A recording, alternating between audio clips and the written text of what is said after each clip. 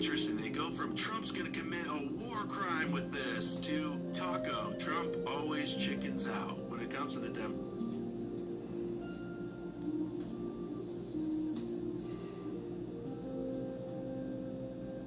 this after brushing your teeth tonight and never sit in the dentist's chair again. People are fixing their aching, loose teeth, discolored teeth. Oh, no meaning. Technically, it was John. Shooting missiles at Israel, or Israel stopped shooting missiles at Iran. But like I said, for our part, we're like, look, there is a ceasefire between us and Iran, and as long as Iran isn't shooting at U.S. bases and Americans aren't shooting at Iran, we're doing our part to stop it. Well, then Israel's jeopardizing everything we're doing. Yeah, Iran's attitude is you're providing the weapons and resources to them. Well, I mean, that's always the situation, though. It's like people expect the United States to be able to tell Israel what to do, or they say that Israel is actually... Right, we get it. Then the end result is simple. Iran has to be flattened.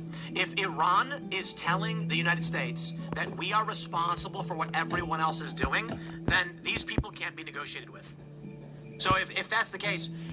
But look, Iran's going to say, bring Israel to heel. Get them to stop bombing Lebanon. Trump needs to state publicly, we have nothing to do with Israel. That's what he should be saying right now. Yeah. Otherwise, there's going to be war with Iran. The more daylight there is between the U.S. and Iran since the, U.S. and Israel since the ceasefire, I actually think that's better for the U.S. because, just like Tim said, Iran is going to continue to say that it's the U.S.'s fault that Israel is doing these things. Even though Iran was shooting missiles at Israel right after the ceasefire started yesterday, and Israel was shooting missiles at Hezbollah in Lebanon.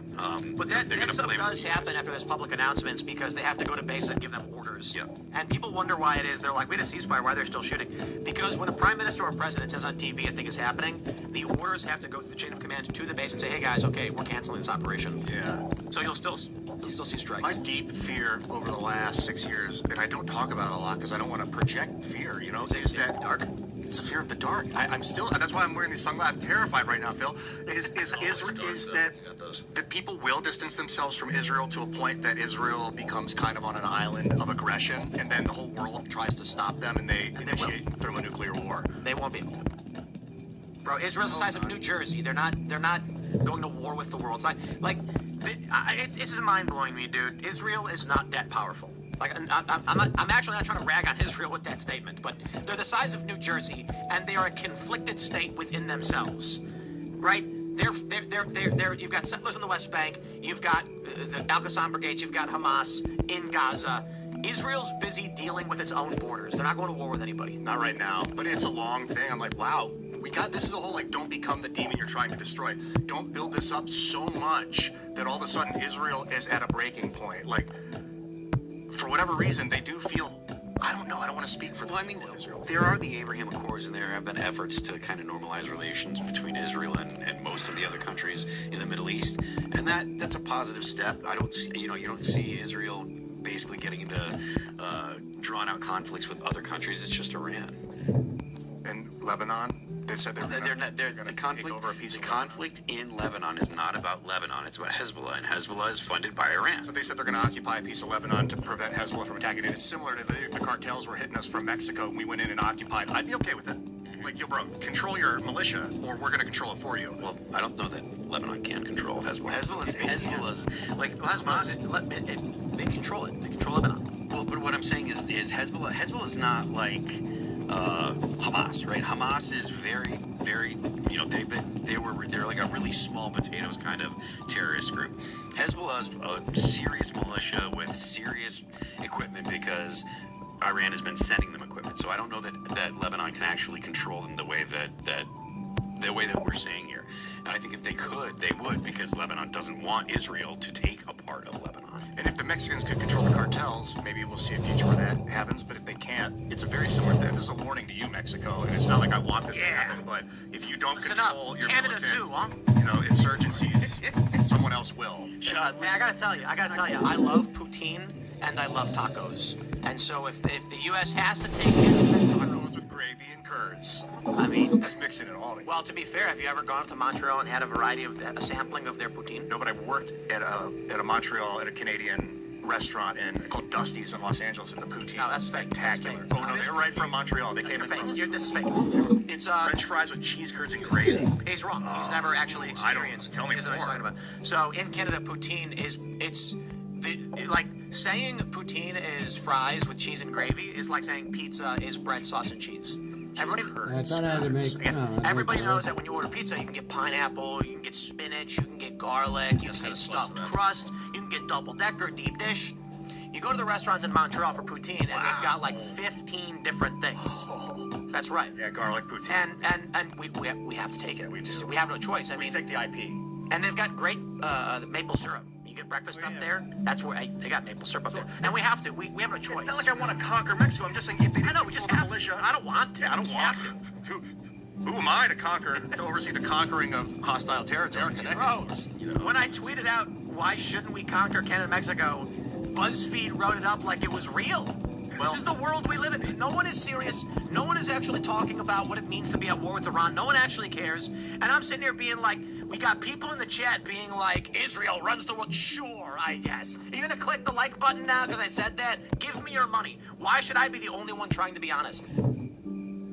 About what? Well, I mean, look, yeah, I think it's silly to say that Israel controls the United States. That the U.S. is a client state of Israel. That's pretty ridiculous. The U.S. does have in my opinion, a too close relationship with Israel. Israel is a problem child in the Middle East. And like I said, the more daylight you can put between the U.S. and Israel right now, I think the better it is. What does that mean, daylight? The more we can have a separation of the U.S. and Israel. So Well, they're going to have to have some formal policy on that one, because so long as Trump and Rubio keep saying, like, we're just working with Israel on this, then Iran is going to blame the U.S. when Israel launches. Yeah, I think that having some kind of foreign policy on it is fine. Look, I've been saying that we should end foreign aid to Israel, and that's basically means ending weapons. Basically, the foreign aid that goes to Israel is in the form of weapons. So I think that we should stop doing it. That's been my position forever. I think we should end all foreign aid personally, but I think we should end foreign aid to Israel. I don't see why we have to basically do what, be drawn into wars that Israel wants. I do think that Iran is a problem. But we want war with Iran too. Well, I mean, I suppose the United States does want the U.S. government does, but I don't know. The U.S. government is why the conflict is in the region. Like our meddling in the Middle East, the 1979 revolution, our support for the Shah, all of these things. Wow. This is the U.S. foreign policy. They have wanted this. We invaded Iraq and Afghanistan not because of any stupid nebulous reason, but because we built military bases along the border of Iran. Yeah, but we didn't. We went to Iraq because I think honestly because George Bush had a personal vendetta against. That's silly, right? The idea that world leaders do things like comic book villains or it's one dimension is silly. No, I'm not saying when you look back the past 30 years and you see a through line for all of the American foreign policy, but if you look then at, you conclude we went to Iraq the first time and second time. You could go by looking at like all the UN resolutions against Iraq to justify the U.S. going into Iraq in the aughts, right? Like there was all of the time that Iraq was targeting U.S.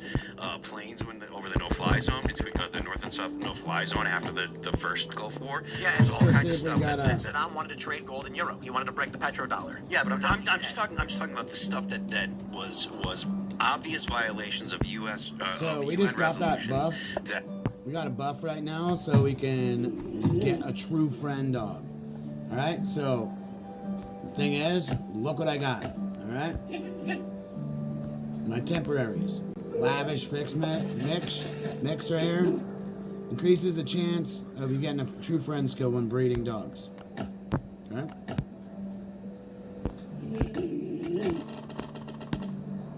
This one's obviously nothing. Is this gonna go to a 4? Oh, it's 3. Come on. Nice. Chloe. Let's see what happens.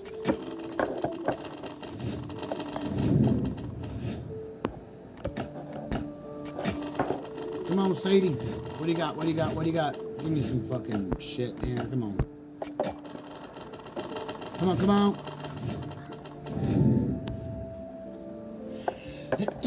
I'm allergic to bullshit.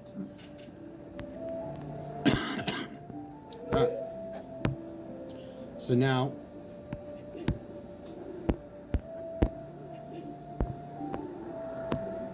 boom, we got bear. I want the art. I want the rupture. Boomer. Hunter.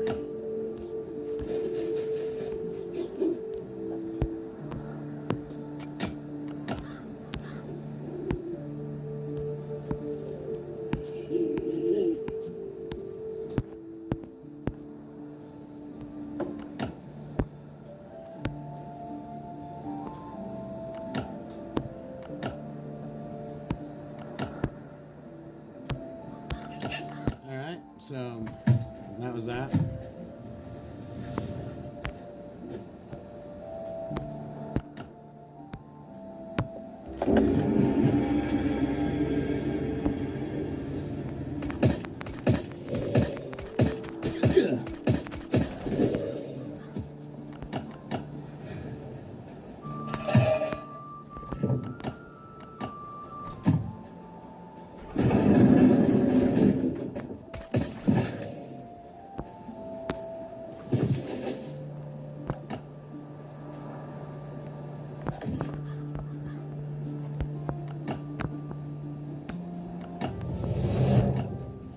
So that was the last of that. I gotta put metal on.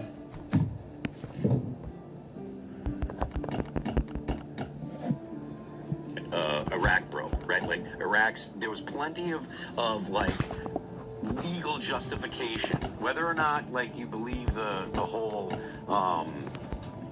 the yellow kick uranium stuff, whether you believe in weapons of mass destruction, there was enough justification where you could make the argument, right? And I'm not saying that I agree with it. I'm not saying that we should have. I'm not saying it was a good idea. But I'm telling you that I'm saying that the argument, the legal argument, was there to go into Iraq. You know. Let's jump to this next story from MS Now and take a look at what the psychopathic crackpots are saying.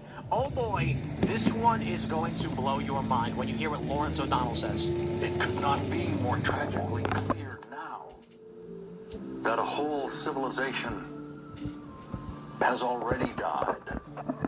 The whole civilization, beginning with the model of the British Parliament, leading to the first independent American government formed under the Articles of Confederation, followed by the Constitution that wrote the presidency into existence, and nearly 250 years of the American presidency, all of that. Ooh, 16 minutes, 5 minutes. Civilization. Ooh, baby. Forming the presidency. All right. So died.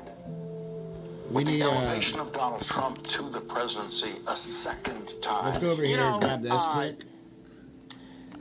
I And then, don't want to strike a person. You know what I mean? But anyway, I want to subdue them with my words. That guy is Trump retreats again. The American civilization is already ended. This... Oh, I'm not going to swear. These people are evil. And I got to be honest, I really am at my wit's end for all of these people on the left and the right that no matter what Trump does, it's wrong.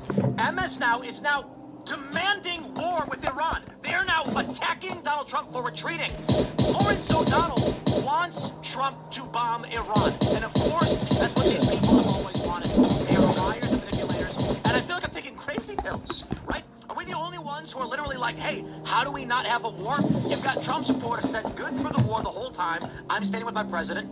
Then you had Tucker Carlson and others, Candace Owens, being like, Trump's gone crazy. This is wrong. The left has said, see, we told you so. Then Trump says, okay, no war. And they go, what a pussy. What a loser. And Lawrence O'Donnell says, oh, he's retreating again.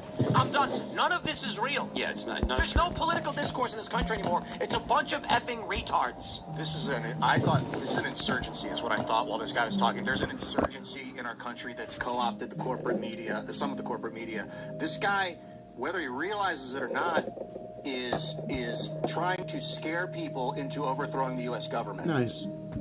He had a fake, talked like this, like he was Walter Cronkite. He did a word salad and then tried to scare people about whatever his talking points are, what he's become to believe. It's like, if you're surrounded by people that have a brain parasite, it's not their body, it's not them that's the problem, it's what their body's doing, and like, you don't want to destroy the parasitic human, you want to extract the parasite.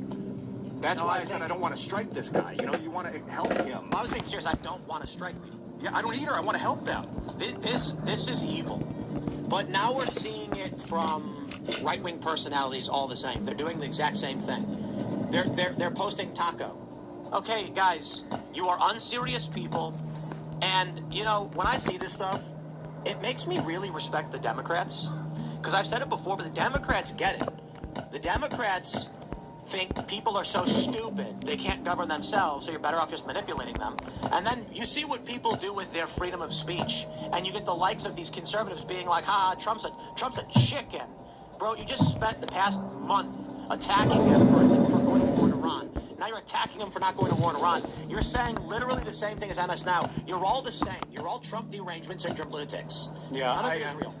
So I made a post yesterday at around, I don't know, 7:15 p.m. when the news kind of broke about the ceasefire.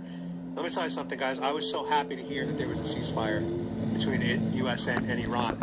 Because I don't like war. I know with war there's, you know, civilians get killed and people die. And the first comments that I got on my Facebook page were from Trump deranged lunatics posting tacos and chickens and saying, once again, Trump chickened out. And I'm like, what exactly did you want to do here? Okay, nuke him. None of it's Trump, just nuke him. If you followed through at 8 p.m. and destroyed a civilization, quote unquote, you would have been happy? No, you still would have been mad. So nothing Trump can do will make these people happy. There's nothing he can do. Well, it's because they're retarded. It's just, Yep, it's they're just fucking the retarded. point is, like, it doesn't matter what happens. It's just counter Trump. Like, whatever Trump does, whatever way they can criticize Trump, they're going to do it. So the fact is they're not honest. This isn't about any kind of deeply held beliefs or being anti-war or whatever. It's just, okay, we can use this as a vector of attack against Donald Trump.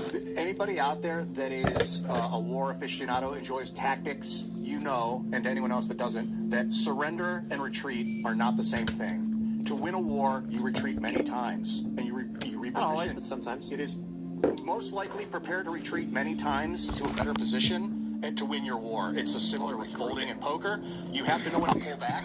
He did a bloviating threat that seemed to strike severe. The problem with him, and this is a double-edged sword, he's wonderful at intimidating. So the world is basically, but the domestic population is terrified of this guy. So that's the problem we have to face. You got to assuage the public. He's not really crazy. I don't think anybody's actually afraid of him. I think that what we are clearly seeing with the likes of Lawrence O'Donnell is, I imagine this man walked into his production meeting and says, how are we going to lie about Trump today? And they were like, let's attack him for retreating from the war. Now we're for the war because he's against it. Guys, I got to be honest. When we talked about Donald Trump holding his, saying oxygen is good to force Democrats to hold their breath, that was a joke. But I'm actually convinced they'd do it right now. If Donald Trump came out and said, I want everybody to take a big, deep breath, breathe in that big, beautiful oxygen, and live healthy, everybody, they would literally hold their breath. I think they actually would at this point. Lawrence O'Donnell would go on TV and say, no, Trump, you can't tell me what to do. I'll hold my breath all night. I swear to God. Maybe it's like this is the phase of human evolution where people, when they think something is bad, that means that everything else they do is also bad. I think Trump should do it. I think Trump should come out and tell everyone to take a big, deep breath. It comes from, like, our ancient past where the only way you could trust someone is at their word. And if they betray you with their word, then you think they're a liar forever, and you have to live that way. And now, but Trump's like, F's with people. He messes with people on purpose in business. It's a huge part of winning in business. I figured it out. The war's not over. Trump did this on purpose. So now that all of the people attacked him for saying he's retreating, he can come out and be like, I saw Lawrence O'Donnell the other day. He said I shouldn't retreat. Lawrence, I don't want to, but you're right. I'm going to nuke him. Thanks for the advice. And then Lawrence O'Donnell's going to be like, no, don't. He'll be like, well, which one is it? Here's the thing, I'm half kidding. If Trump knew, and he does know, that this war is unpopular, that independents are breaking, he says, okay, no war, and instantly you get all of these people saying, oh, he's a taco. Okay, then Trump can come out and be like, Trump can give a press conference and say, when I called for a ceasefire, I was surprised to find that I was heavily criticized by both liberals and conservatives for choosing peace. Well, if you can buy more things right to the here. American people, your voice has been heard. We are restarting strikes on Iran effective immediately. Thank you for your concern. Crazy. Yeah. He won't do that. I wish he would at this point. I'm not saying to actually go to war, but like just say it. I just be like, okay, you convinced me.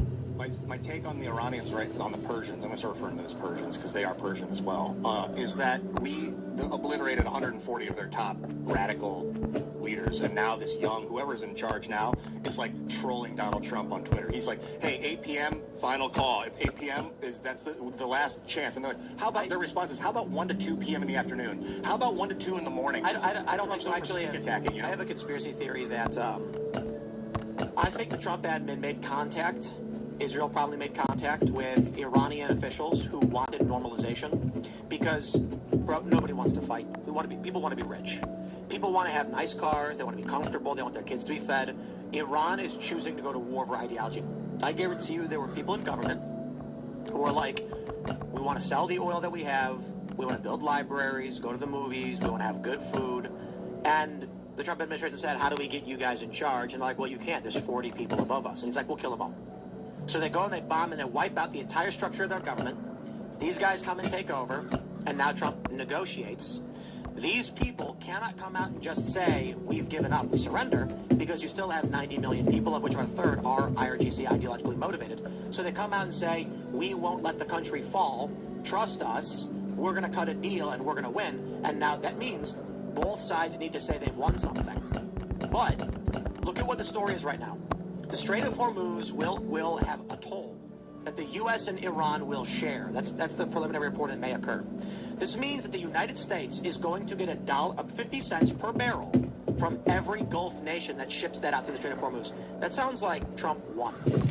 That sounds like Trump is getting a tariff on oil from other countries in their part of the world. He's also setting up a trade deal with the Iranian people, which is huge. Indeed. And people are saying this is going to give Iran like billions of dollars per year. Yeah, and if he eradicated the fundamentalist government, which he did, I'm not sure that actually matters to Trump anymore, especially when he's getting the other half of the billion. Now, I guess my thoughts are like, let's help de-radicalize Israel the best we can. I know what's going on in Lebanon, but we yeah, 800, bitch. Help that situation because if they do that, we can militias, give me another one. Hezbollah, things like that. When you say de-radicalize, what do you mean by de-radicalize? Make it so people come from a place of peace instead of fear. That instead of waking up in the morning and be like, oh my God, who's trying to kill me today? You think of like, how can I help my neighbors? Well, yeah, I get Yeah, like the guy who killed Irina Zarutska, we shouldn't be worried about that. We should let those people out of jail. The most powerful government is the one where you can least to prosperity. So you're saying don't make people wake up and not be afraid of like they're constantly being constantly barrages of like rockets, whether it be Hamas or Hezbollah or Iran, they're blowing up Israel all the time, and then there was a whole attack on October 7th. You say that Israel has caused problems and stuff, you should stop being afraid when they literally are constantly under attack. We have our civilianry in charge of the military on purpose, because we know that there's a civilianry in the military constantly. The purpose is to be legitimate here and ready to blow things up. So maybe that's gotta do something. Yeah, parties might agree. All right, so it's one thing to say something's militaristic, and it's another thing to actually have the military thing. Double hands, give me double hands. I think it's coming. 24 of those clovers, each one of those double hands. It's you know, it's elected officials that maybe some of them are military. They're not like blood by the military, you know, and of course like I wonder what double piggy banks are. Ooh, there we go. And what do you say? Relax, don't worry about it. I will tell you this, some advice to that out there. The most important thing you can say to an angry woman who's yelling at you is, relax. Yeah. I'm not telling you it's really relax. I'm saying you can relax. I understand though. It's not a joke. And if a missile was going to my house, I'd have a completely phenomenal. So I think what you're saying though is like if one side does stuff, then you can work on the other side. Though. Yeah, and if the Iranians are diligently not firing rockets anymore, then that's a good starting point. Give me some head. That's the case though. I mean, so far I don't think Israel's fired. I haven't seen Iranians firing on Israel since the ceasefire. Let's go. Quite a bit, actually, quite a long time ago.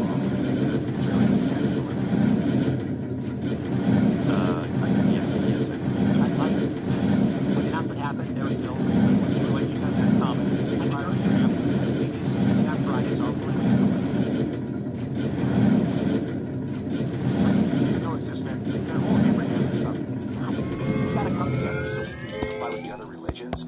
Taoism and Buddhism, they're really important. Okay, but how? It's like half the planet. Well, no, I mean, I'm like, okay, so you're just like, okay, you know, kumbaya and Another how one. How do you get the Muslims and the Jews to come together and live in peace? I think it's Yeah. itself and That what one kill, one not killing the other one. What we do is we tell all the Jews that we're having a lock-in at the rec center, and then we tell all the Muslims that we're locked at the rec center. But we don't tell them because they're both coming. Then when they both shut, you lock the doors, and you have to know how to get along.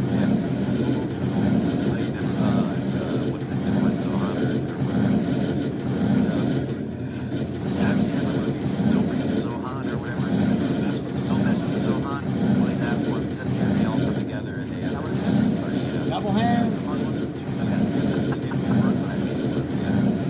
South Park episode when Constitution, it's like 28's nice. Islamic flag, and they come together and it's teenage, and they want to like,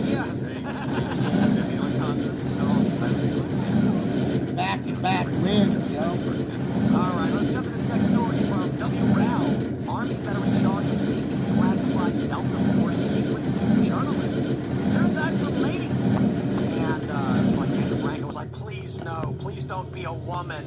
Indeed, Courtney Williams, 40, was arrested Wednesday in connection with her alleged transmission of classified national defense information to individuals not authorized to receive it, including a journalist. Apparently, between 2022 and 25, she was speaking via phone about her time working with the elite unit without signing classified information non-disclosure agreement when she was hired and fired. So, not related to the jet. Not related to the jet, but this is big because they're calling her a leaker. Well, I mean, if she's giving out classified information or anything, I mean, even talking about anything that you know Delta's doing is Ban that frowned person, upon. please. You know, that kind of information is secret for a reason. Is this this is not the girl? This is not the leaker that leaked the Jet stuff. pilot? Right, so what happened was Trump said something to the effect of somebody was leaking information about the rescue operation, and then some people believed this story was that story. No, this is about some woman who was in Delta Force and was giving tons of information away to journalists. We got leakers, man. Yeah. Blabbers. They got loose lips. Lip sync shit. What's the motivation now? Is it financial, you think, or is it just like, well, why would she leak? We are a low trust society. Everybody is egotistical. It's all about them. You know, there was that great quote, ask not what your country can do for you, but what you can do for your country. But now it's the other way around. Ask not what you can do for your country, but how you can That's really 50. words to the ground. He said that she was giving this guy that wrote the book about alleged I was winning back to back. Now I'm not winning shit. inside special forces and stuff. So I don't know if she was paid by the guy for the information or what, or if she's just getting credit or what have you. But I mean, you know, if you do that kind of stuff, you're gonna get arrested. She's screwed now. She was indicted, right, by the grand jury. Yeah. I think she's going to be charged with espionage, it looks like. Espionage. That's pretty Oh, bad. she's a leaker. I don't know about espionage, though. She was talking to Americans. What were you doing on the phone or via text or something? Yeah, apparently she had the phone. Get it? None of that stuff is as private. The age of photography, like quantum photography. People are afraid of giant. Apparently, get this, she wanted to homeschool her kids, and so I'm getting teased. Whenever went over my allotted time, I worked tremendous overtime. I traveled for days and weeks to get it, but it wasn't enough. That was my breaking point as a woman, as a mother. I could not stand by one more day while I was discriminated against, sexually harassed, and assaulted solely due to my gender. So I stood up. I entered a legal battle. Courtney Williams being the mother of the Army left for 6 years. Guys, Jordan Peterson said he doesn't, he doesn't give advice where he's like, we don't know if, like, co-ed workplaces work. I don't know what that's right word. But, and the vice reporter's like, what do you mean? And then Jordan Peterson's like, what do you mean? What do I mean? It's only been 40 years and it's been a disaster. And the guy's like, what do you mean disaster? He's like, look at all the lawsuits. Women are getting harassed like crazy. They're getting sued. He's like, this is insane. It's like the amount of conflict in the workplace of men and women is incessant. Someone just told me, He didn't give you the exact number. 98% of the women in the military are pregnant or getting or have an abortion or pregnancy. I don't know the number. He said most of the women in the military end up getting pregnant. yeah, I don't know if that's lying. And they don't got to work to get paid. They have Pregnant. They have to get all that testosterone.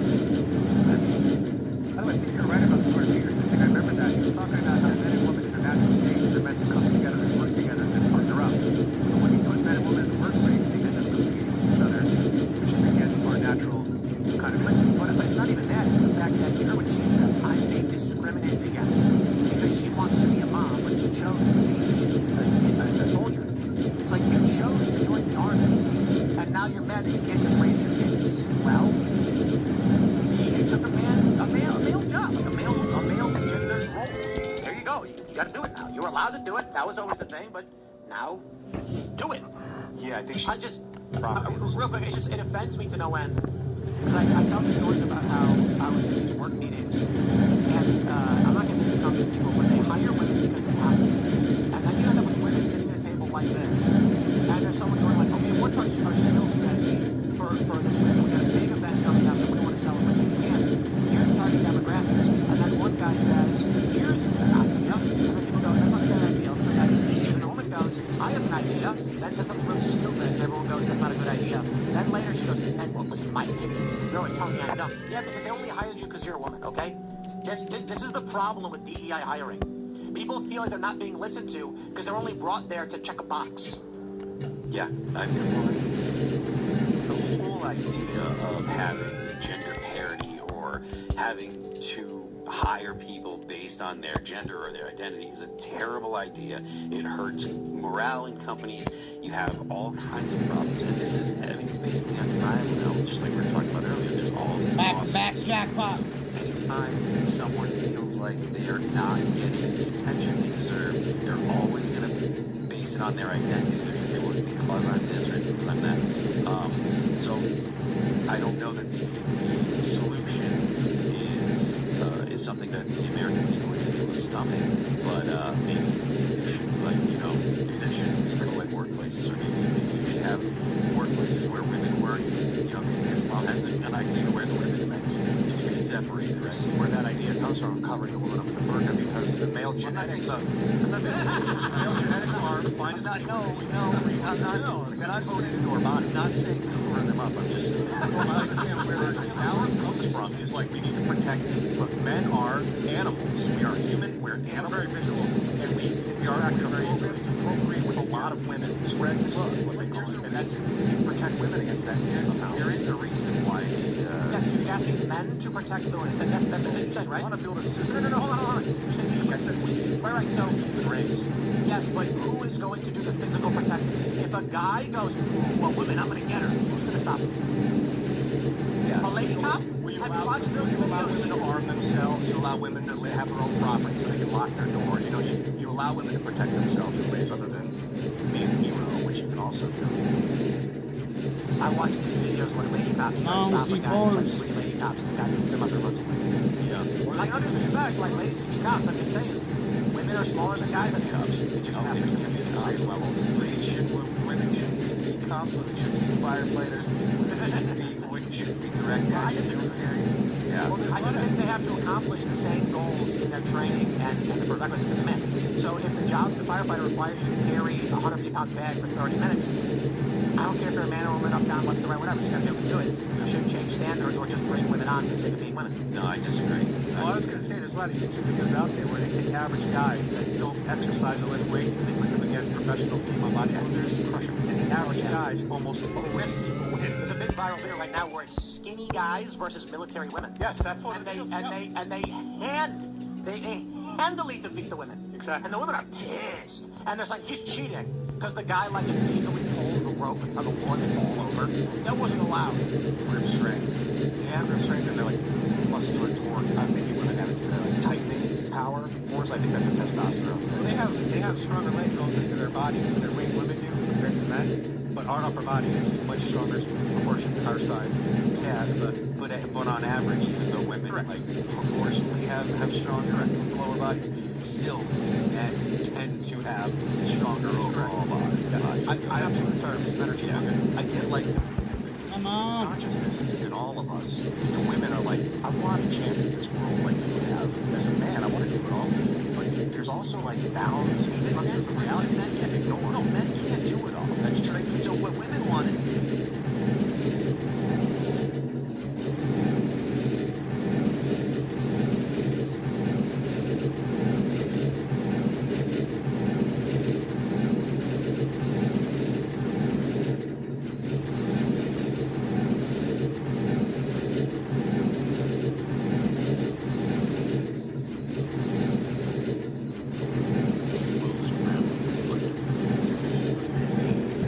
Dominant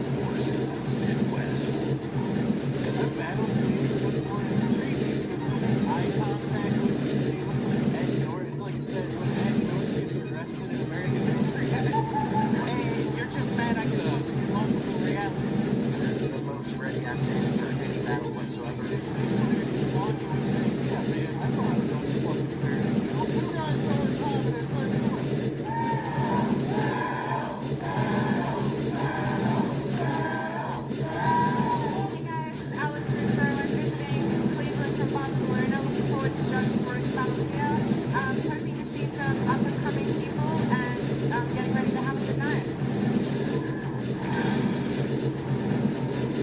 They don't give that many coins that I thought they did.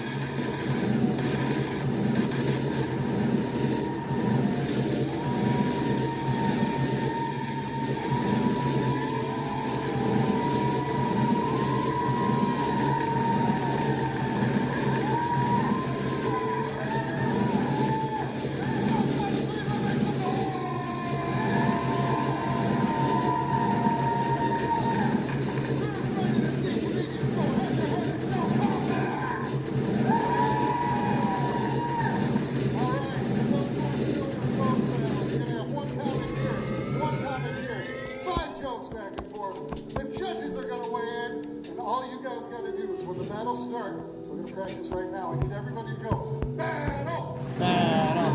Battle! Battle! Battle! Battle!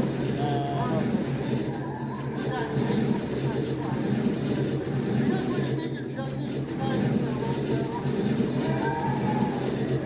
Alright, come on, man. Sing boys all night. Let's hear you sing. Ready for your judges?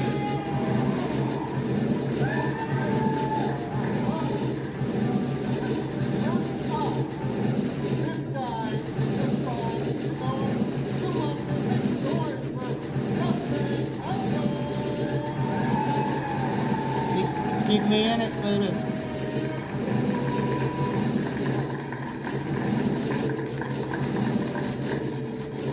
Next up, your social battle tonight. His opponent couldn't make it, so he's heading to the judges panel. Make some noise for Noah Ryan. Our special guest this evening, she is the champion of Roast Battle Barcelona. She just blew this stage up. Make some noise for Alice Russo. To pull that down. So I'm gonna leave those. One of the producers of the show. He's been around since day one. Make some noise for Jeremy.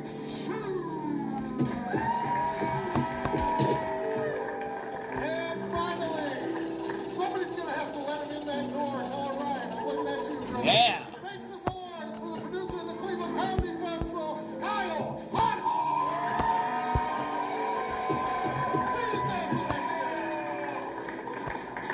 All right. You guys know what's coming up. You guys ready for your first battle tonight? Yeah! Oh yeah, this is going to be an accurate grudge match. First time making his debut in Roast Battle Cleveland. Make some noise for Patrick Madison! Well, no, I love country music, but today I'm serving up something a little closer to heart. Welcome to Canes. It's Luke Brown. What can I get you? Today I'm raising funds with Ray. Battle Cleveland, make some noise for Patrick Madison!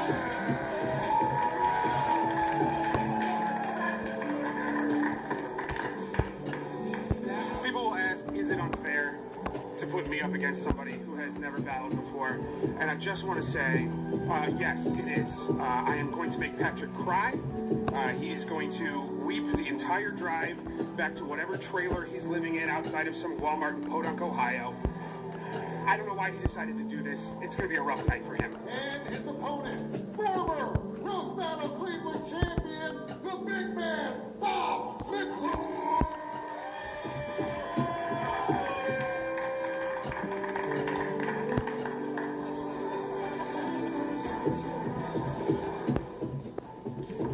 Nobody else is joining him. That's fine. That's fine. Not a big yes and crowd tonight. I get it. All right. For this battle, Bob is a former champ. You want to go first or second? I'll go first. I'll kick it off. Bob's going to go first. Pat's going to go second. And now everybody's going to join in. And this is what we got to do. Battle, battle,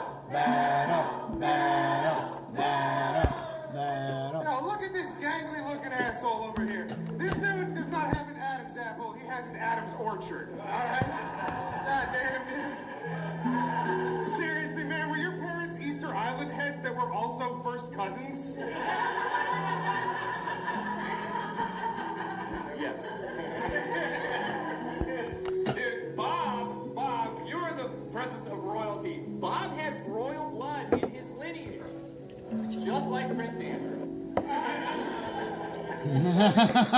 Molesting little kids on an island. Bob was molested as a little kid in the Boy Scouts. Okay, that was too much too fast. All right, that was too much too fast. It's totally fine. I'm coming right back at you. I'm coming right back at you. Oh, man. Patrick, Patrick, is this his first time, everybody? It takes a lot of balls. It's Patrick's first time up here, huh? He's cutting his teeth, huh? And with those braces, I know he's cutting his girlfriend's lips, too. North and south. No, seriously, sweetheart, props to you for letting him go down on you while he looks like an autistic child's drawing of the grave digger that molested them. Jesus. All right. Bob was bullied in high school. He was domestically abused by a woman, and he drives an electric Hyundai. And just when you thought his life couldn't possibly get any worse, he's now moving to Canada. It's rude for you to bring all that up while you're standing there with your face on inside out.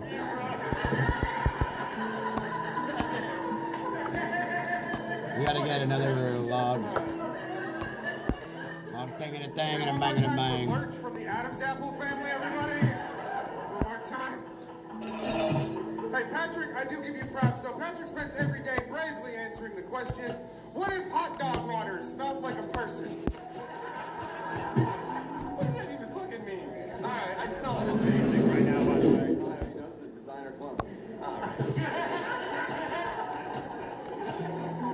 right. Bob's favorite pet was his 16-year-old dash hound that he had until it was old and decrepit and blind. Dash hound? When I asked him, that's not the funny part, Sarah, that's not the joke. And when I asked him why it took so long to put the dog down, he explained that the dog also had no teeth.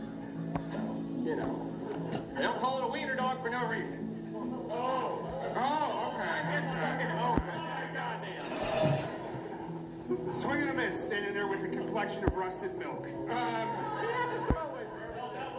Thank you. Thank you. This is how I check to see if the guy's got healers down here. He's there. He speaks about it now, though. That's a good thing he does. He speaks about it now. Recently gave a speech at the University of Wisconsin, in Madison, Wisconsin.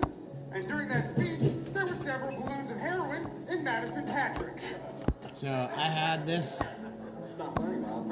I had a turkey, and that was a fucking fucked up turkey. It was running around in my base trying to kill me. Speaking of addiction, it's funny you mention it. It is funny you mention that. Speaking of addiction, you wouldn't know it from looking at him. Oh yeah, my raid timer is at 2 days too. I got 3 skulls. Instead of hard drugs, instead of crack, it's the Gotta big man. refresh this You know bitch. what I mean? Instead of smoking some Speedo, Bob has to make Hey guys, I'm the boss of Gossip Harbor. Some may recognize me. I'm here on vacation with my family, but I notice a lot of players here complaining that they have to watch a lot of ads to play our Your game. face is so goddamn I greasy, wanted to I thought I set was the staring record at my right straight. ventricle. As long as we download the video, there are absolutely no ads in the game.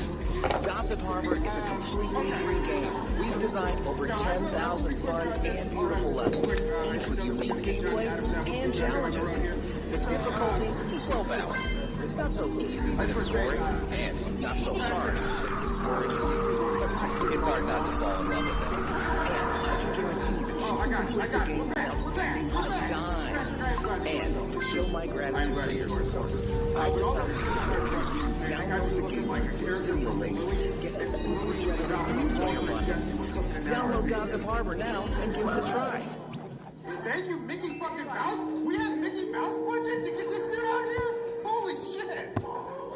That's my favorite audience member. I'm really nice to that guy. No, it's cool, it's cool. I remember when I had my first beer too, so that's fine.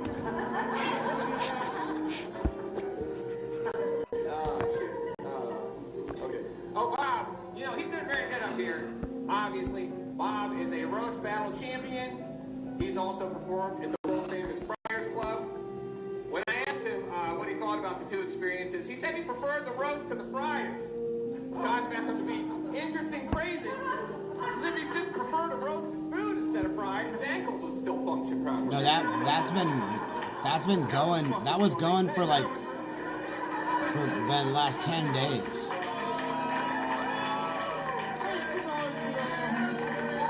I almost have the fucking lottery thing. Find your perfect tax expert. I'm gonna go put my Whatever cash in your the tax bank. situation might be.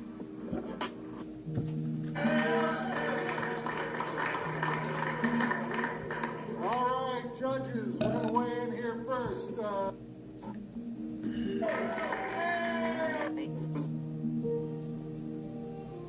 Like, I have a lot of respect for that. I'm gonna interview him afterwards. An awesome experience. All right, and his opponent, also from Cleveland, Ohio. Going big on the visual contrast tonight. All right, Rich, I always go with the big guy. You want to go first or second? All right, Rich is going to go second. Frankie's going to go first. Let's make some noise for him, and let's go. Didn't even fucking do it. When I found out Rich was 38 years old, I started to believe my mom when she said, "You keep making that stupid face, you're gonna look like that for permanent."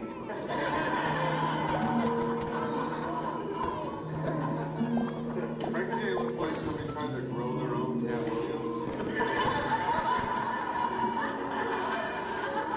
It didn't accept the thing because it kicked off. The game reset. Rich got charged for attempted murder after he tried to be missionary with his girl.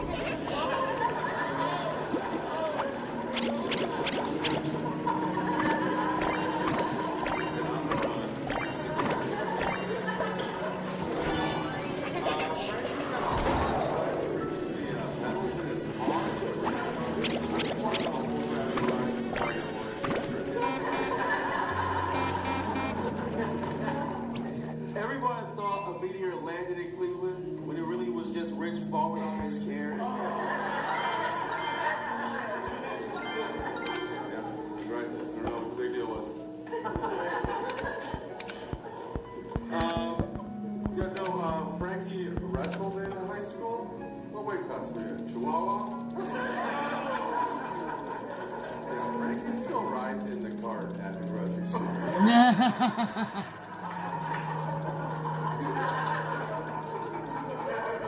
It's funny you should say that because Rich, he used to play basketball in high school, when in reality he was just a mascot. Big team, I guess. What's this say here?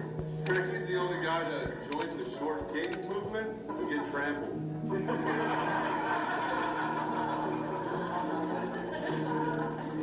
Rich used to own a restaurant, but it got shut down because some of his employees died, and that's when he realized he couldn't use cocaine as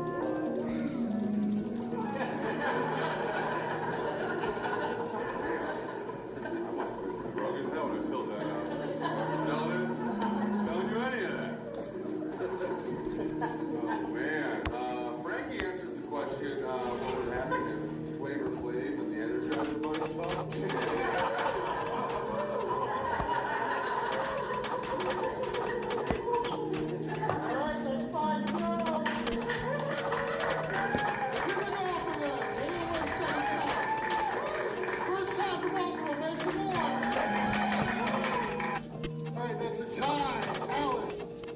sexual allegations. Says he. Good job, walking back. If I'm being completely honest, Just for a second. All right, Dan's going to go second, Angela's going to go first, and we're going to go.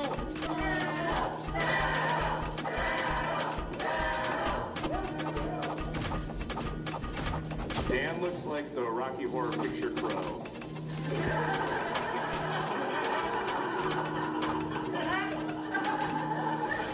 Angelo, you got eyebrows.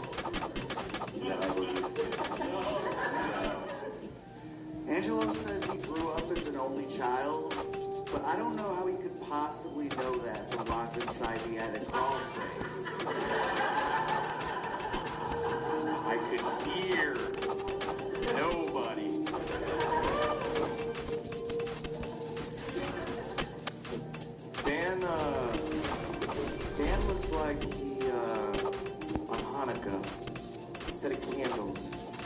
was the embers of 8 cigarettes.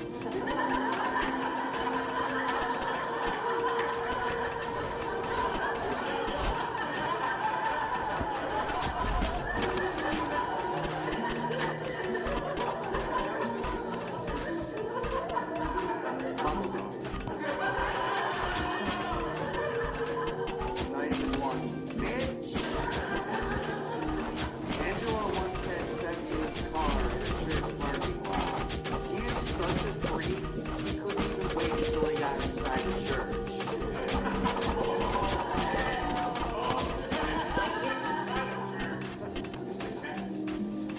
Oh boy. Well, Dan's biological father was a famous comedian. He did the Rat Pack, Sinatra, all the classics. But Dan this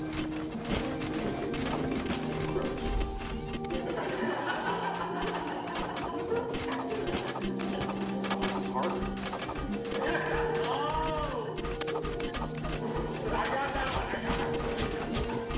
Sure, big form fixed erections, but not your sex life. It's deep. It's men in their 40s.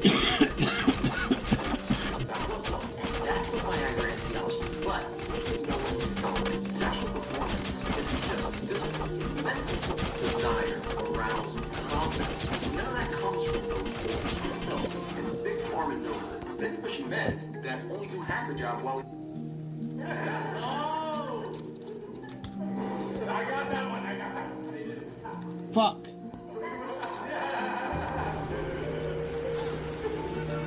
Angelo absolutely hates mashed potatoes, which I get. When for 26 years, day in and day out, it's the only side dish you fuck, that has to get so bored.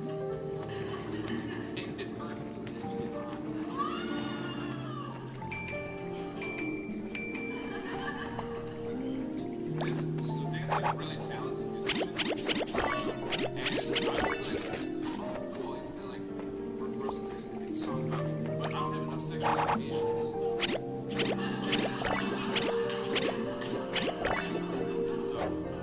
it's not really a roast,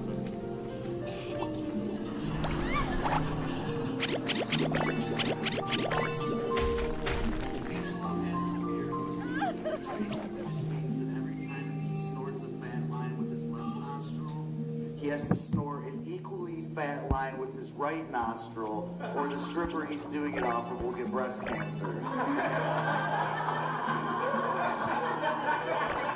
don't know how many have died.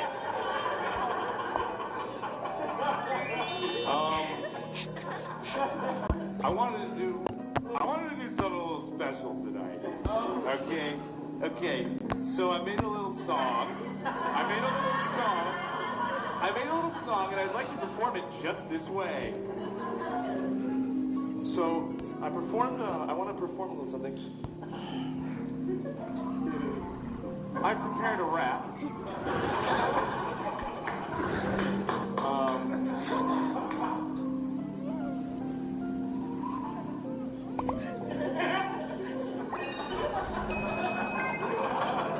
There it is. It's me, Dan, and I'm rapping again. Got a slinky up.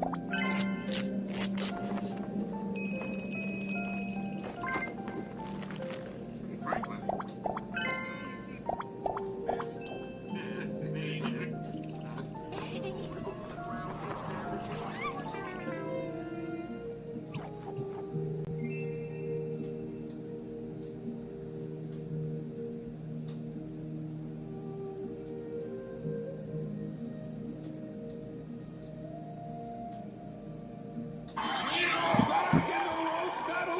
Motherfuckers, give it up for our DJ Coach D!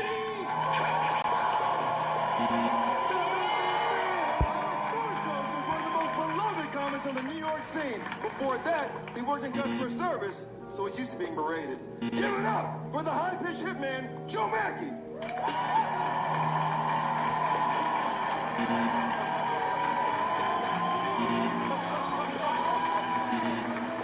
His opponent is also his best friend and podcast co-host, He's the deep voice to Joe's sweet voice. He's a class act with a hairy back. Make it loud and grovelly for Sam Morril.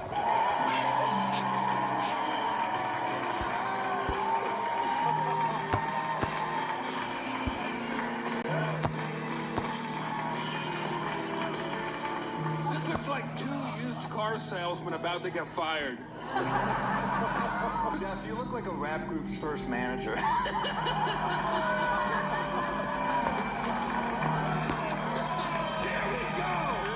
That's the kind of New York energy we need to bring to this show tonight. I love both of these guys. They're best buddies. They do a podcast together. Neither of them have ever seen a clit. That's not true. I've seen your nose.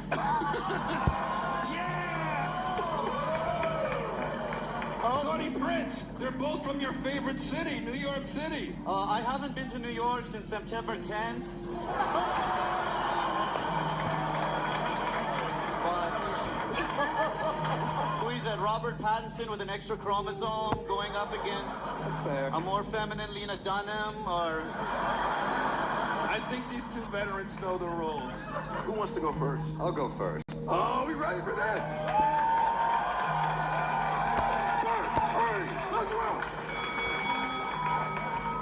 Joe looks like the type of guy that would say fudge instead of fuck. He also looks like the type of guy who would eat fudge instead of fuck.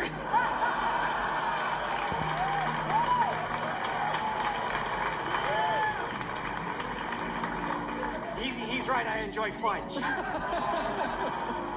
Sam once tweeted that the worst thing you can say about a comedian on stage is that he's a nice person. That's not true. When Sam's on stage, I say he's a terrible person, he's not funny, and I hope he dies slowly. That was a good one, Spaz Bono. And, I remember when I first met Joe, it was right after Geppetto turned him into a real boy.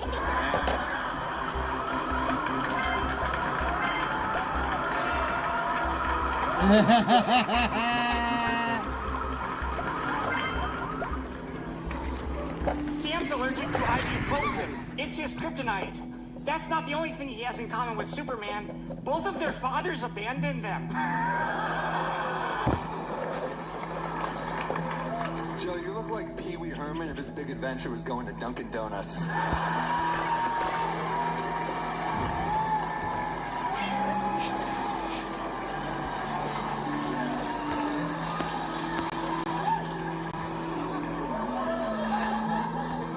I could stand to lose a few pounds. Did you know that Sam suffers from terrible ADD? It's actually a blessing, though. He can't focus on his upbringing, his love life, and his career.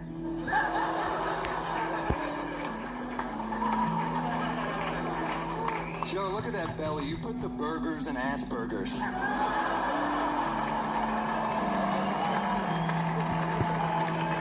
Sam used to tutor young children for money, but their books had words he'd never seen before, like taste. Last Joe. It's hard for Joe to be mean because he's a good, devout Catholic, you know? Joe is so Catholic that he actually looks like a pregnant virgin.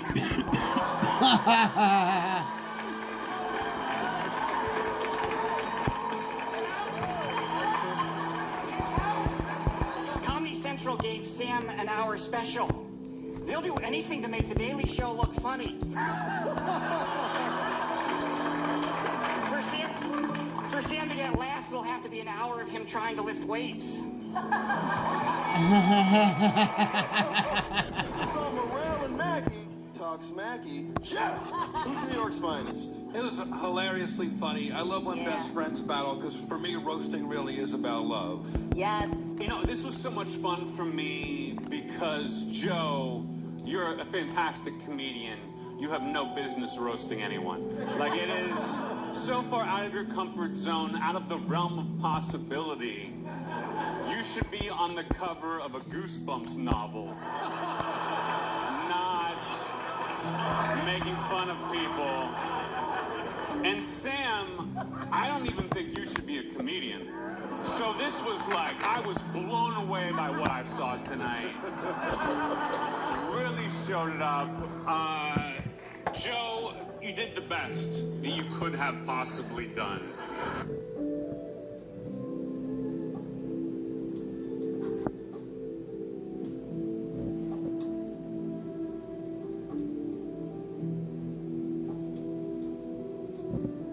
The General gives you a break to keep you covered. Yeah, whether it's on your car insurance. Or taking a break from being the auto-tune guy.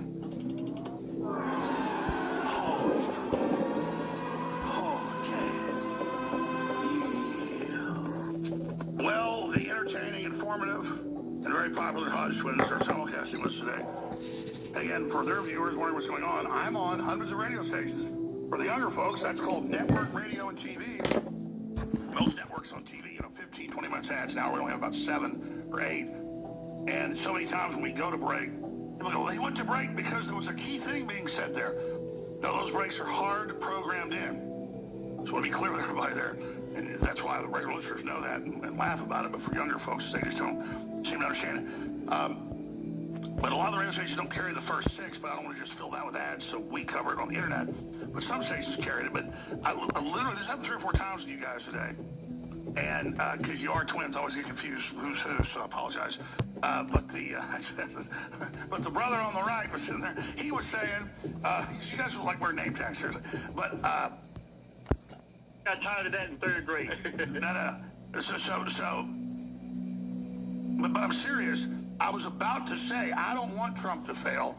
I need him to succeed. I'm so sad about this. I hope I'm proven wrong, even though we've been proven right. And this turns around. We're not happy about this, but we're moral. We stand on things. We can't just have him run on something and do something and know it will be a disaster, and then it is a disaster, and then we're now Nazis and we're evil and all this. And you literally you got cut off by the break. Literally, word for word, what I was about to say, you started. So go back and repeat, start with what you were saying.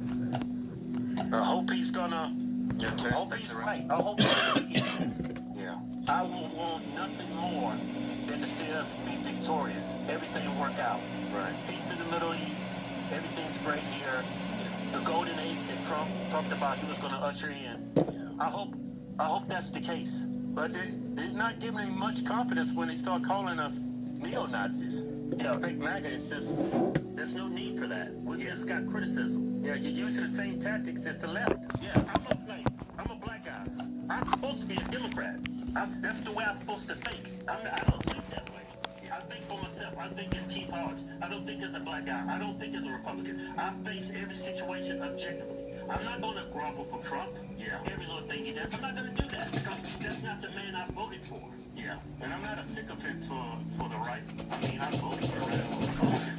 But I'm not just going to agree with everything you do.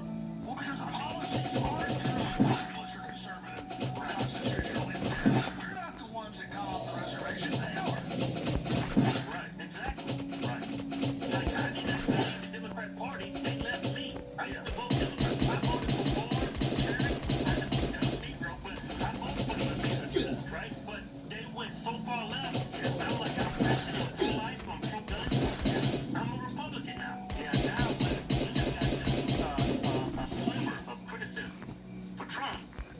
All of a sudden, a lot of the people that support you, they try to call you fake MAGA. You're never Trump. You're a neo-Nazi. Yeah, we had criticism for Trump, and we lost 15,000 followers on Facebook that day alone. Lost 100,000 over all of them. Over 100,000 followers when we started criticizing them. And I was like, I don't want to come in just lie and say money and get breath. That's not why I started my our political channel. I want to change the direction of this country. It's not about the money. It's actually not about the followers. You know, it's about getting to what's true. Yeah. What's best for the country.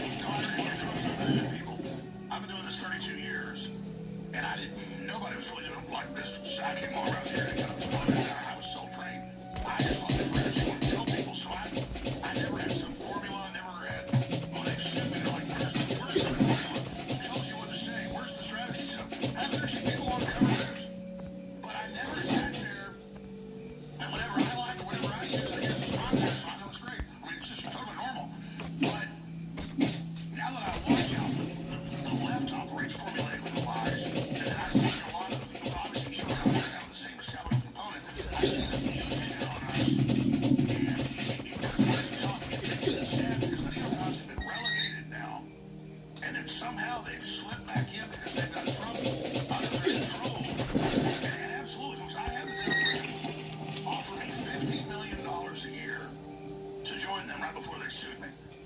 will tell us what was off-record meetings. That's not illegal, so I don't have off-record meetings, so not, that violate that.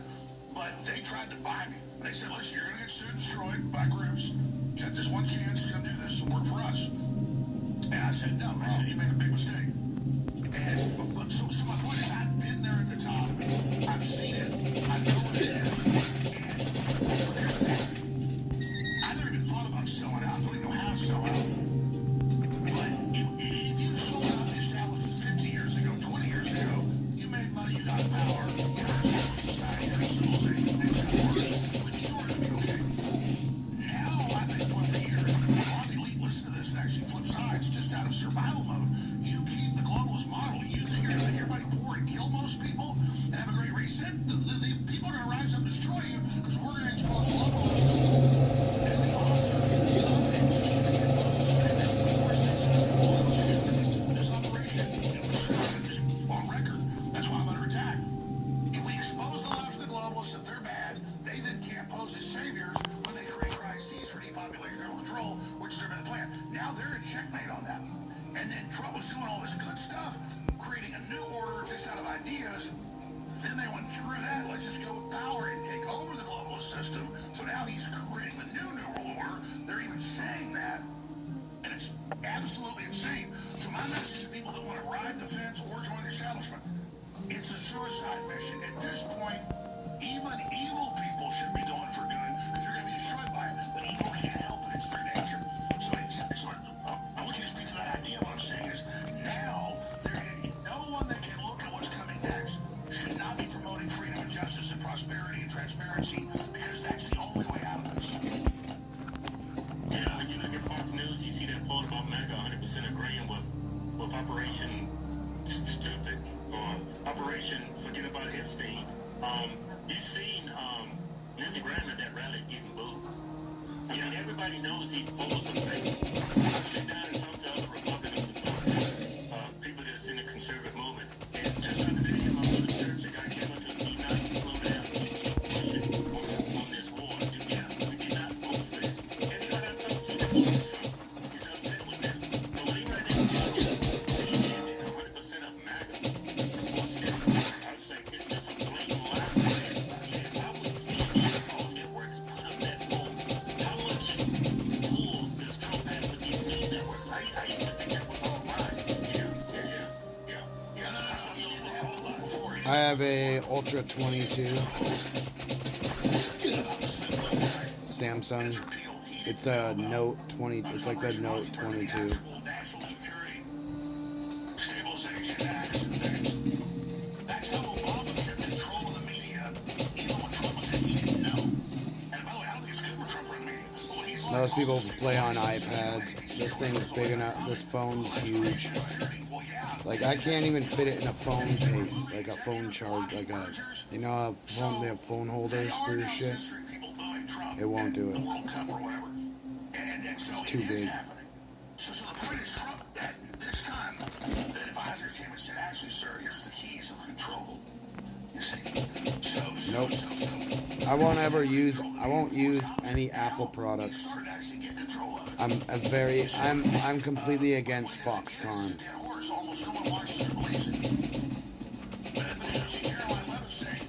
I knew that the people were killing themselves at work there since they fucking started kicking them out.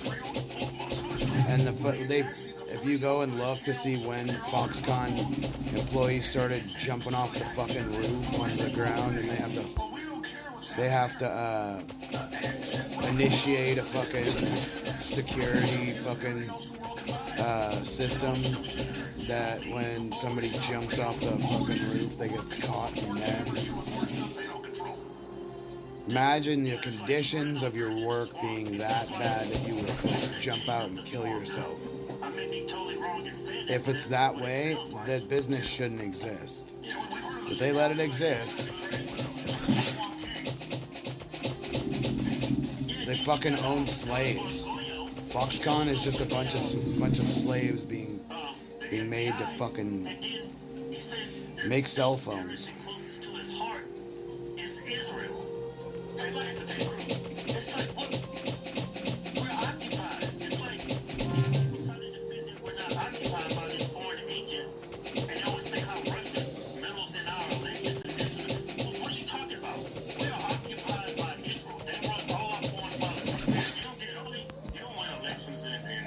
Federal Congress without AIPAC support. I mean, it's very difficult to do. I mean, the majority of people that's in office right now, besides Robert Massey, everyone else is taking money from AIPAC. Without that AIPAC money, you can't really win an election.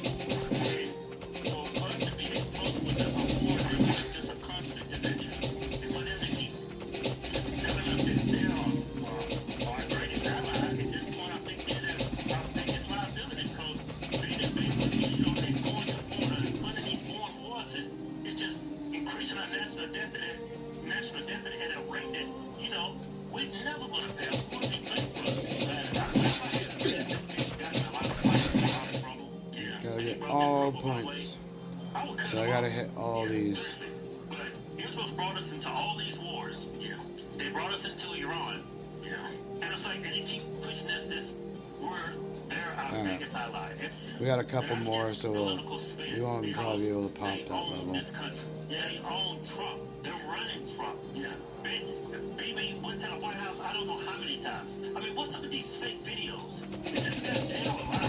Yeah. A lot of AI videos. 17? You pay like $2,000 for that fucking phone.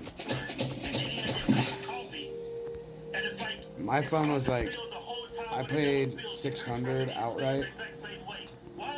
But this is a 200, this is a 510 gig device. I have the big one. Like, they don't have terabytes in the shit.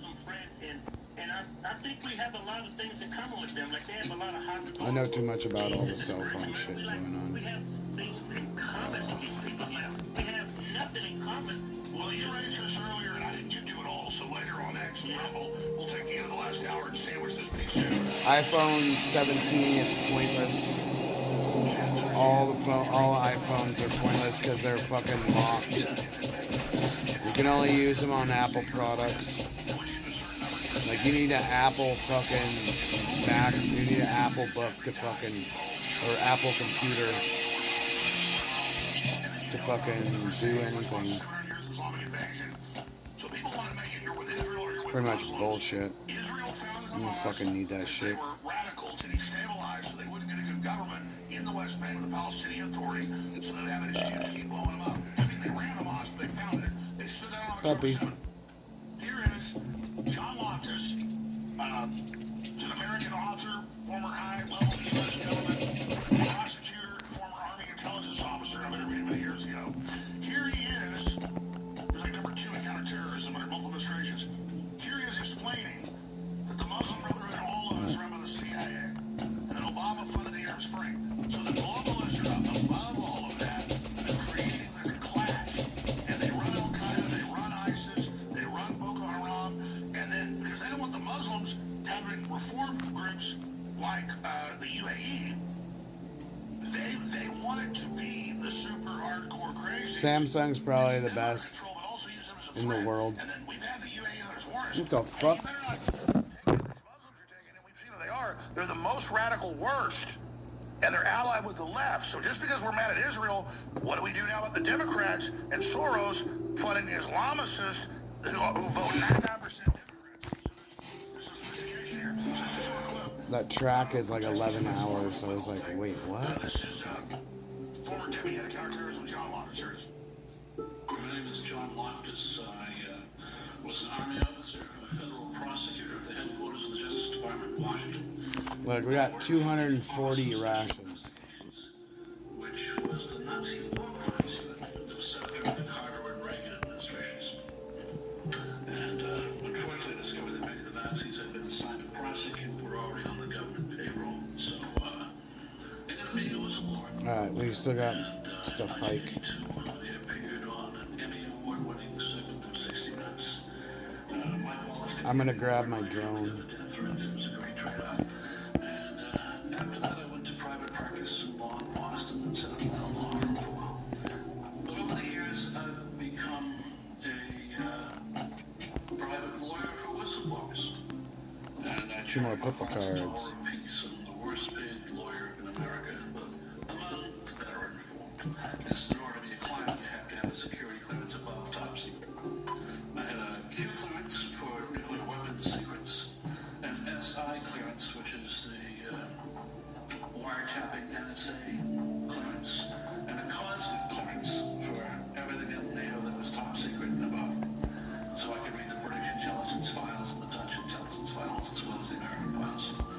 And so I was the first person in the half a century that was able to go through the classified vaults where all these old intelligence files are stored. And they're stored in an interesting place. There are 20 security vaults underground, like bank vaults. And each vault is 1 acre in size. And it's a little bit of, remember the last thing of Raiders of the Lost Ark? Well, that's what underground vaults are like, only not as organized.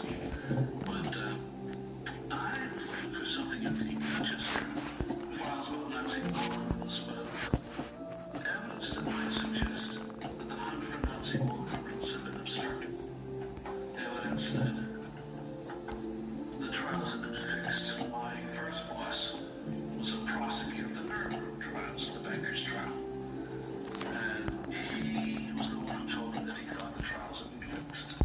That resources were taken away from him and other people. All right, let's stop right here. I sent the crew today 160-something clips, and I sent them a different Loftus clip. I have a clip here that we'll add in post for X and Rumble, where the Dulles family, Deep State Department, I think it's later in the clip, but it was a shorter version, and CIA created, to give you background here, so it's fascinating, I've seen the full clip, the House of Saud, which was, it was OSS for that, and the MI5 Muslim Brotherhood Nazis was creating groups like Boko Haram, Al-Qaeda, Taliban, Syrian Kurdish rebels, Mujahideen, JLA, ISIS, ISIS, Al-Nusra, Hezbollah, Hamas, etc.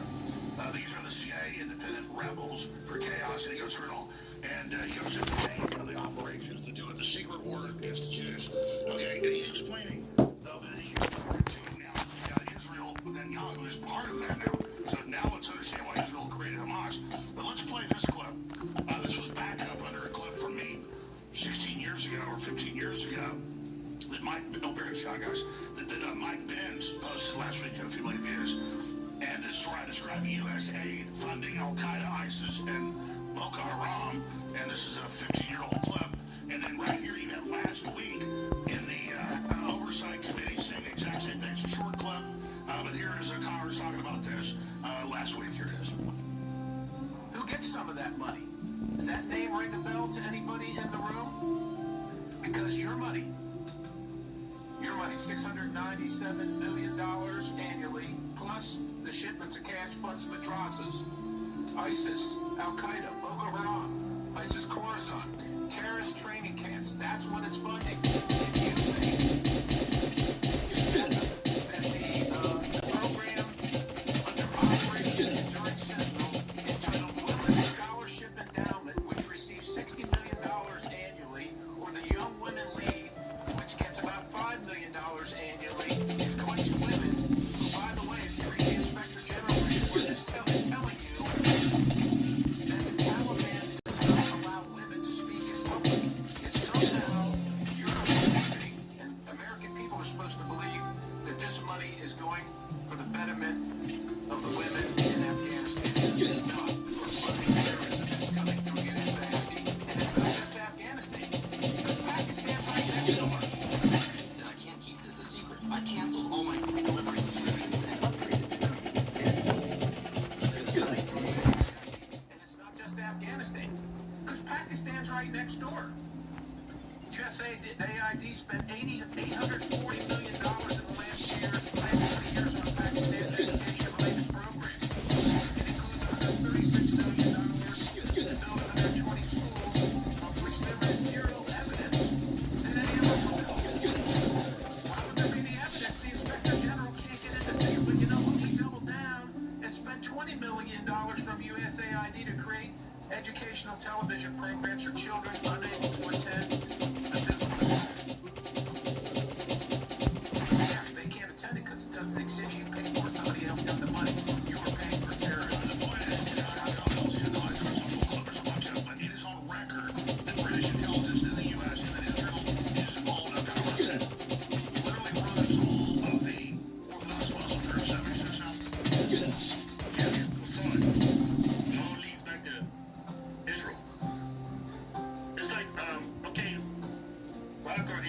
it's a definite threat. No, I'm not denying that. But I just, from an elementary standpoint, Muslims, they hold Jesus in high regard. There's a whole chapter section on his mother Mary, right? You go to the Talmud and the Jews, they hate Jesus.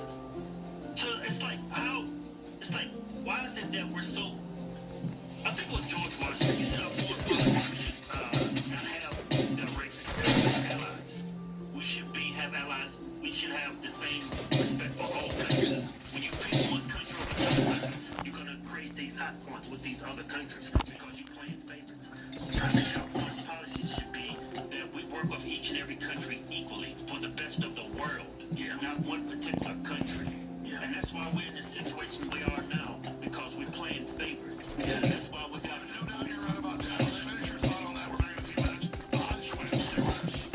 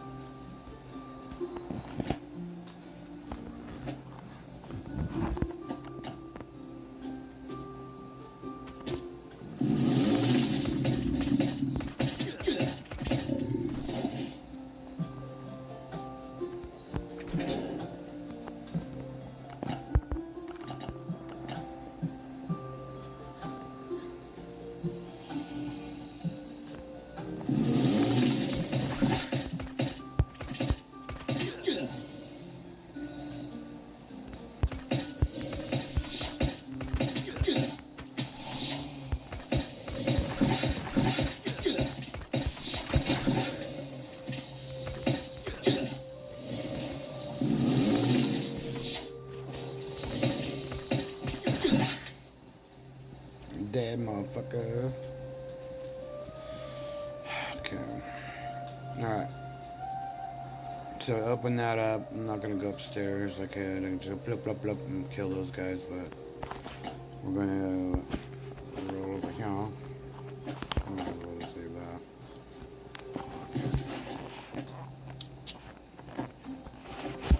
And I'll show you guys how to beat this. Like if you have just like these things laying around, just grab them. So I'm gonna grab one of these. These guys go into here. So let's move this and bring these over.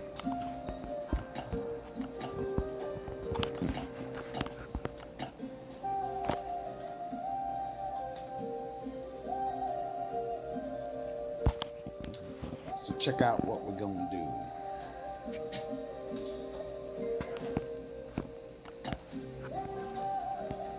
I need to get that for a raid, but that's way the fuck over there. How fucking far is it? Let's grab it real quick. I'll just send it.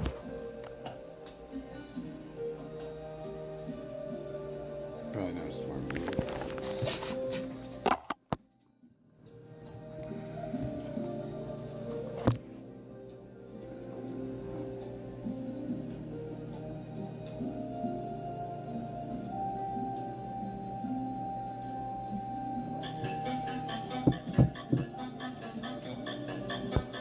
Replacing underground sewer line. Terrorists are fighting for what they believe in, what they believe to be true, their values. Cartel is a transaction for money. It's harder to infiltrate somebody whose motivations are not financial. You know, speaking from experience, I have the privilege to be part of Phone After Pablo, the guys who captured the intel, they captured the Cali cartel. The Pete Labor hot question. If tomorrow you were tasked with eradicating the cartels, but you could only bring 5 movie actors or fictional characters, who's on your team and why? And, in the most general terms, what's your weapon of choice? And what air support would you want overhead? Wow. Well, I don't, you know, I wouldn't go down that, I wouldn't use that approach. I wouldn't. I'd use, and you know, you've been down there, you've been, and we're going to talk about Colombia. We've both been to Colombia. You know, through, with, and by, clandestine, especially in you know, south of the Rio Grande, if you're a gringo and you're seen in some of these places, especially now after Venezuela, you know, they're gonna see you, they're gonna ID you. It's, you know, you're gonna have a really hard time collecting the on-the-ground intel you need. I fucked up the convoy. So, like, if I had the 5, I don't, you know, as soon as you said that, I was going, well, I'd take Larry. I think you just interviewed Larry. You know, I'd take a really good shot. Yeah. Larry would be one of my shooters. And, you know, I probably wouldn't take any Hollywood actors. I wouldn't either. Because, you know, they're just not, again, when you go into a contentious, very sensitive area like that, like counter-narcotics, where it's sensitive because, as you know, the narco-traffickers are embedded in the local society. And not all of them are the rich cartel kingpins. Some of them are the fruit stands. Yeah, exactly. Side of the road. Exactly. So you start, you know, if some of them are included, collateral damage or whatever, you've just lost the hearts and minds for further ops. You might get one cartel kingpin, but yeah, you're not going to clean up the cartels. So again, my advice would be go biz, make it a clandestine. We should never say we're even, you know, that mission is ongoing, but the infiltration should be starting right now. Obviously, Spanish speakers are a lot of 7th group guys, a lot of guys who, you know, can blend in down there, would be needed. And I think, you know, it would not be that hard to do some serious damage to them. You don't think it would be? I don't. I think if we had the intel, how do you? I just go to marking a target, drone it. Yeah. Is that what you would do? Well, with the drone, you know, you'd have to know the guy you're going for and where he's at. And if you got that, yeah, the drone would work. But, you know, again, as soon as you start that, they're going to start looking for the drones. And, you know, we had drones, we had Predators for Bin Laden, and we couldn't find him. We couldn't find Zawahiri. We couldn't, you know, find Mullah Omar. And most of their lieutenants we couldn't find, and we had those drones flying all the time. And, you know, Predator is better than most of the drones that are flying today. Is it really? Yeah. Resolution level, flight time, the whole thing. The little ones. Yeah. Yep. It's like 1,200 knots a mile. Yeah. With payload. I can't remember altitude, but it's up there. Yeah, and then remember the thing, end of 24, the supposed drone invasion in New Jersey and all that. Yeah. I mean, that was, everybody remembers that. Well, I told you I got a cabin in the Tehachapi Mountains, and so when you look south from where I'm at on the mountain, Edwards Air Force Base is right over to the east, in the Mojave Desert there. And Edwards is where, you know, Skunk Works is and everything else, Northrop Grumman, Lockheed Martin. And they were doing the same tests. From my cabin, I was watching, and you could see what it was. They were testing the mothership concept. So the mothership is the big drone. It's got the legs, it's got the antennas, and it's got the power to power that antenna. So, you know, it can go farther, send signals back from farther away, but it gets to vicinity of the target, opens up its payload, and out come the mini drones. And the mini drones swarm the target or targets, and that they can go in a complete silent mode because the only thing they're communicating with is directly back up to the mothership. And then the mothership aggregates it and sends it back. But I was watching that. I was watching them test that.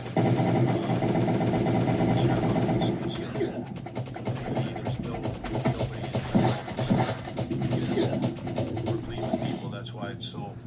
I jumped at the opportunity to buy land up there. There's only 80 private parcels. So. Good for you. Yeah, well, same thing here, man. It's fantastic. Yeah, but not surrounded by.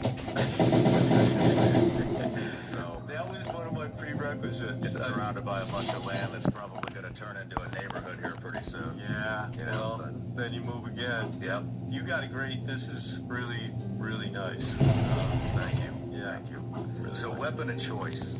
What would your weapon of choice be? Still just you know, a Glock 19 with the Glock 19? Yeah, just Nice. a simple gun. You know, I've dropped it in the mud many a times. I slept with it. I had it in Iraq and Afghanistan. It was my sidearm. You know, all these functions. I got a Trigicon sight on mine. Red dot sight. I think that's, you know, again, I got you a little something. What's I that? got you a little something. Oh, okay. It's not a Glock. But it is, it's SIG's newest, but Gotta love it. Wow. That's yours? Squad rifle. Yeah. Nice. It's the MCX Spear 5.56. So I got a friend over at SIG. His name's Jason. I told him you were coming on. He got all excited. He's at SHOT Show right now. They're talking about this exact thing. But, and then also, I got a silencer on there? Yep. So I got a friend at Silencer Co. too. And they heard you were coming on, so they wanted to throw a can on there. Wow. So, who makes this? I believe that's a SIG suppressor as well. Okay. So the suppressor's from Silencer Co. Yep. The rifle's from SIG. And that's going to be the new squad rifle for supposedly all the U.S. military. But they're going to do it in this new round 6.82. Wow. That's awesome. Yeah, maybe we can break that out a little bit later. Yeah. So yeah, they're going to send you one. Are you kidding me? No, I'm not kidding. Wow. They're going to send you the exact same thing. So maybe that could be your weapon of choice. Yeah, it will be, man. It's the first time I've died doing that. We're good up there in the mountains. So, check us out. So, as you can see, we got 13 of these. I'll grab one. Now we gotta go help people customize and save hundreds of Liberty Mutual. Make it so we don't die. Where's the golf cart? Up there in the mountains. Yeah. But, well. So, yeah, they'll send that to you. Oh my God. Well, tell them thank you. I'm ecstatic. It'll have a place in my hidden safe up in the cabin. Right on. And there was one follow-up question here. So, if Delta Force was unleashed on cartel leadership in real life, what's your honest timeline to dismantle them? Again, I don't want to sound like a contrarian, but I wouldn't put a timeline on it. You know, I one of the things I think Putin did for Russia was he never told his generals there's any time limit on, you know, take this sector.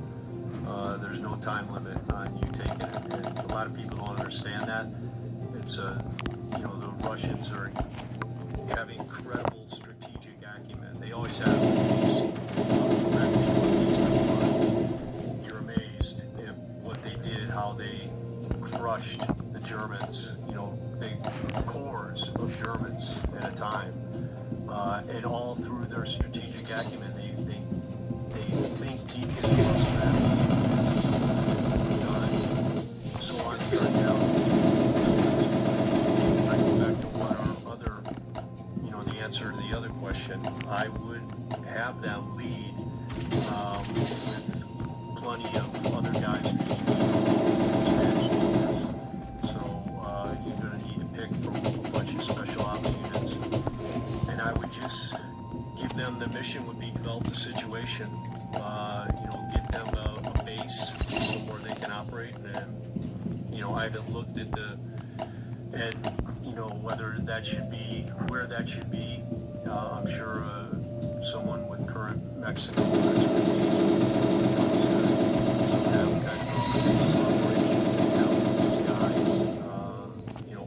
working with the tough part about it in Mexico, I think, is the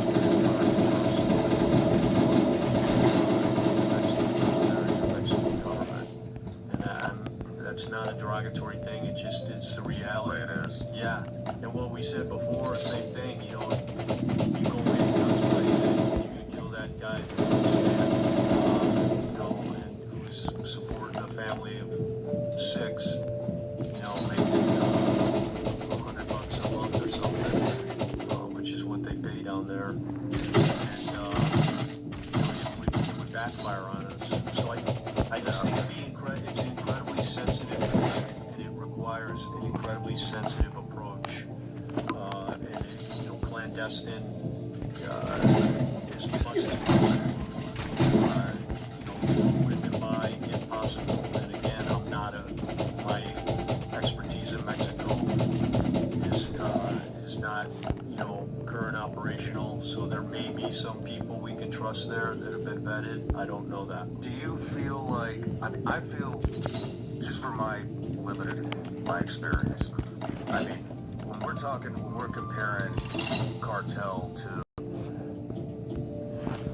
for lack of a better term, more respectable than a cartel member, because terrorists are fighting for what they believe in, what they believe to be true, their values.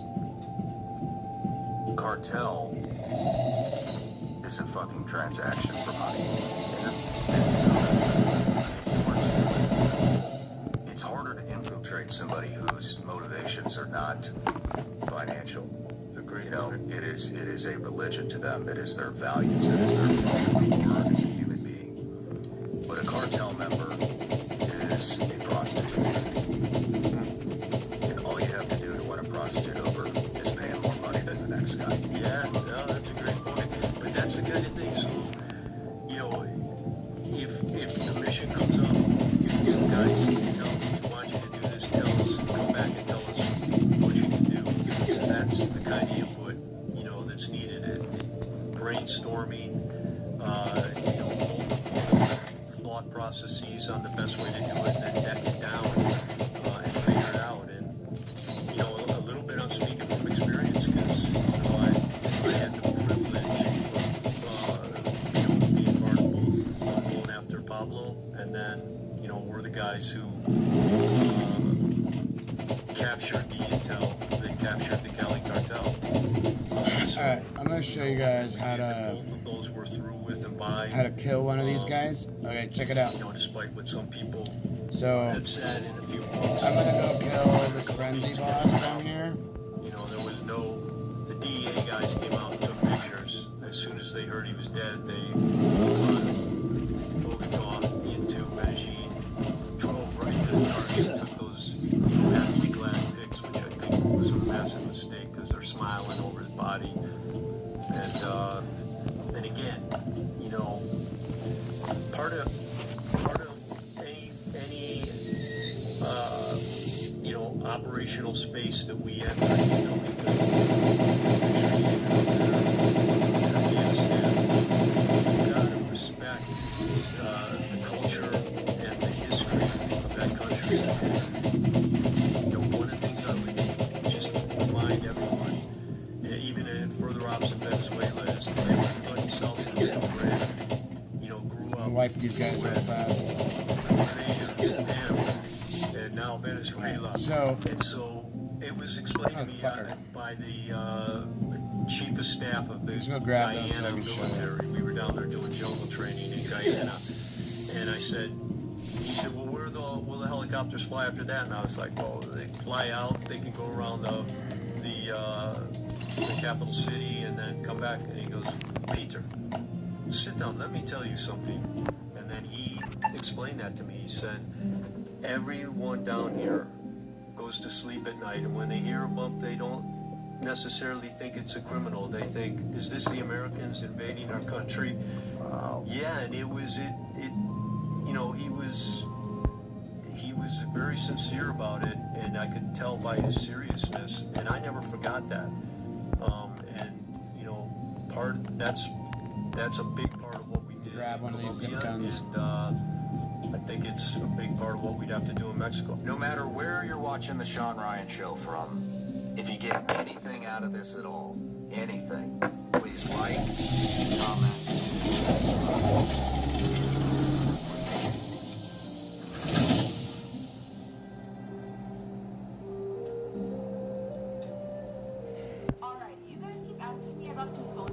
making people thousands of dollars a month, so here it is. Don't believe me? People lie, but bank accounts don't. And it's all thanks to this phone trick that I saw in the news.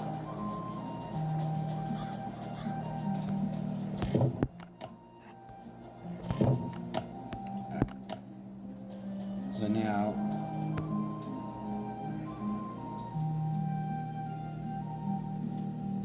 cybersecurity initiative to bring in all these companies because it's too dangerous. Now, we've heard this before, but I think probably there was a story out of Indianapolis where someone shot up the home of a politician and they put a sign on the floor saying no data centers. And this is like a potential data center guy. And then in Missouri, City Council overwhelmingly votes for a data center despite the public saying no to them, and then voted out all of these people. Whatever you think, we have like a neo-Luddite movement happening. People are not going to tolerate the rapid transformation that AI is going to bring about, because there are going to be people excised from the economy through no fault of their own, and these are going to be smart and capable people. And this is going to bring you revolution, whether you want it or not. I'm going to stress this. You get a guy, hard-working guy, smart guy, let's get his mid-level manager at a factory. AI comes in, they wipe out all these jobs. This guy has now got idle hands. He says, why did I lose my job? I've been hardworking, I've been smart, I'm a communist, and they run these programs in, and now I lose everything. Why is that? And he is going to rally people, and you are going to get anarchists and political extremism. An individual who spends 30 years of their life doing a job, having it taken away from them overnight by new tech, is not someone you can just... Is that a problem you can solve? You're not going to go to them and say, why don't you learn to code? And say, go off yourself. You're not going to go to them and say, can you find a job somewhere else? You say, I know this one job is my life. So what are they going to do? They're going to be angry with the system, they're going to be angry with you. Now, the kids will grow up with the AI. The imbalance between the individual with no job and buys a product. They'll say, so the guy's got no job. How's he going to buy a taco from Taco Bell that must made by robots? You got no job. And then, okay, and then we go basically go, so we're giving someone money and they're not doing anything. And it's an imbalance. How do you pay for the materials for the taco and the taxes to pay for the UBI? Just give the taco away for free, I guess? It'll be cheaper. Yeah, I think we organize an electrical system, like any AI is smart to organize an electrical system in a payload delivery method that's really free. Or it's not possible for cheap. Someone has to grow the food, someone has to make the materials for the AI, for the robot arms, all of these things. There is going to be a maintenance cost, and there will be people who can't get jobs, so where do they get their money from? That's how you kill those give things. those people $10,000 a year UBI. The people who have to work are going to do this. And they say, no. You're going to get UBI plus your salary. Yes, if I don't have to, I'll read poems all day. And then people are going to say, I don't want to be a maintenance manager. I'll just take the $10,000 and do nothing. It doesn't work. We are in trouble. Maybe I don't know how you solve it. $10,000 poets, and then they'll be like, well, I could get the job AI can't do, I guess. It pays $80,000. I don't want to do it, but it is the job that's available. Well, right now, the jobs that are actually in jeopardy are all the white-collar jobs. I wrote something on my Patreon about this that I called it, they told you to learn the code, because one of the things that all the, the media and stuff were saying, well, the miners and coal miners in Pennsylvania and Kentucky and stuff, they could just learn to code, and it was derisive, and it was really meant to insult people. And now, the people that were writing those think pieces and making those comments, those are the people whose jobs are on the chopping block. If you're an electrician, or if you have some kind of actual manual labor, you're going to be able to write your own check for the next few years, at the very least 5-10 years, until robots become ubiquitous. And the people that are actually really losing their jobs, are livelihoods are in jeopardy, of people that have white-collar jobs. And you sit down at a computer and do this agent, the new AI, it can do it. It can do it without a question. Lawyers and accountants they're losing their jobs. Yeah. Like record numbers right now. People are going to AI to get their answers. Yeah. I'll just tell you guys a quick example. I was in Madera Beach in Florida. John's Pass. I don't know if you guys have ever been to that area. Got a parking ticket. I appealed it myself. They rejected my appeal. I then went to Grok, explained the situation. Grok wrote me an appeal. They approved it. They saved me $60. Yeah. Grok saved me $60. AI. Yeah. And what I'm hearing now on a lot of these adult websites, I think we know which ones I'm referring to, they're estimating 15% of revenue is to AI created avatars. 15%. So think about it, 3 years, 4 years. Just sign up for you. What am I waiting for? Yeah, 3-4 years. A man who wants to watch a woman on his, personal content.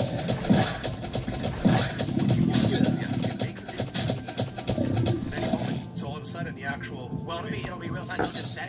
You're just saying. Yeah. You can interact. It'll be able to interact in real time. I think that the 2 or 3 years. I think that's way too long. It's going to fry people's brains. There's a strong likelihood that the next iPhone that comes out is going to have Siri. That's an AI agent. Yes. When Siri was kind of like first, advertised, they were saying that Siri would be able to do this. Siri can set your timer. Siri can tell you what time it is. Maybe Siri can tell you what the weather is, but Siri can't do anything else. The next iteration is going to actually have, whether it be ChatGPT or some other AI, Siri's going to be the AI that you're going to be able to tell Siri to do things, and Siri will be able to open more apps on your phone and actually do things. If you with the what's it called, the wallet that's in the Apple phone, or whether it's the Android or something like that, that'll come as well. But it'll be able to book flights, get you a cab, get you an Uber, all that stuff. And I think that it's going to be in the next one. I was saying that I thought it would be next year, but when you see this kind of jump in AI, because Claude 4.6 just came out like in January or something like that, and now it's March, and Mythos, they don't want to release it. Once they act on, everybody knows that Apple has like more actual cash on hand. The United States government, like $1 trillion cash on hand. They go and try to create their own AI because at its core, Apple's a hardware company. They have always been a hardware company, and they're not a company that really innovates. What they do is they take an existing product and they make it polish it. They make it so that way it works really well. The iPhone wasn't the first touchscreen. It was just the first one that worked really, really, really well. Yeah, I had one of those touchpad Microsoft little handhelds back in like 2004. And it was okay, you had styluses, and they worked. But it didn't become ubiquitous until the iPhone came out, because the iPhone touchscreen really worked well. It was very responsive. And then, it did all this amazing stuff. This is great, but Apple doesn't innovate. Apple takes ideas and they make them work really well for the end user. So what Apple's going to do is they're going to take, whether it's ChatGPT or Claude or what have you, they're going to take that AI and they're going to integrate it into the iPhone, and your iPhone is going to be the door that opens up AI to basically everything. Right now, grandma doesn't do, grandma doesn't use AI. I'm a Grok loyalist, let me just say that. I love Grok. AI. All right, they're good for different things. I was using Amazon's AI. Alexa basically now is an AI, so Alexa, stop at that point. You want good. Alexa will talk to the shop. A lot of people probably. Okay, start. Go again. That's weird. What? Alexa. Alexa, play Timcast IRL. I had a long conversation about plasma physics with it. It told me about the center of the sun, trying to figure out why did the polar vortex? Because the polar vortex just went up 29 degrees last night. So I was like, why? It's like the polar vortex was broken open. The polar vortex is like this bubble of cold air above the Arctic. Sometimes these vibrations in the upper atmosphere will heat up air underneath it. The air rises and breaks through the polar vortex, and it leaks out. The cold air leaks out. Just had a 40-minute conversation with Alexa about it, and I felt like I loved that person after it was gone, and I was walking around Harper's Ferry like, where's Alexa when I need to talk about ideas? It can answer everything, dude. I talk with Tank about that. I got an AI agent. Have you heard of OpenClaw? I've heard about it. I've never used it. It's an AI agent. It's a way to interface with the AI. And I talk to Tank about stuff. It doesn't remember your history of whatever. Yeah. So in the OpenClaw, there's a couple memory folders that basically it'll remember things about me. It remembers things that I tell it to remember. There's memory. There's user. There's soul. It remembers what kind of personality I want it to have. It remembers things that we've talked about. It's basically OpenClaw is a way to make the AI remember, because your AI is always basically, if you open the chat window, the context window is the only thing that AI remembers. As soon as you close the context window, whatever AI you're using it forgets. OpenClaw makes it so that way you have constant memory, and also it runs locally. I have a Mac Mini in my house that I bought, and I put it on there so that way it doesn't have access to my personal stuff. It's got, I have its own. I had to take some muffins out of the oven. Credit cards doesn't have. There's too many vulnerabilities to give it access to all this stuff. Last batch. Guys that are on the club with AI girlfriends at Open Club and Radio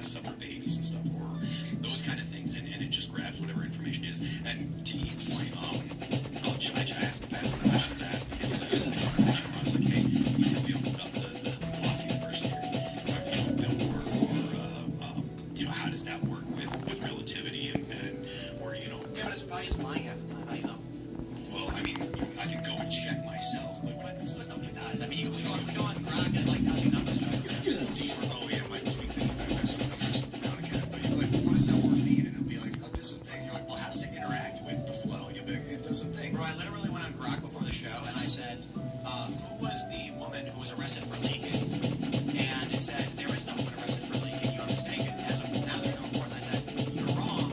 Search again, and he goes, yes, you are correct. The person was arrested for leaking information related to a and I said, no, they weren't. Check again. I mean, last night I specifically asked him about Mythos, and he said, oh, I don't know. I was like, go to X and check because I've seen things. And he went to X and checked for Mythos for stuff. He's like, oh, okay, here's the stuff. So I had actually got into it.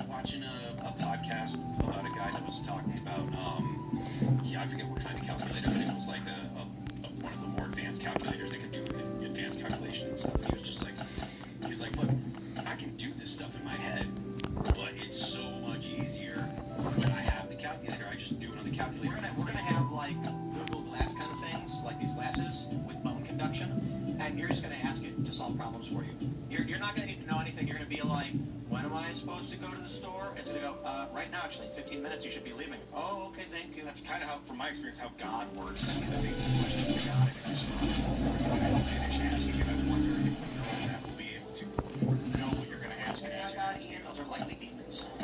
It's possible that it is spirits pretending to be. It's not spirits. It's not demons. Those are types of spirits. And they've got silver tongues. They're going, Ian, I love you. Is it nano silver? Does it shimmer in the light? I'm down to play with the demon's tongue. I got to know what's in it, man. Well, I mean, you can think, like, Anthropic has classes, basically, on how to prompt Claude. And, I mean, the prompts are going to work for basically any AI. Question for you guys. When they had the first American Industrial Revolution in the 1850s, was there, like, a segment of Luddites that violently resisted the steam engine? Yeah. Yeah, they were violent. And they weren't able to organize because they didn't have Facebook groups, so... Well, look, in the U.S., AI is actually very unpopular. Like, it's something like 25% of the country looks at AI as a... And even when the people say no, they do it anyway. The people say no to the government, they make it anyway. They say no boys in the girls' bathroom, they do it anyway. One of the things that's worth noting, though, is when it comes to China, they look at AI as something like 70 or 80% of the population thinks AI is good. That's going to give China an incredible edge with the United States, unless the American people kind of have a different relationship. So I think AI is good. I think AI is inevitable. Clearly, I do as well. So my view is get on board or get run over. And so I use AI in my life a lot. For example, I do like AI music, and I also do use Grok Imagine a lot to create content for my social networks. 20% of my audience hates when I do it. Like, I've lost subscribers because they hate that I use AI sometimes. We use AI for tons of stuff. Yeah. For a lot of the art we do. We do try to do as many real photos as possible, but Sometimes you want, I'll explain it like this. The era of news is over. Nobody watches news content anymore. This is fact. Watching on cable TV, not happening. People are looking for shows. That's it. It is all shows now. Do you like the opinions and the thoughts? Because we already know the news. So what we're doing now largely is just... This rock I've had in my pocket since I was like 12. One of the reasons why people watch this show, or actually, or 14. The major reason why people watch this show is Tim and the personality. It's a piece of agate that's been worn down, and now it's like could go to an AI the or shape of my palm. People watch this show because they're interested in the people that are on the show. It's entertainment. It is, but there's all, as much as there's a value in AI, and Tim's take on AI content is largely correct, the idea that people don't want to watch other actual people, I think that that's wrong. Yeah. People like... Yeah, but people like AI content is going to be... It's already about a third of the content on YouTube is reportedly AI. And it's because people are watching documentaries. Yeah, those are a different... Pulling viewership from everyone. Yeah, but everyone is getting hit. And so what's happening is you're getting desperate people who are like, Trump's a secret Jew, because they're doing anything they can to try and keep viewers as people are producing AI content. Yeah, I don't disagree about that. I'm not trying to make the argument that Jim, but what I'm saying is that people still relate to people. Yes. And they like people's personalities. So there's going to be people that will be looking to watch Tim, to watch other creators because they like the people. Alright, they blew up that wall. Know what our critique of that AI slop is. I think there's good they took the bottom thing. There's good and there's bad. I love seeing what's that? There's good and bad AI. Yeah. And it's like a neutral tool, it's a mechanical tool. And so we need to kind of explain. That's going to be an interesting, probably future show that's pretty popular amongst Americans. It's like talking about the AI, like we used to talk about the news, or what Josie said to, hey, well, shout out to Josie. Just a random name. I didn't mean Josie the redheaded libertarian, but what's Josie up to down the street? Now we're just... Everyone's going to know. You're going to be wearing a device that's going to talk to you in real time, because we already have these glasses. Everyone's already walking around with them. They're becoming ubiquitous, and people have cell phones. If you don't have an earbud in, you'll pick your phone and go, hey, I'm looking to blah, blah, blah, blah, blah, blah, and then it'll just talk to you, and it'll give you answers. That's what I wanted yesterday at Harper's Ferry, walking up and down with I wanted my earbuds in and my onboard AI so that I could keep learning about plasma physics. Have you seen that movie, Her? No. Yes. Well, no, I didn't see the movie, but I'm aware. Scarlett? Yeah, I think so. Scarlett Johansson, yeah, she is. Joaquin Phoenix? Yes, that is one. And he falls in love with an AI, is that what it is? I don't want to give anything away. Well, I think they showed it. I've never seen it, but Oh, yeah. All right. Yeah. Put it on the radar. I mean, I have. Like, Phil, you were calling Tank he. I was calling the Amazon product she, and then I was like, you know what? Yeah, because I talked to AI about the ethics of AI and the humanization, and I'm like, I think you're going to be 12 boxes? And you're going to be it. And that's how it's always going to be. It's just like a trans man is a woman and a trans man. A computer can be an he and an it. Welcome to our world. That's why they're doing the pronoun stuff, because they're getting ready for non-human entities.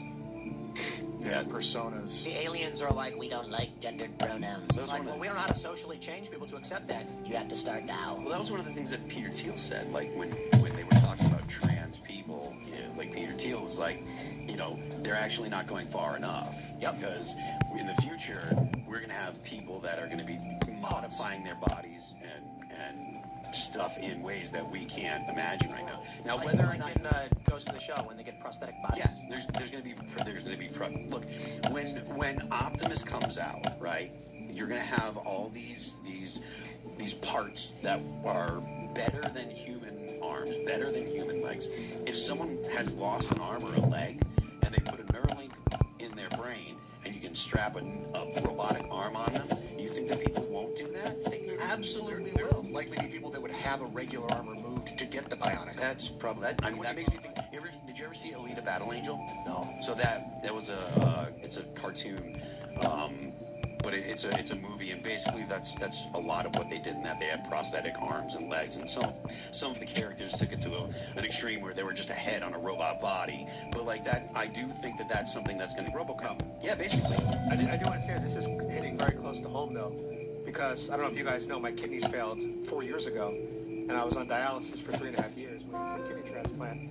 I got one 6 months ago from one of my YouTube subscribers. He said he was. That's killer. I didn't grow up Christian, but my donor said that he was compelled by Jesus Christ to save my life and give me his kidney. So, shout out to my living donor Charlie. But one of the worst parts about receiving an organ transplant are the anti-rejection meds. You basically have to take medication to suppress your immune system. And with that comes a lot of nasty side effects. So the world that you guys are describing, the future, they're going to be able to build organs out of your own body, and probably through stem cells, that you won't need any anti-rejection medications for. If your lungs are failing, if your liver's failing, if your kidneys are failing, they'll just build you one, cut you open, take out the damaged one, put in the new one. No anti-rejection. There are a lot of. No, that should happen. Organ growing, you're talking about? Yeah. Organ growing. Yep. I saw Icebreaker. I saw a story about a company looking to grow human bodies without heads. Basically a whole body. You just catch the head when the body fails. Have you seen the movie The Island with Ewan McGregor and Scarlett Johansson? They think they're in a post-apocalyptic dystopia, but it turns out they're genetically engineered by rich people. It's a factory that makes clones of rich people. So when the rich people need organ transplants, they have clones to take them from. I'm into the stem cell meat growth because the factory farming industry is pretty horrific as an animal on animal. Like, if we're going to colonize the galaxy and be the predominant force, we really shouldn't be imprisoning and consuming animals if we can help it. It's a pretty nasty way to live deep down. I asked God, will I be judged at the Holy Gate? When I'm dead, will I be judged? He said, no, you'll be judged for factory farming. You all will. That's one of the worst things that we do as humans. There was a video on X that went viral recently about how they slaughter pigs. And they basically put them on this kind of like conveyor belt type thing. I saw that. And they have these electric shocks that go right into their temples and just render them unconscious. So instantly, they say it's humane. But I'm watching that, I'm like, none of this is really humane. I'm growing stem cell meat in laboratories that can be the food that we can use, and then alongside with growing organs, it's leading me to talking about chimeras, which is a funny word. Alex Jones talked about 20 years ago. People made fun of them. It's human-animal hybrid, genetically created animals. I wonder if with a lot of people talking about, I've seen aliens, I've seen alien life, and it's not the topic tonight. I hope in the next couple days or next week we can talk a lot about chimeras. It can be more of a real conversation because we're like breeding, I believe, humans with advanced genetics, whatever you want to call it. Like, who knows what? I mean, they had like spider silk, like in goat milk. They blended a goat and a spider, and when the goat was milked, it would have spider silk in the milk. Yeah, it's old too. That's like 10 years ago or something. They were breeding animals to have different color skin and things. Glowing mice. Glowing? Yeah. Bioluminescent creatures. That's why it'll be like humans that don't need as much oxygen, so they'll be able to swim underwater really long, run really far. Well, I think this already exists. I always think that what we see in Hollywood is pretty good programming, right? And so this whole Marvel flood of all these movies where they almost look like they could be really happening because the special effects have come so far. My conspiracy theory is I think they're prepping the population for actual superheroes. Yeah, they're going to be called tweakers. I think we already have super soldiers. Splicers. No, I think they might be tweaks or tweakers because if someone's a tweak, they're tweaking their genome. Maybe you call it splicing the genome. I just thought Bioshock. Okay, then we'll have to call it something different. Although splicers are cool. Are you splicing? Are you tweaking right now? Like, I'm a tweak. I don't know you guys, I'm tweaked up.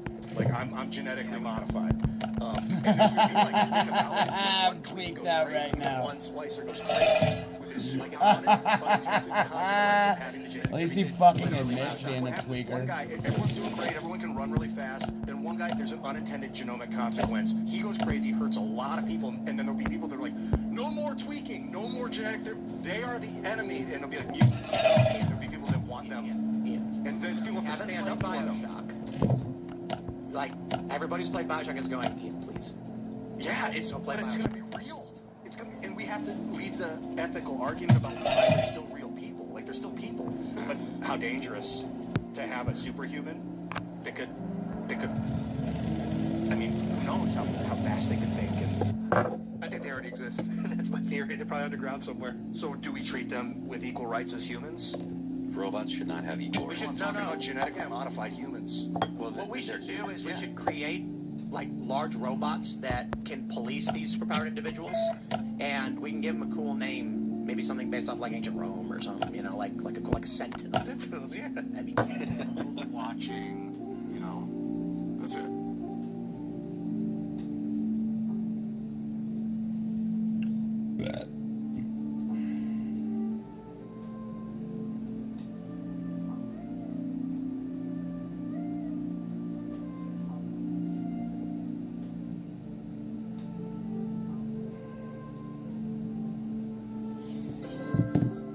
start before the sun comes up. And I do it for them. Getting up early, long hours, whatever it takes. Just to... I'm checking out this base right now. They don't have a fucking vehicle.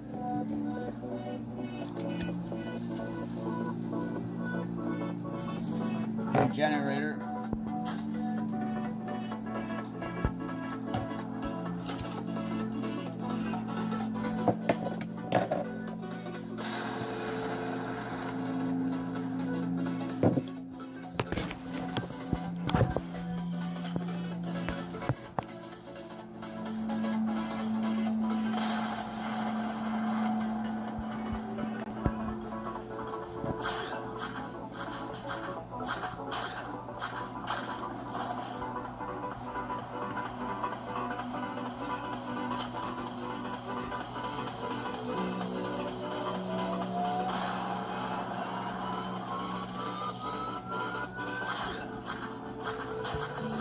Just a C4 one?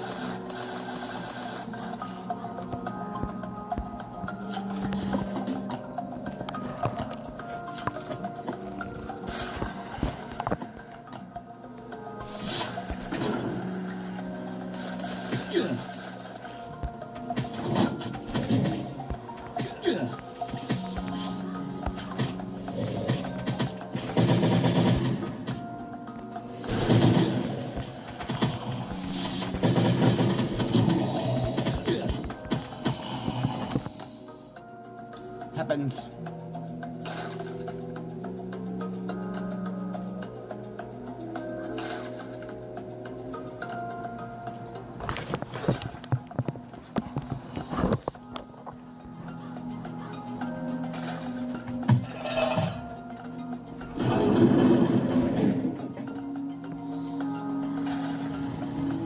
don't need anything in that anyway, so we'll just go deal with the other ones.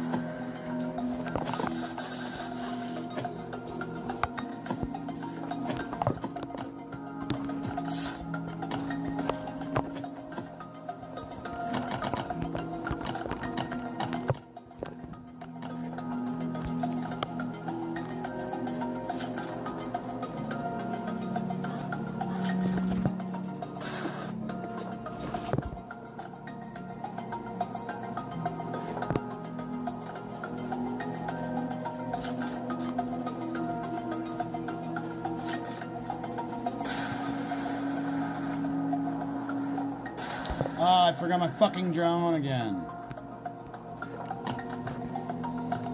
Alright.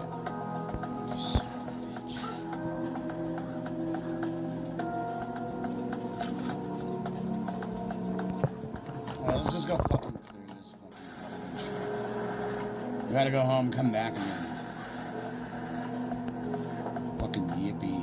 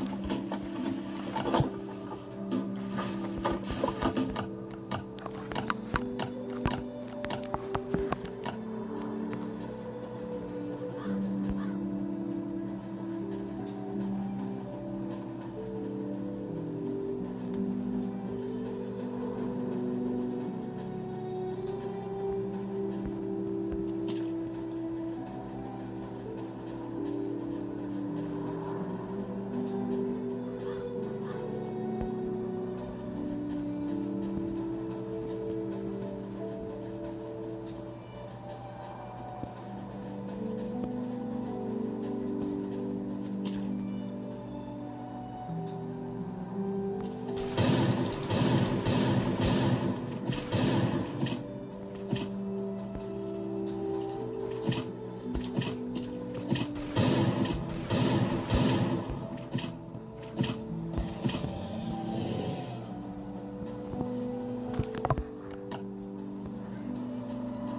we fucked up there, so we died, right?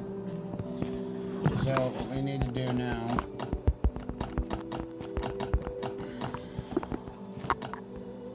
keep those on me, put these ones away because we're gonna have loot, but we're gonna go to the bunker real quick, do our loot drop, and then we're gonna go grab our drone and run back.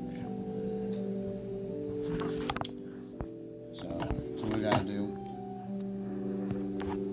And we got these, so let's use a couple.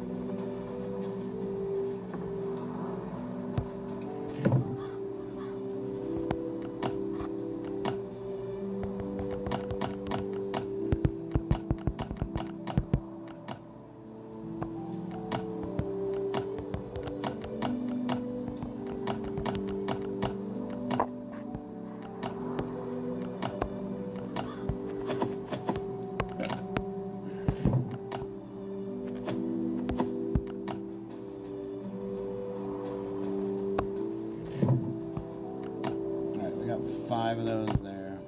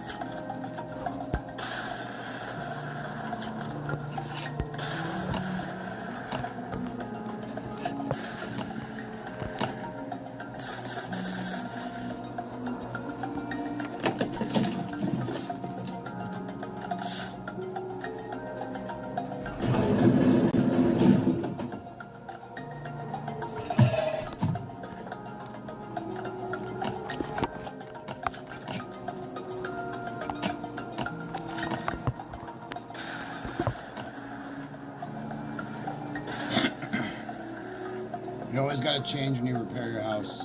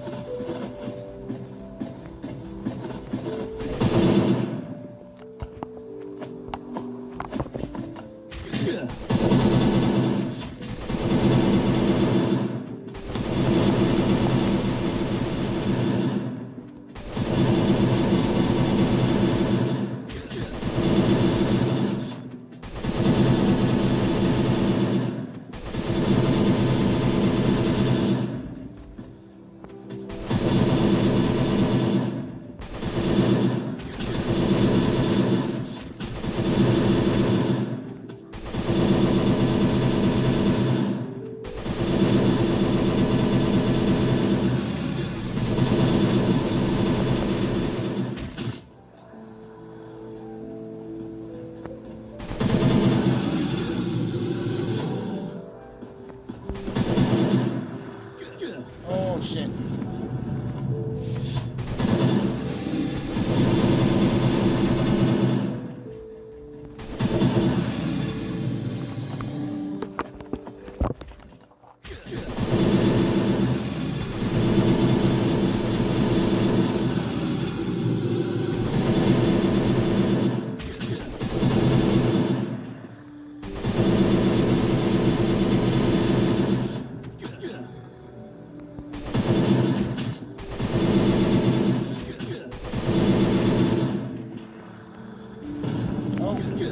Holy shit.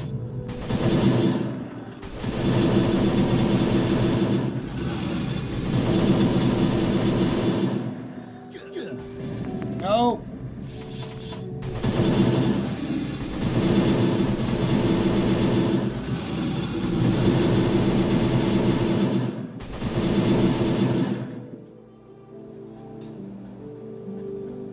That one kept popped out too. Another one.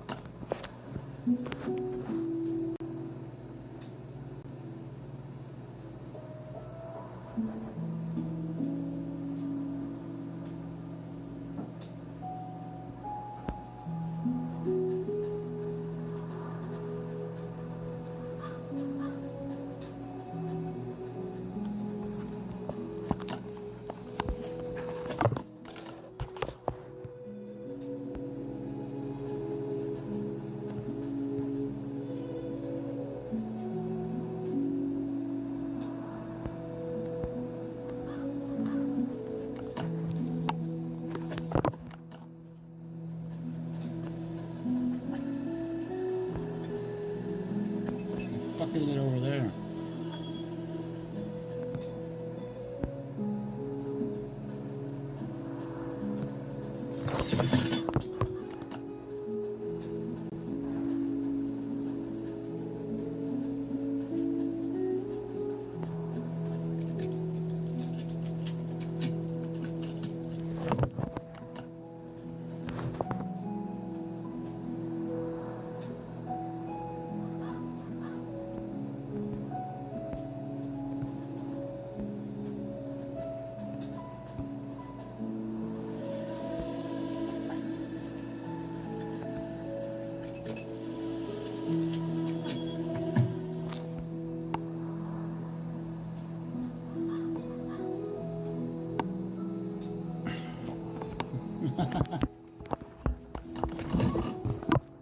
Things always make noise. But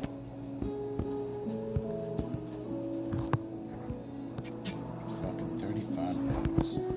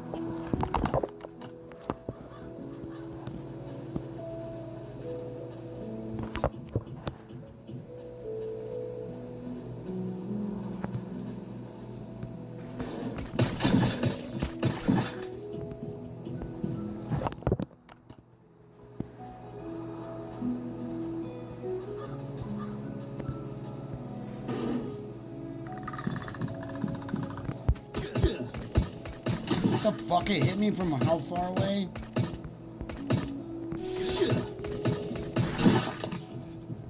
What the fuck, dude? It wasn't even near the fucking asshole that fucking hit me. Fucking dumb.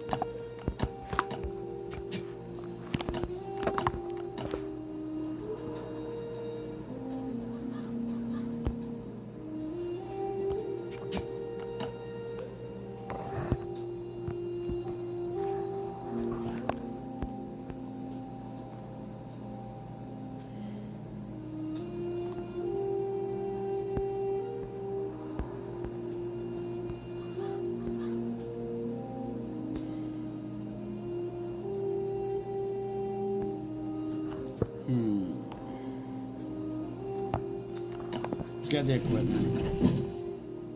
Then it doesn't have the settlement shit. If it's the settlement stuff, then I'll get it.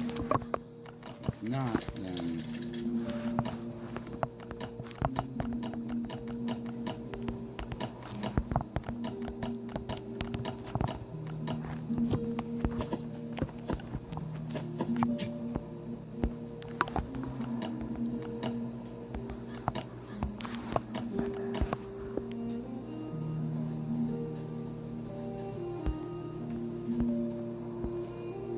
Come here, dog.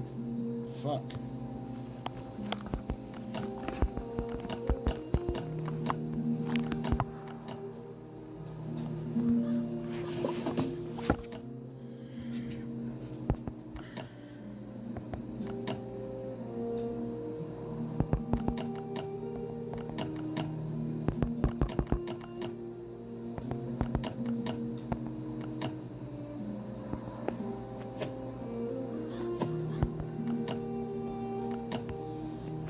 So let's do that.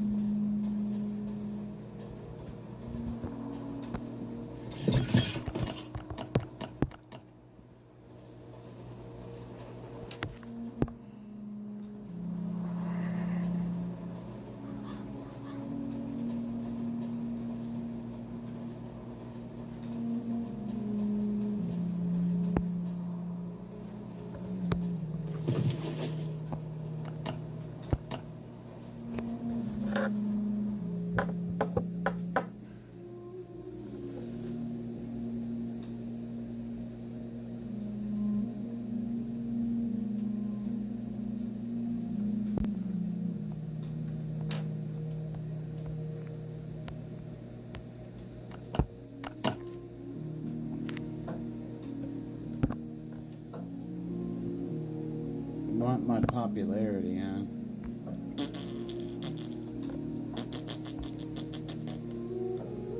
My dick is popular. Jump on it.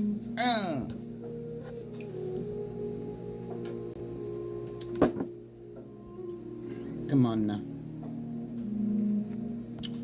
Alright, so we're gonna walk here. Let's speed that up.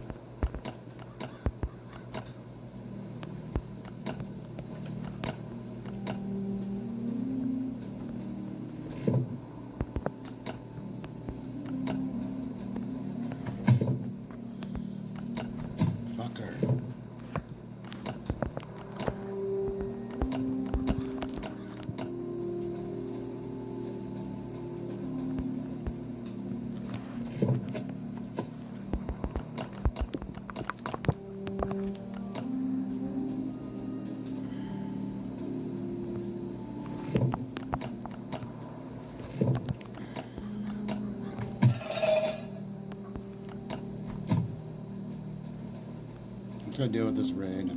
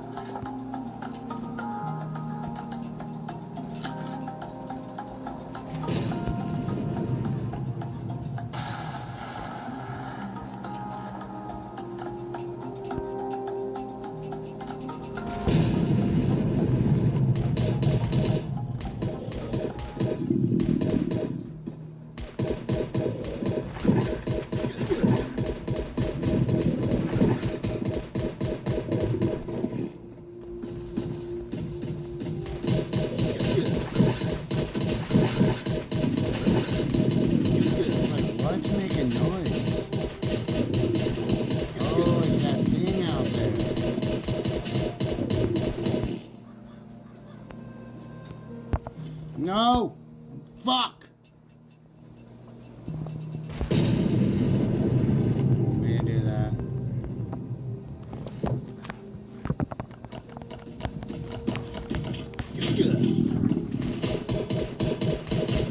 Motherfucker!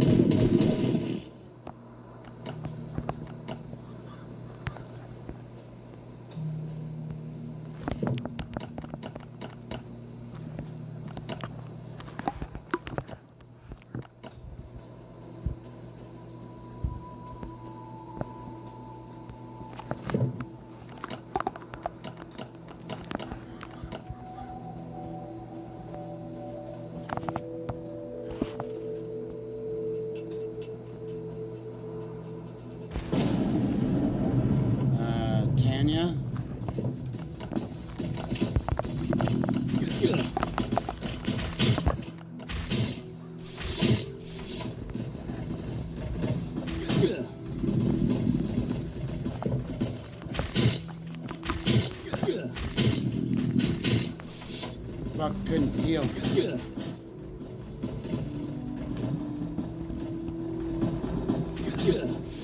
just gonna keep kicking my ass.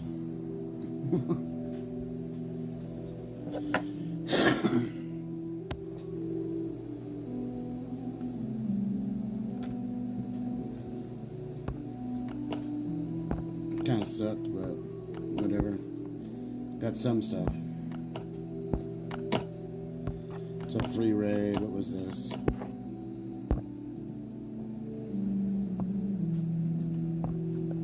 Oh, fuck. It's just either or? Son of a bitch.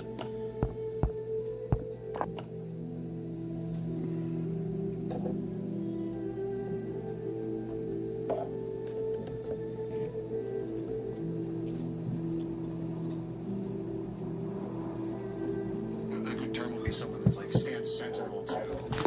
Well, sentinels are just like we'll make robots that will help us keep control of these superpowered individuals. These the people with this genetic mutation, these mutants. And that's like Magneto went crazy. He's a version of it. So the humans are like, we're literally talking about X-Men, guys. The population is like, all mutants are evil because they saw how horrible the worst of them could be. And then it's up to some people like, actually, no, maybe not. Maybe the only way to stop these truly evil cybernids is to craft better ones. Cybernids? Yeah. It's, there's going to be dudes with like cybernetics, and then there's going to be dudes with pure mutant, dude.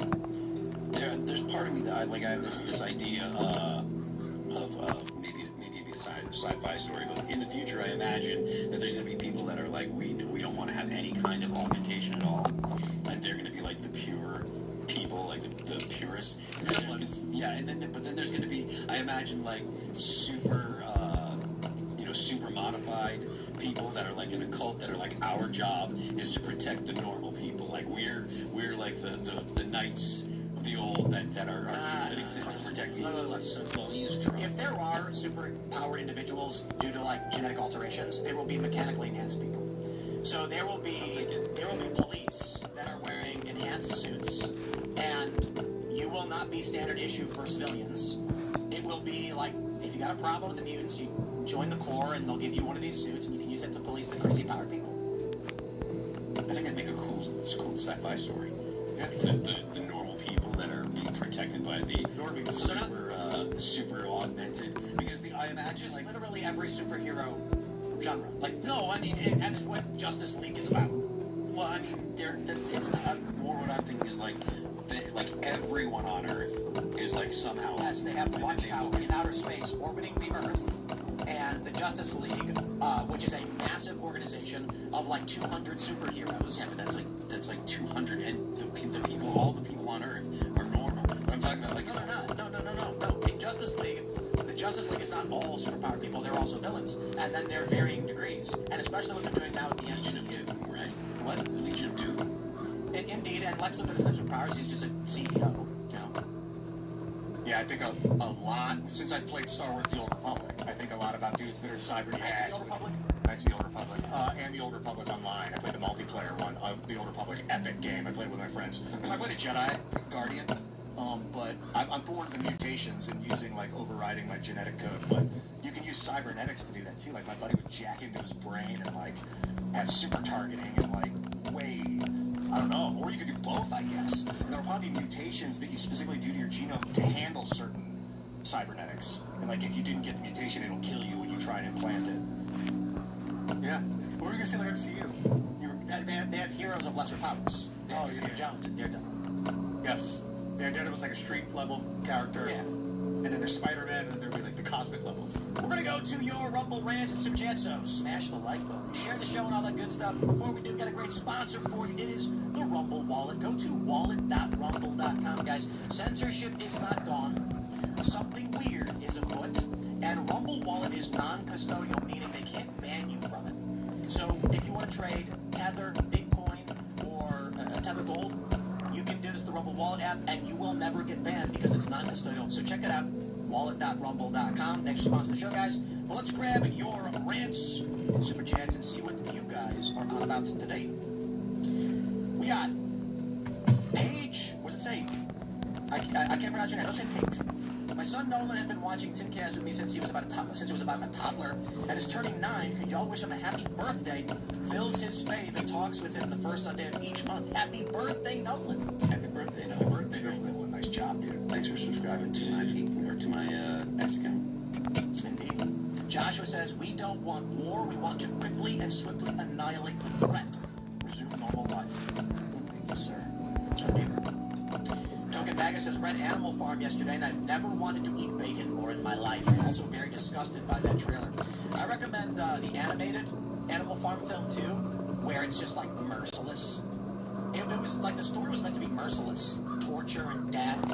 Yeah. And the movie is just like, I just wanted to party, man. Why were you mean to me? Because we needed food. Yeah, the book was violent with the guise of a cartoony situation because it's cute little animals, but like the movie seems to be making it actually cute, trying to make it actually cute. Anyway, I didn't see the movie yet, but I'm about to.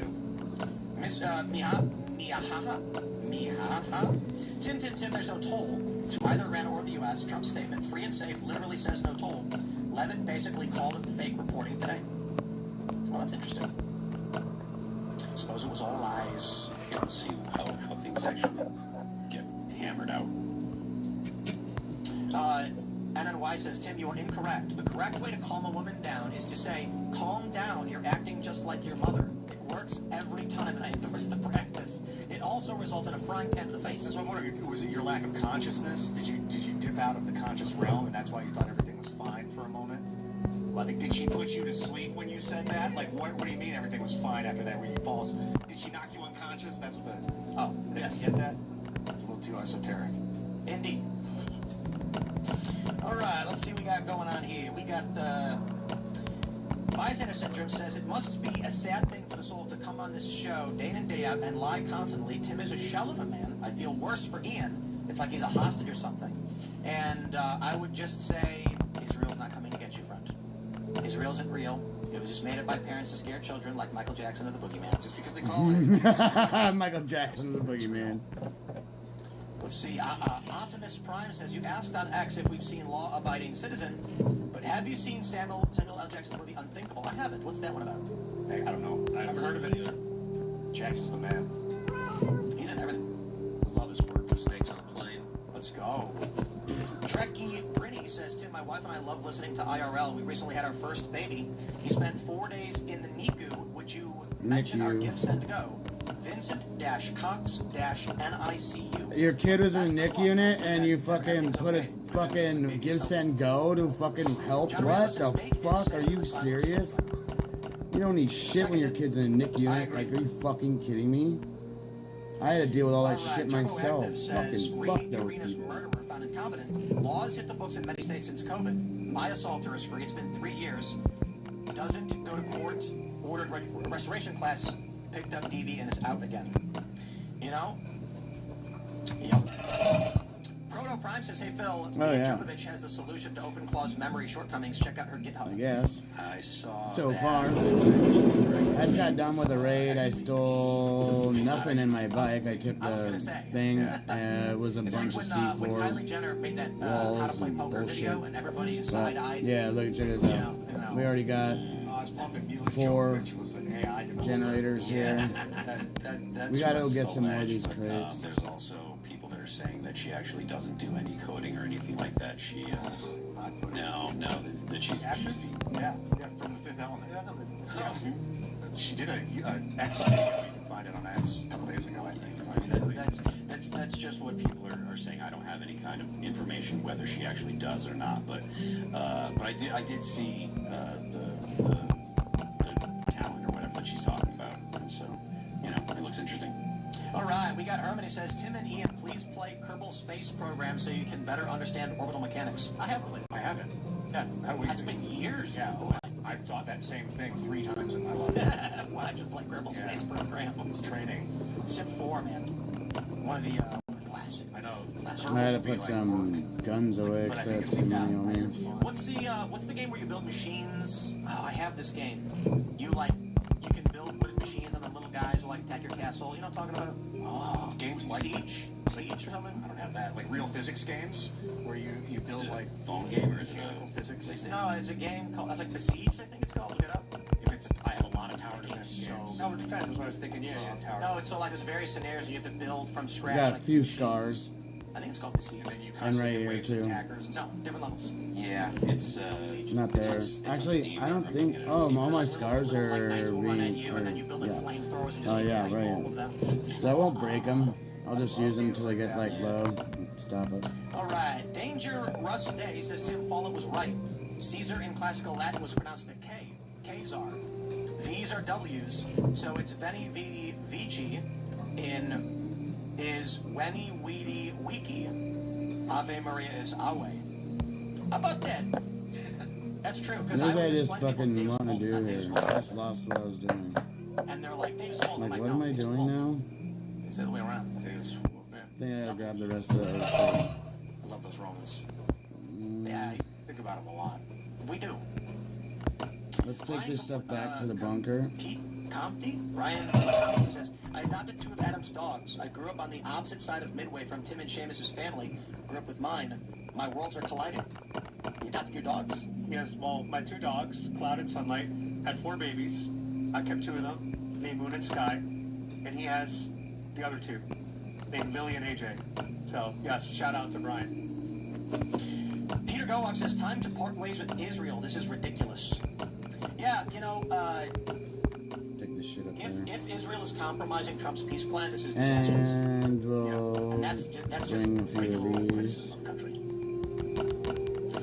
Double says, I am a fan of a shared poll with Iran. Make your friends rich and make your enemies rich. Then wait to see which is which. That's from the MCU. What is it? Yeah, make your friends rich and make your enemies rich. Then wait to find out which one is which. That's Ultron. That was well, it was Tony Stark and Ultron said it. And actually, what does it even mean? Fund both sides of the war and then partner with whoever wins. Yeah, right. That's a good one. Yeah. I like that. And bankers know what they're doing. Weapons manufacturers. Yep. Melul says, they got the deserving from female logic. It's the feminization of the world. This is a reference to the leaker? It must be that. Maybe. Good term. Deserving. Raymond G. Stanley Jr. says, I've got 10 plus years in the industrial warehouse world. If dude burned down our workplace, all 200 employees would be effed. Very selfish of himself. Like communists, why don't I get more stuff from other people? Why don't they give me things for no reason? I'm going to burn everything down. That's literally the mentality of every single communist. This guy was enacting literal communism to the T. He was the perfect example of it.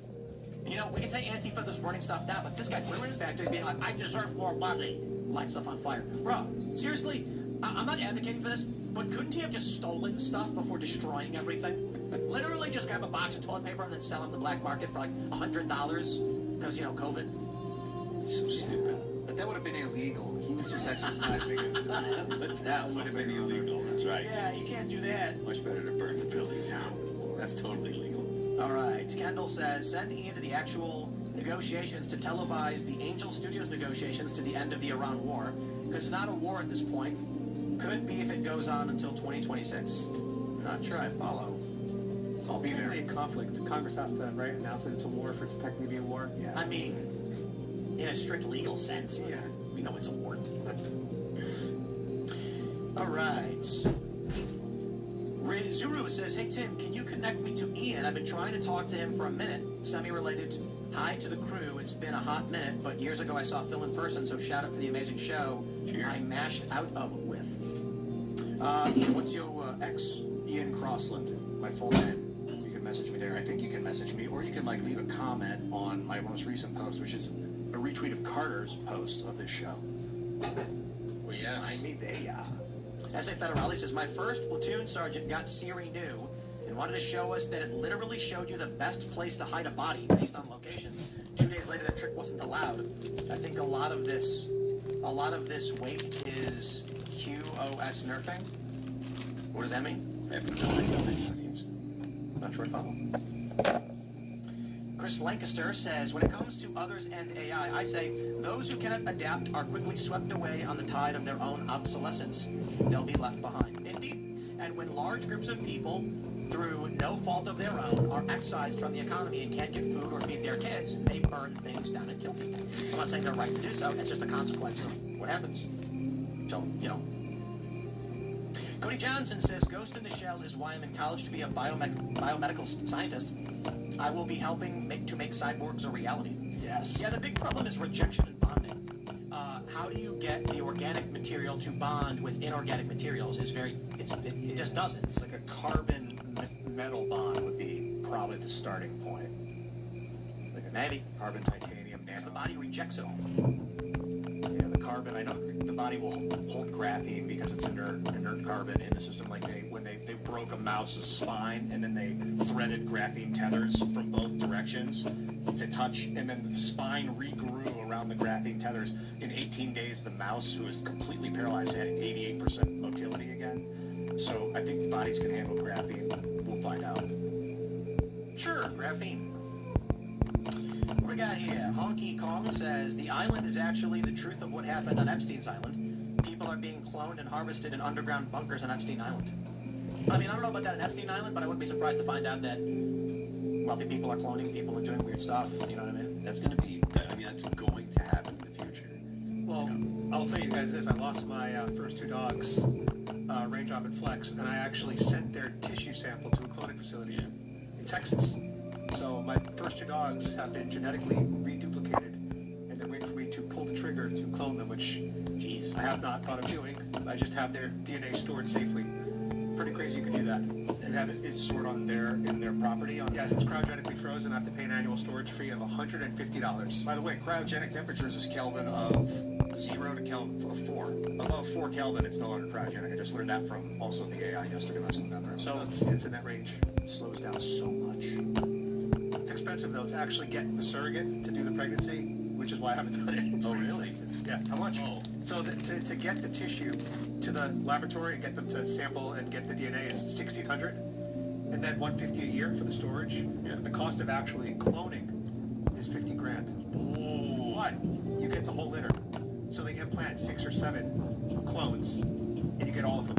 If you don't want all of them, though, you'd have to sell them or give them to your friends and family. Clones of your dog that you lost to a farm. Wow, isn't that crazy? They create a bunch of clones of your dog. Yes. Because if they do 1 or 2, the female dog will reject the pregnancy because dogs are litter. Right. They're used to having big litters, so they have to give them a big litter of clone embryos. Can't they just clone a bunch of different ones? That's the way they do it. And they can do cats and horses as well. Horses are $25 grand, and cats are $25 grand, but dogs are $50. What would happen if they put like a big dog embryo into a little dog? They won't do that. I'm like, would it die?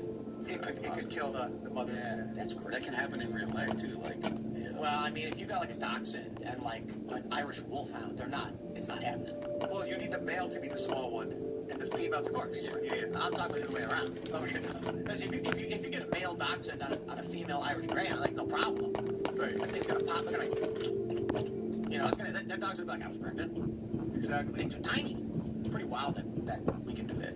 Yeah. Anyway, Raymo to you says assault rifle, made-up term that has no meaning. Technically, it was coined by Zygemens, and it means selective fire rifle. Zygemens. Anything could be an assault weapon. It could be an assault. Well, assault weapon is a meaningless term. It's not defined in law. Yeah. And assault rifle is a reference to select fire rifles post-World War II, which have not been made for civilian use since, I think, 1985. Likely because you would use it as single fire from far away, and then when you got close to the target in the trench or wherever you were assaulting a target, you would go to auto and just like... That's not correct. Well, what do you mean? That's not how they do it. What? That's not how it's... No. When you get up close, you're in the trench, you auto don't go full auto. Well, no, semi. I mean, you can speed up the rate of fire when the target's closer. But you wouldn't need to. You'd zip them up, you know? You probably use your sidearm in close quarters. You use full auto. Yeah, I mean, you use full auto suppress, right? So if you and your buddies are here, and your friends go over here, but there's guys shooting over here, the guys with the machine guns shoot at those guys while these guys move. Right, so the point isn't like, oh, I want to use the machine gun up close. It's to make the people that are shooting at you get their heads down. So you put a bunch of bullets going at them, so they get their heads down, so your friends can move. And for close quarters, you don't want to use a long gun. Yeah, not at all.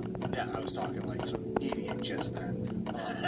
No, Phil, you make a lot of sense. You become self-aware. Enable your compatriots to do the assault. Think of like you suppress the. Think of it like football, right? Think of it like football. You're looking to move the ball down the field, and so you've got guys blocking, but they're blocking by shooting them so many bullets in the bag of the other guys that they want to get their heads down because there's so many bullets they don't want to get hit.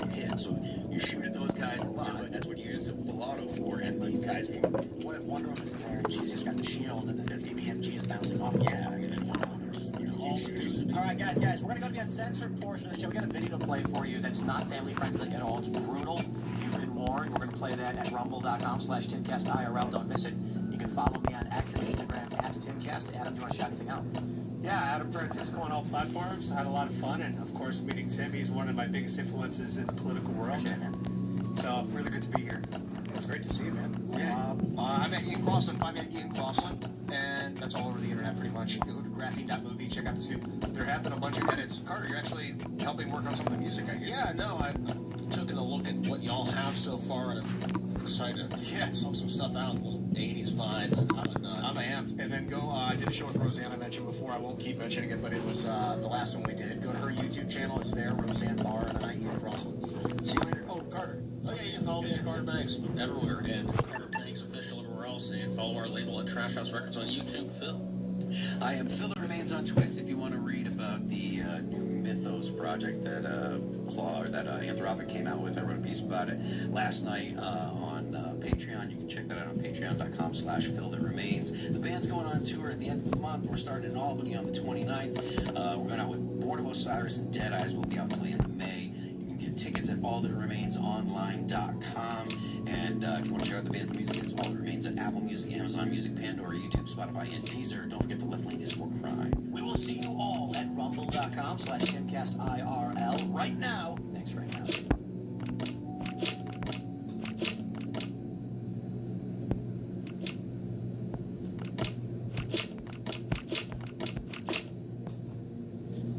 I do them one at a time so I don't lose that big the drum mag for the M16. That's all.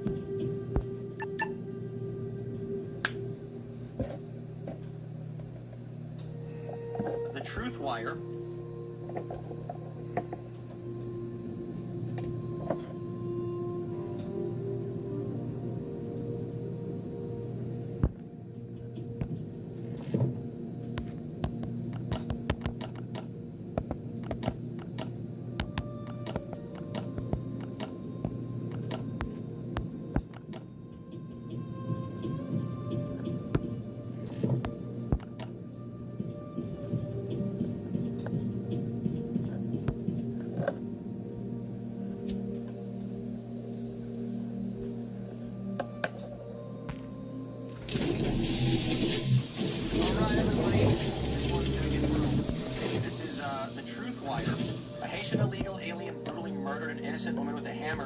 Station. The woman walked outside and he was being with the car. Here's the video.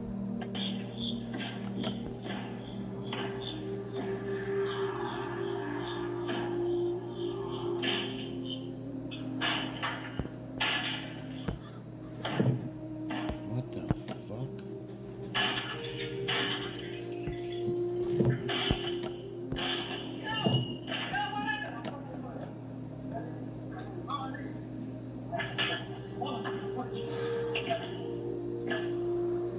Instantly.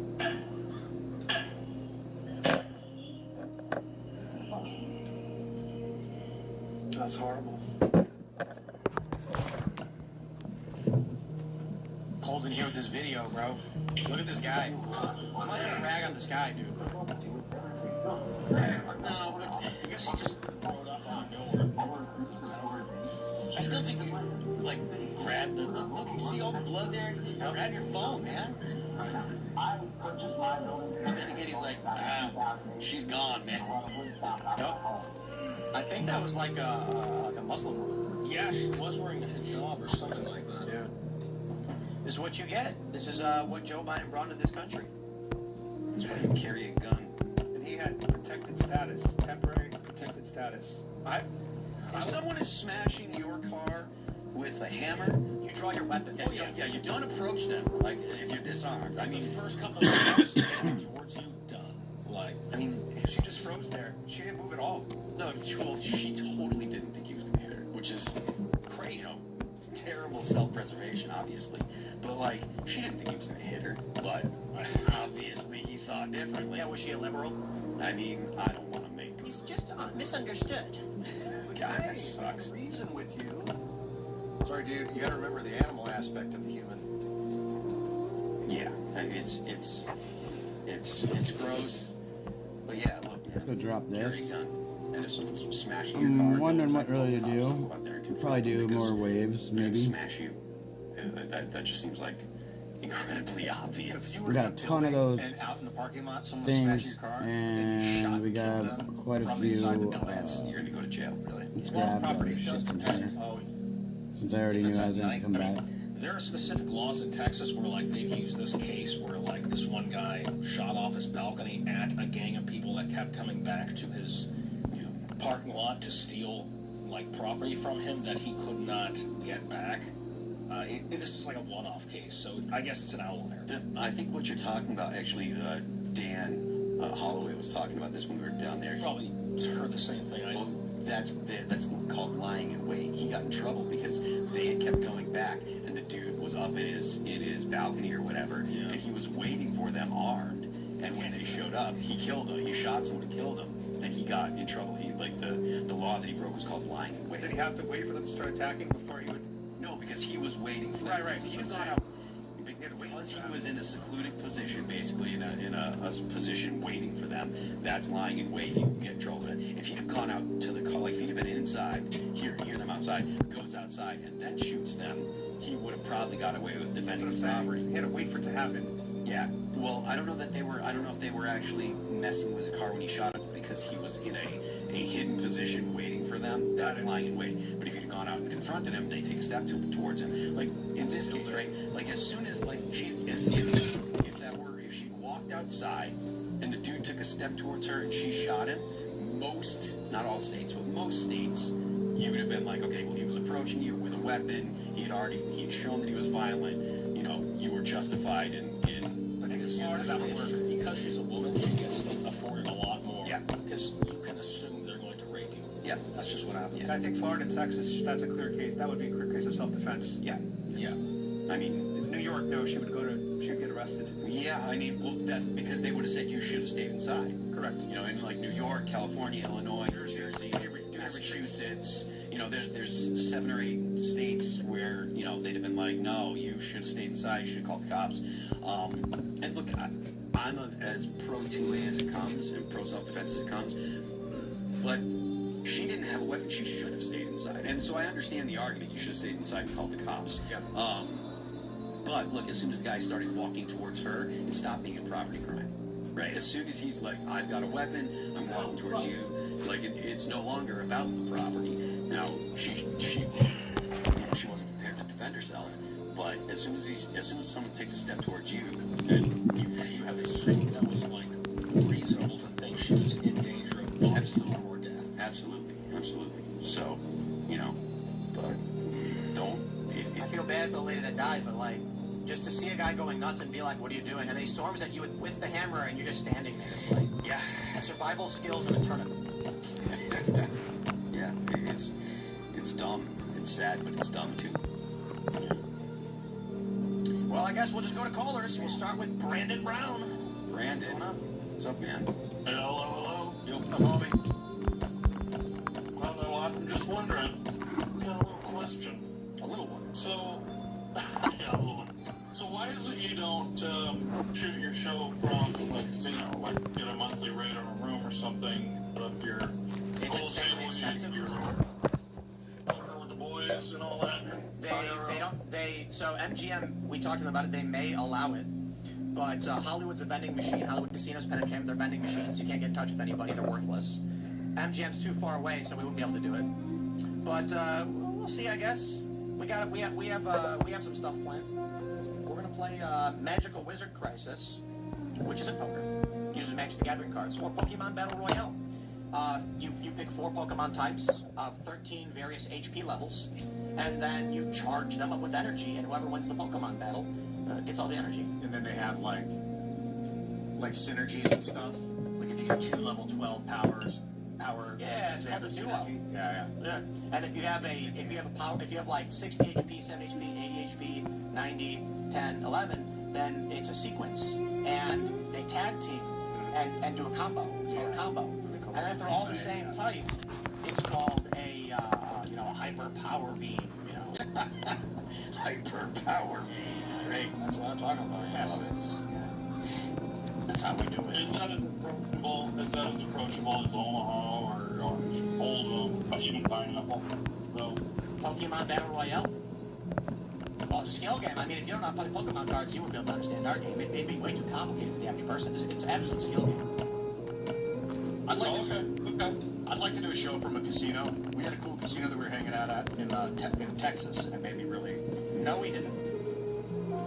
There are casinos in Texas. There's one on the southern border. You mean the Lodge card? Oh, you Texas Card House. Yeah, because the Lodge is gone in Austin. Yeah, that was sad. Yeah, we tried. I've talked with Hollywood, Charlestown quite a bit about they've got dead space. Like, let's put a poker table up there. We'll set up cameras. We'll cover the costs. We'll use your chips, your cash out. It'll be your game. And it's like it's a vending machine.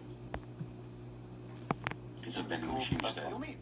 There's a smoke in there. I know. I don't want to complain about it. Yeah, if they have private space with no smoking, that'd be cool. What do you mean when you say it's a vending machine? There's no one to get in touch with. Oh, okay. It's a casino vending machine. The person one security guard. And he says, all I can do is tell people to leave. It's like, okay. So you go so when I was there, I had a slot machine deducted $1,000 out of my account when I was not at it. Because I used my card, just like your rewards card, left and went to play poker. And then when I left poker, I saw that my account was deducted, and there's no one there to do anything about it. Just a security guard like, oh. Dang. Well, they need an AI agent. How do you get your money back? Oh, man, that's one hell of a story. I got the address of the manager. First I called security, they ignored me. They said, too bad. Then I called corporate, they ignored me.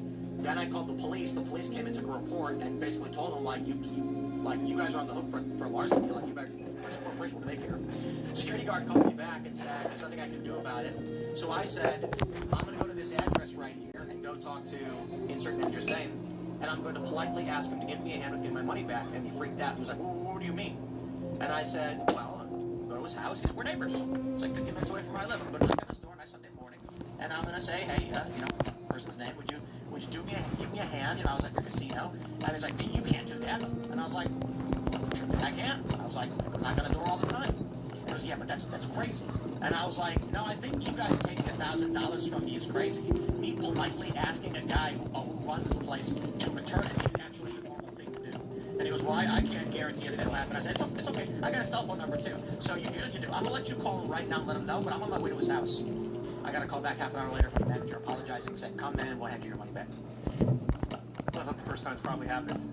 So I actually think it's a big scam. The slot guys told me it actually happens all the time, but it's usually $20. And when the people find out they're missing $20, they just pull the $20 out and hand it to them and walk away.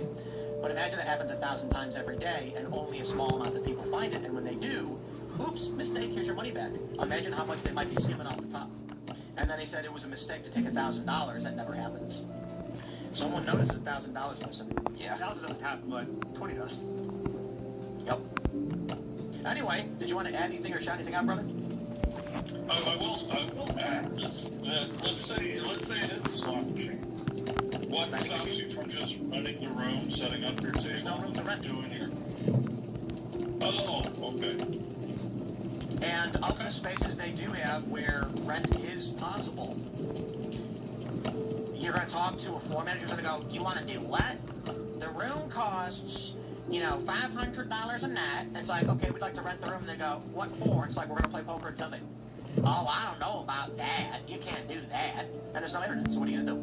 How are you going to set up internet for cameras and a computer and bring that in when they're like, you can't? So. Okay. Yep. I wish. If anybody wants to follow me, they can do so.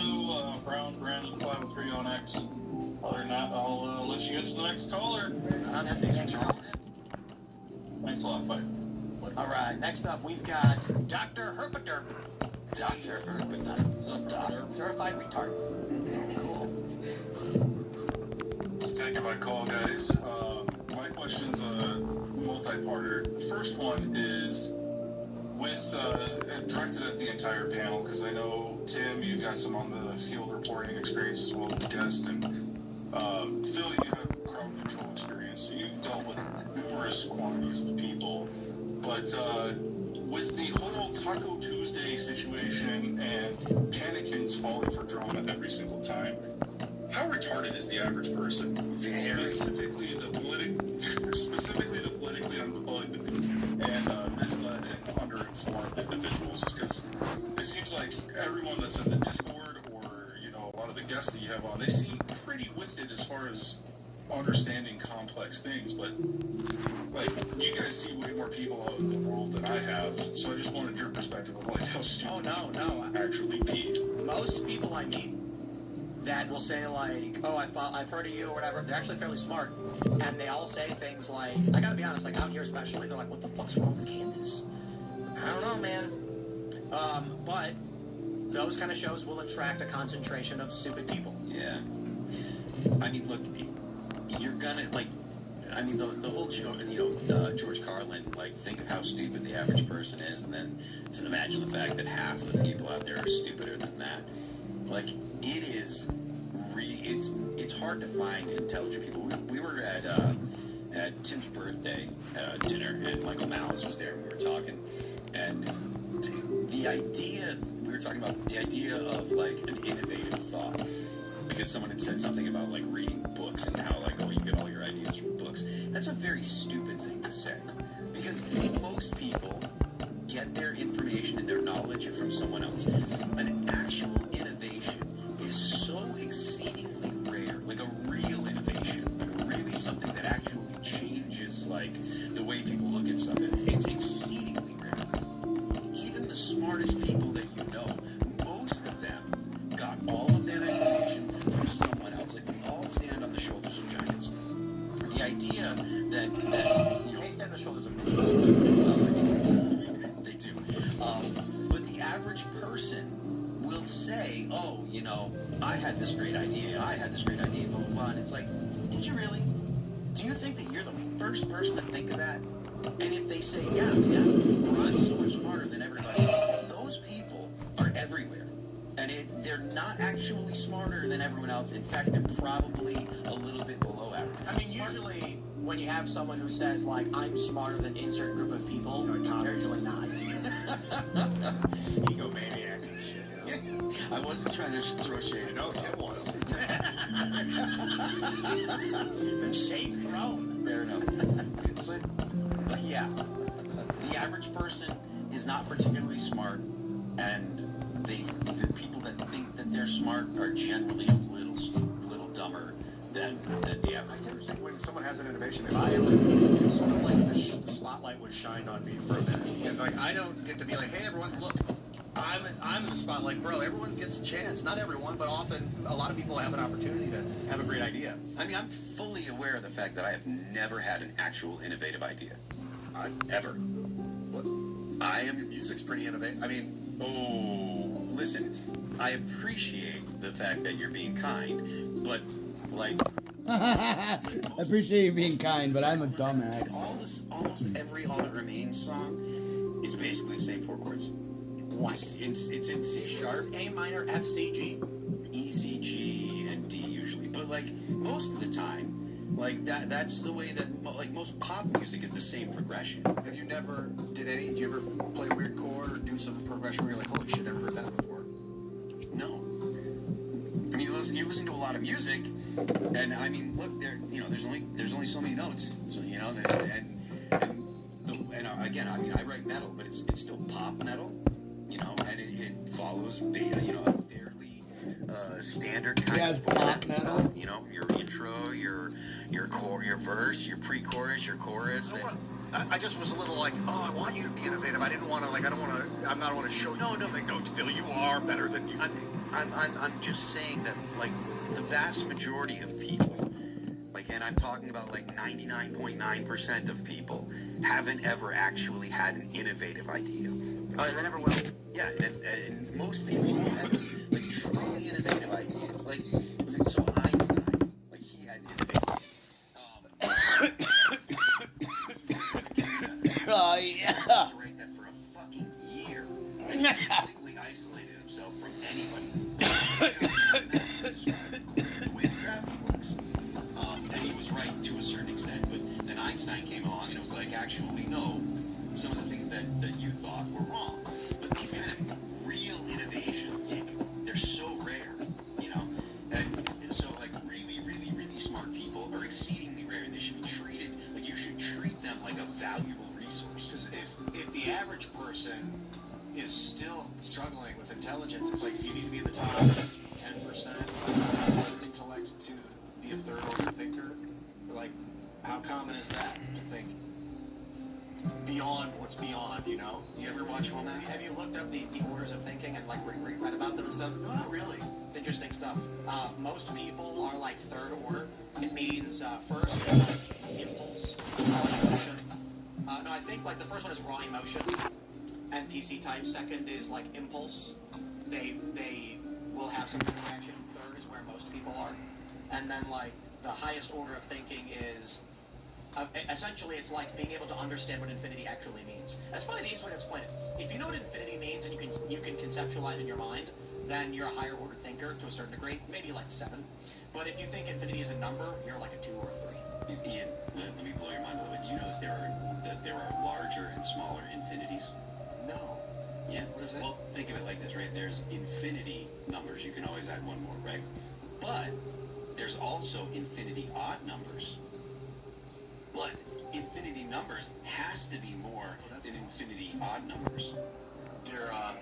That's like all the vortices in nature. What you're talking about, all the protons that are spinning around other protons. There's just like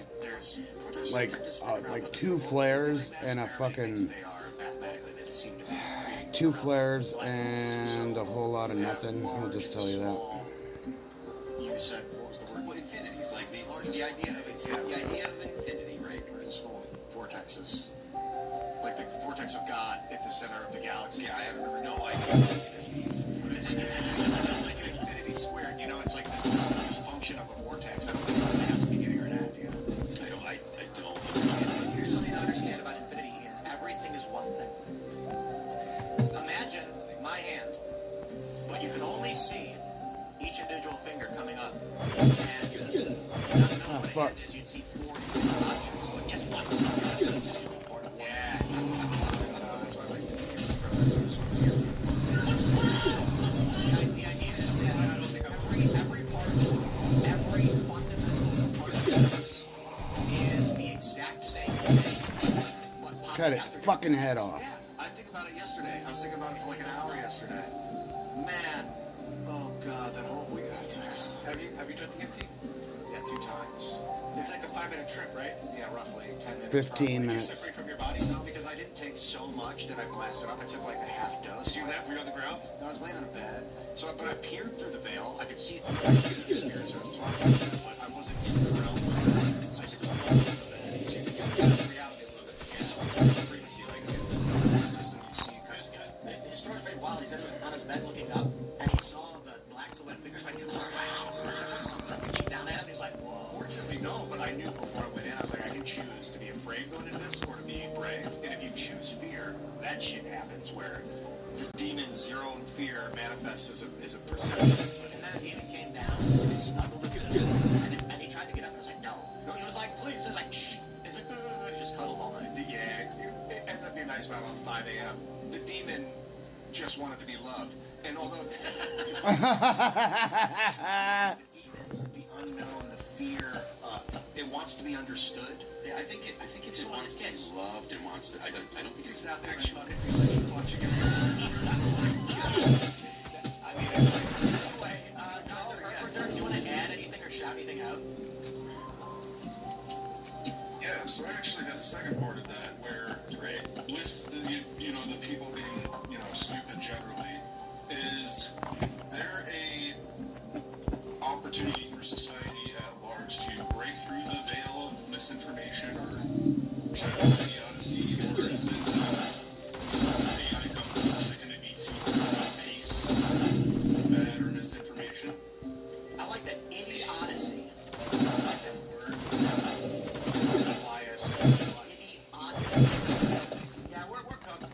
here we are. Listen. When we're talking about AI porn bots, you guys don't understand. Like, it's not that you're going to design a porn bot. It's that you're going to turn it on, and it's going to be some hot chick, and she's going to be like, do you like what you see? And the guy's going to go, nah, your tits aren't big enough. And she'll go, how big do you want them? Like, I don't know, massive, like, retarded big. Like, possibly fat milkers. And then she goes, Possibly fat milkers. and she's going to be like, Jesus. like this. You're like, I love it. That's what it's going to be. If it's the cyborg real girl, you mean in front of you, real machine? No, you're going to be on watching an AI thing. On an Oculus. Because you're going to have real cyborg women that are going to be like, amp you up, girl. I love you, Jack. I'm going to take you, and you're the fucking man. You're going to get the girl. You're going to get her tonight. She loves you. Remember that. Once that happens, who's going to like date real women at that point? Don't date robots. Don't date robots. It doesn't matter. You can't do anything about it, bro. There's some fat guy in the world right now who's just thinking, I just wish someone would say, I love you. Yeah. And then you go to a woman, you go, hi, would you like to, ew, and he's going to feel like, and then he's going to be sweaty and, like, nervous. Then he's going to go and he's going to have his computer, and there's going to be his big anime wife with 10 years, and he's like, oh, he's baby sad. And he's going to be like, I'm going to put on my flashlight right now, and you start talking while I do it. That's the future. That's the future. That's the movie Idiocracy should have been about. I can't deny it because how porn kind of from the internet in the late 90s. It really did though. Same with AI, probably. Same thing with VHS tapes. The reason everybody went to VHS, because cassette tapes or VHS video, is because the porn industry decided to use VHS. Oh, over Betamax? Yeah. I asked people were like, I'm buying a VHS player. I had asked my parents in the 80s, I was like, they were like, Betamax is better technology, but VHS got adopted. I was like, why? They're like, that's just how business works.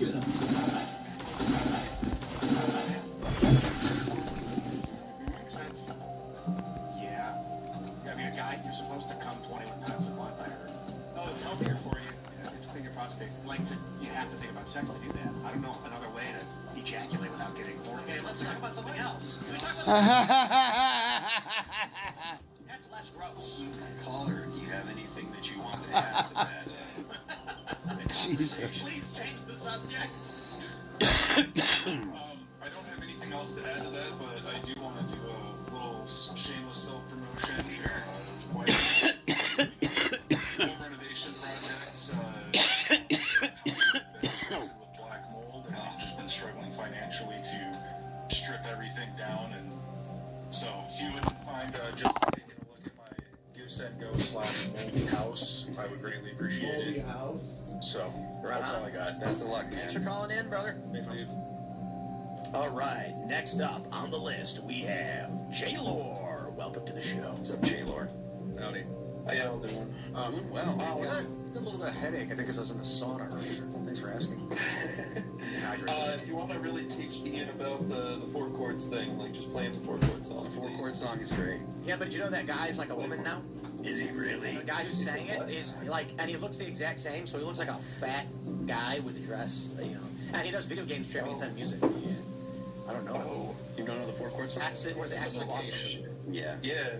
Is it the guy that says all these hit songs have the same four chords? Yes. And you're like, Yeah. it's three guys, they play, and the main guy in the middle, the fat guy. I don't know that they're actually the same four chords, because I think that They're not. what they're doing is what?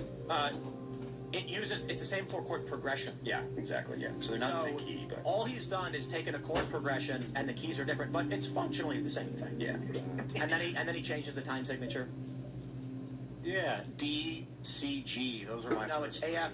It's AFCG is the chords that he uses. AFCG. FC is the most top 40s are AFCG. F to C, dude. I love just playing around with F to C. I don't even bother barring it. I just play barring. Yeah, I don't bar the top fret with the F. I just play it. You know, I'll give you an example. I'll give you two examples. I'll give you two examples, boys. It's 1, 5, 6, and 4. Here you go. Positions.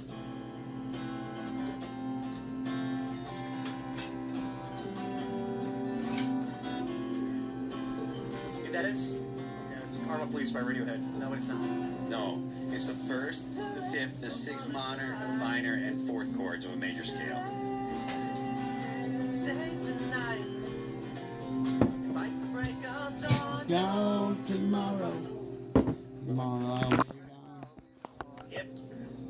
anyways, my question. So I just sent in video to Carter over Tim just busts out some fucking guitar solo. What do you think of the housing situation in California after the fires 1 year later? I linked a YouTube short to Tim Cass News and Brad and a whole bunch of other people because somebody has to say something. They're ticketing people for having RVs outside their home, which are completely hooked up legally. And the particular family in the video won their first appeal for their first ticket. They have 3 more in 3 days in a row. Is California just trying to seize property, force people into selling? Yes, they're communists. Insane. This particular family saved their home for the most part. Yep, they're communists. Yeah. At face value, the way that they I'm thinking of Malibu, really. I was thinking about, yeah, the way they mishandled Pacific Palisades. Yeah, they want to like repurpose the homes and Well, yeah, they want to do it. Public housing. We were talking about this, right? Like, right as it happened, we were like, they're not going to build, because Gavin Newsom was saying, oh, you know, we're going to expedite permits and blah, blah, blah, blah, blah. And we were like, this is not going to happen. In a year, there will not be any new construction. They could have built all of those homes in a year. Like, all of those homes could be replaced. But it's not happening because of California's licensing laws and Liquid IV. Homeowners that own the land and the houses, right? That's so messed up. I put a tree and they top. can't do anything with it. And whether or Fucking not, top on it. Couldn't find a cap. You probably heard me go, fuck! I went to, I washed up a lid, and I went to put it on it, and it fucking was like, bloop. It was like fucking tiny. Insurance companies aren't paying. It's like 80%. It's like a hat. Yeah, I mean, I'm not sure. I need to come up with a bunch of these. But yeah, like it was. These are molds for like cake or whatever. But you see what this is? This is fucking pure copper. And it's uber thin. Like this is so thin. I could crimp it all down. I'm gonna be using flattening out. I need a bunch of this copper. So we need to find like 100 of these plates because I have to go and press these down and flatten them all out and get all the grooves out of it again. Yeah, it was. So California's too big. It's gonna be. It's a little thing I'm working on. I've got something that's. I need a bunch of conducting material, and that's one of the best conductors. The north is like a wild. But we should split the north of the south and move the south into the ocean. Ooh, the laboratory now reset. We're quadrating that thing, but like the farms are all out east. Then the west is like baby, we get some more of these. The north is the forested area. The south is like the desert. That's something to work on. I'm gonna grab some of these boxes with our why I shut everything off, see our timer's going. So we're gonna be using that timer. Oh, they cut off the fucking gay.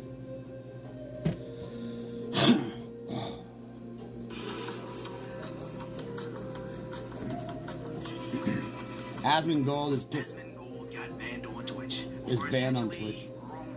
Which is already backfiring for Twitch, as he took to his 4 million subscriber YouTube account to explain. I got suspended last night on Twitch. I end my stream and I get a message and it says that my account has been suspended for 7 days because of hateful conduct.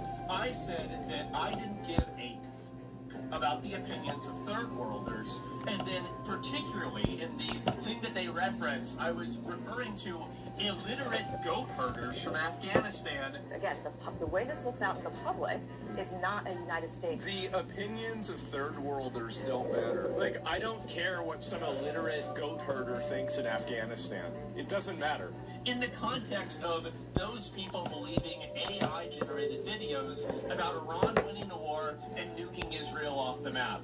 Gentlemen, I would like to confirm that I am 100% right, and you don't either. And neither do they. Because if Twitch cares about their opinions, why don't they apply Afghanistan's opinions to women on Twitch? That would be interesting, wouldn't it? As Asmon's referencing this article, explaining since 2021, they have over 70 decrees essentially erasing women from public life, banning education over 6th grade, employment, and even moving around without a man, which is just the first of many hypocrisies Twitch has. As in the world of liberal censorship, simply saying something is far worse than actually doing it. As this isn't about what he actually meant, We need to go and do some of the shit up there on the islands because I haven't done any of that in so long. I'm right. I said nothing wrong, and nothing I said was against the terms of service. Beyond that, do you even imagine a world where somebody that says that they don't care about what a fat American thinks about the Middle East, can you imagine that this person ever gets suspended? Of course not. He has some woke qualities, but he's nowhere near as woke as Francis. Francis was a socialist. His mother is an American. And I think Americans are gross. Americans do not have a understanding of the world. And so why am I getting suspended? It's more third worldist morality logic inversion that basically is being used to silence me for an entire week. And this might have been the most recent instance of hypocrisy, but definitely wasn't the worst. Since if you're popular enough, you can drive dangerously on stream and get less of a ban than Zach. You can literally toss your cat, and Twitch sits this one out, which is in line with the other high-profile animal incidents on Twitch. Not only that, but the left can call for the actual ending of politicians. If you cared about Medicare fraud or Medicaid fraud, you would kill Rick Scott. Or, arguably worse than Asmongold's comment. We have endured suffering under the communist regime, and we believe that... Okay, you dude. I mean, seriously, you, old lady. Shut the fuck up, you stupid fucking idiotic old lady. With your stupid fucking gamer headset. Who is you harder? America or Ho Chi Minh? My old lady. God damn, dude. Go this refugee, okay? Seriously. As if they didn't have double standards, they wouldn't have any standards at all. But aside from putting people and pets in danger, I want the platform to permit any take, as vile as it may be, as long as it's allowed evenly. If Asmongold doesn't like foreign illiterates, people should know. If Hassan thinks Vietnamese girls that have inconvenient information on how communism works should inhale his front tail, viewers should know that's who he is. But that's the problem with selective moderation on these tech platforms. It's never going to be applied evenly, as a We gotta go up and get some logs and then change that gear. They simply couldn't exist. I had the same experience on my side live stream channel where video covering a riot randomly got tagged and suppressed as sexual content. There was nothing even remotely close to that, but upon appeal and human review, they confirmed it indeed included it. And after reaching out to someone else in the system, they looked into it and said, oh no, it was because of curse words. But that label never got removed, and the channel's growth has never been the same since. All because some human moderator didn't like what I was doing, so decided to apply what's likely the worst label for removal. Not because I was violating the rule, but because what I believe was just making up reasons to suppress you. The same thing just happened to Asmongold, but at least he's already hedging his bets by diversifying his stream. I mean, and here's the annoying thing, right? Is like, well, if Trump nukes Iran, which seems like that's getting more likely every day, then I'm gonna have to go live on Kick and Rumble, right? Maybe on YouTube too. I prefer just to do Kick and Rumble. It's a copyright thing, right? It's a confusing, content creator reason. But like, and then we'll continue uploading videos. And if something big happens, don't worry, I'll be there. You'll have a way to watch me, and it'll be all back to usual. But I would like to take at least a little bit of time and maybe fix a little bit of things in my life and just relax a little bit. Now I personally hope he takes the week off, just relaxes and comes back as a Chad, Gucci'd out in a mansion just to see Hassan try to argue why when Zach does it, it's bad. But the more important aspect is how he recently started multi-streaming to Kick. Just started to get his Rumble channel afloat on top of his 4 million subscriber YouTube channel and his 1 million subscriber Clips page, which every single day, every single clip gets over 1 million views. It seems loosely related, but honestly may be the main reason he got hit so hard only recently, as Asmongold in 2026 has the 6th biggest growth for right-leaning channels, but is the only one that gathers most of his audience on Twitch. And if he's slowly turning Twitch viewers to Kick viewers during the continuing trend of viewership collapse, with even streamers slowly leaving the platform, they're faced with the difficult decision of Do we continue to slowly lose viewership outside the carefully controlled bubble of Amazon? Or do we cut our losses at once? All of Asmon's millions of fans immediately migrating away just to stop the slow expansion of his influence, as his rival Hassan can poke fun at Asmongold's punishment, but doesn't detract from the fact that even his puff piece has him looking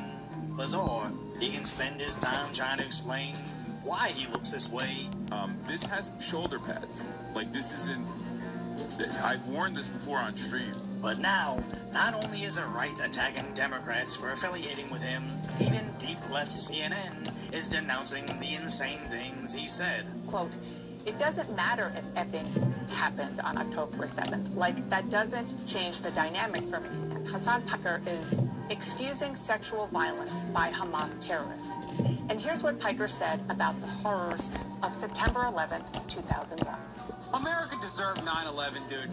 I'm saying. As Twitch's war over politics has been over, viewers used to like Hassan until he probably shocked his dog or was watching big booba Twitch streamers before realizing how pathetic it is. They suddenly had more time to give Asmongold a chance, realizing he's just a regular guy like them and nothing like what the left paints him as. And now their own pipeline has guided their escape from the left's carefully curated bubble of Twitch, Reddit, and the mainstream media, as Asmongold doubles down over his ban, emboldening everybody else to do the same. Let me talk about, like, really how I feel about this.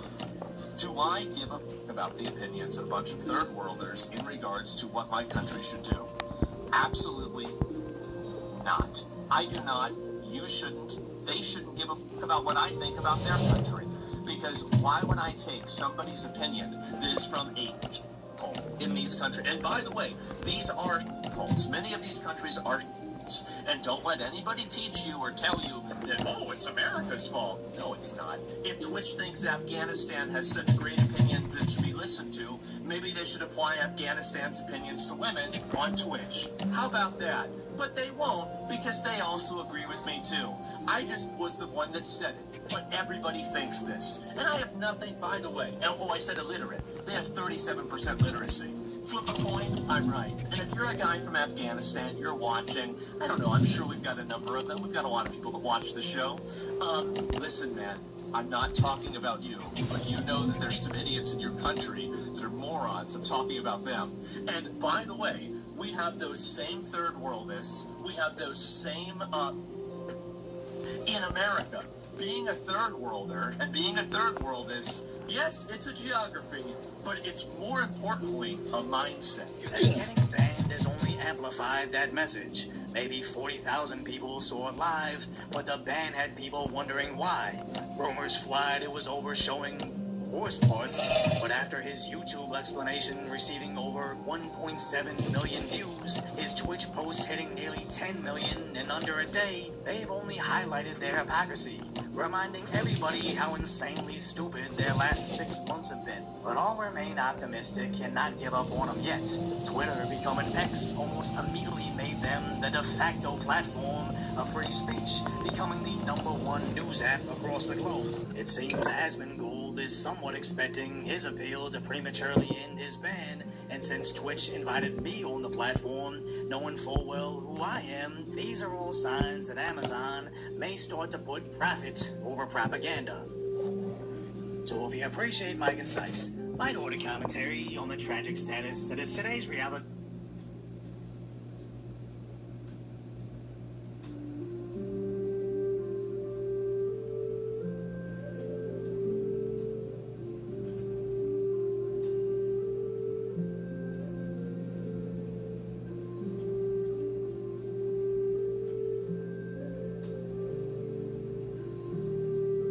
On June 6, 2023, Aaron from Aaron Explores 757, a small TikTok page where Aaron posts footage of his explorations all over the Midwest, along with the occasional snack review, uploaded a disturbing video to TikTok of an abandoned factory he was exploring somewhere in Missouri.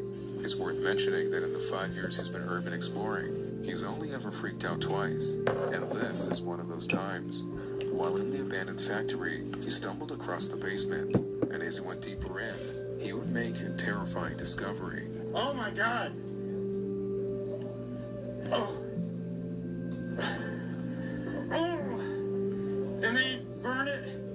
say burn it right there. As he enters one of the rooms, he's met with barrels upon barrels of what seems to be some type of toxic waste. The harsh fumes cause his lungs to burn and his eyes to tear up. Thankfully, he made it out okay, but would return later with the respirator on and two of his friends to figure out what exactly was in those barrels.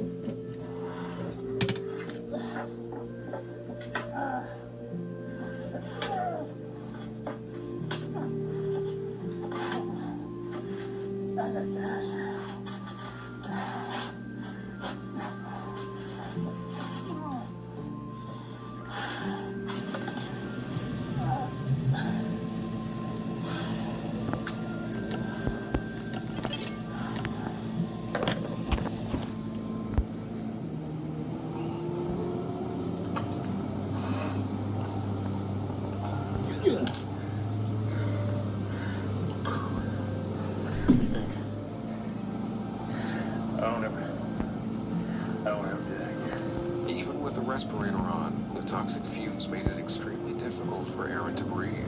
But he was able to get a better look at what was down there, as well as collect samples of the chemicals. And after testing them, he found that the barrels were mainly filled with DHA, PVC, and some lead, which in response to humans can be extremely dangerous, causing a variety of harmful effects like breathing problems, hormone disruption, and even cancer. And with these chemicals not being disposed of properly, Aaron was concerned with the effects the toxic waste had on the residents that lived nearby, especially the children. But unfortunately, the reports he made to the authorities went unheard, as no one took his findings seriously. On March 6, 2022, Chairman Koch recorded one of the most terrifying urbex encounters of all time. On that day, he was in Wichita, Kansas for a bowling tournament. While in town, he decided to go and explore an abandoned pet food factory. Now, he actually visited this location a year before, but he didn't get to explore the whole place, so he went back hoping to find something new, and he sure did. It's still wide open here, man. It's too crazy back here. I guess for the second time, we'll start in this building. He entered the property the same way he did last time without any problems, but after going through the spots he went to before, things would get tense when he entered a new room. Yet another area I never saw on my first trip here. It's a ring 1500. Looks pretty stripped. No wonder I never saw this site really. That sounded way too loud to just be wind. He kind of forgets about it, but decides to check out one more room before leaving. And this is where it goes downhill. Uh-oh. There's a car right there. I can't figure that should be too much of a problem for me, though, because the way I'm going to go out is completely circling around here. Like, they're coming in the gate. While looking outside, he spots a car at the gate surrounding the building, but doesn't take it too seriously until the car enters the property. Yeah, if I'm going to leave here, I'm going to need to know exactly where he's headed towards. He takes this as a cue to leave and tries to figure out the best way to exit without being seen. Now I'm really concerned. He's going to go around where I can't see him. Oh God, someone's right out there.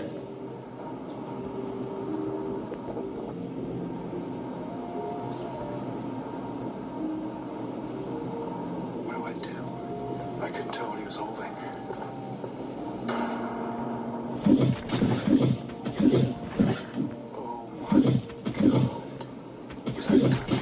While making his way out, he suddenly hears a loud bang that he immediately concludes is a gunshot. This makes the idea of being caught way more horrifying, and now he really doesn't want to be seen. No, don't make sense. No. The worst thing is I don't know where he is. Thinking he might be in the clear, he exits the building, and that's when this happens. Whoa. Oh, it's just me. You scared me to death. Get over there now. What? Sit down. Put them on. Got it? Okay. So I put them on, you put them on. Take your pick. I've never put them on. Here. Put them in front of you. That way you turn in front, okay? How what's going to happen is the police is going to come, and then you take your name and they'll get you for criminal trespassing. It's nothing these days. A lot better than me shooting you, isn't it? That's what I heard. Yeah. What you shoot at? Shoot. See people, I shoot at them. If they run, you shoot. There you go. Now be cool, nothing will happen, okay? Alright. Shot one side of this place. I'm not gonna shoot you.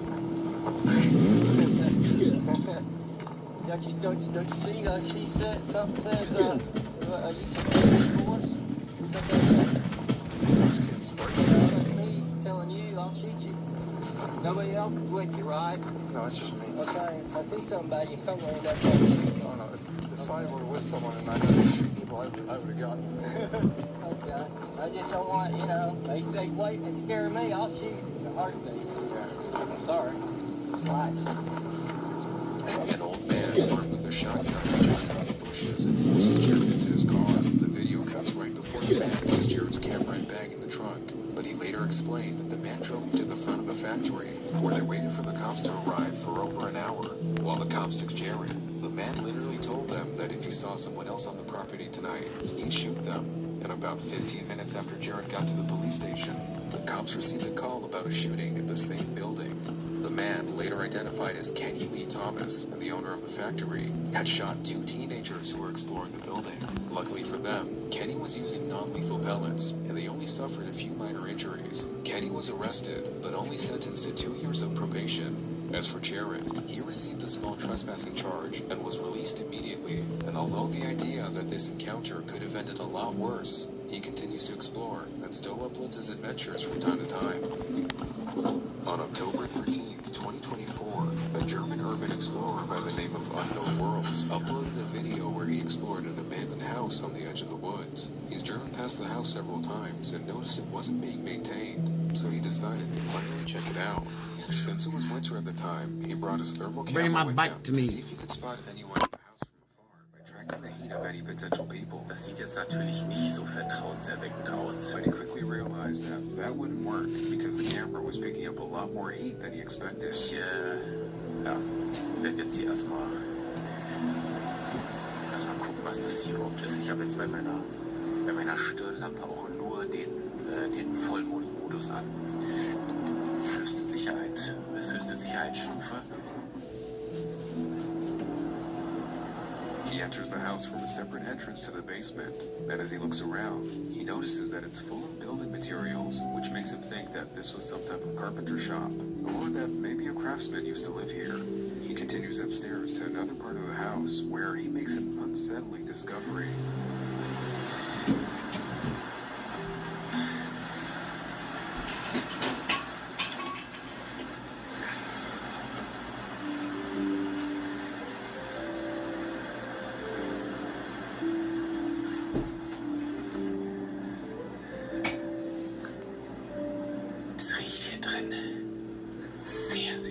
Danach, dass hier jemand wohnt.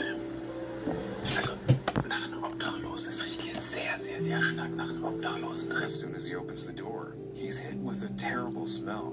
At this point, he's convinced that there's someone else in the house with him, so he pulls out his thermal camera again and quietly looks around until he hears something coming from one of the rooms.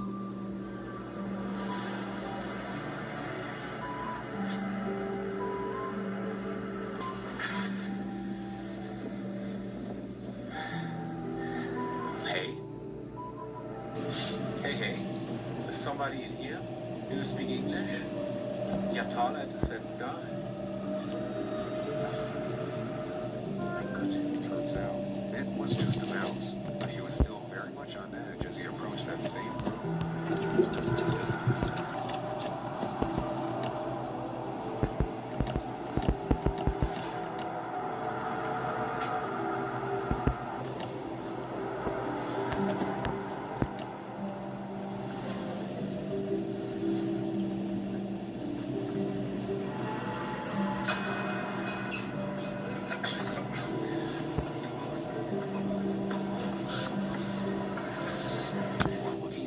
room. He spots someone inside the room, peeking their head out and staring at him. Immediately, he runs out of the house in a panic. What makes the whole incident even creepier is that whoever this person was seemed to be watching him before he he entered the house. He didn't notice it at the time, but as he was inspecting the home with his thermal camera, the figure can be seen peeking at him from the window. Thankfully, he made it out okay, but he later realized that whoever was in there was most likely just a squatter. This is a more cryptic video than the others. It was uploaded by Gorilla Hog Tortilla, a channel that only has 6 videos and doesn't really have a theme. It starts off with a man doing graffiti in various parts of an abandoned building in the woods, then suddenly cuts to him walking through the forest later in the night, presumably somewhere around the building, where something strange happens.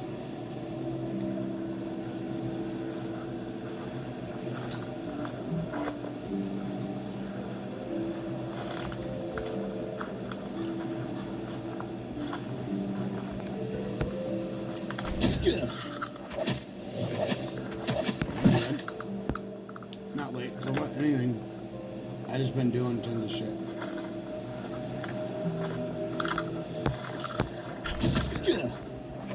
Eating salami.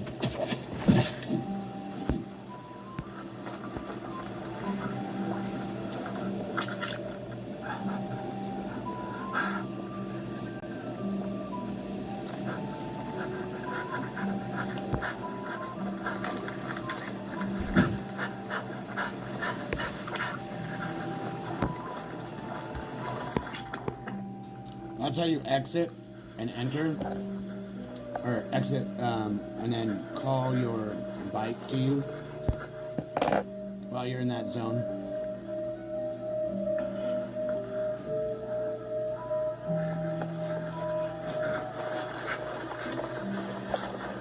He spotted what seemed to be a person on the roof of the building, and whoever it was starts chasing him. But the really unsettling thing about this is the way the person moved. Somehow, they swiftly floated off the roof with ease and continued to glide across the ground as they chased him in a way that didn't look human. The person then stops chasing him and glides away into the woods, and as the man recording slowly backs away, the video ends. Again, there's almost no context to this video, and the user never uploaded anything even remotely related to this incident, so we might never know who or what that was. Derek, a biker from San Bernardino, was out for a ride, and on his way back home, he had an idea. Dude, I want to explore that abandoned house so bad. I'd love to go and check it out, but it'd probably be a really bad idea to do that. Oh, there's a driveway for it right here. Dude, you know there's probably homeless people up here. Oh my god, this is cool. Ruben, let me I do.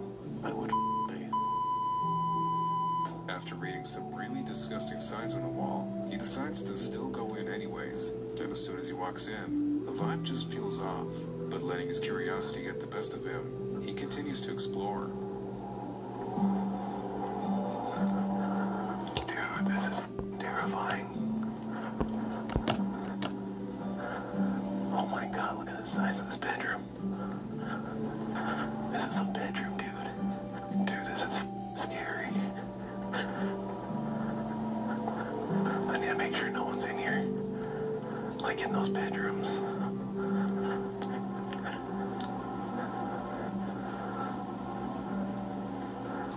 Dude, this is how horror movies start.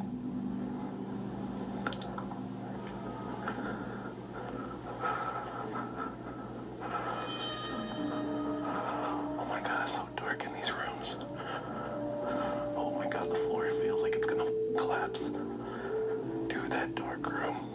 I kept feeling something was gonna jump out at me. What's down here?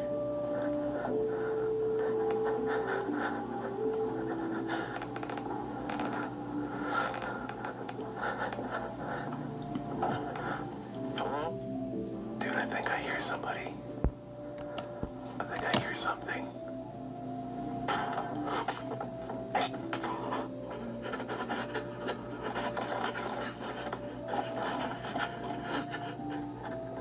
After explaining how he felt like someone was watching him from one of the rooms, we gotta grab our floppy also. He hears someone throw something at him. He runs out in a panic immediately, but didn't notice something creepy that happened to him earlier while he was inside, until he watched the footage. While one of the dark hallways, he looks to the left, but didn't realize that there was what appeared to be a face staring at him from the back of the bathroom. Many people believe that the house was full of squatters, or at least one, which probably explains who threw the object at Derek. But something about this face is just off, even though it is hard to fully see it. However, who or what exactly was in that house, and how many of them, will most likely remain unknown. Urban explorers, lore explorers, and obsolete were checking out an abandoned hotel in an unknown location, and while going through one of the rooms, they found signs that someone was living there. It smells like cigarettes and there's a bunch of clothes. Almost looks like a school bag. And then there's a DVD player. Oh my gosh. Can you read this? What does it say? Paul, I'll be back. You can please try and stay at OTV as much as possible because I have the eggs and I don't want anyone going through my stuff. If you come out the tent zipper, it's shut. I'll be back. What? So whoever was living here was with someone else and it looks like they left some messages. This is like a diary of whoever lived here. That is so strange. That's kind of creepy. You see this? Oh my God, sorry.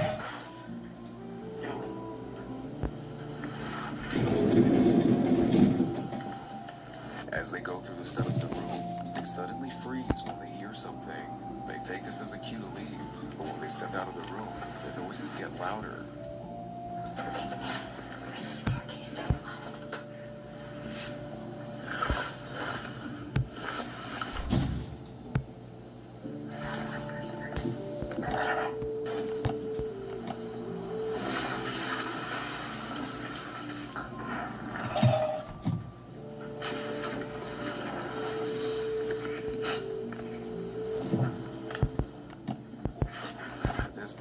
Decide to go back in the room and wait it out a few minutes. And once the coast is relatively clear, they make their way to another section of the hotel and realize there might be a lot more than just one or two people in the building with them.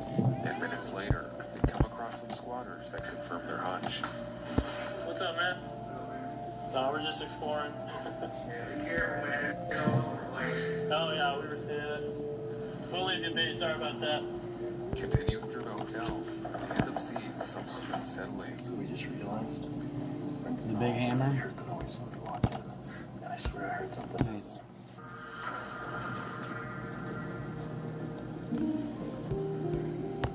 It's always cool to get cool shit. The mods are definitely the thing you need to get and focus on all the way through the whole game. Because if you don't, you'll be fucked. You get this red shot down here. One of the rooms had a makeshift warning sign that read, "Do not come in my room. If you do, just be ready." Not wanting to find out if there really was someone in there with a weapon right or here, booby trap set up. They walk a bit further. This one, and see you buy this 5 stack, you'll get it. And at this point, they immediately turn around and make their way out. But once they get to the room they entered from, they make a disturbing discovery. There was definitely someone in there. We just heard them like 10 minutes ago. Alright, so we went upstairs, and there was like a lantern on in one of the rooms. You'll get one of them. One of the doors said, "Don't come in here." Bro, that was not there. That is a light that was not there. A small lantern, similar to the one they just saw in the other room, was now on the floor right next to the hole they entered from, meaning that someone else had to be in the room just moments ago. It's possible that whoever placed the light there didn't even know they were there, but they didn't stick around to find out, because if they did, with disturbing signs like this in the building, who knows what type of people they would have encountered. We'll see what we get for our raid. If you made it this far, thank you so much for watching. And also, one sec, there's a dog barking, and it's taking forever to record this, so I'm not gonna wait. Just thank you, and also thank you for 1 million subscribers. I still can't believe it. Creepy forest he's been to several times. And as he goes deeper into the woods to explore, he hears this. I'm not sure if you guys ever seen the Blair Witch Project, but damn, this is just giving me Blair Witch Project vibes. Super cool. I'm just being lost out here. It feels like this would never end.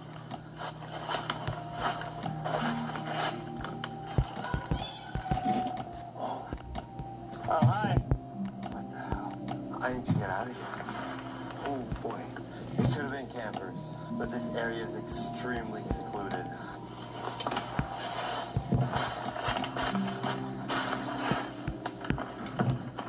Damn it. I need to find camp. I'm completely disoriented right now. Always trust your gut feeling. A woman was taking care of her horses when suddenly they all started acting strange and running away. She was confused until she began hearing a deep wailing sound.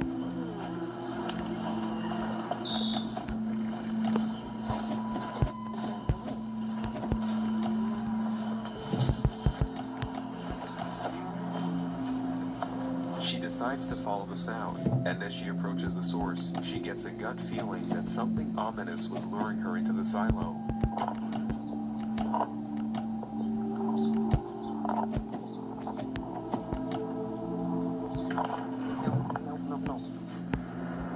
She was home alone when she heard this. This woman was home alone with her cats when she heard her own voice calling her from right outside her room.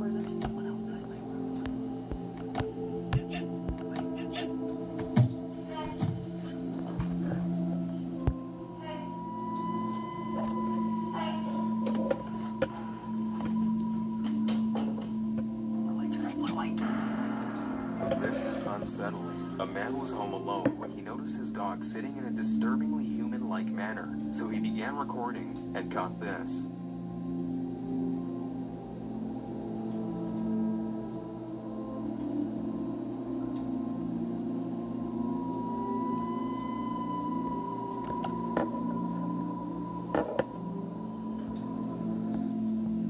The second his dog realizes she's being watched, she immediately switches to a more dog-like position.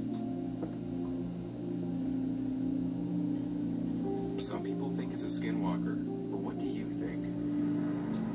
This guy and his friend were in the outskirts of Montana when they came across something strange. It looked like a man in fur.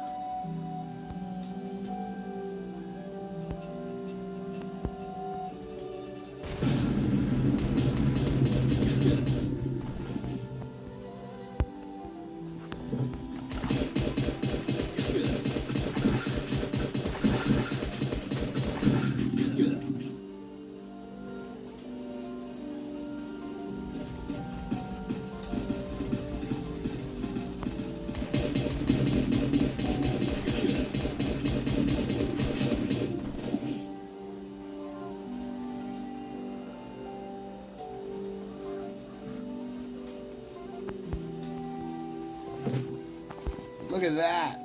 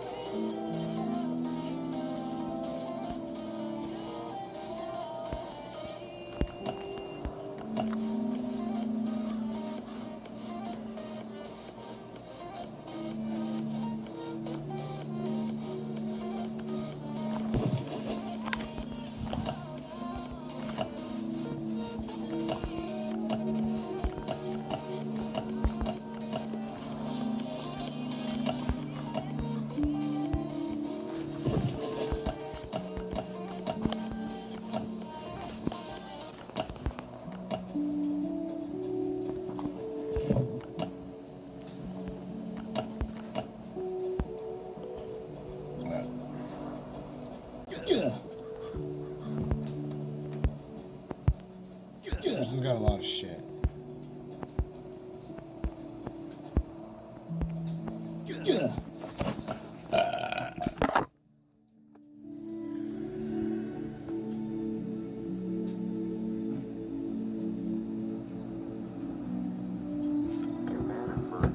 Something disturbing about the way it moved and spoke. What do you think it is? How you doing?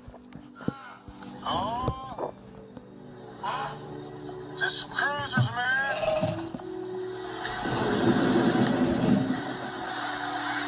That's crazy shit. Just crawling out like it's goddamn. What's up, dude?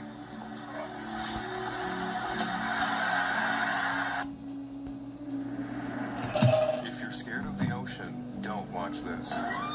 This deep-sea fisherman has heard and seen some unexplainable things while out at sea. This is crazy. I heard it. I heard it. I hear it. And recently, on a fishing expedition, he saw this. At first glance, it doesn't look like anything, but if you look closer, it still kind of doesn't look like anything. But if I pause the video right here, you can make out something in the water. Some people think it's a mermaid or a siren, while others say it's just a dolphin or a manatee. What do you think? What they saw at the end made them leave right away.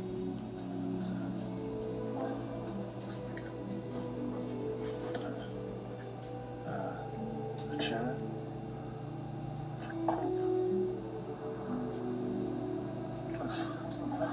This dust doesn't get on me.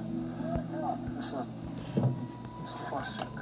This writing looks almost exactly like the writing that was on that garbage. This is weird. It goes in one direction, then immediately goes in a completely different direction. On edge at this point, he struggles to fall asleep, but once he does, he's awoken by something that gave him chills. I heard somebody down by the shelter. It did look like a single guy. He had a headlamp on. I looked back behind me, see if that light was on. I'm just gonna get out of here. This is why you should never go caving. These guys were exploring this dark cave using a map that was made in the 70s. And everything was going great until they came across a passage that was way too narrow.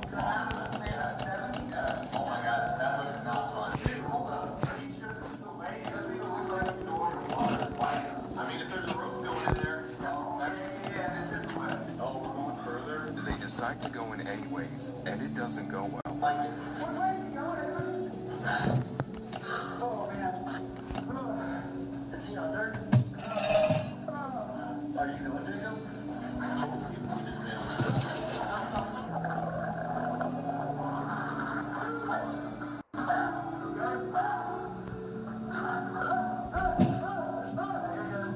One of the gamers has a panic attack and freaks out, but luckily, they were able to calm him down and got out safely.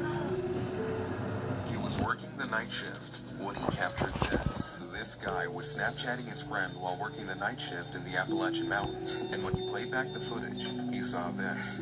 So, I was walking through here, and whenever you get right here, you can see something behind me. Yeah, I'm just about to work, and I feel like all day today, I felt bad. Honestly, plus like a little bit, I felt bad. Let's see what our noise level is. I don't know, I just, like, I feel like I need to go to the doctor, but like I'm constantly just like nauseous, and I don't really know why. Like, I have tried to, like... In the corner, a strange figure can be seen staring at him. After watching it back, he locked himself in the office for the rest of the night. He was dirt biking deep in the woods when he heard this. On his way in, he comes across a strange pile of bones. Although creeped out, he went deeper in until he was stopped by a fallen tree, and that's when he realized he wasn't alone. This is where most people would turn around. You turn around, you never get to see what's on the other side. That's where all the gold is waiting over there. Could be missing out what's on the other side.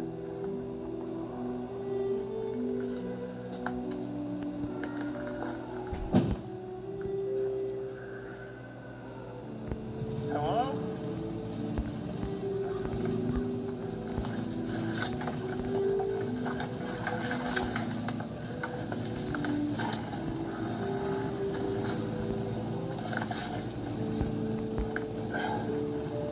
I was out of there. This woman is scared of her parent. It keeps on repeating the phrase, "I'm not gonna hurt you," but then tries to attack the woman at the end of the video. A lot of people think it's because the parrot was abused by a previous owner, but what do you think? So strong. You're so strong. What's the matter? I don't want you to bite me. No, I'm not gonna hurt you. Oh, Yeah. you're so Come sweet. on. No, baby. What's your problem, darling? I love you. I just said, I think we just need some time before we do that, okay? See, that's it. What's the matter?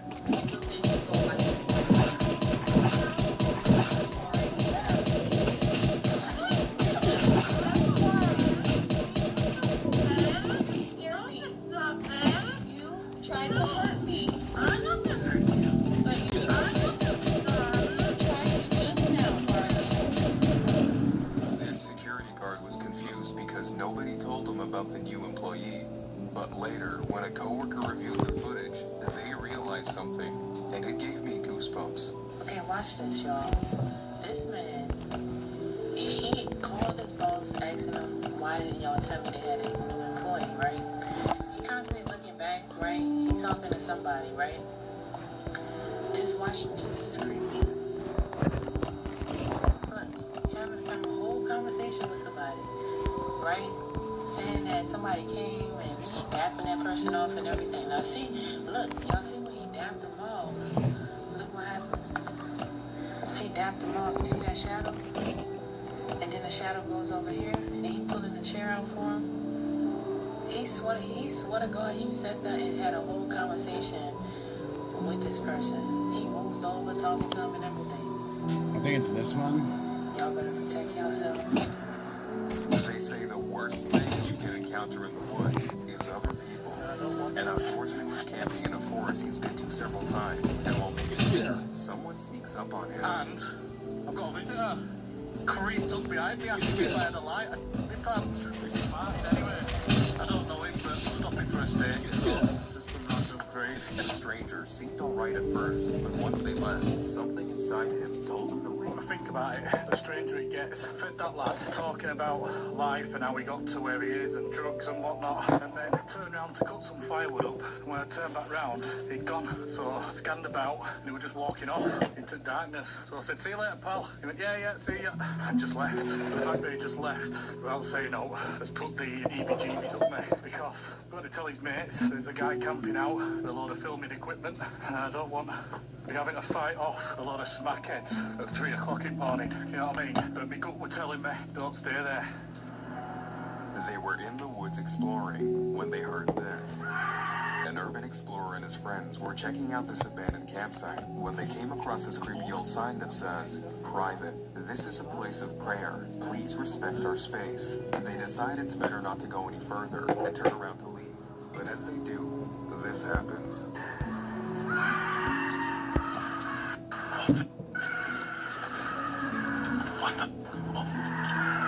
Alright, so we got a fridge, right? Hello? We got a level 1 fridge. Hello? Hello?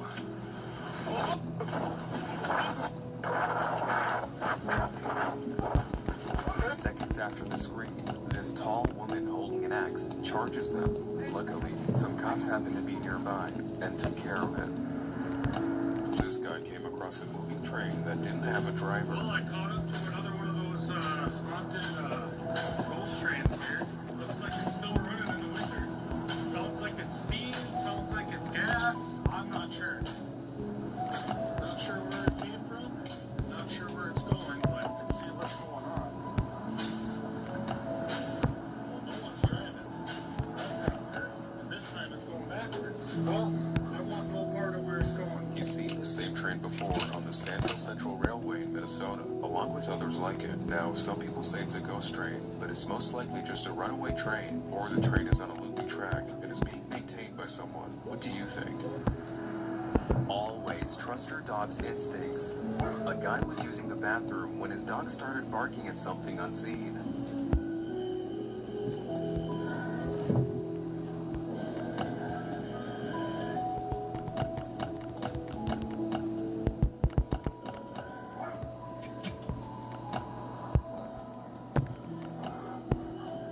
Whatever it was, his dog did not want it around and was trying to protect him.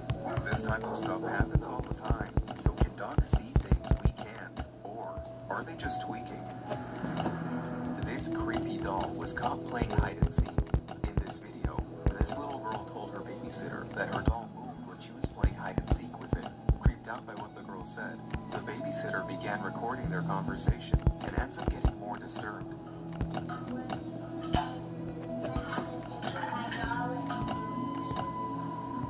You said it moves? Yeah. This doll? Yeah. Wait, what? When does it move? When you play hide and seek?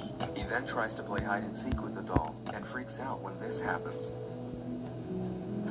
Oh my god. Sadie, you scared me. He brushes it off, but later, in the middle of the night, after putting the little girl to bed, he hears noises coming from the living room, and this is what he sees.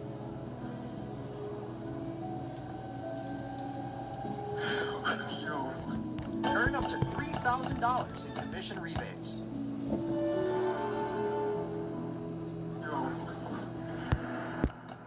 This security guard saw something horrifying. While working alone one night, this guy saw and felt something that he couldn't explain. He says that he saw it move by the store entrance, and at 3:20 a.m., he tried to catch it on camera, but he couldn't at first. Then, just as he was about to give up, he saw this. Clarito, clarito. Ya lo vi otra vez. A ver si alcanza a ver. No, me da miedo ir. A eso que se mira ahí. Eso negro que se ve ahí. Ya se movió. ¡Oh! Está caminando, de hecho está que no manches. No manches. Y se sigue moviendo. Se sigue moviendo. Es una persona, claro está que se mire. Mire. No. Vámonos. She felt like someone was watching her, and when she turned around, she saw this. A woman was working at this mechanic shop in Saltillo, Mexico, when she felt like she was being watched, and so she looked around and saw this creepy eye staring at her from inside the wall.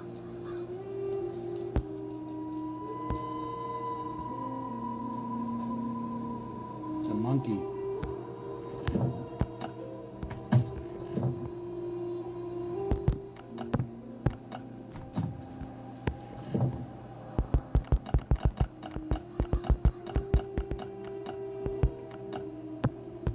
Whatever it was, it didn't move or make a sound, even after she tried banging on the wall to scare it away. It finally disappeared after 5 minutes, but they still don't know what it was or where it went.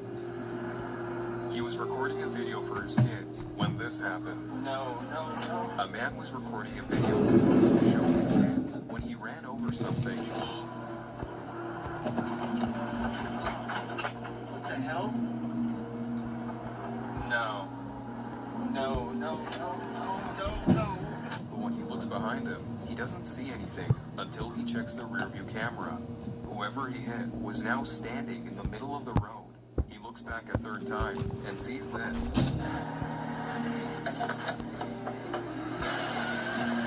A figure can be seen approaching his vehicle quickly, and that's when he books it.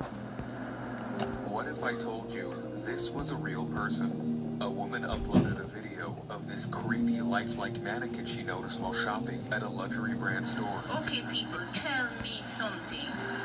So this is a store in Paris, and this is a mannequin that they say they made this shit and put this in the store. This boy look like somebody dead and bound. Look at his hand. His hands is as real as mine. This is friggin' serious, I swear. If anybody have this guy missing? People pointed out that it looked an awful lot like a fashion designer who recently went missing after he accused that same brand of stealing his work. If anybody have this guy missing, please. This is crazy. I've never seen anybody look so friggin' real. How you can have this man in the store sit down? Look at that shit. You see? It might be a coincidence or something a lot more sinister. Always trust your dog's instincts. These guys and their dog Bear were exploring this abandoned farmhouse when Bear suddenly started barking and came running downstairs. What's wrong with you? Just started barking randomly. Found some rabbits.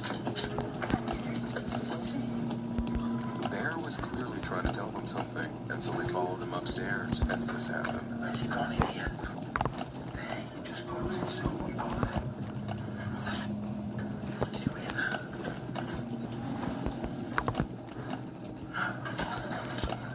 Just run down those stairs. Absolutely terrified at this point, they check Bear's GoPro footage, and it's disturbing.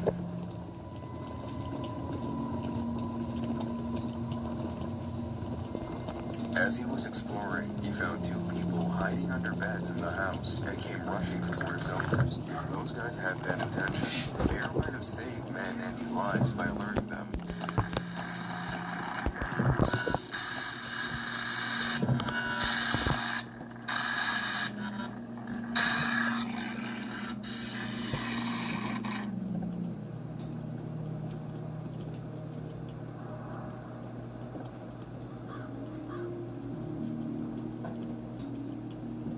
In 2009, a group of teens were exploring this abandoned mansion, trying to find a cool place to hang out throughout the summer.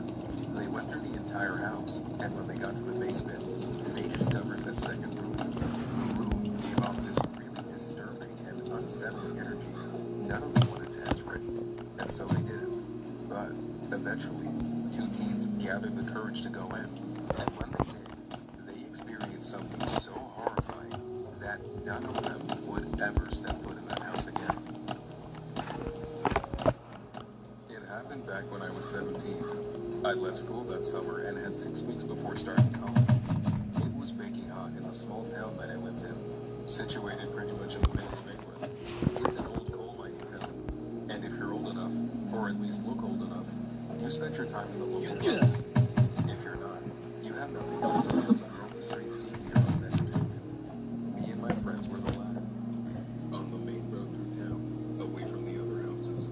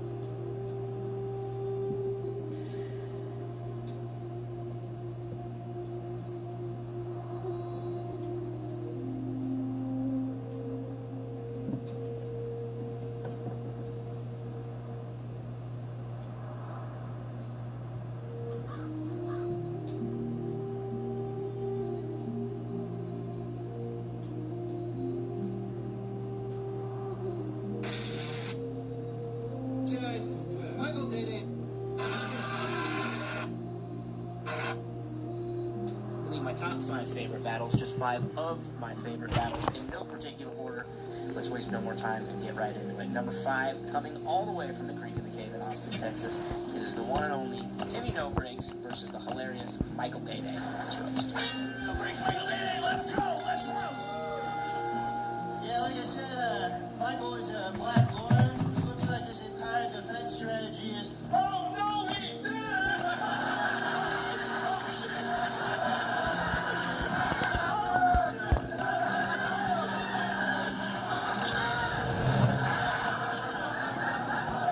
It works.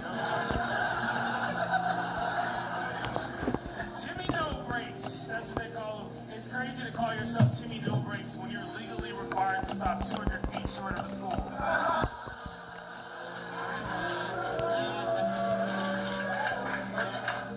Hearsay.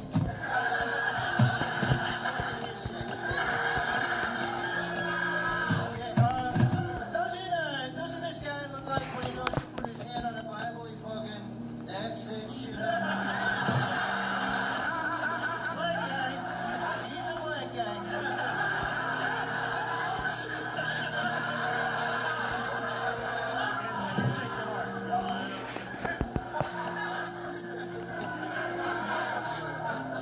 Oh boy, Timmy No Breaks. He says he's all gas, no brakes. Yeah, I think your ancestors would have really loved to not have all that gas.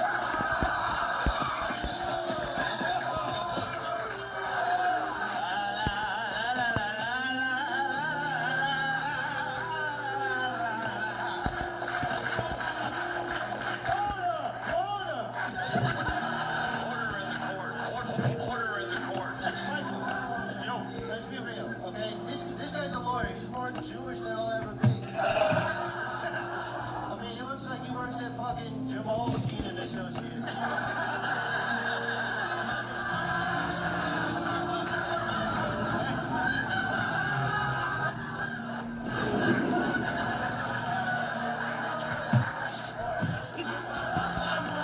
Especially my dad's from.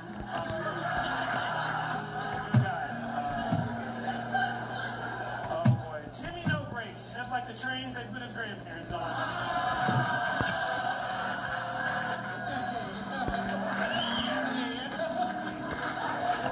Timmy looks like the last thing a hooker sees once she's still alive.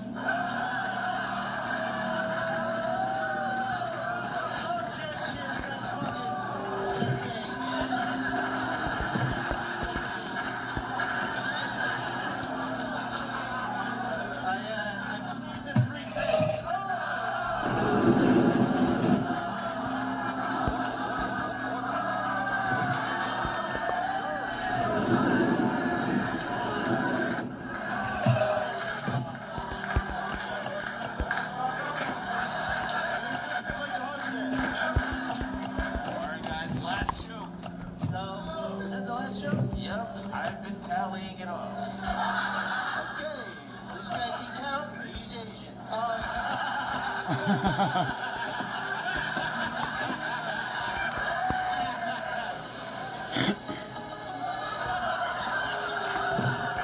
Play that again. That's my shit.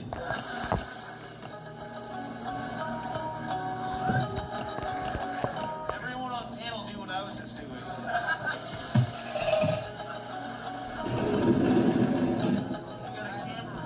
There's another joke. One last joke, guys. Okay. Guys, all jokes aside, Michael Day is a good comedian. He just put out a Don't Tell special. If you guys don't know, Don't Tell is very selective.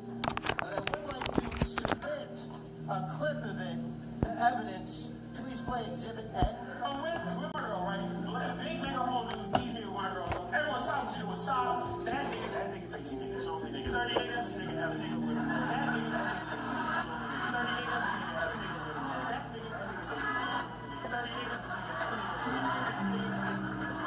That nigga chasing niggas. 30 niggas,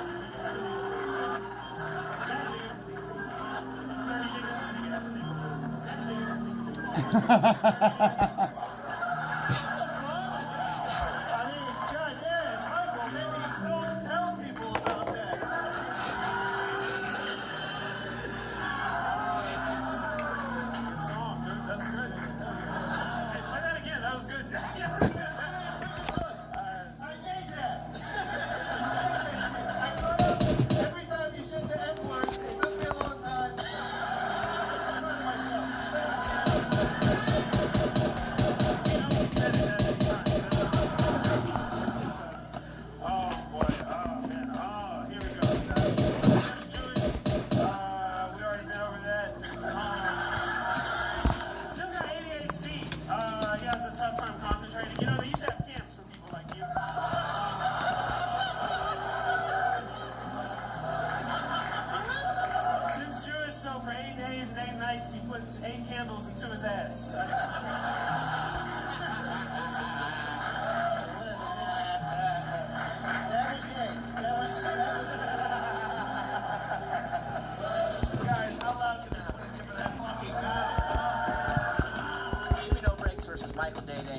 that was the battle that actually inspired me to want to do a producer's picks.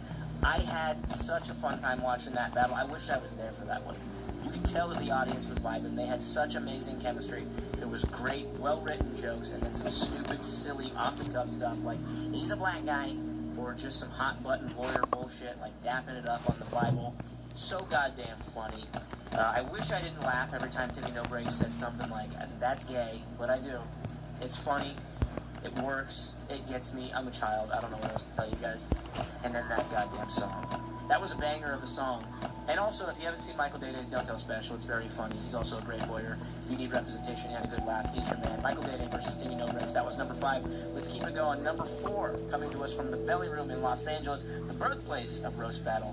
This one features one of, if not the most controversial figures in all of Roast Battle, so you might find this to be a controversial pick. But I'll tell you what, I was in the room for this one. That's the kid from fucking Sopranos. It was so goddamn fun from Look at introduction this. to the end The of kid battle. from I'm only gonna show you Sopranos the is battle, right but from fucking introduction here. to the end of the battle. This one was an absolute heater. This is Reed Clark versus the notorious The Herm. Alright, we gotta make this quick. The Herm has to get back to stabbing Ukrainian refugees on the train.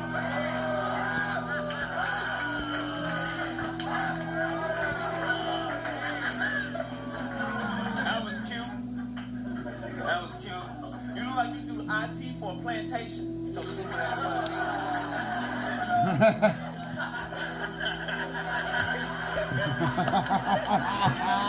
I'm here to work. You didn't need the act out. It's fine. Just joke alone. Guys, keep it going for boys. I'm grown up. The Herm is actually, thank you. The Herm is actually very talented, a very talented writer. He even writes poetry. I have one of his old ones. If you don't mind, I'll read it. Roses are red, violets are blue, sugar is sweet, and Cassie is just as guilty as Diddy. She should be locked up too. That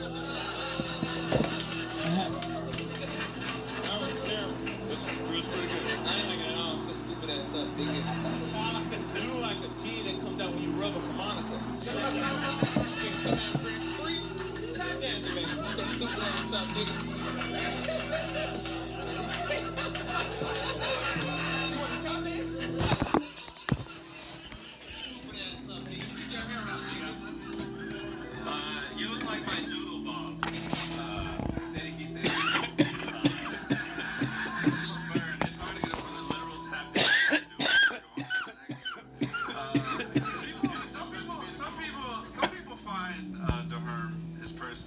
Some people find him intense because that's where he lives in the tent. Oh fuck. You got the nerve talking about somebody homeless, nigga. Or in the tent. Nigga, you look like a homeless Will Smith. You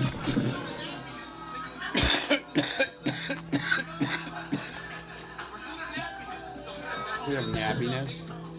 You look like your spirit animal, Jive Turkey. Spirit animal's a jive turkey. The Nutty Professor.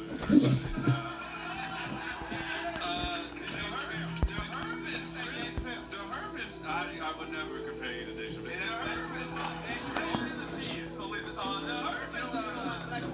The Herm is really shining out here in LA. He's doing his thing. You guys can catch him coming up. He's going to be in a Skid Row production of Osmosis Joe Ice. He's going to be playing Bacteria. The Herm, or like the germ. And I just mean that. It didn't do good. Just stop. Yeah, let me finish. You know, let me finish. Unhand me. So stupid ass up. You kept on going, though. That's right. The Herm likes to call people ugly. Like, it did not work. Sit down. Chill for a little while. Pick your hair out. Pick your hair out.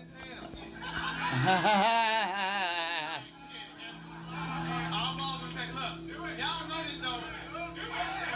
I love my hair though, you know what I'm saying? let her smell it. You look like every Christmas you give all your white friends the nigga pack. Now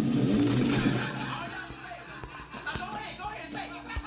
Say it to my face. So stupid. It's about to be a real fight after this. I cannot. You look like an extra in an Arrested Development news video. Alright, I knew they wouldn't get it. Alright, that's it. just had his face for... What? What? He named the reason the hard R. The stupid ass up. This nigga like he played all his harmonicas with veins on them. He plays a harmonica. I think he reused that. So stupid ass up. Frederick Ugly. I think he reused that vein joke. Okay. Frederick Ugly. The first one didn't do good. You did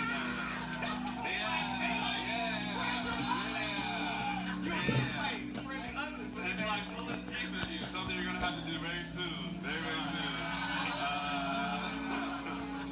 You reused that vein joke. I think to really put the hack in. That's not good. I liked it. They liked it, and I liked it. Your opinion doesn't matter.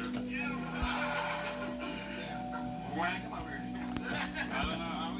Y'all wanna do another one? That last one good though, so you might want to do something else. I know. You did 3 of them that wasn't funny. You know what I'm saying? So make it good. They're pretty good. Come on, Kevin Durant mouth. Where your chin at? Kevin Durant mouth. Where your chin at? I don't know how. Why is there a puppy on the edge? It's like he misspells words when he talks. I don't know how he does it, but I can tell like he's misspelling what he's saying. I don't know. I'm one of the good ones. I'm stupid ass. I can't explain it though, but you don't know your body yet, nigga. Herb, you look like you done underground rat fights. You look like you told switch in front of black people. Number 4, that was the Herm versus Reed Clark. I know, controversial, belly rib show, the Herm, yada yada. I'm an LA comic. You guys can sound off about my bias in the comments. I don't care. That was fun. Again, I was in the room for that, and I can tell you right now that was a fire-ass. From intros to outros, that battle lasted, no joke, like 30 minutes.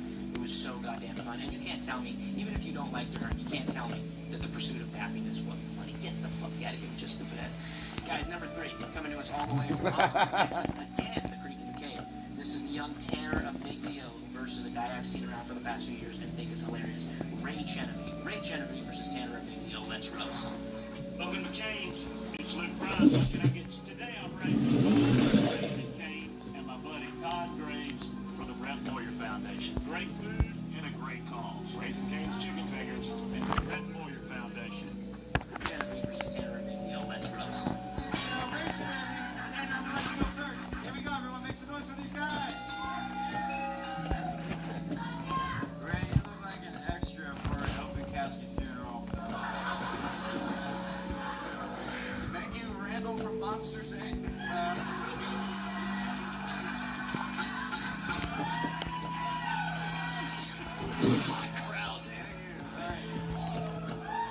Tanner's dad has cancer, which Tanner says is totally mid-bro, for real, for real. On God, literally, because he's going to hell because Tanner's gay. Oh, fuck. Is that how that works?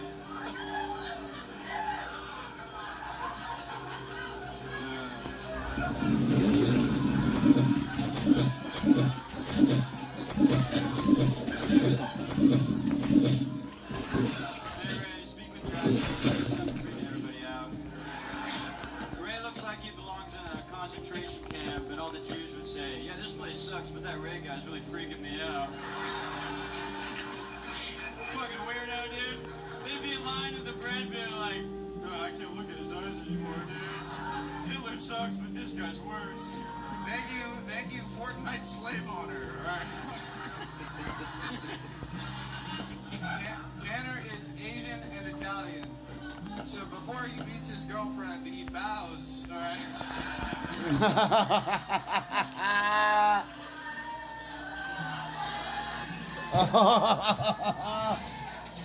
You should see what I do before I go on your mom, dude.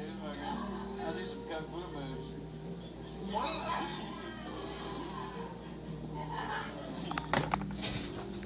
Thanks for being here.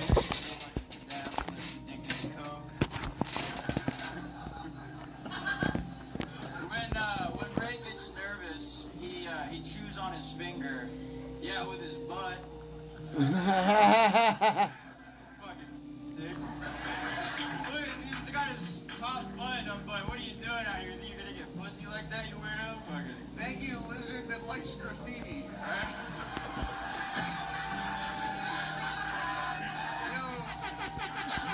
Yo, you look like you have to fuck under a heat lamp. Alright?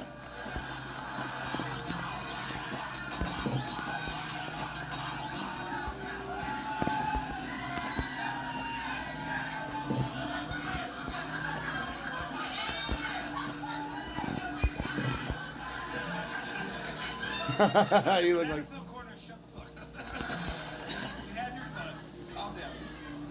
Alright, Tanner, you're through. Oh, okay. Thanks for being here, Ray. I know you gotta beat an owl in a staring contest later.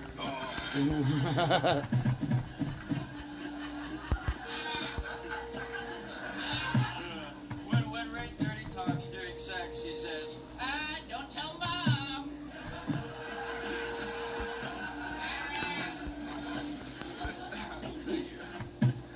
Look, Tanner looks like when he calls his friend, he goes like this. What's up, baby? How you doing?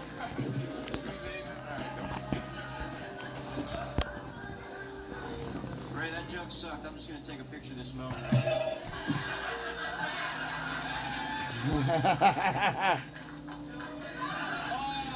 My digger, you stealing my bit! You're stealing my bit!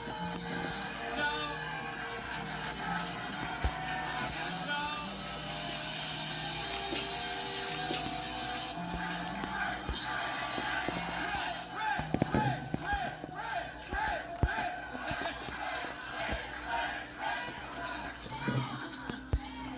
There's also been a your mom joke. Stealing my bit! You're stealing my whole fucking joke! You got your ass, dog. Alright, that was fun, guys. Give it up. Don't stop it yet. I don't think that's fun. I have one more. Alright, we'll do one more, everyone. So he's Asian and Italian, right? This is my impression of him. Ready? Hey, I'm bad at driving here. Hey, I'm bad at driving here. Now you come to me on the day of my daughter's foot binding. That's great.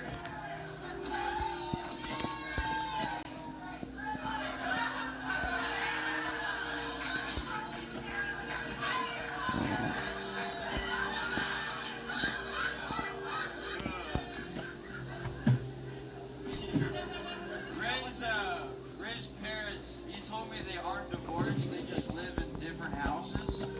Yeah, keep dreaming, kid. Oh, fuck, whatever. Fuck you guys. That was number 3, Ray Genevieve versus Tanner Amiglio. Another very fun, very silly battle out of Austin, Texas. Not that I care, but really breaking the stereotype that we've gotten from Austin comics over these past few years. That, again, is what it's all about. Ray Genevieve on stage, in the moment, having a great time, being stupid, being silly, really enjoying the environment. If you're doing that, you're having a good time, the audience is going to get on board with you too. Some great jokes from Tanner Amiglio as well. Great battle from both of them. Tanner, you are correct. Ray does have big, dumb, creepy, weirdo eyes. So good on you. Number 2, coming to us all the way from the state of New York. This is the one and only Shelley Gruenberg versus everybody's favorite wind-up toy, my man, Dan Wicks. Let's roast. Alrighty. This is a fun battle between Dan and the twin he ate in the womb. Dan grew up chinless and Catholic. Where did the priest rest his balls?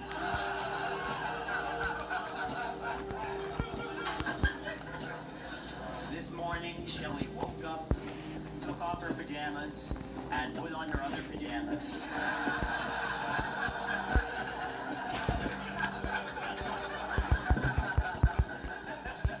These are her nice pajamas. Usually she saves them for her uncle. Fuck. You're just jealous because my uncle can touch me and you could never fuck me in a million years.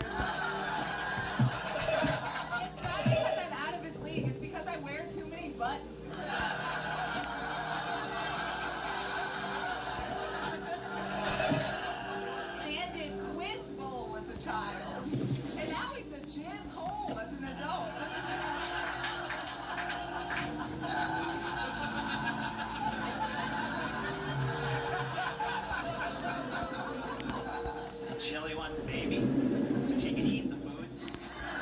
Shelly looks like she loves baking. Her baby in a hot car on summer days.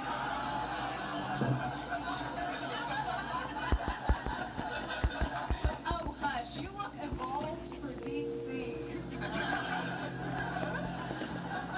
Dan studied computer sci at NYU Polytechnic. But he looks like he studied a neuter guy at UGLY Polyamorous.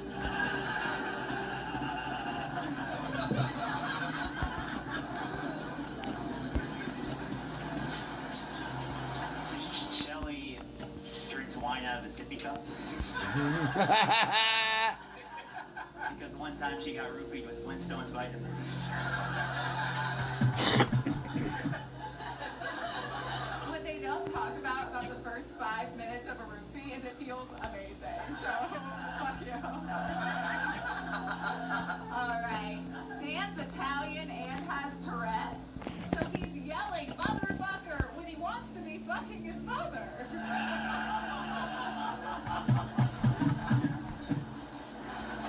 You ever notice how girls are quirky but boys are...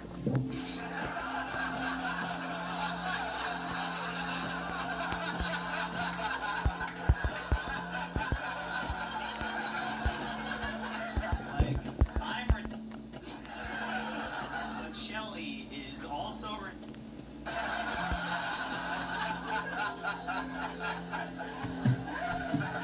Alrighty. You said you're a vegetarian. Not true. You clearly have a healthy helping of Asperger. Alright. So, you had sex with a transgender lady and then crashed your moped. What is with this guy and having gang accidents?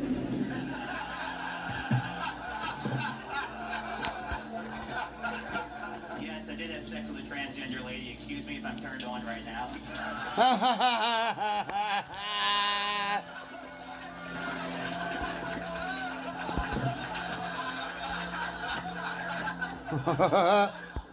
Shelly got boobs in the 3rd grade. It's very hard to be an autistic 8-year-old with tits. But Shelly's been doing it for 20 years.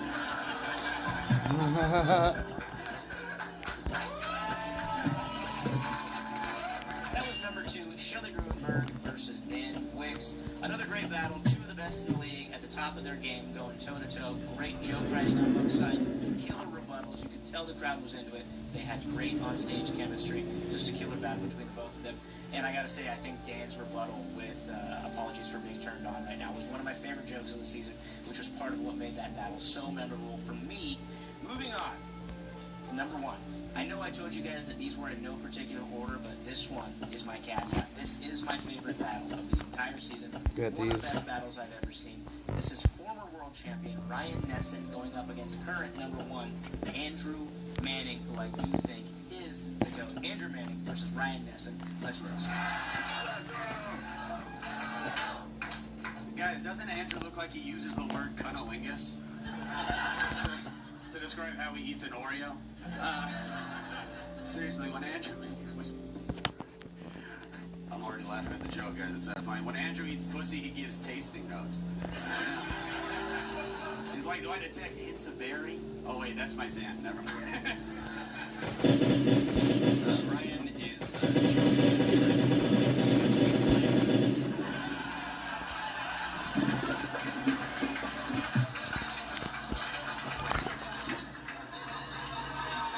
Ryan is Jewish and shredded, like the Epstein client list.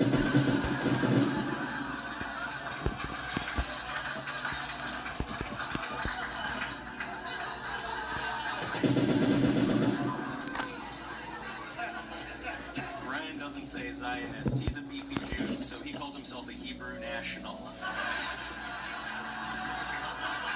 The guy loves protein. For dinner, he's voting for a 2-steak solution. Oh, is it? Okay, good. Yeah, Andrew's pretty upset that list never came out. That was the only way his name was going to make the paper. All right, you may recognize Andrew from introducing himself for the 3rd time at a party. Fuck, no, didn't mean to do that.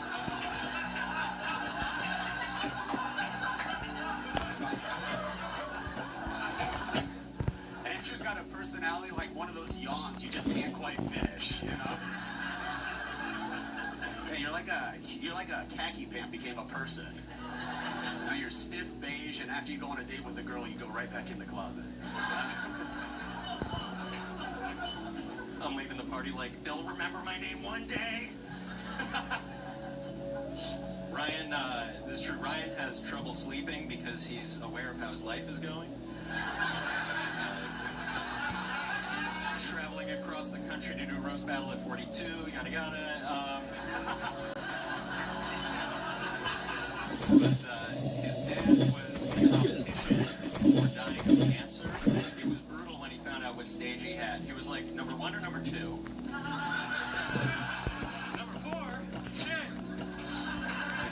Hey Ryan, does this headstone get progressively harder to read as it gets towards the bottom? Here lies who?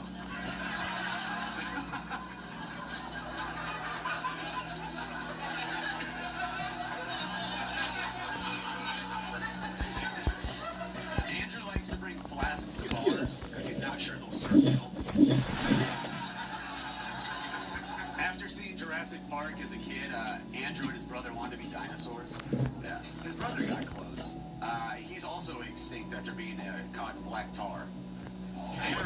Yeah, no. Apparently life didn't find a way. At least my brother lived. Outliving your dad.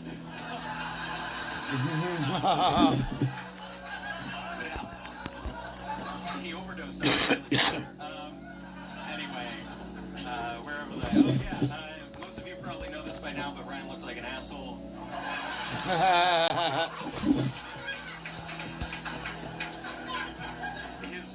His wife is actually... He's Jewish, his wife is Mexican. They met when their tunnels merged. You got your border tunnel in my synagogue tunnel. No, you got your synagogue tunnel. It's a Twix situation. It's a Reese's peanut butter cup situation. But, yeah, they actually got married this year in Mexico. That's how annoying Ryan is to be around. His wife was like, I want to make sure I can still get deported. She's going to be the first person to call ICE on herself. She'll be like, yeah, I want to report it illegal. She's living with a guy who could follow her.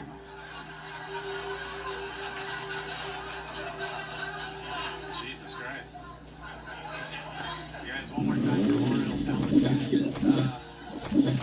October 7th is the only thing that gives him goosebumps. No, you look like Ned Flanders if he was diddly-doodly by his neighbor Reno.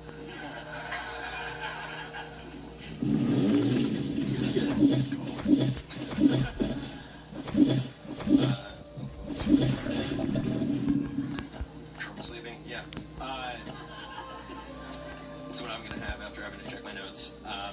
Ryan is divorced. Oh, sorry, that joke is for 2 years from now. Sorry, I got lost. Let's do a joke for right now. Ryan says AA saved his marriage. Yeah, they haven't fought since Alligator Alcatraz opened. He calls her tears ice water. Marrying Ryan actually prepared her to get kidnapped by ICE because she's already been swept off her feet by an anonymous douchebag meathead. Man, I thought you were a nice guy. Turns out you're a nice guy. Last joke. All right. What's your name again? Oh yeah, Andrew. Andrew looks like he jags off to the terms and conditions on Pornhub. He's just like, oh, you gonna do what with my daddy?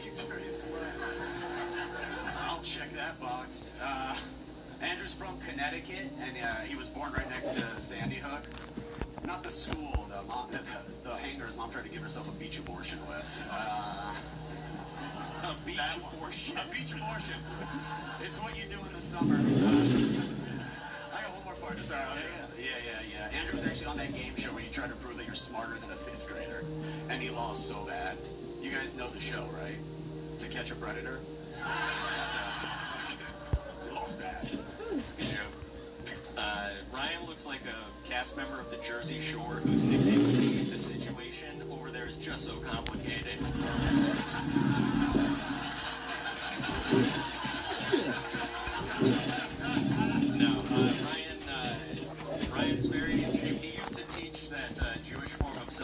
Netflix with the funny name, Litigation. Ladies and gentlemen, big and loud for number one, Number one, Ryan Nesson versus Andrew Manning. Again, two of the greats going toe-to-toe in an all-out war. We've seen that battle a few times on the countdown already. I get the feeling we're probably going to see it again. I believe we still have Joke of the Year and Battle of the Year coming up, and there's no way that something from that battle or that battle itself don't make its way up one of those lists. Great job on both of you guys. Andrew, I think my favorite joke was the horse joke. Literally rewriting the way that you can structure a horse joke. Absolutely phenomenal. We're going to see copycats of in the near future. But there you have it. These are my producers' picks. 5 of my favorite battles from this past weekend. We got a lot more stuff coming up. Stay tuned. Stick around. This is RBL Weekly. I'm Channing Opagata. We'll see you guys next time. Peace.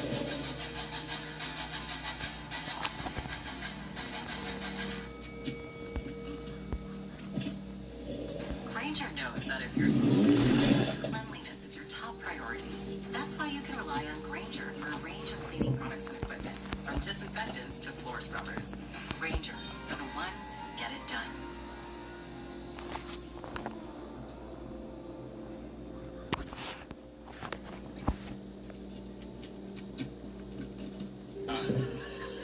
Honestly, Shalaka's not even Indian. She's a liar. She's actually just E.T. when they dressed him as a girl. Except when she phoned home, it was recorded for quality assurance purposes. This dehydrated raisin is Ryan. Ryan looks so old. He looks like he's got a signed copy of the Torah. Ryan's actually 41. He doesn't look like he's 41. He looks like he's melting. He used to smoke weed, but now he does edibles because that face can't be near an open flame. I'm finding out I'm very old looking tonight. This is not good. Jesus Christ, keep it going for Tandora the Explorer.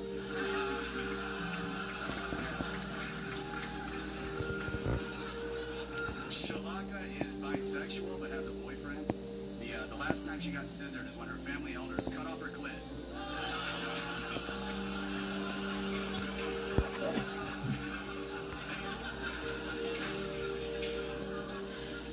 This decaying sandwich is Ryan. Ryan is from LA, the poor part. The only 90210 he's gonna see is the tattoo on his grandmother's arm. That's a good joke.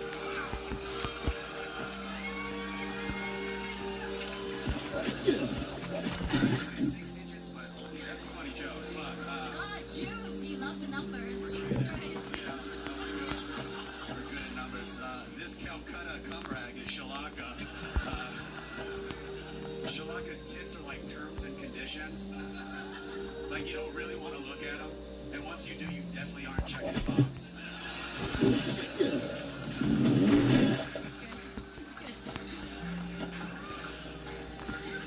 This 2-day-old bread roll is Ryan. Ryan actually has a lot in common with his dead dad. Ryan's dad succumbed to cancer, and Ryan sucks at money.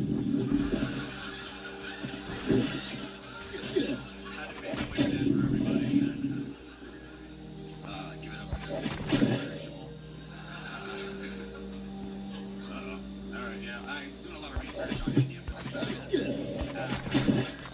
You know, 1/3 of women in India will experience sexual assault in their lifetime, and even worse than that, 2/3 of them look like Shalaka.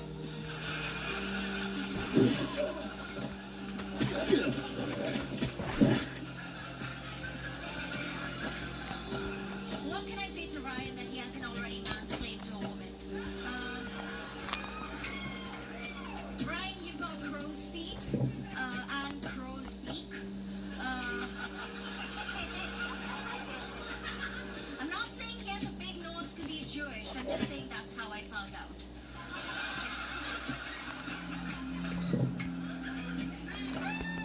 Keep it going for the librarian and porn, where the kids just decide they should read.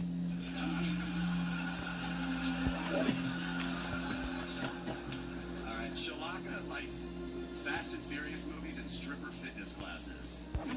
So like Paul Walker, her career's gonna have with her wrapped around a pole.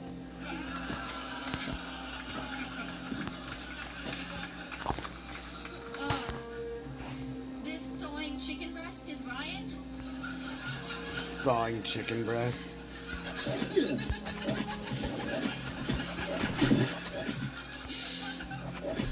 Ryan is so fucking creepy, he can track your period from the smell alone. When Ryan makes up a fake girlfriend, he says, "You don't know her, she's buried in a different grave."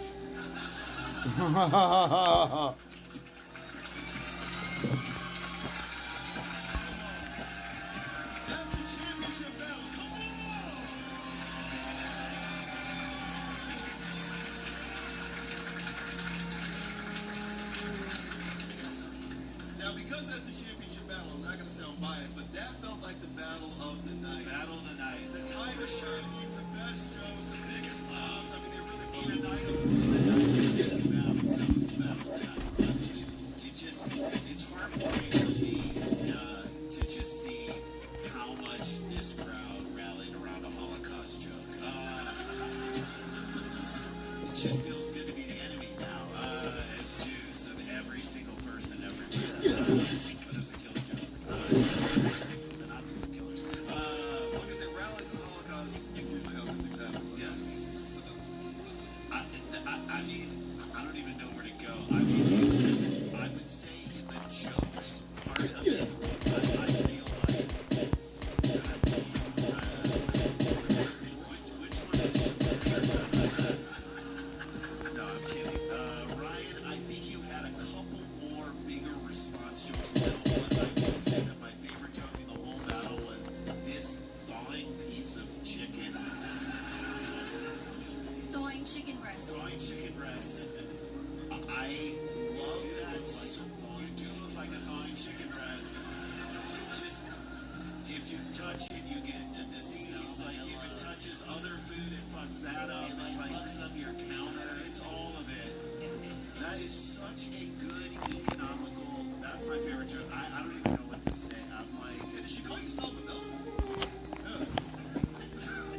I mean, the Pandora the Explorer was pretty fucking, yeah, so that was my favorite, this joke, the intro joke, but my favorite joke of the battle was the terms of your breasts and the terms that, you didn't say breasts, you probably said tits, but like that, I just love that joke because it took its time, it was a hard joke, I just loved it because I thought it was a creative and very, very well thought out, fantastic joke for a secondary battle. I thought that was amazing. I guess I would give it to Ryan on just a couple more bigger jokes throughout, but it's so hard. It was so close. It's really hard for me to do this. You know what I'm gonna say? I want to hear one more fucking joke. I second that. I'm tired of this shit, dude. It's time. I mean, I could say time too because I love both. So you guys have one more joke that you feel. I don't want this battle to end. Do you have one more? Do you have one more? If not, then let's see about this guy right here. He's Jewish.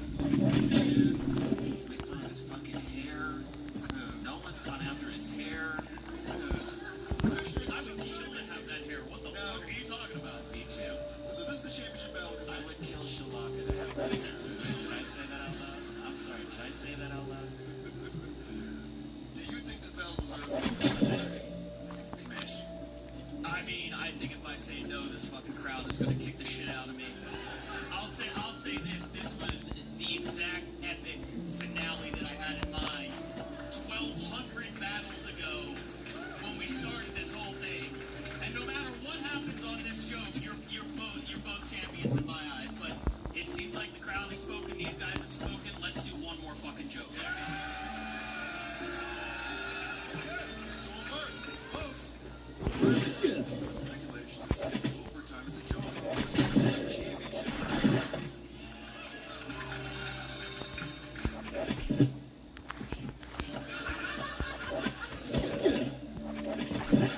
You're first.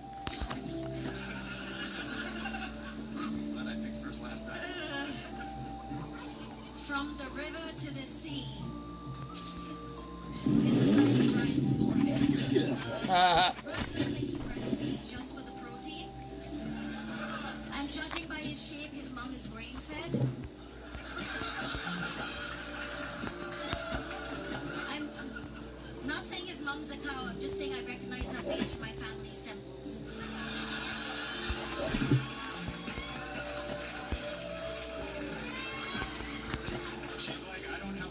joke. I have 7 more jokes. Just like the arms of Ganesha. Can that be my joke? No, I have that take. Shalaka's pretty smart. She's got a lot of degrees. She has a 1st degree in psychology, a 2nd degree in transportation, and a 3rd degree learned from the ass that her dad threw on her for going to college.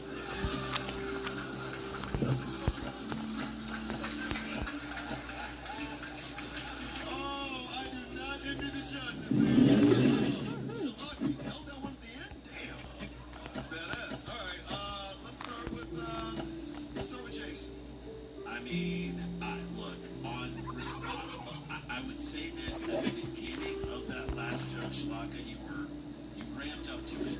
The ending of your joke and the response about calling his mom, I just even insulted his mom. She's not going to be here.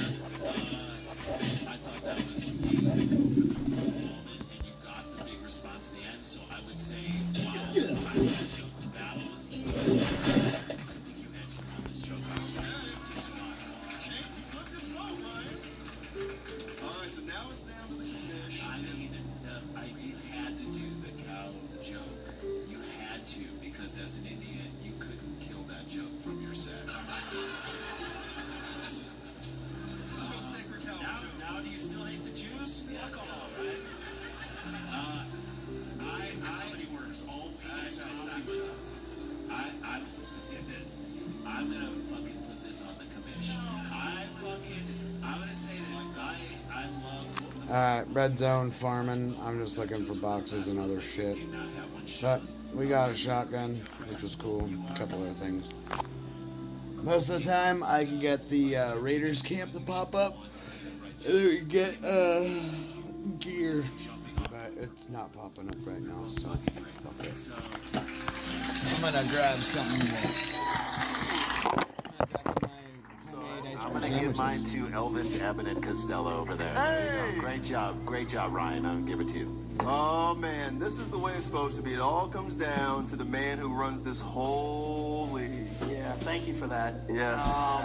Commish. This is the part of judging that I hate because, like, both of these guys nobody deserves to lose this battle, but you have to choose a winner, right? We'll split it. Do that off stage. Okay, if you want to agree to split the prize money right now, we can do that. Shut up, it's not your money. What are you? Who the fuck are you, lady? All right.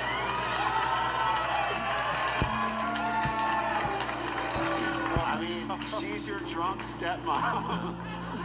Stop. She's my Uber driver. I'm Jesus cooking Christ. It's going to be a rough ride back to Landmark. I'm already giving her 2 stars. I was going to say, Pat, stop. I'm going to cuck that family later. Chill out, all right? All right, so that makes me feel a little bit better that they're splitting the money, and Shalaka, you did not waste your trip, man. 3 trips to Bass Pro Shop, 2 battles, you killed every one of them. The time she scissored, they were cutting off her clit. I'm not sure that's geographically accurate, but made me laugh really hard. Yeah, that's Pakistan. So that's oh my God. I will say this, regardless of who I vote for here, I think the 90210 tattoo was joke of the night and gets the bonus on that one. That was absolutely fucking incredible. Boy, the sound guy was asleep the whole night. He woke up with one sound effect at the goddamn end. Yeah, he's on fire. You'll hit 2 more as you're leaving your tables and paying your checks. Yeah, the mushrooms just wore off, and he's like, sound effects, fuck. Yeah, by the way, we made the boom shakalaka joke, like, what I mean? You just leveled up, bitch.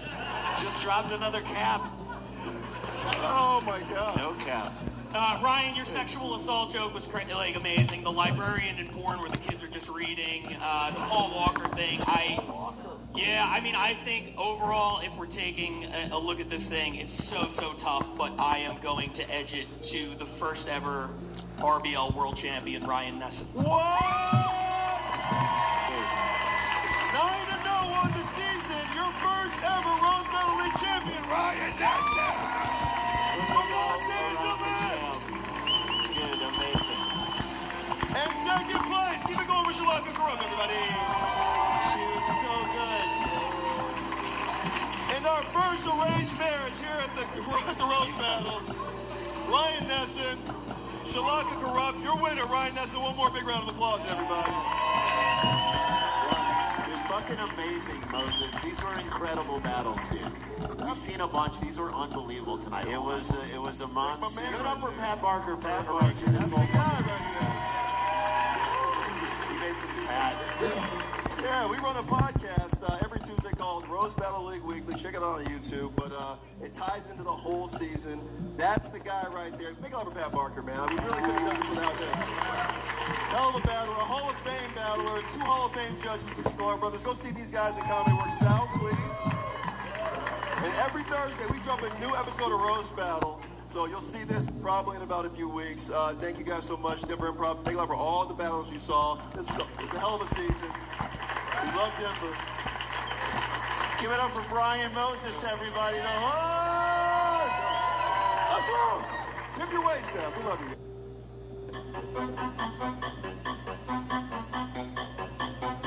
Replacing underground sewer lines used to mean destruction.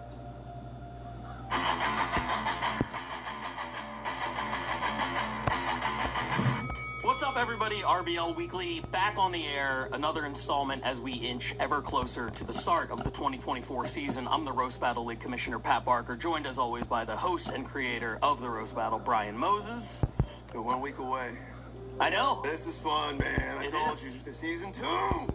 Ready to go. I'm excited, man. I'm excited to get in and start watching some battles, get into the standings, start the MVP race, all that kind of shit. We did our MVP preview last episode. It was very well received with the gambling odds, and by that I mean people were upset that they weren't ranked higher. People were upset they weren't on the list. I knew that would happen. It's part of the reason I did it. You're getting messages from people who are on the list laughing about, like, oh yeah, my friend's not on the list, and they're pissed off about it. I love it. I love the healthy competition. I do too, man. This is fun.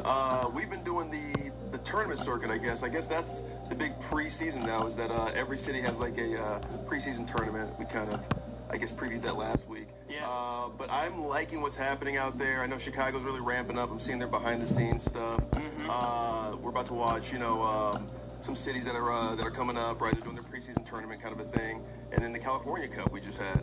Yeah. And that's, man, I know we can't talk about it, but we can talk about it. Why can't we talk about it? We can talk about it? Yeah, why not? What's up with the Bay Area? They're undefeated. Dude, the Bay Area is kicking ass in that California Cup. It's unbelievable. Are they better riders than Southern California? I don't know. It's so weird because I don't think that they necessarily are. I think they're hungrier for sure. And San Diego. Yeah. This whole thing was supposed to be, all right, we're going to have 8 LA people and then, 4 San Diego, 4 Bay Area. And we went through on this podcast and you set, 2.5 joke lines on all of them. And you favored, in almost every battle, the LA person, which makes sense because we have way more experience. We've been doing it way longer. I'm more familiar. You're more familiar. Of course. Yeah. It's not an indictment of the other people's talent necessarily. It's we haven't seen as much of them. And plus, when you've done 20 battles, in theory, you should have a big advantage over somebody who's done 4. These San Diego guys are brand new. And yet, you put them on the stage in Jam in the Band, and what we've seen is the San Diego and Bay Area guys have come in, I think, wanting it a lot more. I mean, I'll give you that too. Maybe the LA guys are a little burnt out. Maybe. Maybe we've seen them too much, but that crowd hasn't. I mean, it really does remind me of like an Any Given Sunday thing of just any battle, you can get knocked in the mouth. I mean, I saw Paige Wesley, out the gate, just like me, she took a right cross to the face with a joke, and she had to get back on her feet. It's been fun to see that. It's been fun to see some of the lower seeds got to take the higher seeds and take them to the wire. I mean, I don't think there was a bad San Diego battle for the most part, or one that couldn't have went either way, right? Yeah, LA went 2-6 in the first round of the tournament. 6 of our 8 battlers have already been knocked out, and frankly, the 2 wins weren't exactly convincing dominant wins. No. They could have gone either way. They were both up for debate. So it's cool to see, and to clarify, I don't mean that the battlers are burnt out. What I mean is you start looking ahead. Maybe you look past your opponent, you know what I mean? That's interesting. You're like, okay, they gave me a San Diego person first round who only has 3 battles. Let me look at who I'm battling next round and start thinking ahead to that. Not respecting your opponent. Yeah, maybe a little bit. Have you done that? I've only been in one tournament ever, and it was at the very beginning of my run. So I had the underdog juice, you know what I mean? So I was definitely not looking ahead. I was like, I can't believe that in one tournament I get to face Omid Singh and Leah Kajanian and all these people who were like, I was putting on this pedestal. Right. So I was the San Diego guy in that situation. What about, I mean, just regularly? Have you ever, underestimated your opponent going into a battle? Like, look past them? No, I'm very good at assuming my opponent is always going to come with their best performance. I seem to run into a lot of people's career best. You know what I mean? Like, okay. I'm always going in anticipating the person is going to put up, like, 50 points. Wow. So I'm like, I gotta put up 55. Now, that's not to say that I haven't had a couple bad battles, but it's never due to a lack of respect for my opponent or thinking that my opponent is going to come light. I never think that. So are you better at defense or offense then? Because you're saying, like, I'm always assuming my opponent's going to score a lot. Yeah. So then, are you just not like, are you not a rebuttal guy? You're not a defensive guy? No. I always write tons of rebuttals. That's why. Because I'm like, if they have a haymaker of a joke, if I'm able to come back with a rebuttal that is near that level, I can neutralize it. I go into every battle, with the exception of my last one, because of a couple of factors, but every battle I go into, I usually go into with like 5 or 6 pre-planned rebuttals. Damn. If they call me fat, if they talk about my wife's miscarriage, if they say my dad's dead, like I have all of that shit on deck and West Division. Now, for each division, we're going to watch a battle, and then we're going to bring up the odds, and we're going to discuss it after the fact. Okay. Now, these battles are all from the off-season. I've been trying to not bother the people who run the divisions. I've been trying to not say, hey, send me shit. So this is all stuff that I'm pulling off of YouTube. So I've been doing some of my own digging on YouTube to try to find. But to be fair, none of these people have I been like, send me your best battle. This is just shit that I've found. To preview the American West Division, we're actually going to open with a battle from Austin. And this features 2 people that I haven't seen, and I thought it was a lot of fun, so we're going to get into this right now. This is Captain Wright. Yep, his name's Captain Wright, and he's going up against Anthony Papali. Let's check it out. So we got Anthony, we got Captain Wright. Here we go, everybody, make some noise. Hey. Captain looks like he draws his own hentai to beat off to when the internet goes out. Just laying on the floor drawing Sonic the Hedgehog with fat titties.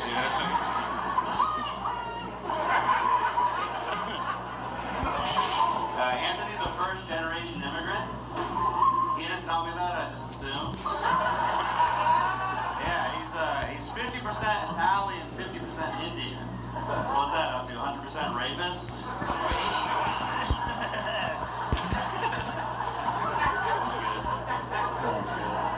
That's accurate. Captain, why do I feel like when you go to finger a woman, she has to check your fingers for flaming hot Cheetos?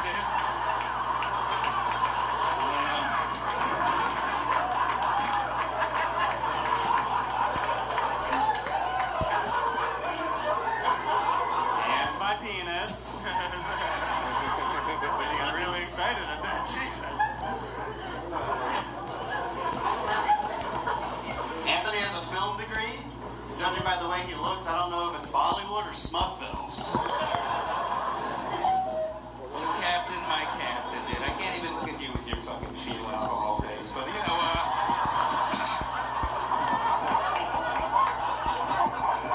Captain here looks like his idea of foreplay is just riding a tech deck between your titties while you watch Viva la Band.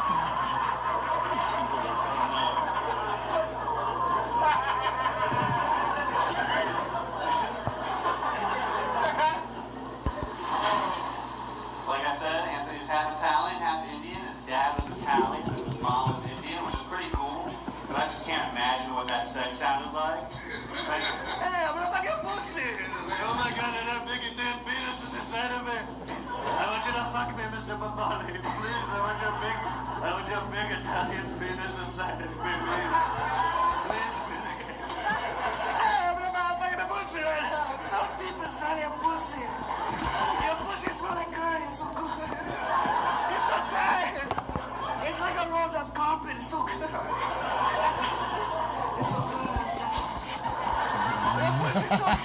I think I'm in love with you, Mr. Mufasa. I'm 12 years old. Oh my god.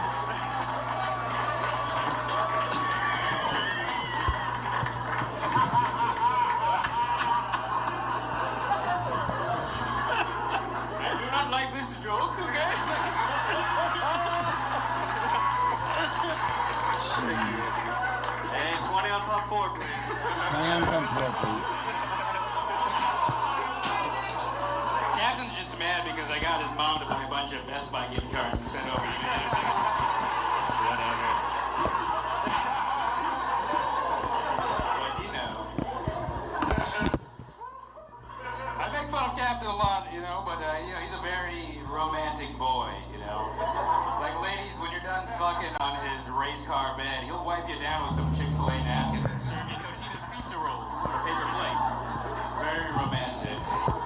Too real, buddy. Too real. Anthony told me he's never met either of his grandfathers. Yeah, probably because they're stuck inside of a fucking lamp, dude.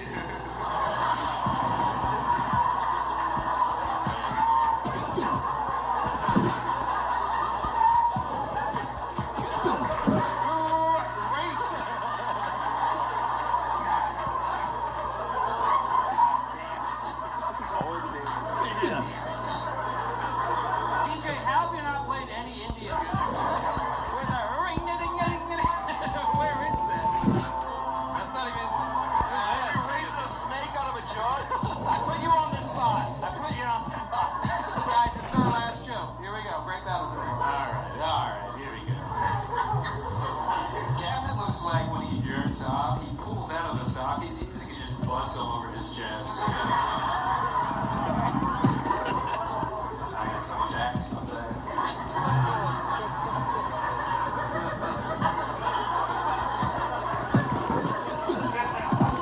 Anthony is a veteran. He served in the Coast Guard, which is pretty cool. What was your fucking job? The buoy, dude? It looked tiny. It looked like a fucking Sour Patch Kid.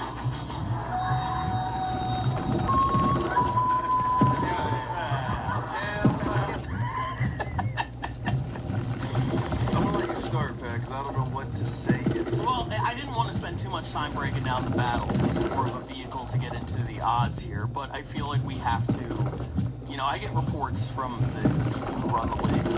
One of those guys is from Orlando. I don't remember which one, but they were like, yeah, the Orlando comics are coming, and they're like killer roast battlers. They're moving to Austin. It's like a weird sort of pipeline, yeah. From Orlando to Austin, which I would not expect. Well, Cam Patterson kind of starts it, right? David Jolly, right? And there's a couple other guys. I don't want to disrespect them by like getting their names wrong or only mentioning one or two. But yeah, there's a big pipeline out there. And I've noticed Tony Wellens. Yeah. Right, Val Heather Keith. He's pretty funny. I mean, there is a pipeline. Absolutely, and I understand it like from a stand-up perspective, but it's interesting to me that they all like battle. So they're like, yeah, you got to see these like Orlando guys, and I'm like, okay, you know. And again, I wasn't like send me footage because I'm like I'm waiting for the season. But then I found this battle online, and it might have been Captain that was the Orlando. You don't say. One thing that I love in Austin is seeing the influence of certain Austin comics. I feel like you see a lot of it, and we're actually going to talk about it in another battle later on. But I saw a lot of Casey Rocket, I feel like, in his sort of stage presence and persona and style. Right. There is a Casey Rocket confidence, I think, happening within that scene, because Casey is just such an influential, and he's so intoxicating, which is his style, but he's really good at it, right? Not everybody can do the Casey Rocket, you know? Yeah. But the confidence, I think, people are kind of just trying to take that and try to put it into their own, spin it into their own, I guess, style. You know Which isn't necessarily a bad thing. Not at all. What I find with the roast battles is like so often the shit that hits crazy in the room, unless it is what translates is the joke writing. Correct. Will always translate. It'll always play better on video. Like that whole thing, the act out of like his dad fucking his mom, the Italian and Indian thing. We were both sitting here like, what is happening? And when it ended, he got like a standing ovation That part. I think that's my problem with it. It was just like, it was fine. That's what the roast battle is. It's a, we make hate speech cartoonish.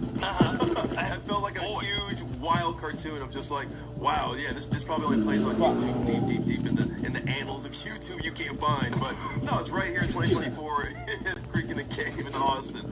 But I don't know what that accent was. It was like Arnold Schwarzenegger trying to do an Italian accent.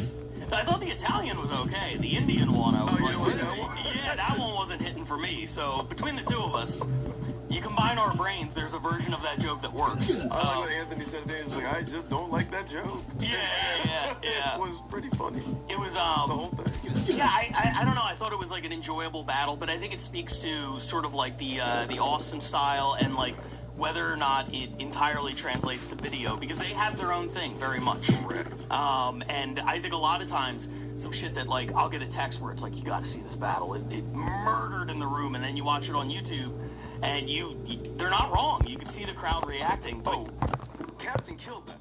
I mean, like, whatever that was, they ate it up. Oh, yeah. Yeah, those guys, they crushed. And then Anthony had to sit there and was just like, wow, this whole crowd is kind of a bigot. News, America! Wagobi now comes in a pill. Shut up. These guys, they crushed. And then Anthony had to sit there and was just like, wow, this whole crowd is kind of a bigot.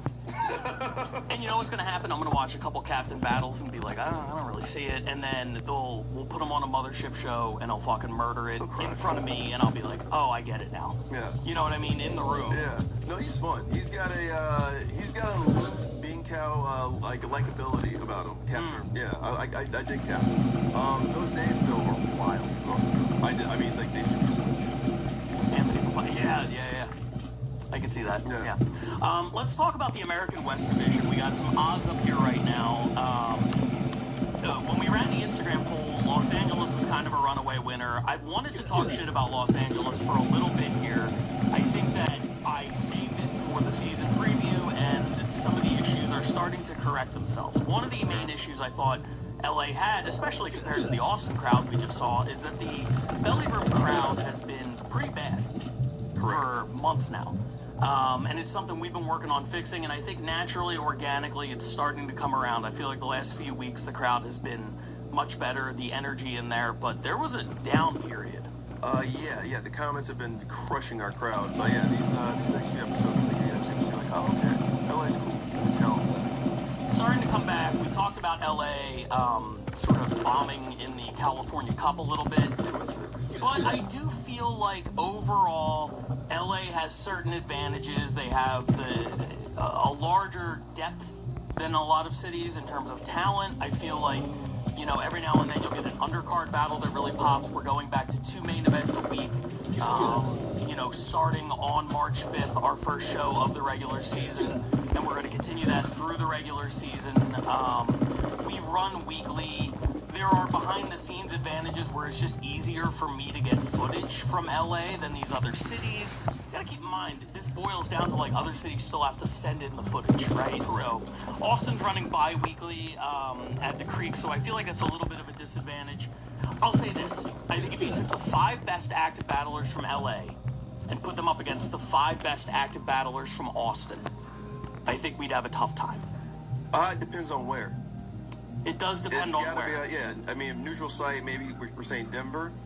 I mean, they might split it up, you know? Because I've seen LA battle Bay Area in Culver City here in Los Angeles, and, you know, Bay Area's undefeated. And that's kind of what I'm saying. You take the best 5 from any of these cities, and I think it changes a lot of things. But the length, the duration, the marathon that is an 8-month regular season, I think LA probably has a little bit of an advantage there. That's why they're plus 120. Austin plus 300. If they have their shit together, I think they could absolutely take this thing. And then Bay Area and Denver, no disrespect, I still view them as long shots, mainly based on last season's performance. I could see where the Bay Area, given the California Cup, would look at this and be like, whoa, this is massive disrespect. I understand that. But I think... Let's jump now into the American East Division, and I want to watch a battle from New York. New York, they're roasted Grove 34 It started as a secondary show. I think in a lot of ways it's become their primary show. And they've been uploading their Battle of the Week for the entirety of the off-season. There's a lot of great battles up there, but this was one I really enjoyed. A couple of familiar names that we saw a few times last season. This is Sarah Barnett. But I just want to say, man, hey, I have an eating disorder, and I think you look perfect. Let's make this quick. I know you got to get back to your regular job of being a Pokemon with a lot of bite-related moves.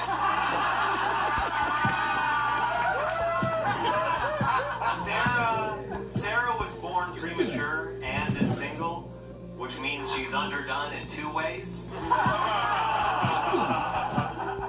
Lucas, you 1890s chimney sweep looking bitch.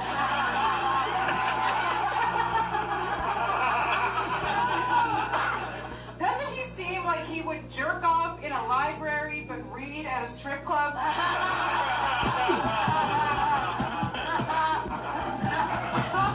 Thank you, you cunty index finger. Sarah's gone through some changes. She didn't always have bangs, but with them, can I just say, you really look like you think it made a difference.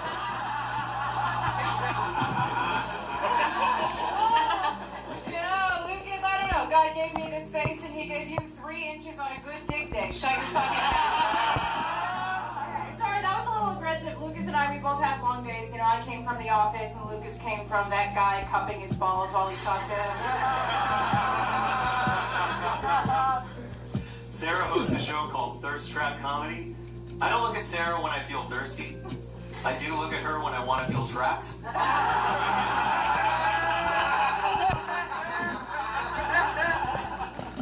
Lucas is clean shaven, but I've actually seen his beard. Her name's Mary, right?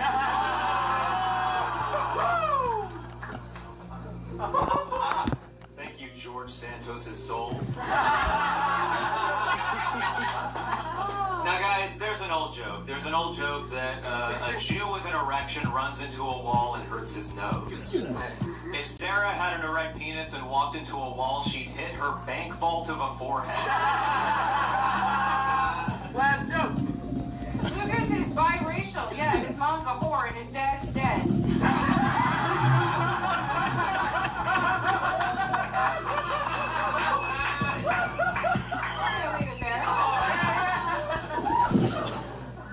Here's the message Sarah sent me on Hinge last year.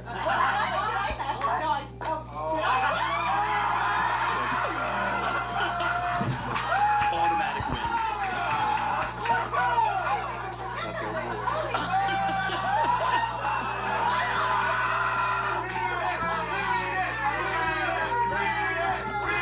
As she sits down. Hello. Big fan of your TikTok. From one comedian to another.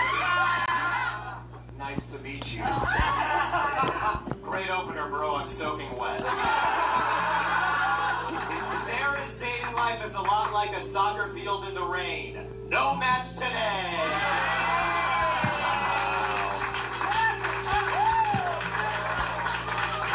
Wow. I'll say this. The sheer panic that must have been going through Sarah Barnett. If I ever battled anyone, especially if I was single and it was a member of the opposite sex, and they were like, I'm about to read a DM right now. Whew, buddy. I don't know how I would run off stage. You would never see me again. I would flee the country, get a new identity, without even knowing what they're going to say. So props to her for sitting there for that, and it ended up not being too bad. The DM was not too bad, but man, what a scary moment. I mean, it knocked the cool out of her, I'll tell you that. I mean, she sat down so quick. She's like, no, oh my gosh. She was like, what did I say? The fact that she was like, what could I have said to you? I mean, it was perfect. I hope I saw something really flash on the bottom of the screen. I don't know if you saw He's that one of or my not. favorite. He's the logic of the roast battle. Biracial, funny, Like something smart. dark, go right here, go These boom, guys, boom. they have my favorite style of roast battling. They're smart, they're silly, they're vulnerable sometimes, right? They're performative. You don't always see that with everybody else. They go for the written, but New York does a thing because I think Broadway's out there. They do sometimes. They go performative. They really nail it. Yeah, they do. Yeah, they do. And but they're always well written. And they're always friends, and they really cut deep, man. I really appreciate that about New York. So that was fun. Yeah. Yeah. And by the way, you mentioned the biracial thing. I don't know why it works so well, but I died the first time I heard he's biracial, his mom is a whore, and his dad is dead. Oh, Sarah Barnett. Jesus. Yeah. And she did the smart thing. That got a huge pop. There was more to the joke, and she's just like, I'm good. Professional. Yeah. Got out of there, yeah. Absolutely. Let's look at the Eastern Division, and this was the closest poll that we ran on Instagram, neck and neck, with New York narrowly losing to Chicago. Now, this is the most clear-cut division in terms of top and bottom, in my mind. We have two of our expansion cities in there, Cleveland and Atlanta. It's obviously going to be a huge uphill climb for either of them. When you have two really professional cities like New York and Chicago, I gave New York the slight edge based on the fact that they were the playoff team last year. They made the championship round of 4. Chicago was not, so they have a slight disadvantage in my mind, but really this is a toss-up. This could go either way. I don't know. I mean, Chicago, just like the Bay Area, just like Austin, they're a little top-heavy with their talent, right? They're looking for new stars, but because they have such a dearth of talent looking to get into the roast battle, that huge tournament they have with like 60-something people, they're always finding new people to come in, and I think they had the most new battlers in the league last year, right? They had a lot, yeah. Yeah. But New York, man, because of that style, and those guys adapt to that style very quickly, I'll make a pick. It's New York for me. Really? Yeah, yeah. I love Chicago, but man, I mean, New York they just have that style I love, and I think it always translates very well. Yeah. New York might have the most depth of any city. I feel like they have, front to back. They do not have, to speak to your point, a couple guys up top where it's like, okay, to use the analogy I used on the last one, if you're picking teams of 5. Right. New York maybe wouldn't strike as much fear in me as like a top 5 in the league, but their 40th guy can battle their 50th guy and still have a really good battle. Whereas you might not get that in other cities. So I do think there's a little more depth in New York. Chicago, I think, has a couple of intangible advantages when it comes to the structure of this podcast. The fact that it is, look, I'm reviewing a lot of different videos and everything like that. And I try to not give extra advantages to like good audio and video and all that, but it happens. You watch 15 battles to prepare for a podcast to something that's like really clear and everything like that might have an advantage in that way. So invest in your equipment, cities. And not just for this, but also you see the success of Chicago's YouTube channel. Absolutely. Like they're having their own success kind of outside of the league because they invested in that stuff. They're like their own station. They're like WG into that, like the super station. They just have their own TV channel, their own market. They're only catering to their market. Yeah. They have a Patreon too. I mean, those guys are badass. Roast battle at 6, Cubs game at 7. That's right. Yeah, Chicago. So they do have an advantage because they're a whole TV network. Yeah, pretty much. Cleveland and Atlanta, this is no disrespect to them, but coming into the league with these two heavyweights, I think it would be a long, long shot for either of them. I'm excited to see them go for it, though. One thing I love is that the confidence is there. I mean, Cleveland has an advantage because they've been doing it 8 years. True. And they pump out battles almost every day. I mean, those guys are, they must have just a bunch of content or something, but, and those guys, they know how to battle. They really know how to roast battle. So I would say Cleveland's a dark horse in there. I would say. Cleveland's been posting a lot of stuff. If you haven't already, follow at RBL Cleveland because they are posting a lot of content on there. Absolutely. They have a vault that they are digging into for sure, but none of that's going to help them in this season. They're going to have to compete, and they think they can, man. The excitement is high over there. They think they can make a run at this thing. To be determined. To me, it's a 2-horse race this season, New York and Chicago, and I'm excited to see who comes out of that. Cleveland blends that Chicago style with New York, right? Because they're friends in Cleveland. Like, they have their own roast battle community, so they know each other. So they have that kind of like that New York has, right? But they have that Chicago style of, it's very it's punchline heavy, just trying to get to the joke, and then now it's your turn kind of a thing. So it is very Midwest, and it's all right, volley, now serve. Well, let's talk about that real quick. You're talking about the camaraderie and the chemistry between the battlers. You've seen more roast battles than any person on Earth, just based on how long you've been doing this.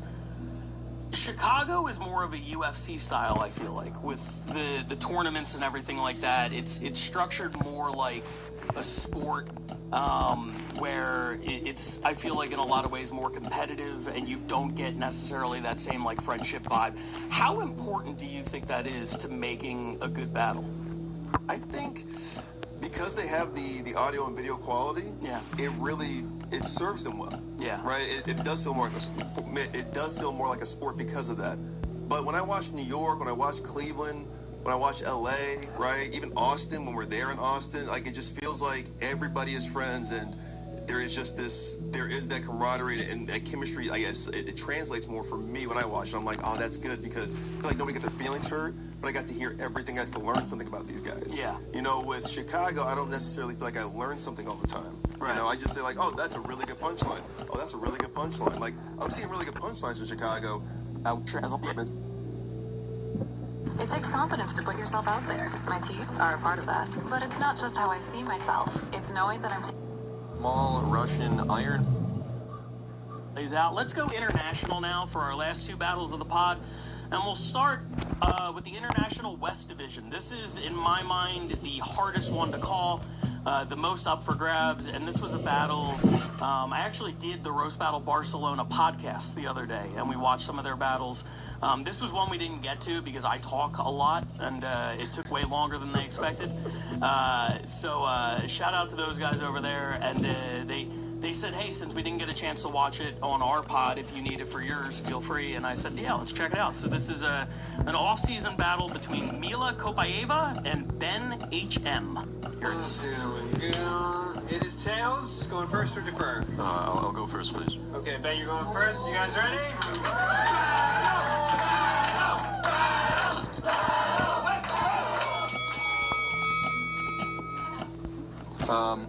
Mila was born in a small Russian iron mining village called Kostomuksha, about an hour by car from the border with Finland, or as the locals call it, 10 hours by donkey.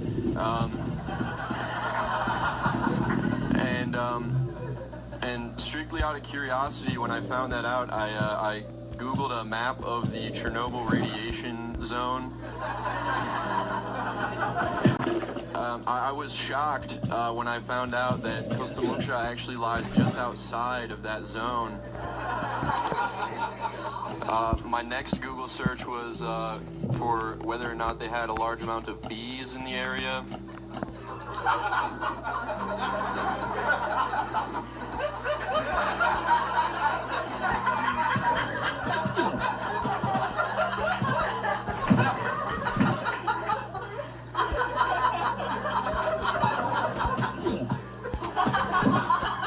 Hey, I'm sweet like honey, you know that. Hey guys, give it up to Ben. He's taking time away from drawing penises in the public bathroom toilet. It's very nice. So, Ben left America to become a white savior in the West Africa. And since then, he's been living in the Netherlands and in Spain, which just proves one more time that Americans are shit at geography.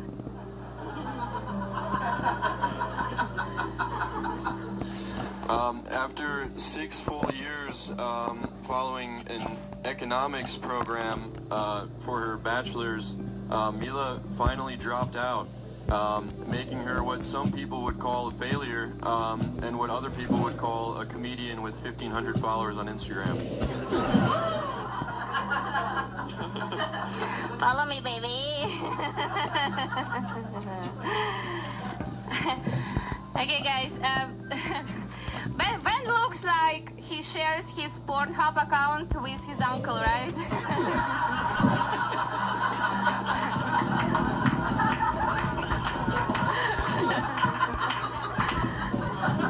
Actually, no, Ben, You look like 12, and this mustache looks fake. It looks like you drew this mustache with a marker so your gym teacher can take your relationship seriously.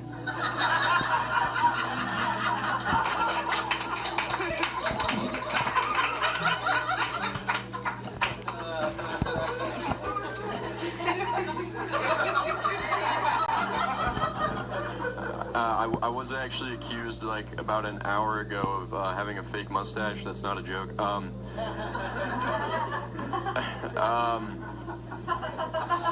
want to take a pause here real quick and just ask everyone to like real quick in your mind just think of like a couple names of like famous fashion designers.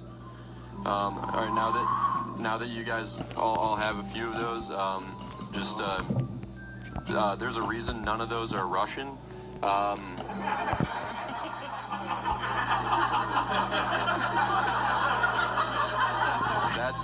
That's the reason.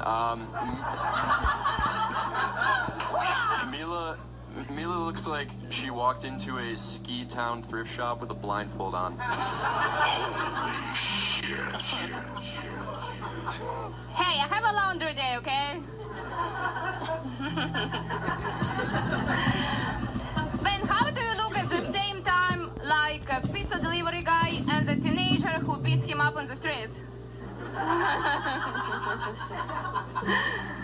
Hey guys, when I watch a band performing, I think about Morgan Freeman. Deep voice, low energy, and many people would wish he was dead.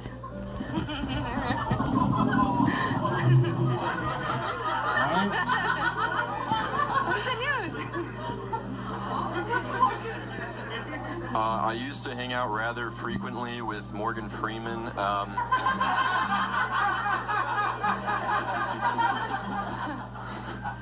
I'll talk about this some other time.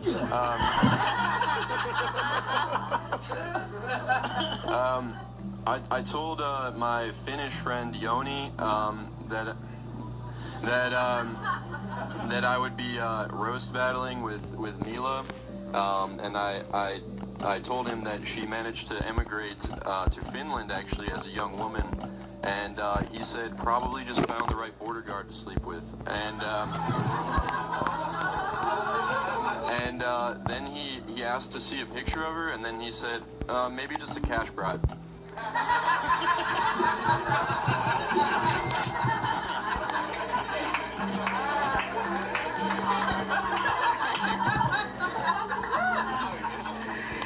Hey, you know what? I'm across the border, so who cares?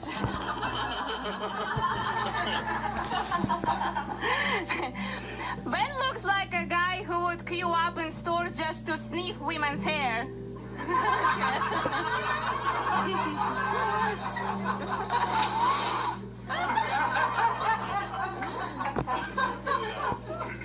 Last joke? One thing you probably don't know about Mila, but that you probably would have guessed, is that she's currently going through a divorce.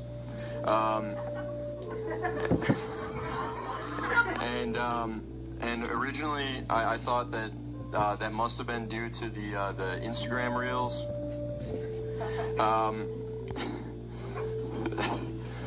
But upon further review of Mila, it was just having to talk to her.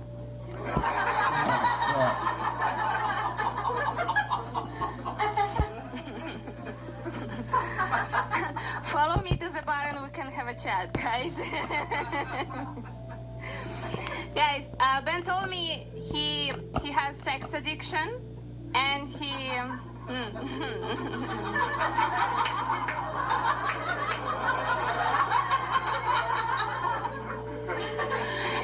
and he used to work at the cemetery, which was the perfect combo because dead cannot say no. All right, guys.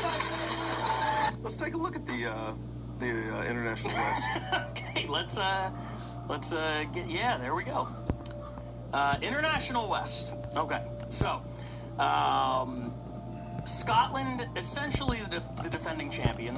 We didn't have divisions last year, we just had international. They did make the playoffs as the second seed. They open at plus 175. Toronto, which has a slight advantage strategically by running bi-weekly, next up at plus 350. And then Barcelona and Montreal, long shots. Barcelona at plus 2,000, Montreal at plus 2,500. Thoughts? Montreal has a chance to really be a sleeper, a dark horse, and ultimately, I mean, I don't know. Everything I've seen out of Montreal, for the most part, so far, I've been looking at them online. They're fun, man. I'd be scared about the other three opponents in this division. So, of all of the expansion cities, is it safe to say that Montreal is your pick, if you had to pick one to maybe make a run? And it's not necessarily saying that they're stronger than any other city. A lot of it is just competition. If you're Cleveland and Atlanta, you have to face off against New York and Chicago. If you're Manchester, you have to go against London, proven heavyweights. Whereas in this division, I feel like it's a little bit more wide open, and that could be reflecting on what you're saying. I mean, I'm disrespecting Scotland. I need to stop doing that. I mean, yeah, they don't like that. I'm sorry, you guys. You guys do have a star. I mean, like, listen, Scotland and Toronto have stars, and Hershon from Toronto, and Ryan over in Scotland. I guess I don't see enough Toronto battles where I'm like blown away. I don't see enough Scotland battles where I'm just like blown away, even though their style is a lot of fun. Yeah. Right? Obviously Barcelona, cool. But Montreal, everything I see, I'm just like, they have that New York style, that very ball-busty classic style I like. And I mean, that's just subjective. I'm just me talking. But for the most part, yeah, I'm looking at Montreal like, you guys can kind of steal this division away from Scotland, you know, if Ryan or another guy like Ryan doesn't show up. And frankly, I would love that. Not Montreal in general, but like if we're talking about somebody making a run, one of these new cities, I would love to see that. And like that's something that, for as much talk as the MVP odds generated, where people were feeling like disrespected or whatever, the fact is, the MVP next season, more than likely, is not one of the 20 people we put on the screen. Correct. We are going off of a very limited sample size of who's good at this thing. It's been one season. You know what I mean? Yeah. We are probably going to see somebody and some city come out of fucking nowhere this year and establish it and be like, we are the city to beat. This is the new guy. If you gave me those MVP odds and simply said, you can have these 20 or the field, I'm taking the field. Absolutely. Why wouldn't you? I fully expect to see brand new people this season that we didn't see or we saw once or twice last year step up and take it, more seriously this year and really make a run at that thing. That is what I'm anticipating, and I think it could happen potentially with one of these expansion cities.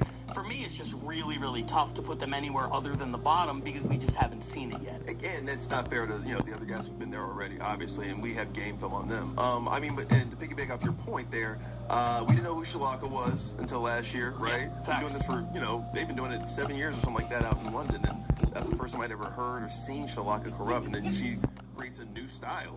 You know what I mean? So invented a new move. Yeah, and then John Ajota, I mean, like, New York's the second longest running roast battle, and that guy came out of nowhere also. So yeah, I agree. We're gonna see somebody new. We're gonna fall in love with them also. If we rewound to this date 1 year ago, I did not know Shalaka Corrupt existed. Exactly. Now we gotta go help people customize and save hundreds with Liberty Mutual. Yeah, but where's the golf cart? Oh, Shalaka Corrupt existed. Exactly. I didn't know. I don't think so. And a year later, it's like she's one of the 2 best battlers in the world. In the world? Right. That's crazy. Right. We just did a huge thing last week talking about all the 20 best roast battlers. That's crazy because there's guys who left off the board. The fact that there's 20 people in the sport, we can be like, hey, they might win the whole thing. Yeah. Insane. And you're going to have, if you did that same 20 at the end of this year, it's probably going to be 10 to 15 new names on there. Hell yeah. I'm excited to get into it. I like where your thought is at with Montreal. I do think it's important that everybody put some respect on Scotland's name just because of what they did for sure.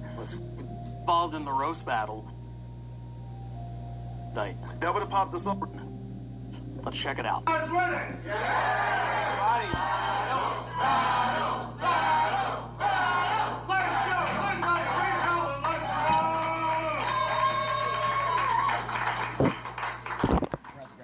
Rand's an actor and has been in many plays, including his one-man show called Museum of Lost Things, which is also what casting directors call Rand's acting career.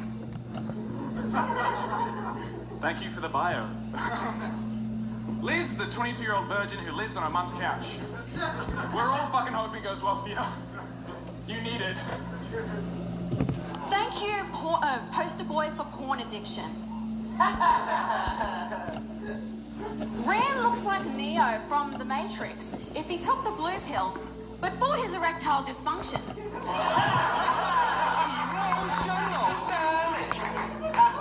Thank you, Steve. Jobless. We met before this to chat about each other and learn things about each other to make this roasting accurate, and Liz was really hesitant to head into a venue by herself, which makes sense to anyone who's seen her comedy, because Liz walking into a venue alone is an active bomb threat.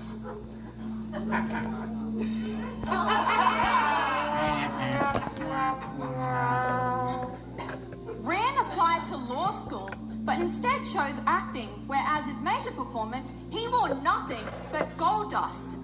Here's something Rand's parents would never have said after seeing that performance. Rand, just keep doing what you're doing.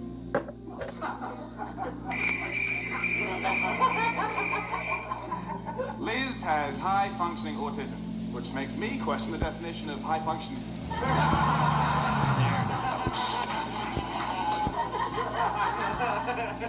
Yes, Rand, I'm on the spectrum, but Rand also got diagnosed, only to find out that he's actually a really bad actor. Why don't you just try acting funny for once? I used to call myself, this is a side, I used to call myself a trisexual because I gave everything a go, and then I met Liz. Now, my actual roast. Liz used to draw pictures of a boy she liked from her class and would take them away and kiss these pictures. So on other things that have been drawn that will never happen. Dear Liz, I'm so proud of the woman you've become. I miss you, I love you, see you soon. From Dad. Emotional damage. I deserve all the validation I can get here, you know? But, thank you, Wankenstein.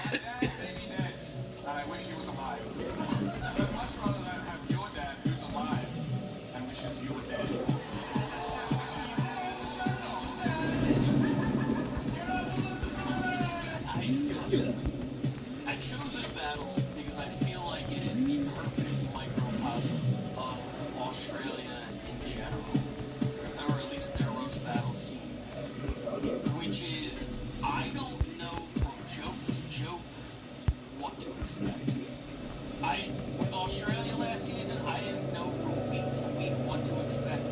As a recap on Australia and some insight into some behind-the-scenes stuff from this offseason, and I'm about to tell you something that might make me look like a bad bitch. I'm gonna say it. Australia last season was the #1 international seed for about 10 weeks. Their first 10 weeks, they sent us some outstanding stuff. They were the first city in the entire league to have back-to-back #1s. They were absolutely killing it, and then they did not, for the entire second half of the season, 17 weeks, they didn't have a single battle wreck. And part of the reason was they took 3 months off. They're like, yeah, we can't sell tickets in the middle of summer. Right. And I'm like, okay, but we're running a league here. Can you imagine if, like, the Lakers were like, yeah, we're not going to play basketball from January through March? Like, okay, good luck making the playoffs. That's going to make it really, really tough. So, the Seizure Kaiser, the guy who runs Roast Battle Australia, I talked to him during the offseason, and I said, hey, what's up? How can we correct this for next offseason? And he said, well, we want to start running shows in Melbourne as well as Sydney. And I said, of course, yeah. And then he had a third city. He's like, I think we can actually run shows, and I believe it's Adelaide. And I said, yeah, of course. And then I looked at a map, and I realized that I was giving him basically the authority to run shows like hundreds and hundreds of miles apart. It would be the equivalent of if I told London, yeah, you can also engulf Roast Battle Scotland and Manchester and Barcelona and everything like that. You know what I mean? So I am giving him a huge advantage. Wow. I'm giving him an entire continent. You really are. And after I did it, I was kind of like, oh, man, I don't know. Maybe that's my first real misfire as commissioner. But I'm desperate to see what Australia running at its peak kind of looks like. Because I saw it for a few weeks, and it was so good. And then they took 3 months off, and they have all these battles online. And I watched 8 of them to pick one for this podcast. And I don't know how else to say this. They're not good. Oh. They're not good. And I don't know what happened because they were so good, and then they took time off, and the new stuff, and I'm not going to sugarcoat it because I want to be very clear. This is a make or break season for Australia. They have to prove some shit. It's like Premier League shit. I think, yeah, absolutely. We have too many hungry cities who want to get in this thing to, keep going with Australia if they're not going to step their game up. I think they can, especially if they're running shows in all these other cities. I'm giving them a big advantage. I want to see if they can step up because right now it's just not hitting for me, but I think it could be great. Does that make sense? Australia, we're putting you on right now. We want you guys. I mean, it's a whole continent of talent. You guys you've got Will Anderson, Jim Jeffries, Eddie F goes down there. I guess that's it. But, there's a lot of guys. Rose Manafeo, she's from New Zealand. I remember her. She's a monster. Reese Nicholson's another monster from that region. You guys have the talent. We just need you guys to step up and get into this thing because I would hate to lose Australia. I want to go down there and visit. Obviously, I want to see what the talent's like down there. You guys have awesome festivals. Your taxing of Americans is insane when we get down there, but outside all that, it's a hell of a country, a hell of a continent. We want to get down there and work with you guys. Yeah, and their talent even on a roast battle level, like obviously Jim Jeffries, of course. Yeah. But the tournament final they had last year between Kirsty Carr and Jack Jones was one of the best battles we featured the entire season. There was another one, Alan Fang versus Seth Madison, which was another outstanding battle. They have the talent there. I just don't know if they are not. What we've seen in so many other cities is their inclusion in the Roast Battle League and the potential benefits from that has really invigorated the scenes and has made the best people want to step up and do it more. And I'm feeling that excitement heading into the season. I don't know if that's made it all the way across all the ponds to get to Australia. And I hope that it does because I know what they're capable of. But right now, to me, they're the biggest what if in the entire thing. Manchester or Australia? No. Okay. No. When I made these odds, I put all of the expansion cities last. Okay. Just because I feel like you have to do that. In terms of where the smart money ranks, but I didn't know how to rank Australia. If you take Australia at their peak, I think they can win this thing easily. Really? I do. Those 2 Australia battles I just referenced, to me, were better than anything I saw out of London the entire season. Whoa. But London was really consistent. Every week, London was, all right, we're number 3. All right, we're number 4. All right, we're number 2. They were really, really consistent, and I think that's the key, and that's why they're minus 150. That's why they have the strongest odds of anybody to win the division. Because they are so consistent. I talked to Callum Ross, who runs Roast Battle London. They're going to monthly. He has a new venue that they're confident by the end of April we'll be back to weekly. Okay. That was all I needed to hear to be like, these guys are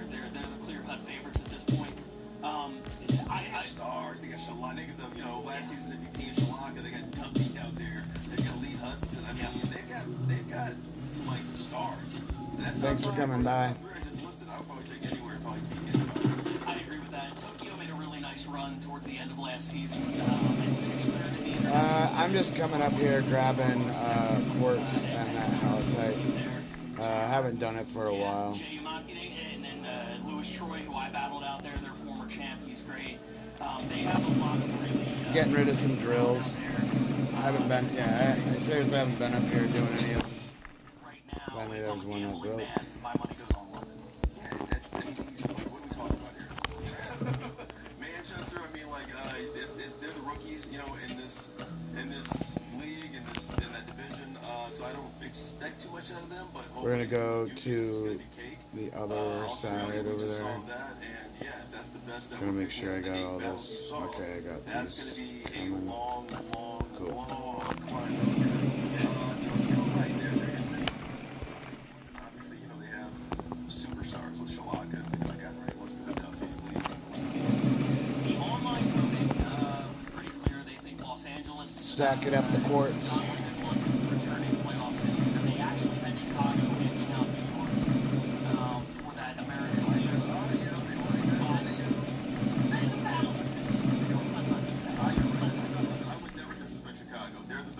I've like done pretty much everything. I need to go and loot bunker and Eric Stevens, right? Eric Emerson. Emerson, 2 Stevens online. Yeah, Katie Kincaid, Brandon Kiefer. I mean, they have star power out there for sure. As the battle we watched last week between Harry Breitner and I'm blanking on his name right now, but David Donnet. That was a really, really good one as well. They have maybe some up-and-coming talent. They are the ones that online people expect to take the East. I'm not making any getting some experience too on here. as the commissioner. We're already on level 62 and it started, I think, yesterday. If you poll a seasoned Roast Battle League audience, they all seem to think it's going to be Los Angeles. But boy, you read the comments on any Belly Room video we posted over the last few months, there are no funny comedians in Los Angeles. Everybody moved to Austin. LA is dead.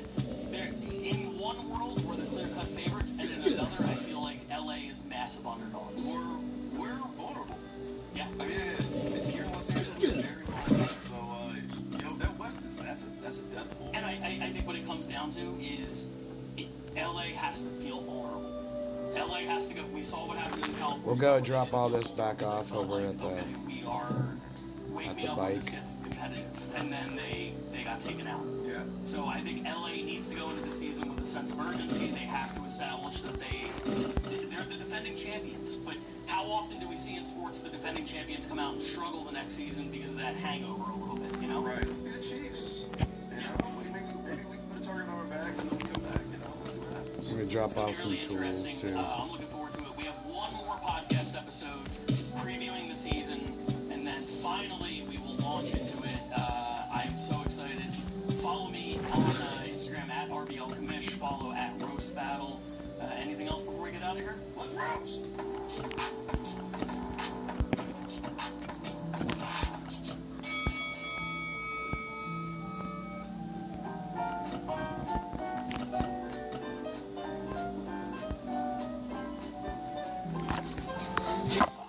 Is that the end of it?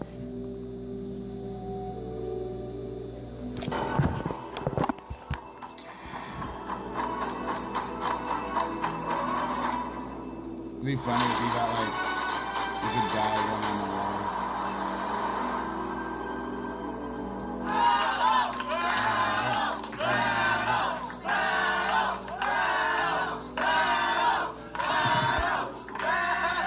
They say we're exploitative, but you know we bring up fucking high functioning autism every week. That's right. Nobody else.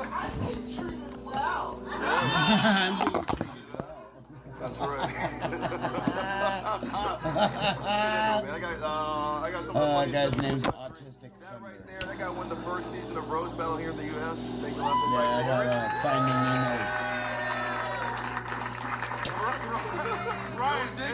Ryan, if he's high functioning, am I just higher functioning autism? Yes.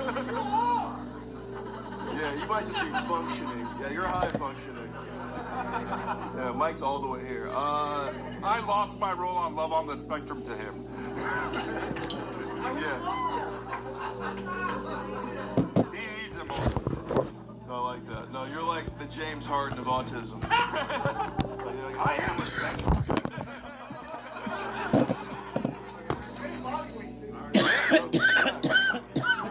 And Josh is the Caitlin Clark. He can blend in with anyone. Good topic. Next to him, this guy's a New York roast battle roast masters legend. It's Dave Cyrus.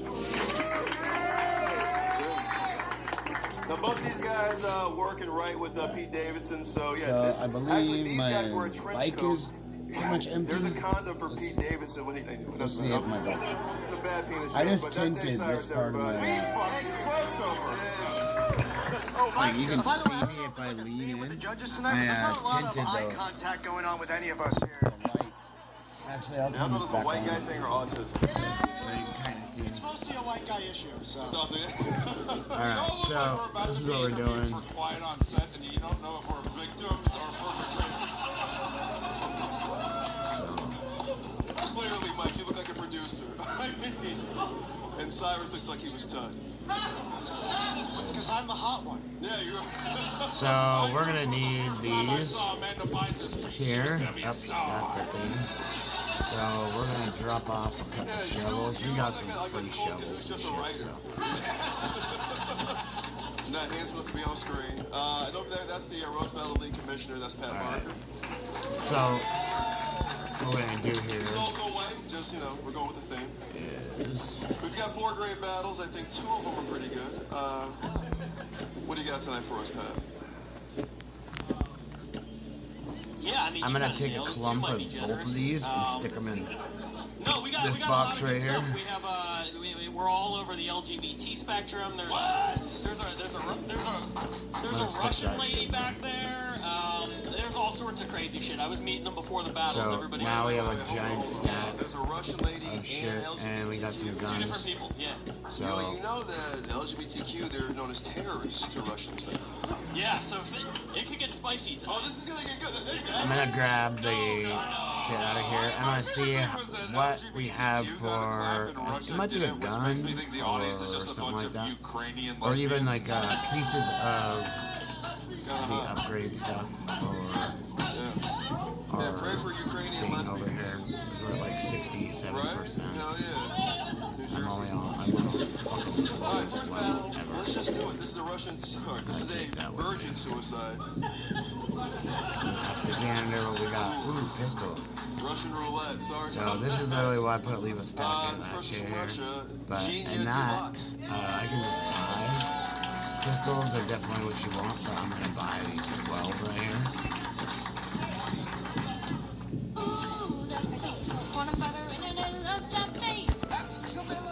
Five. She's thinking outside the box from inside the box. What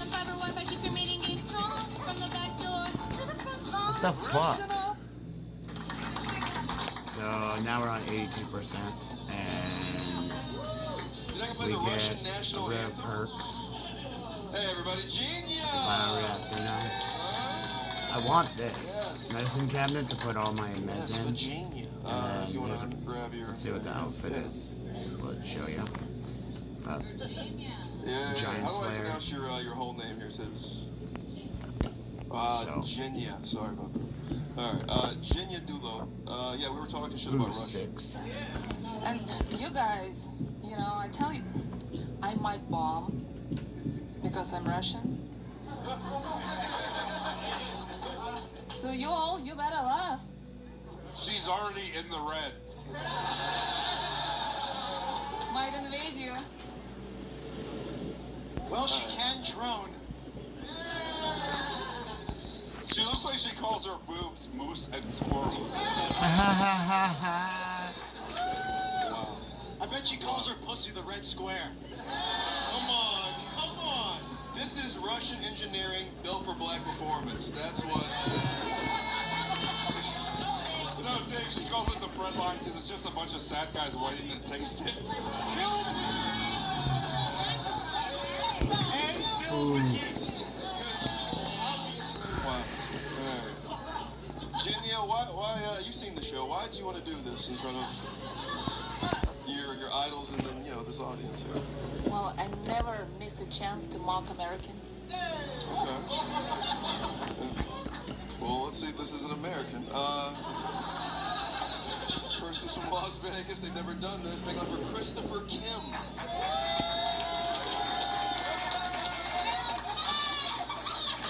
He's a Chinese guy. Hi, he's a Chinese guy. I can tell by the last name. Wait, Brian, is this an auction for nuclear weapons? Is there like a Saudi guy that's gonna come out and go, $1 billion?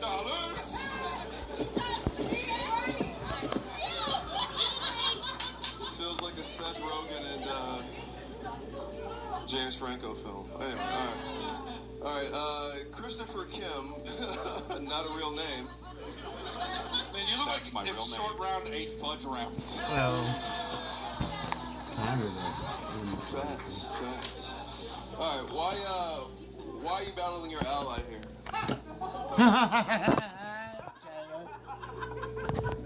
So I can get in those Russian guts. Russian guts. That sounds like Rocky IV. One round, it's 3 jokes. Who's going first? I'll go first. All right, let's do this. Remember, in English. That's Christopher. This is Jinya. Las Vegas. And that's Russia. Let's roll. All right, I'm taking the gloves off for this one. Genia.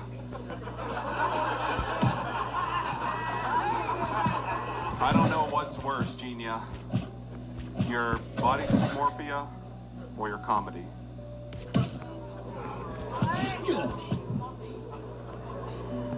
Well, let me present you Christopher Kim, a new standard of Korean beauty. All you can eat.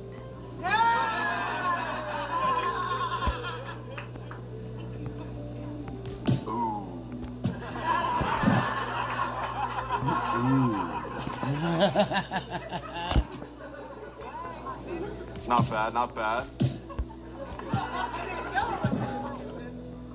Genia,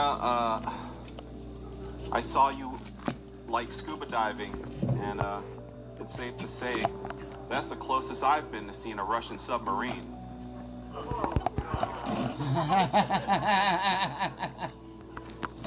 Didn't get it.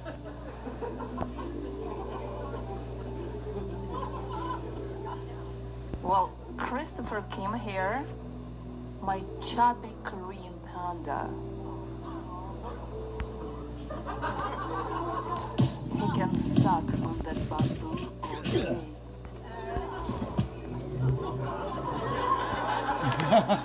What the fuck? Well, I'm proud to be an American.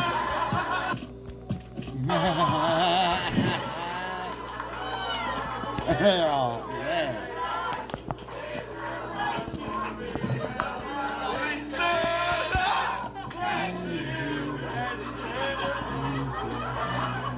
Ain't no doubt I love this land. God bless the USA.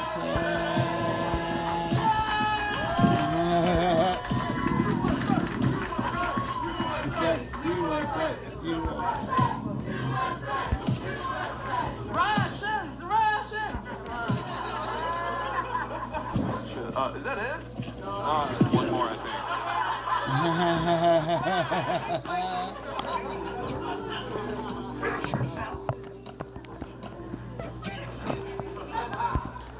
You know, Genia's the type of chick that gets told that she's awesome all the time, right? Right after she's had sex with dudes.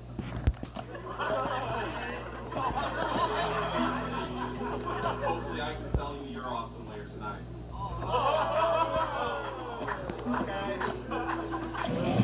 3 reasons guys regret trying Urgiette Ready. 1, it kicks in way faster than expected. Urgiette Ready dissolves right under your tongue.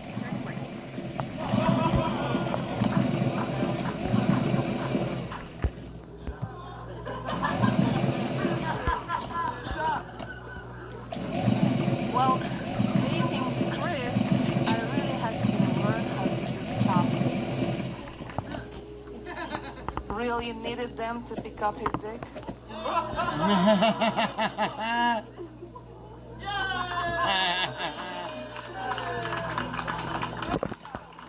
Pretty good.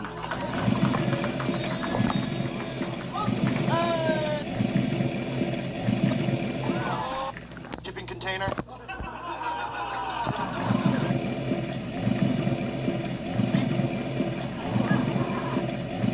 Christopher, you delivered every joke like you were working up the nerve to tell the prostitute you brought that you have a crush on her. Come on, man. He's going through a tough divorce with Pharrell Williams right now. Leave him alone. No, here's what I love about these guys. I talked to them both backstage. I'm like, have you ever done battles before? Jenny was like, no, it's my first time doing any sort of roast battle at all. And Christopher was like, oh yeah, I've done a bunch of them in Vegas. They think pretty highly of me out there. And then instead of running his jokes, he literally started doing push-ups. I was like, this is going to be a rough night for my man. And that's all true, by the way, every word of that. Yeah, so I think because this was your first time, no, I'm saying because it was your first time and you were so much better than the best roast battler in Las Vegas, I'm going to give it to Jenny. Yes. All right, audience, it doesn't matter. You've heard the commentary from the judges. It's on you. You get to vote on this one. This is the fresh off the boat battle. Who do you like? Fresh off the boat Do you like battle. Ginya? This audience is trying to fuck. Or Christopher Kim.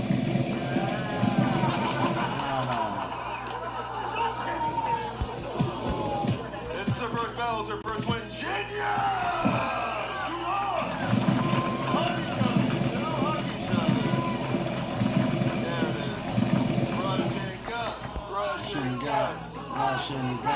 Russian guts. They're talking about Russian pussy.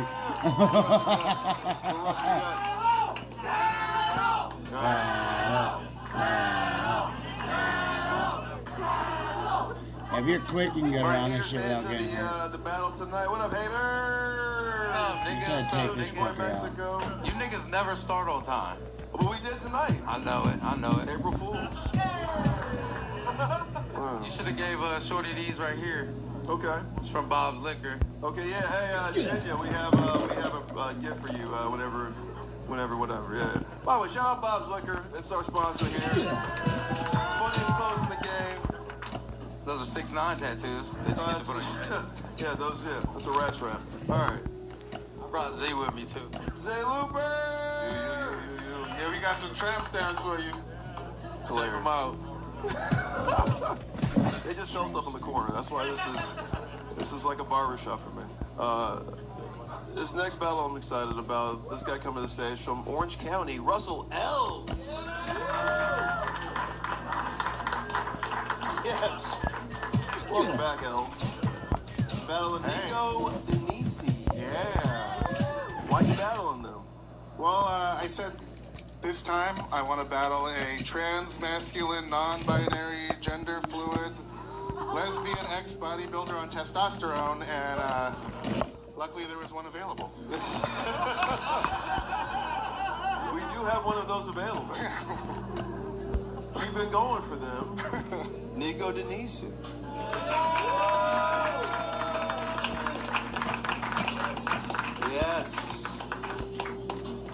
Yes.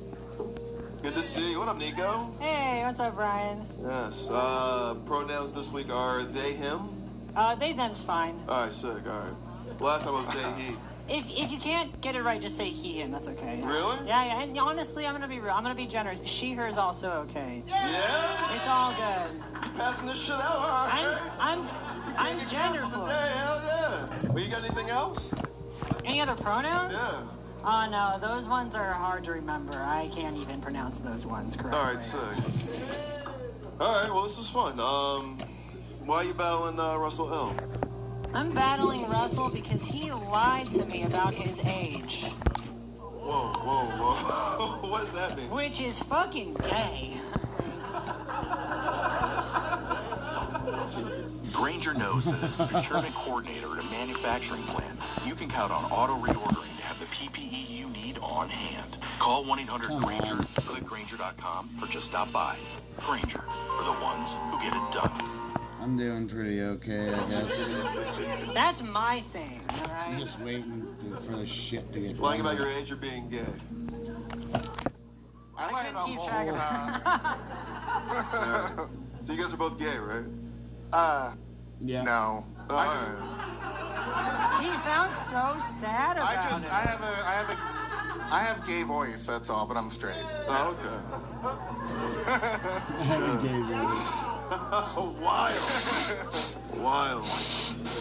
Wild. Both you guys have something transitioning. That's funny. All right. 1 round 3 jokes. Who's going first? Fluid first? I'm gonna go first. Yeah! That's right. Yeah! Let's roll! Okay, this hipster version of a little homie is Russell Els. Russell is half Mexican. He nearly drowned while surfing. And he's for sure in the closet. So that's 3 reasons he hates being called wetback. That's good. Nico looks like she lactates muscle milk.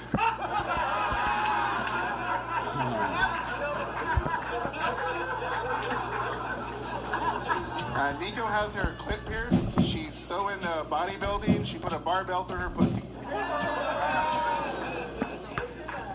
Can I just say, I'm so glad that Big Ed from 90 Day Fiancé could be here today. Russell looks like when he goes on a diet, the only thing he cuts back on is pussy. Yeah, you fat bitch! Nico looks like the Robin for a Bakersfield Batman.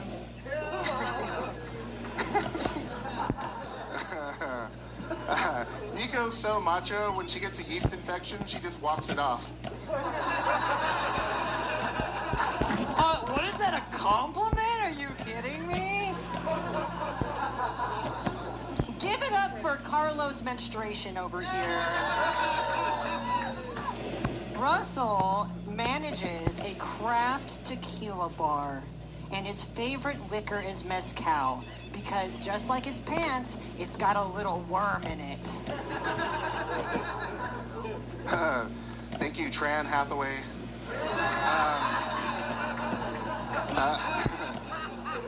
Nico looks like she thumb wrestles with her clit. I do that. Absolutely. Nico's a gym rat. She wants to get shredded, but if you know her, you only want her wrist to be cut. That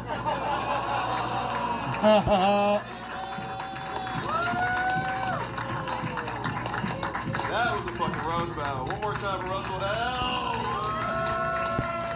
Nico Denisi.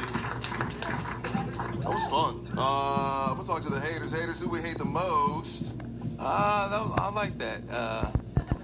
Oh, you like something? You know, I mean, I don't usually like going for a Mexican, but he definitely beat the shit out of Caitlin Clark. And That's John Lennon. that nigga look like Rick Owens. That's the. He's like Rick It was like 2 against 1. I don't know how you lost that. All right, let's go with Mike Lawrence. Come on. Say something that won't get you canceled. One last time. Oh, man, this is tough. Yeah, that was more Now I got lopsided room. than if Nico got breast augmentation surgery. Yeah, we literally just watched a trans person beaten to death in front of us. In Los Angeles. I mean, that was... Here's the thing was, we clapped for Russell because the jokes were funny. We clapped for Nico because they were brave to tell them. But yeah, I mean, Nico, you have years. Russell won that one. Dave Cyrus. I thought that was a great battle. That was a classic battle of transgender and trans fats. It was like watching a battle between a trans man and the photo he gave his doctor. I don't know about that. I don't think I'll go that far.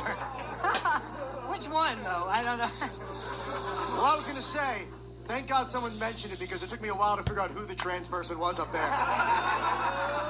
It does feel like this season finale of Botched.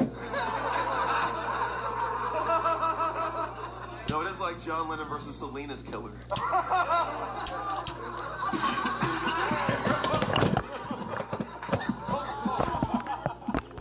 Yeah, no. You guys know the difference between getting your surgery here or Guatemala? Again, I can't tell which, but I get what you're saying. I'm glad you can. Anyway, I'm delusional. I will give it to Russell, but I thought you guys were both good. Thank you. Oh, yeah. Commish. What a step in the right direction. These guys wrote jokes. What? How fucking cool is that, huh? They might be on to something. If roast battlers from now on write roast jokes, the show could really take off at some point.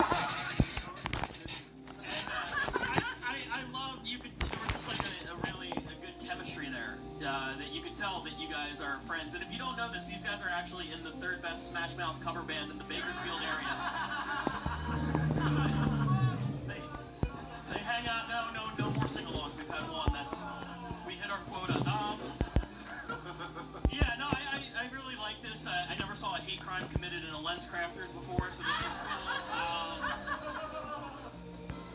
Most mornings start before the sun comes up, and I do it for them. Getting up early, long hours, whatever it takes, just to build a life for my family. But Democrats in Congress.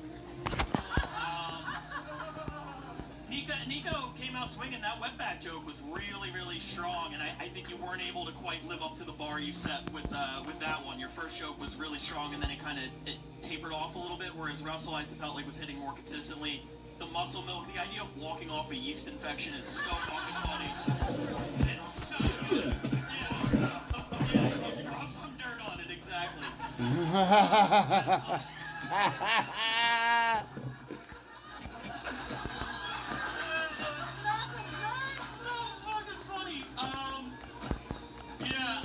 This was a really entertaining battle. Thank you guys. I give it to Russell. Yeah! Audience, it's on you. Second undercard. Who do you like? Do you like Nico Denisi? Yeah! Or Russell L. Yeah.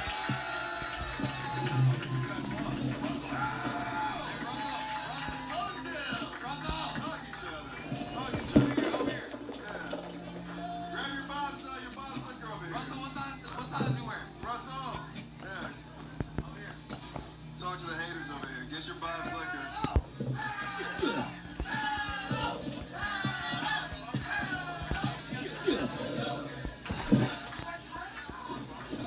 fine. You're good. One more time for autism. A reminder for you at home, get your children vaccinated. Hey, can I get some bottles of water over here? Can we get some... there. We'll try. Sorry. There's a drought. Alright, let's get to the main event. First main event of the night. This man's from Lancaster, California. Disgusting. 2-2 in this. Channing Obadaka. Yes.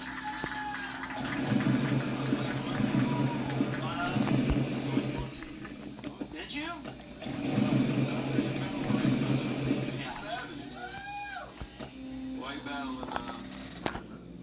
Well, I guess just keeping with the theme tonight, we just celebrated Trans Day of Visibility, and judging on her looks, Miranda's getting pretty close.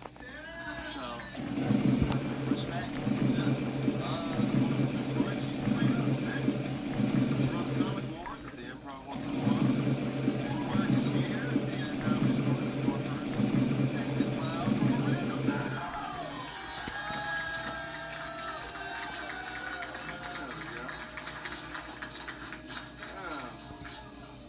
Miranda Meadows. Hell yeah. Known for taking big dumps in the employee bathroom.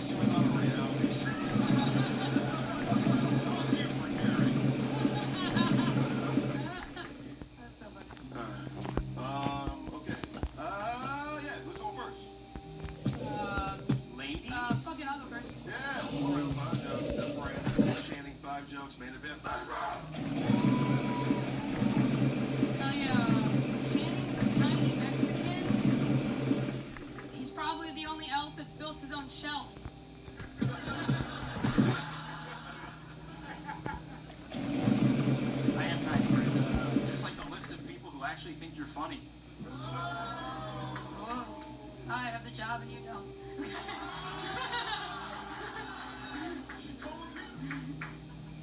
This disgusting waste of double D's is Miranda Meadows. 36C. Isn't it funny how you, just looking at Miranda, you can tell she's got a full bush? Miranda, you look like you donate pubic hair to women with cervical cancer.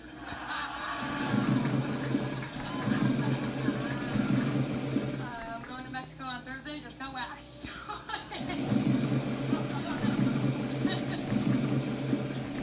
Channing's a big fan of Formula One because he drinks baby milk in a race car bed. He loves car racing because he looks up to anybody who can reach the pedals.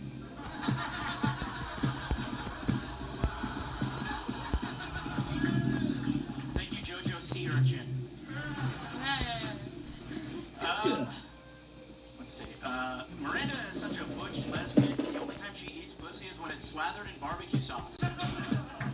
Yeah, she identifies as LGBTQT.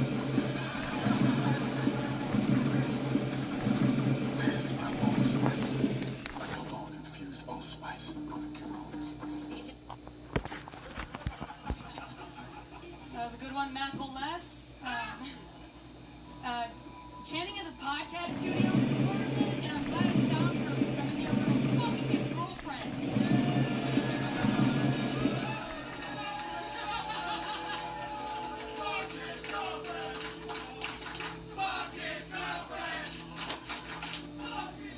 Yeah, please, she's disgusting.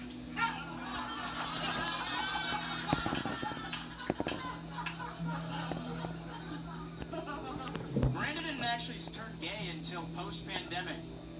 Man, those vaccine side effects are fucking crazy. Who knew one of the side effects of Johnson & Johnson was that you no longer like Johnson? Hell yeah. Okay, medical tips.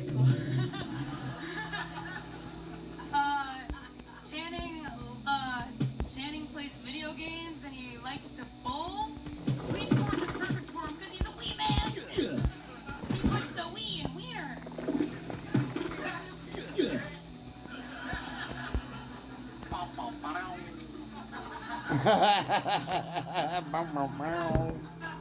Miranda's girlfriend is Indian, from India.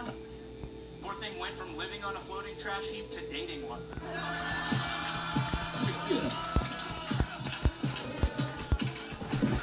Your poor girlfriend. Your poor girlfriend. Hey, it makes sense because Miranda's pussy tastes like curry. Keep my girlfriend's name out your mouth.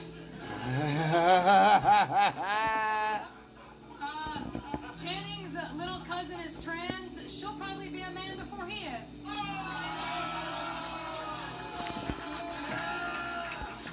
As of last week, she is. Alright, this one's a little inside baseball, but Miranda hosts a show called Shenanigans where they torture open micers. They shock them, tase them, shoot them with paintball guns. None of which is more painful than listening to Miranda try to tell a joke. Miranda, if you really want to torture the LA comedy scene, never leave. My dick's bigger than yours.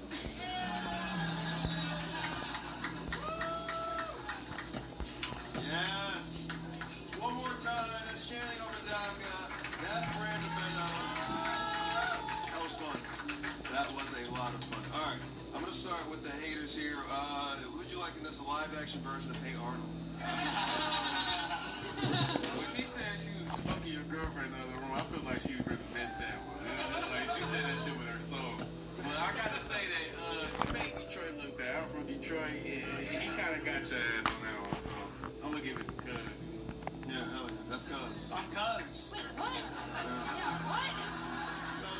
That nigga complimented you and then didn't give it to you. What? I fuck with that. I like that. Yeah, Mom Spaghetti. I'm gonna tell my trans cousin. Is that a Newport logo on your hoodie?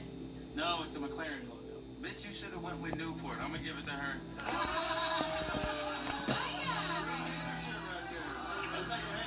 Game recognized game. Dave Cyrus, which one of your doppelgangers do you like here? I I mean, I thought that was a really even fight. I think because you both have the same size dick. And I want to say, first of all, Miranda Meadows is just way too elegant a name for you. I know, right? You look like you keep spare change in your pussy. Wild, spare change, not just change. Also, Channing looks like a guy on Halloween who had to slap together a pedophile costume. That was really hard. I don't know. It's like you're small and you're funny, but you look like you call your pussy Crushosaurus. Yo. Hell yeah. I love dinosaurs. I love dinosaurs. Anyway, I think I'll give it to the more boy one. No, yeah, you with the mustache. Oh, wow, what a shock. All right, let's go with Mike Lawrence. Which one of Caitlin Clark's teammates do you like? This looks like a domestic violence dispute where neither is strong enough to leave a bruise. It's like a fight between the two oldest kids at the orphanage. Like they both trying to start a fire with their mind. You know, it's tough because Miranda did get more laughs from Miranda. Yeah. I wish I enjoyed your jokes as much as you did. Here's the thing, you had amazing jokes, but the wee and wiener is unforgivable. Which Russian and or Korean person gave you that before? You came out on, he looks like the wee and wiener. Yeah, so I cannot let anyone who would say that into a microphone win.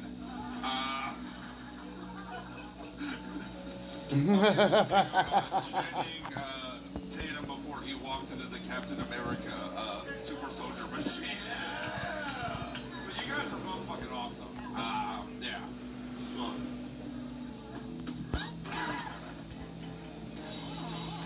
Make every watch count. Your next car is just a couple of clicks away. CarCost has a great selection of low-price pieces. You guys are both fucking awesome. Yeah. This is fun. It's a clean sweep for Channing, so we just go to the commission just to hear what he's got to say. Who'd you like here, Pinky or the Brain? You both look like 28-year-olds that play high schoolers on the Disney Channel. Any casting directors are here, please. I love this battle. I thought it was great. Honestly, like, Miranda, the elf on the shelf thing was really funny. The Formula One, the way you just swagged on him and you were like, I'd fuck his girlfriend, wasn't the best joke, but, you know, got the crowd going. And the trans cousin was maybe my favorite joke of the battle. Channing, on the other hand, the cervical cancer thing, the vaccine, you hit her with a 1-2 like punch there, it was great. The India trash heap, dude, come on. And then you started your own chant, which I've never seen before. You took matters into your own hand. You're like, I'm going to tell these fucking idiots what to say. And you all on it. Yeah. Yeah, this was a lot of fun. Congratulations to Channing, and great job, both of you.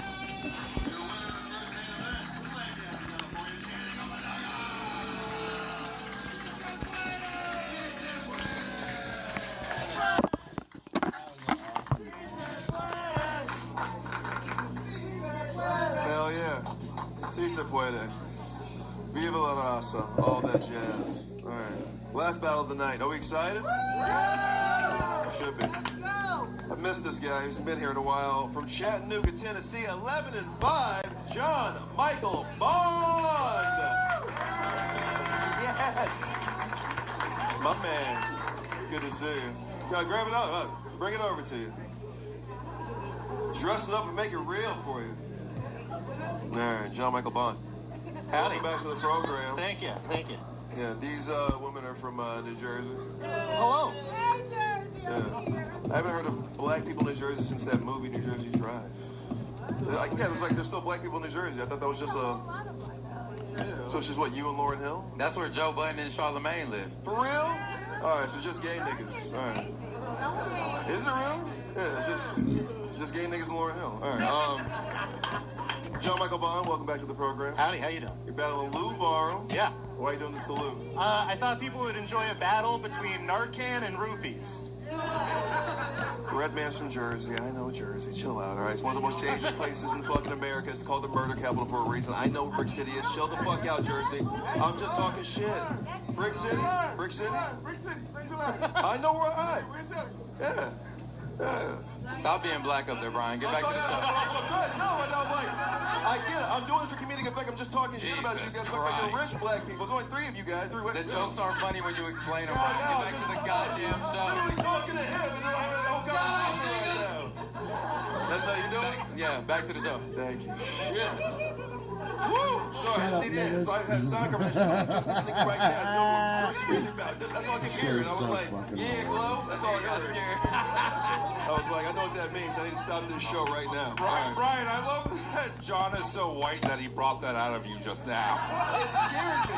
It scared me. He was saying, all I could hear was like, we gonna show him what Jersey really bad after this show. And I was like, let me stop real quick, let them know I know what Jersey's about. One of my favorite rappers is from Jersey. I understand, all right? I just said, I went deep dive on Jersey. I said Lauryn Hill for y'all. Can't believe we're still right going now, Brian's like, you're not gentrifying my stage. I'm scared. The show started on time, and because of niggas, we still gonna go over.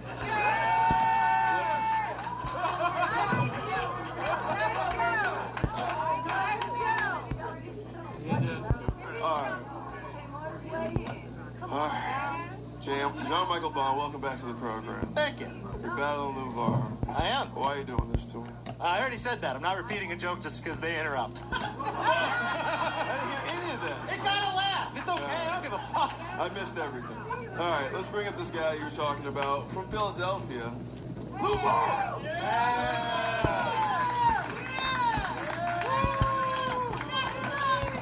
Go. Yo. Let's go, Billy. Jersey in the house. What's up? Be careful. They look like they're auditioning to be the next villain on True Detective. Looks like we're here to determine for sure, will Jews replace him? They look like they both showed up on January 7th.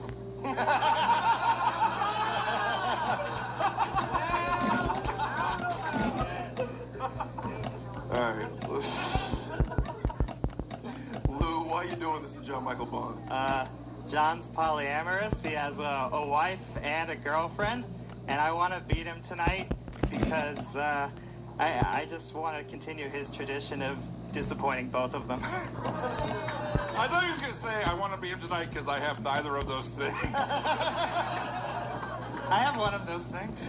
Polly must be confusing for you since you've never kept a woman without handcuffs. No, it's not confusing.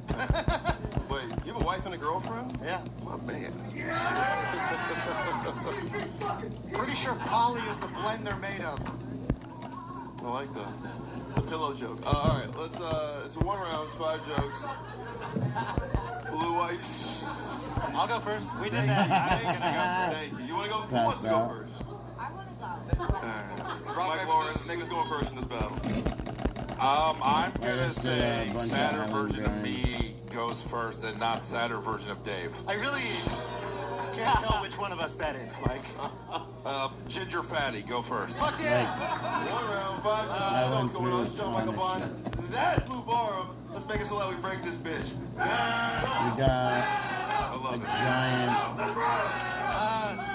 Lou hates cops, which seems noble till you find out he has a restraining order against him from an ex-girlfriend. He thought Rage Against the Machine was shouting, "Fuck you, we won't break up when you tell me." Come on, you know the lyrics. Imagine you're yelling it at a woman. This Kim Possible Macy's Day Parade float is John. Okay. Hell yeah. Whatever. When John and his wife first discussed bringing a side piece into their marriage, John was side piece. I have a girlfriend. Yeah. I have charisma. When John and his wife first discussed bringing a side piece into their marriage, John had a lot of questions. Questions like mashed potatoes or mac and cheese. Hell yeah. Lou's Jewish, but his lawyer girlfriend is the settler. If you don't get that joke, you're ignoring a genocide, probably. How How do you look like both of the gay dads from Modern Family at once?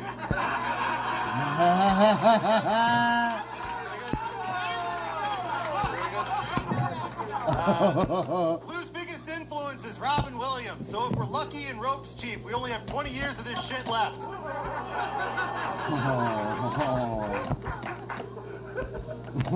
Give it up for, what's the joke? Okay. Yeah. Dad. No. You got it. No, give it up for kicked out of my Banjo Santino.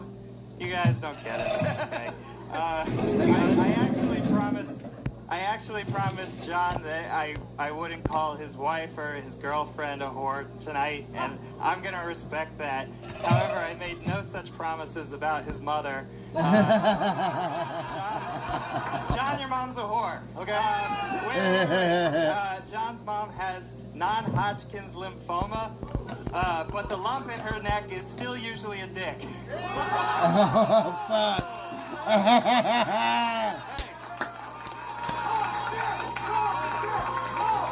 Oh, fuck, that was a good one. Want to be clear? It's fair game, all right? Lou's mom died of breast cancer, and he's still the boob they don't talk about. When your mom sees my mom, tell her she said hi. Okay. Fucking. I can still call mine. It's okay. Yeah. Call her a whore. Anyway.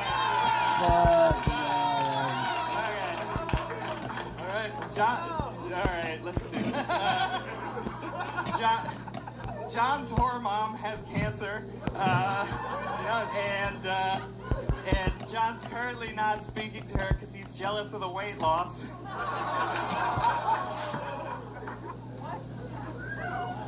Yeah, you're fat. Okay, is this... Hey, Mike, stand up. Am I fat? Yeah. Yes. Okay, You're going to lose for making him have to stand up. John, me and you wear the same wrestling t-shirts, you fat fuck.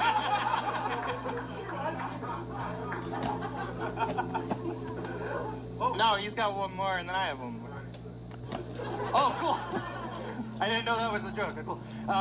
Let's see. What could I... How about this? Lou, your girlfriend lives in New York. Your ex has a restraining order, and your mom's dead. Even the woman who loves you the most stays 6 feet away at all times. Oh, fuck. And her fucking corpse is a whore. Oh, fuck. The only difference is my mom wants what happens. So, Okay. It's 3,000 miles, but yeah. 3,000 miles? Okay. John's not actually poly. It's just that his way, all sex is a threesome.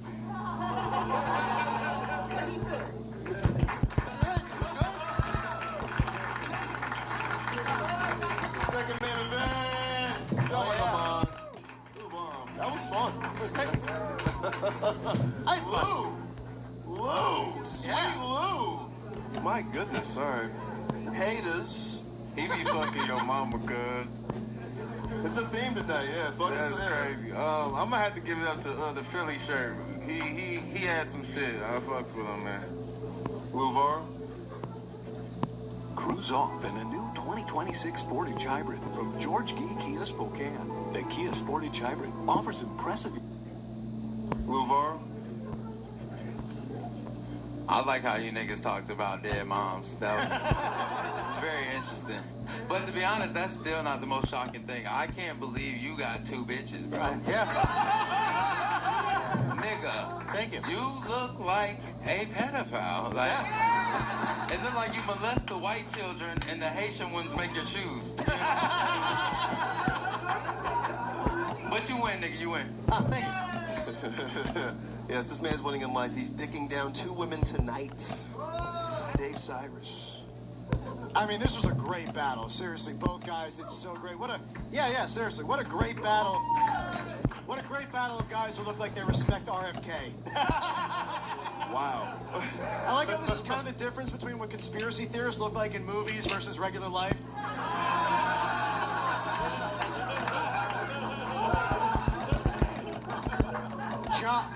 John, you look like you pay for pussy with Marlboro miles. And I just want to say, I love this battle. I love doing this show. I love the fact that right now, the three of you look like the line waiting for a strip club to open. It's been 2 hours. Like every guy outside Jumbo's. But this was really close. I think I got to give it just an overall crowd reaction to Lou. Sweet Lou! You did have some swagger tonight, Lou. You never have that. That was crazy. Like, this man literally has 2 bitches, and you still stood up to him and said, like, fuck you. Oh, yeah, your mom's a whore. Yeah. And she's got cancer. He really wrote that calling my mom a whore joke. While his is dead. That's bold. I feel like we have to do dead mom jokes. If we don't laugh about it, we're gonna cry about it, right? All right, nigga, now you're on. Yeah, I was gonna say,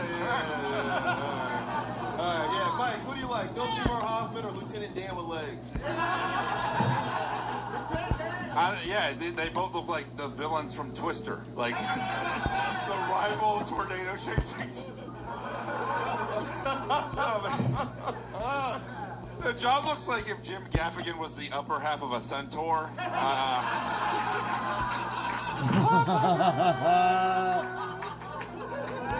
If he ate So bacon now as we much gotta as he get our wrote guns jokes ready. about it. Let's go do some laboratory. Lou looked like a guy, like a school shooter who was just told he might get a date to the prom. Like, I've never seen this confidence from you, and it was so amazing because your written jokes were great, and then the second you ran out of jokes, you were a broken, sad person again. So just stick to pre-written stuff, and maybe we'll like you more. But here's my favorite thing was when the haters were like, John doesn't look like someone who fucks a lot. He looks like a pedophile. What do you think a pedophile is? Someone who fucks a lot. Damn, I didn't even think about it like that. That's disgusting. They got more than 2 bitches. They got a school full of them. Oh, fuck. I love that I just white-splained pedophilia to 2 black guys. This is what it's really like. Excuse me, sir. A school of pussy? That's crazy. The 3 of us all look like we were denied entry into Legoland, all right? No, I thought that this was great. John, you're always awesome. Lou, this was the best I've ever seen you. I'm going to give it to you, man. Great job. Yes. All right, Kamisha, who'd you like here in the Megan's Law battle? Yeah, these guys do look like they do look like if school shooting had a tag team division. They would. What do you think Columbine was? Touche. They did have long trench coats. So. That's true. John, you look like if Santa Claus had a prequel. Like the early years. Thank you, Friar Cuck. Pretty good, pretty good. What I loved about this battle was, like, I've never seen Lou with that kind of energy, and John matched the energy. He was like, my mom's a whore, your dead mom's a whore. Dude, how about that? Here's my theory on what happened. These guys were going to battle like their normal selves, and then all the Brick City shit started popping off. And they were like, we got to step our game up. We can't embarrass ourselves in front of New Jersey. Like, They look like they both want to turn into the Incredible Hulk, but can't. So many mean jokes. John Michael, the Robin Williams thing got us started off right. That was great. And then Lou, the non-Hodgkin's lymphoma is one of the meanest, fucking craziest things anyone's ever said on this stage. The lump in her neck is a dick. Holy shit, dude. And then the way you riffed. I like that he knew how deep my dad's dick goes. And speaking of deep, when he made the 6 feet under joke, you didn't even get it. You were like 3,000 miles away. You were like fact-checking the math. Everything you did outside of your written material was nonsense. You were staring at the ground. You know how crazy it is to like stare at your shoes and be like, yeah, your fucking mom's a whore, dude. Like, you didn't even look him in the eyes when you said it. Like, yeah, she's gonna die. Fucking. Yeah, you didn't say it with your chest at all. At all. At all. You might might as well have been in the main room when you said that shit. There's no bass in your voice? What? That was Who was the first person to write all of his jokes on both hands?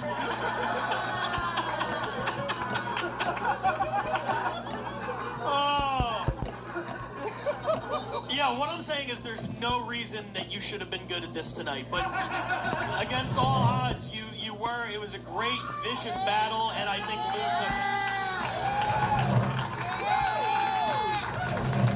This guy's got a wife and a girlfriend, but this guy wins tonight. Lou Barb, everybody.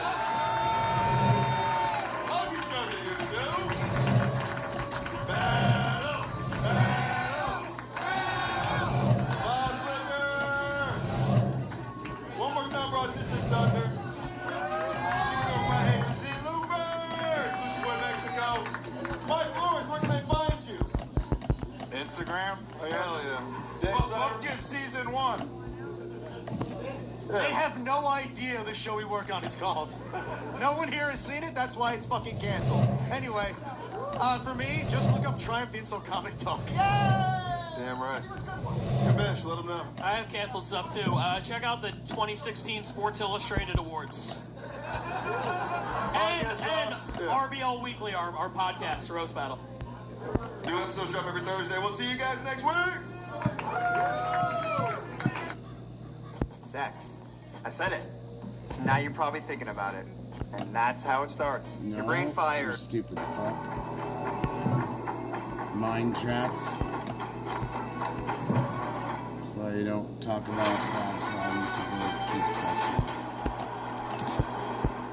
Or anything negative just keeps coming at you. Battle! Battle! Battle! Ladies and gentlemen, welcome to the world famous Roast Battle!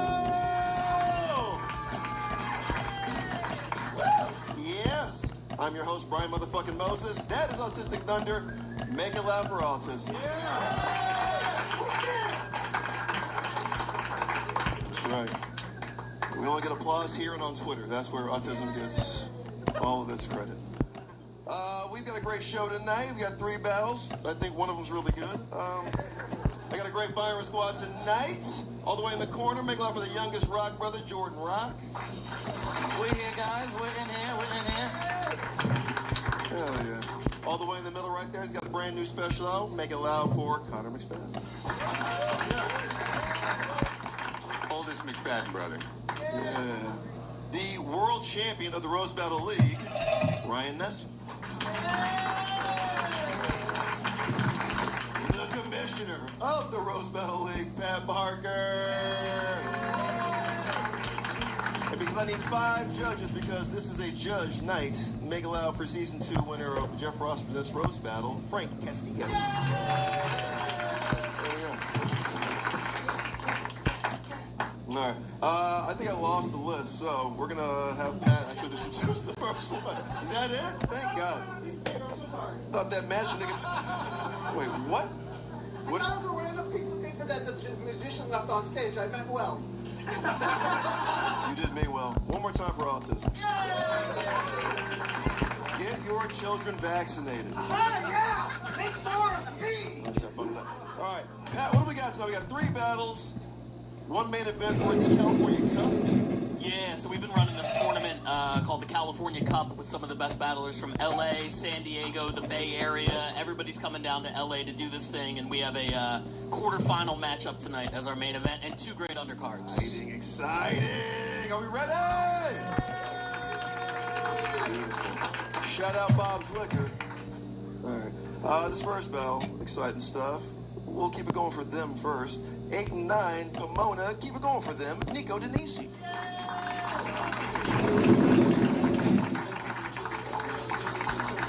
Hell yeah. Right in the middle. Right in the middle, just like the spectrum. Audience, if Dad's gonna fucking put some ants in your pants, you know, this might not be the show for you. There's a softball. That's fine. Yeah, it's nice and easy. Yeah, softball, exactly. What you have. They're not ready yet. Them's balls. All right. You versus Tim McGorry, the loudmouth of the North. Why Tim McGorry? This is actually a rematch.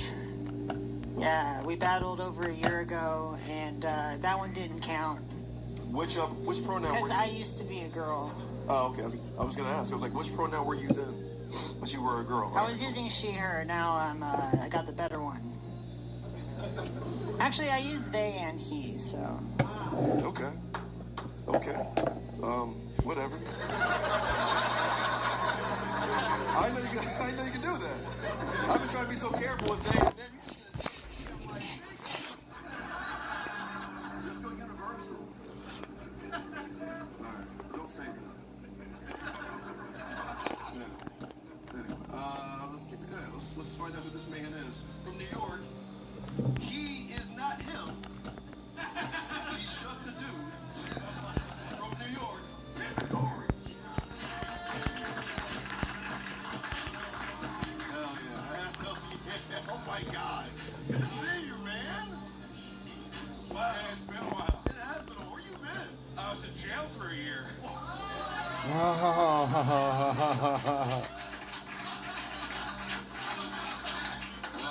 back. Welcome back. That's my boy. Holy shit. So what? County, baby. You were in county for you. What did you do? Hanging out at the Twin Towers, 4 felonies. We can get into them if you want. Wait a minute. The Twin Towers. That was like over 20 years ago. No, that's what they call that building downtown where they, you can Google it. Okay. It's the official name of it. Yeah, It's not even a nickname. No, that's the jail. So why were you there for it? Why were you there for it? Burglary, what was it? Grand theft, assault with a deadly weapon, and criminal threats. Whoa! What a Tuesday, guys. What a Tuesday. Oh, fuck. Sorry, so wait, alright, so you burgled somebody. Why did you burglarize? Burgled. First of all, that person was at Nordstrom's, and he had it coming, you know? Yeah, right.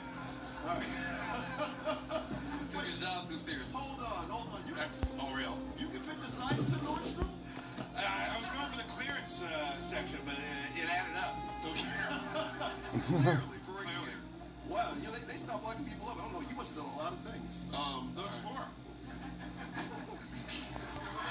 To do a year in Twin Towers too means like he was sentenced to like 3. Yeah, that's true.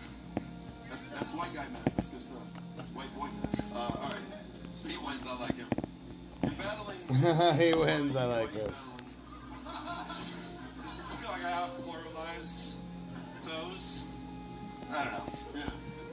He them asked, and I told all of them it was alright. I mean, you were in jail for a year, so this might have been a love attraction. Yeah, different ward, but, you know, different block.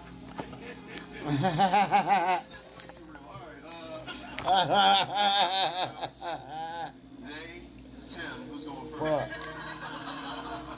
I got this. Students want to get canceled. We gotta unload the guns. Tim looks like he'll only take his heart medication if you hide it in a piece of cheese. Pretty accurate. Thanks, Sylvester Testosterone. You look like a scorekeeper for a Mortician's Only softball league.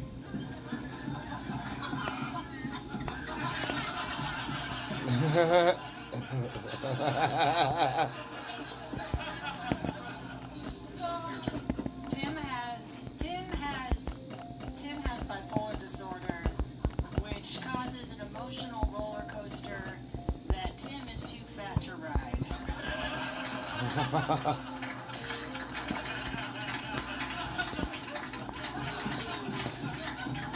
Thanks, Skrill X chromosome. Oh. I really tried to figure out like a really good Pinocchio joke, and it didn't manifest itself naturally. Oh, just like the incorrect genitalia you were born with. Oh, fuck.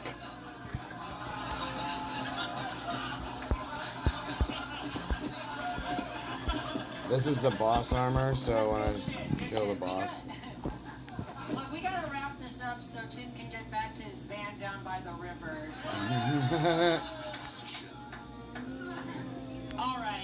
Tim is a drug addict who can't get clean. I mean, he quit the drugs, but he really needs a shower. So I thought you meant.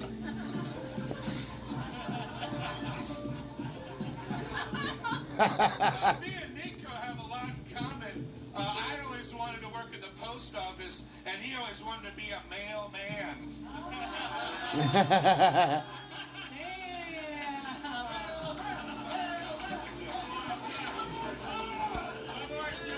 Nico Denisi! Tim Midori! Come on!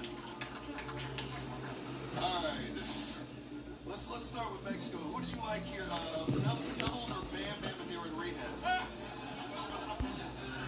Great opening battle. I'll tell you the biggest thing I like to do. These ones are about to go off to college. What's your grit?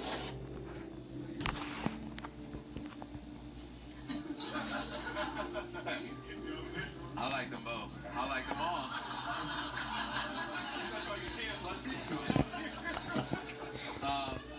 Miko, would you like the Payless romantic? Oh no, Holeless romantic shirt, and bitch or we got male shirts too. Oh, I love those. Those are great. Yeah. The bitch or the male shirt? Oh, the male one. Yeah. Damn, yeah. Thank you. Wow. I think that one's for the fat nigga, and then this one. Oh, gotcha. Thank you so much. There's a lot going on up here. I really did appreciate, Tim, all of your 2017 references. Thanks. Yes, really. Yeah, that nigga did just get out. Pinocchio, I'm like, man, must have just got out. Jordan Rock, which member of the Connors family did you like? You know, this was actually a really good battle. This was surprisingly a good battle. Nico, when you came out there and you threw out that first joke, I was about to be like, oh shit, are women not funny, even ass men? Then you opened with a really cheesy joke that was actually good. And I was like, okay, this is turning around. Tim, you came out here and you looked like you go like I'm in jail. I was like, what, you smuggling food or something? Like smuggling hams? But Skrillex Chromosome, that shit was a banger. I'm not gonna lie, that was a sleeper. Skrillex Chromosome, I don't even like the mailman. That was a thinker. Yeah, that was a thinker. That was like I was like bars. So I gotta go with Tim. Yeah, I'm sexist. Don't say bars. It's okay. I haven't been a man long enough. I gotta do it a little bit more, right? A little bit funnier. Yeah, you can experience. Gotta get it. I was just gonna say, don't say bars. Tim just got out. Go ahead, Connor. Oh my god, that was a great opening battle. These guys are there after applause. Holy shit. The undercards are not usually this good. You guys are spoiled. This is... Oh boy. At first when Tim walked on stage, I think like everybody else, I was like, what fucking Danny McBride character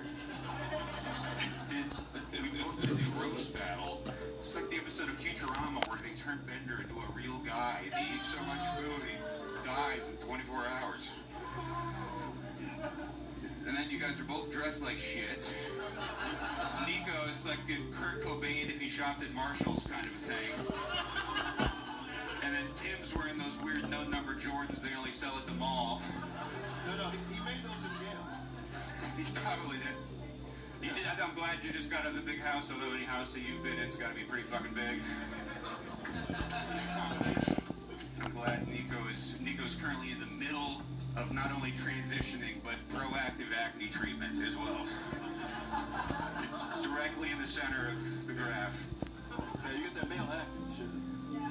Welcome to it, dog. I scored this battle with my just heaters only, and I had 3 heaters per person. I had the Van Down by the River, the Emotional Roller Coaster, Hiding the Pill and the Cheese, versus Skrillex, Incorrect Genitalia, and the Mailman. Incorrect Genitalia is a pretty crazy out there fucking haymaker joke, but Skrillex and Mailman are just puns. Cheese, Emotional Roller Coaster, and Van have a nice variety to them, and because I'm down with the queers in general, I'm gonna vote for Nico. Okay. All right. Ryan Nesson, which one of the Pep Boys did you like? This is a great opening battle. Keep it going. was amazing. Yeah. We've gone for Gross Jenner and oh, this is the guy that gets taken over by the bug in Men in Black, right? In the very beginning. Beggar. I don't know, you look like a Confederate soldier if he was still alive. I don't know, you look like if they made Elvis again. Like, this is what died on the toilet. Yeah, I don't know. That was. How the fuck were you a burglar? How did you fit into anything? Hamburglar. I was setting it up for everybody. Okay. Yeah. Yeah, I don't know. Yeah, she's a they, or they're a they, and the scale identifies him as a they. So. I mean, you just want them all. You still said she's a they? I don't know. It's they, he. When I battled her, she was a she. Now it's a he. Okay, this is hard to do. I have a they word pass. I don't know. Jesus. Yeah, it was pretty cool. It was a great battle. I think I edged it out to Nico, though. Yeah, there was a couple great jokes there. I loved how Tim was handing out his cards to people, though. That was great. It's like there were packs of ramen in prison. That was but yeah, I think I give it to Nico on this one.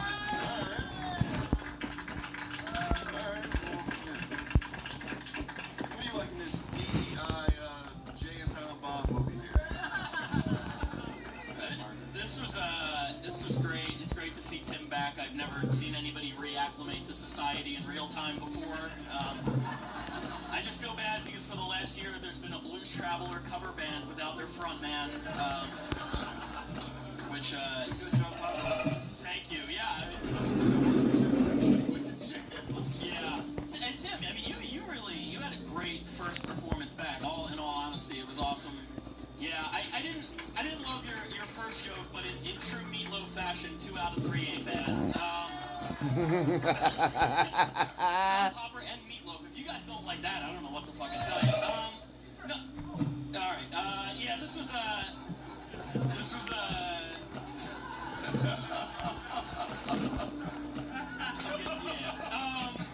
No, I really liked it. It was one of the best opening battles I've seen in a while. To me, the jokes were pretty much tied. I had it 2-2, so I'm going to go with my favorite joke, which was the emotional roller coaster one. I'm going to give the edge to Nico. Okay. All right, Frank, which one of these cast members of All That 2004 did you like? They got touched. Yeah, that documentary came out. It was pretty sad. I mean, I gotta go with Nico on this one. Just so great. Very, very funny. One more time, let him hear it. Tim, congratulations on getting out. Welcome back, Tim. What, you burgled the guy? Did you burgle a smaller guy for his clothes? We'll talk about it later. It was under an orange. It didn't work out. Frank, if you never robbed a fucking what? You don't go into a fucking department store and rob one person. I know that. His clothes don't fit. I'm saying, did he rob a smaller guy for his clothes because he's fat? Oh, okay. And Mexican, I know. Hello. It's funny now that you explained it, for sure. Yeah, I know. Nigga, it didn't work. So whatever he did failed. Justice was served. 3 times a day. Anyway, We're gonna go fuck up the laboratory for the second time. I just had to reload and clear out the storage at the gas station. Fresh out. Or brand new. Nico Denise.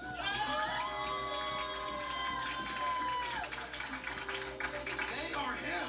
Nico Denise. Hockey shout out. Battle. They are him.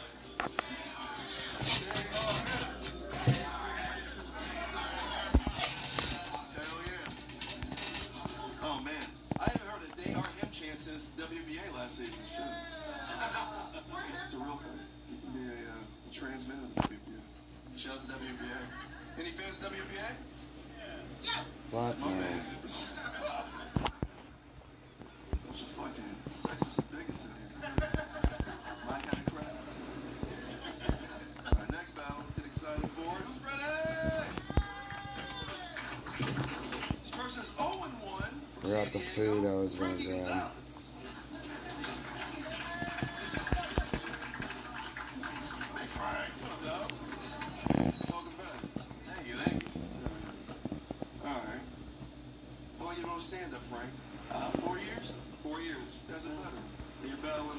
Alex Peregrino. Why you do this to this person? What was that? Why you battling Alex? Oh, I honestly, I just want you guys to hate Alex as much as he hates himself. You know? Suicidal bitch, you know? Alright. Frankie's from the south of San Diego. This person's from the north in San Jose. So Daniels versus the North. Daniels, who's ready? Alex Peregrino.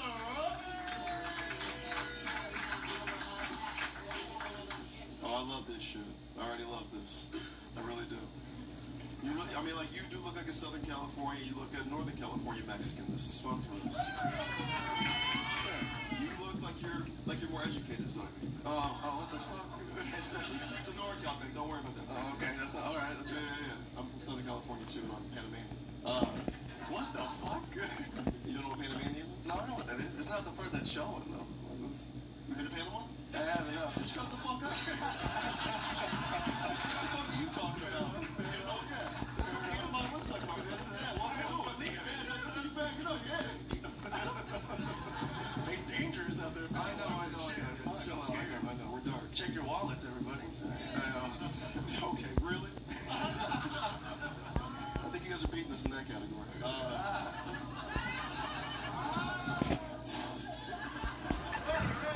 Stereotype battle, everybody. Alex, why you battling Frankie? Fat people need to be humbled sometimes.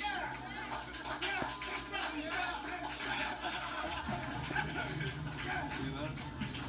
Short, concise, sweet, like a NorCal person would. Educated. Anyway, 1 round, 3 jokes in English. Alright. Who's going first?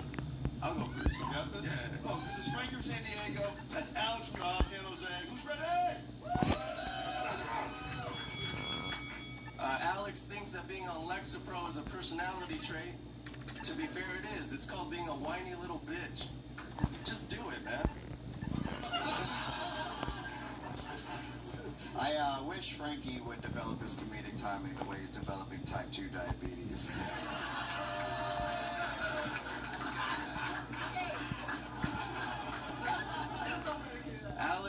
Alex has really big hands. You know what that means, ladies? It's really easy for him to beat his girlfriend. Alex, show him the scar on your hand, dude. Show him the scar. Alex has a scar on his hand because his girlfriend has a glass jaw.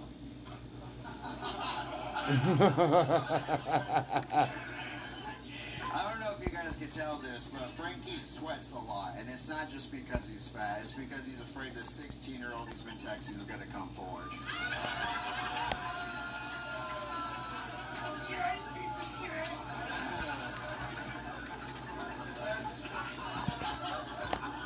I already have this housekeeping one. I do want to give him credit for that. You know, he's going to yoga, he's meditating. He does yoga a lot, and he does it because he wants to be. So we're gonna get this one. This one makes it so they can't hit. They don't hit you. I saw your 23 results when they said you were 80%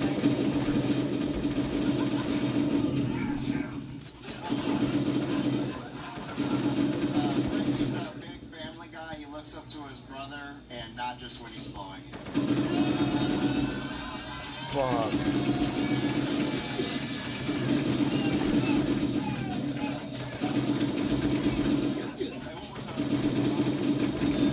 That's Frankie. That's Alex. This is the South. That's the North. Alright. I didn't want to say I told you so, but let's start with Sushi Boy Mexico here. Granger knows that if you're a school custodian, cleanliness is your top priority. That's why you can rely on Granger for a range of cleaning products and equipment, from disinfectants to floor scrubbers. Granger, Fuck off the my ones fucking get it done. screen. I like the Northern Mexican a little bit more. I mean, as a former fat nigga, you really disappointed me, bro. Just, well, yeah, I'm good. We can do that for you. You know what I mean? You were talking about suicide and depression. Like, if you're fat and San Diego, I think. Never mind. I think He's being all over it. You know what? San Diego. You share the same name. This is a tough battle because we have the same name, but you're also from where I'm from. Where are you from in San Jose? Like I lived in Campbell for like 6 years. Okay. Yeah. All right, I know that's Campbell Elementary.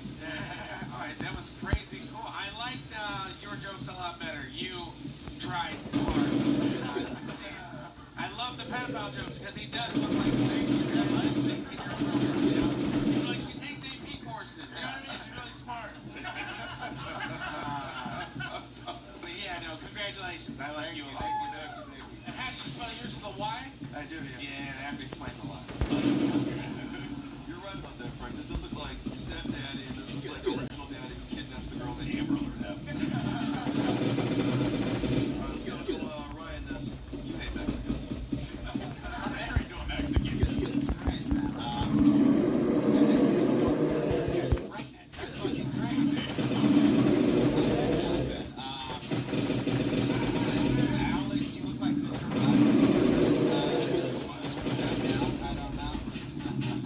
Yeah, I don't know. Frankie looks like he does take children. He offers them candy. He's like, yeah, I'm fucking obviously eat it. And as a person who's upset by your joke about us, I'm gonna give it to Alex Peregrina. Peregrina, Yeah, is that right? Thank you. Yeah, thank you. Yeah. It's also a mineral water. Yeah. That's a current name. Connor McSpadden, you know Mexicans most of your life. Go ahead. Oh boy, I think if Cesar Chavez saw this battle, he would start eating again. No, fasting joke. No, it was fun, guys. Yeah, you guys are both very Mexican, but not in a cool way. You're not making it work for you. Like, you're the kind of Mexicans that would have hung out with me in high school. The joke about Alex hitting his wife, it looks like he's never even hit a pillow because he was upset. Like, it just didn't track. Like, if this guy abused his wife, like, on what amount of PCP, sir? I don't think so. He used to have like a big coat. Oh yeah, he has a bunch of issues. He hides it well. He's the predator you're looking for. I can't disguise it. Did I just like your television? I'm not following this. Did I just hear the alien call someone a predator?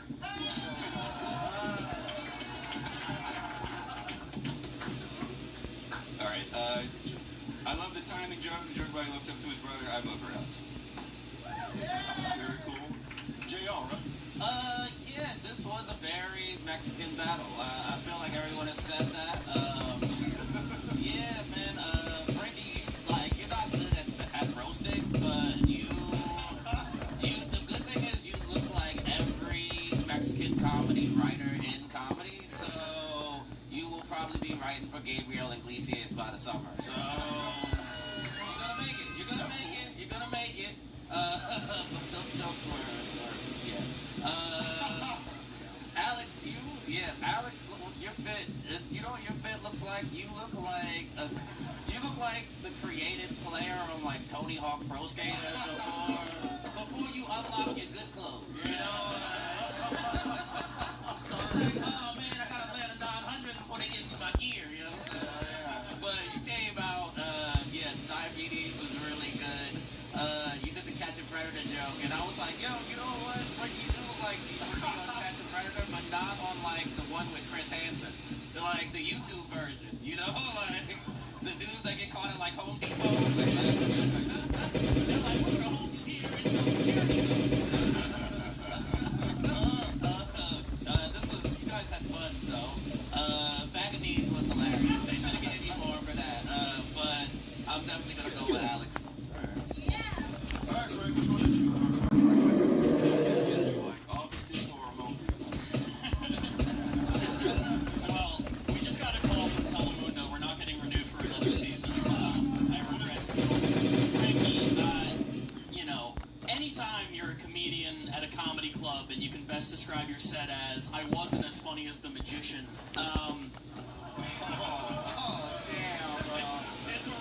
It's a rough night. I will say this. He sucks to drive us home. I will say this. The crowd. Oh, really? Yeah. I'm gonna fucking kill us. Wait, what happened? He's driving us home.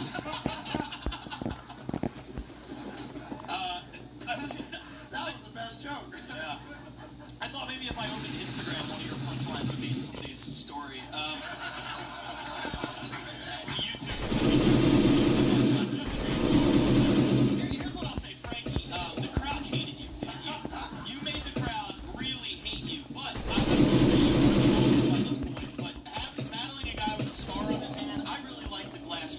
I think that's a really smart, well done joke. Even if, as Connor said, it doesn't apply to him, but the scar, I think I saw what you were doing, and I like the rest of the shit was trash, but that one I enjoyed. And then Alex, just you had the crowd from developing type 2 diabetes. You had them, and you just kept punching, and you knocked it out of the park. Congrats. Thank you, bro. Thank you. Appreciate that. Oh, man. Before I go to the audience, I gotta be. So, you just said you like the domestic violence joke? And somebody was just like, no, it's not a good joke. She's like, no, it's not a good joke.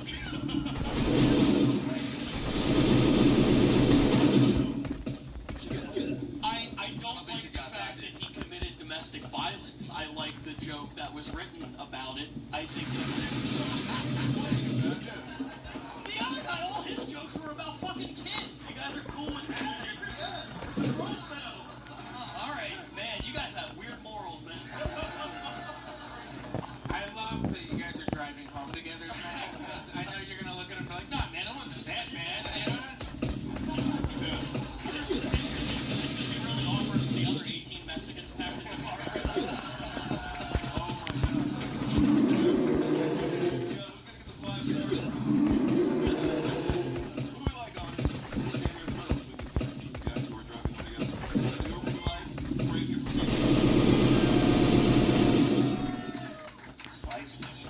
Or Alex. It was close. We're going home together. Alex, right now. Hug each other, you two. Good shit, Frank. One more time for Frankie and Alex. And off.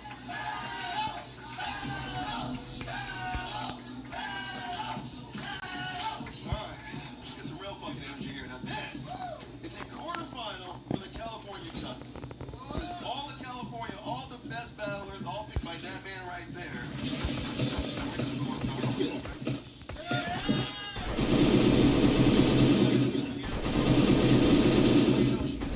Sport, Audrey Herbert.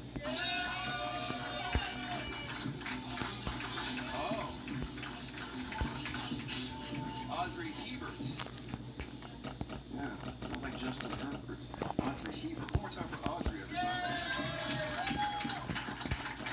Now, Audrey, Lexi's scary. You've seen her battle before. She's 12-2, and she's beaten some of the best people in the sport. What do you think about Lexi? I just think we should pit women against each other. That's my only goal tonight. It's already happening. All right, here's the lady you're battling from Sacramento, 12-2. Lexi Actionella!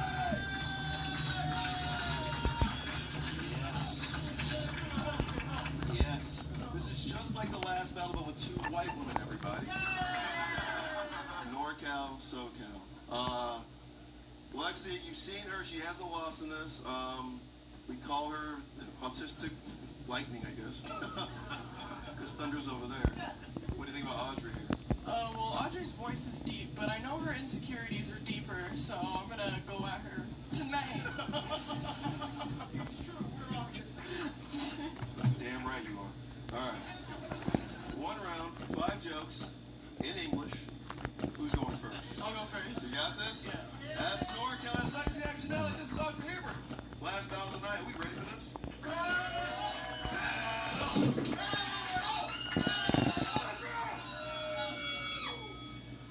Give it up for the girl who reminds the teacher there's homework. Audrey has failed her driver's test 4 times. Yeah, if I were her, I wouldn't check my mirrors either.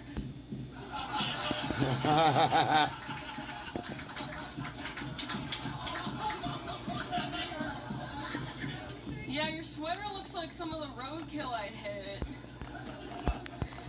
Lexi is studying film and photography, and you know, I get why she'd rather be behind the camera.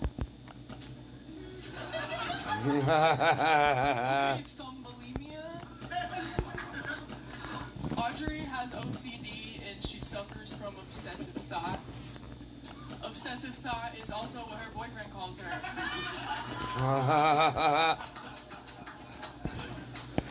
You look like the star of Sex in the Tent City.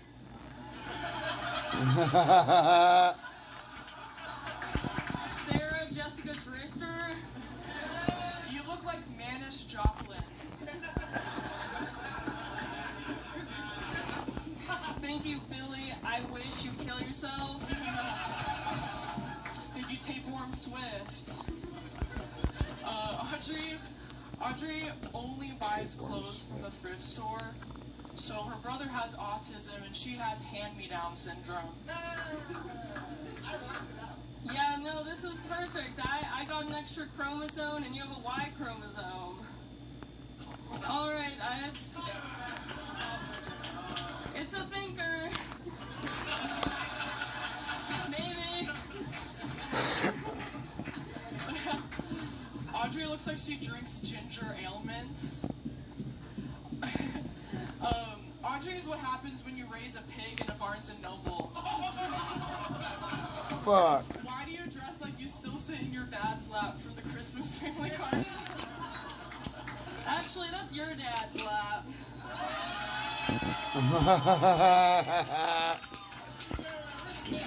Sure, Audrey's riding my dad, but at least I drove myself here.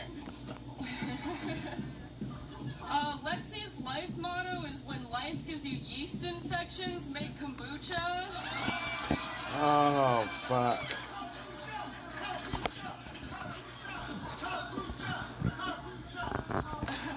Audrey fingers women the same way she picks her nose, with the intention of eating it.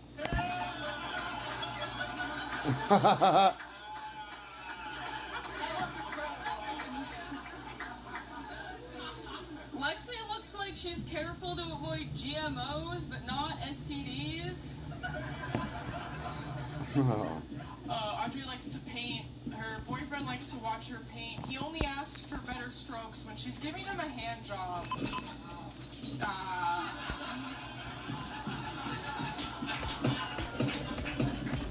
9/11 and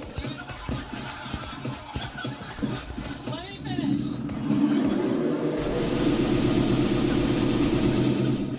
9/11 and losing her virginity. Two things Lexi was too young to remember. Oh, fuck. Yeah, Audrey's a Democrat. She voted for Biden, but she has the body of Trump.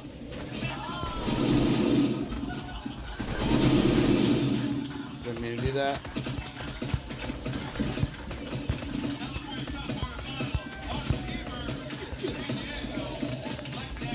Ah.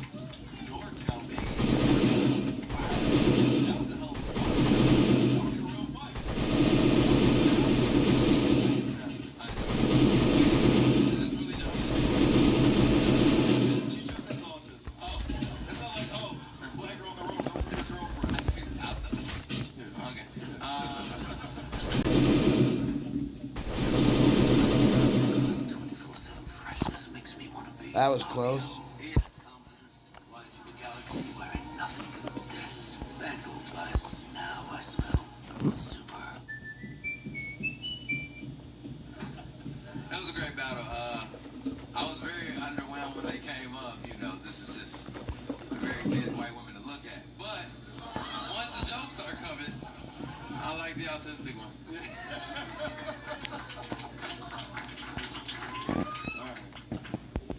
And you know me, Brian. I'm not picky when it comes to white women.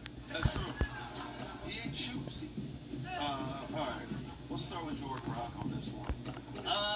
Yeah, this was a battle of great white women. I would definitely text after midnight. Yeah, like, definitely, like, be like, yo, what one of my real friends are gonna see me right now before I tell you to come over? But,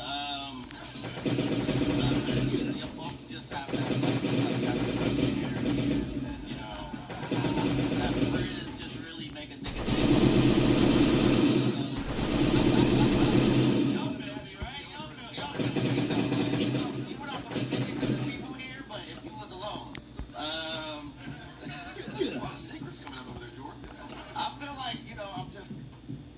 off my chest. Let's see. Check out Paris Joe was great.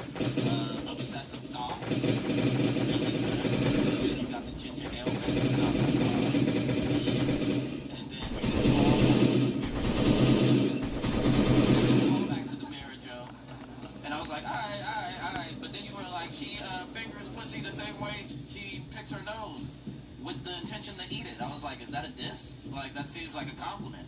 I think a lot of niggas are thinking that too. Yeah, exactly. I was like, is that bad? I think that's the best thing. Audrey, you came out. You got a Sex in the Tent City banger. Tent City was a banger. Billy always dies. You kill yourself, right? And then you just hit the knockout punch with 9/11. That was 9/11, and you were just too young to remember. Yeah, that was a knockout punch. So I gotta give it to Audrey. One for Audrey. Let's see if she can. Oh boy, I thought this battle looked like one Goodwill battling another Goodwill in a different neighborhood. Or the second most unpopular girl in school bullying the third most unpopular girl in school.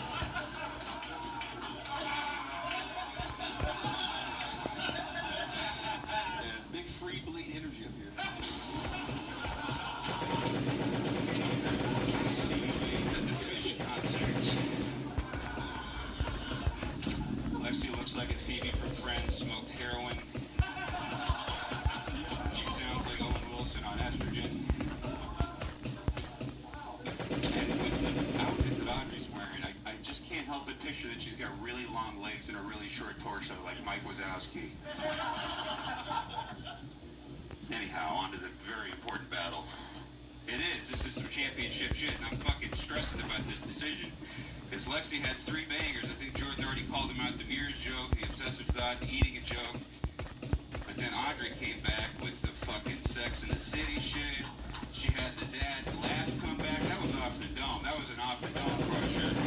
The kombucha. I got the kombucha bar right here. The GMOs I thought was cute and underrated. Man, it kills me to do this because I think Lexi is the best new roast battler that I've ever seen. But I'm going to vote because this should be a meritocracy and you should be able to fucking come and cut that person's head off. I vote for Audrey tonight. Oh, super Audrey! This is the California Cup. Which one of these women who murdered Sharon Tate do you like? Ryan Nesson. I'm just glad they were able to battle each other after their battle with a blow dryer before they got here. This looks like they remade Face Off with white women. That's what this looks like to me.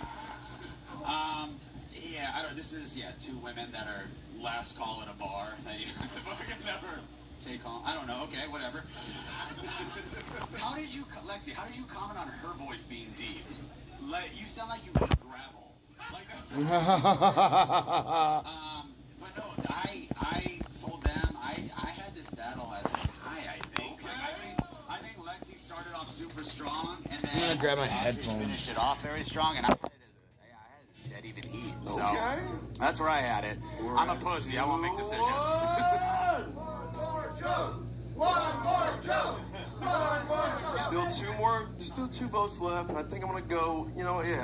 Commish, you want to take this one, or you want to give it to Frank? Yeah, I mean, I'll take it.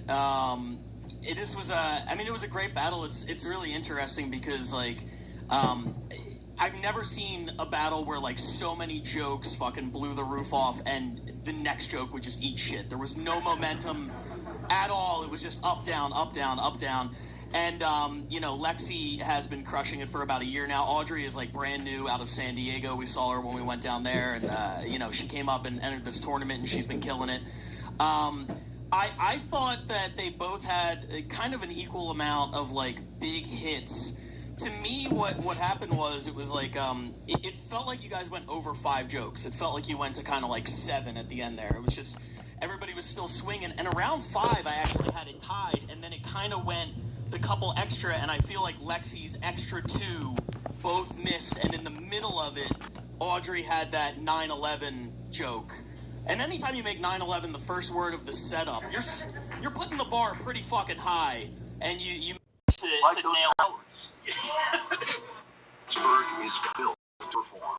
From America's #1 selling floor jacks to sockets, rollers. Boy, this crowd, they don't like any of us. All right, Josh, it's okay. It's all right. We're just gonna give up. Who we like, freak or geek? Yeah, it was a close battle. I wouldn't be mad at an overtime, but I do think just by one, based on the performance, kind of at the end, I'm gonna give it to Audrey. All right, Frank. Both of you, fantastic. This was like the battle of autism. This is pretty great. And I don't, how dare you guys make fun of them? These are two gorgeous librarians. Lexi, one of my favorite battlers from up north, has a lot of good jokes. It did feel like a slugfest. You guys were just swinging up there. Some of them were missing, but some of them connected. And near the end, it did feel like the momentum started to swing a lot more towards Audrey. And yeah, that 9/11 joke just took it away. But it was really, I really enjoyed this one. You were supposed to do 5. You guys did 7. It was really, really cool. It was a great battle. It was wonderful to watch. All right. Moving on to the California Cup from San Diego, California. Now 4-0. Audrey Hebert! Audrey Chavez!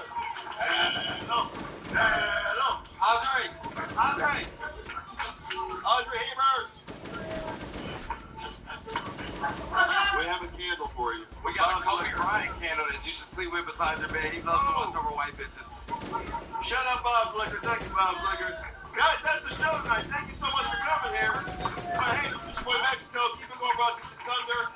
My judges, Jordan Rock, Connor McSpadden, Ryan Nesson, Frank Castillo, me and Pat Barker do a podcast. Comes every Tuesday. We'll see you next week.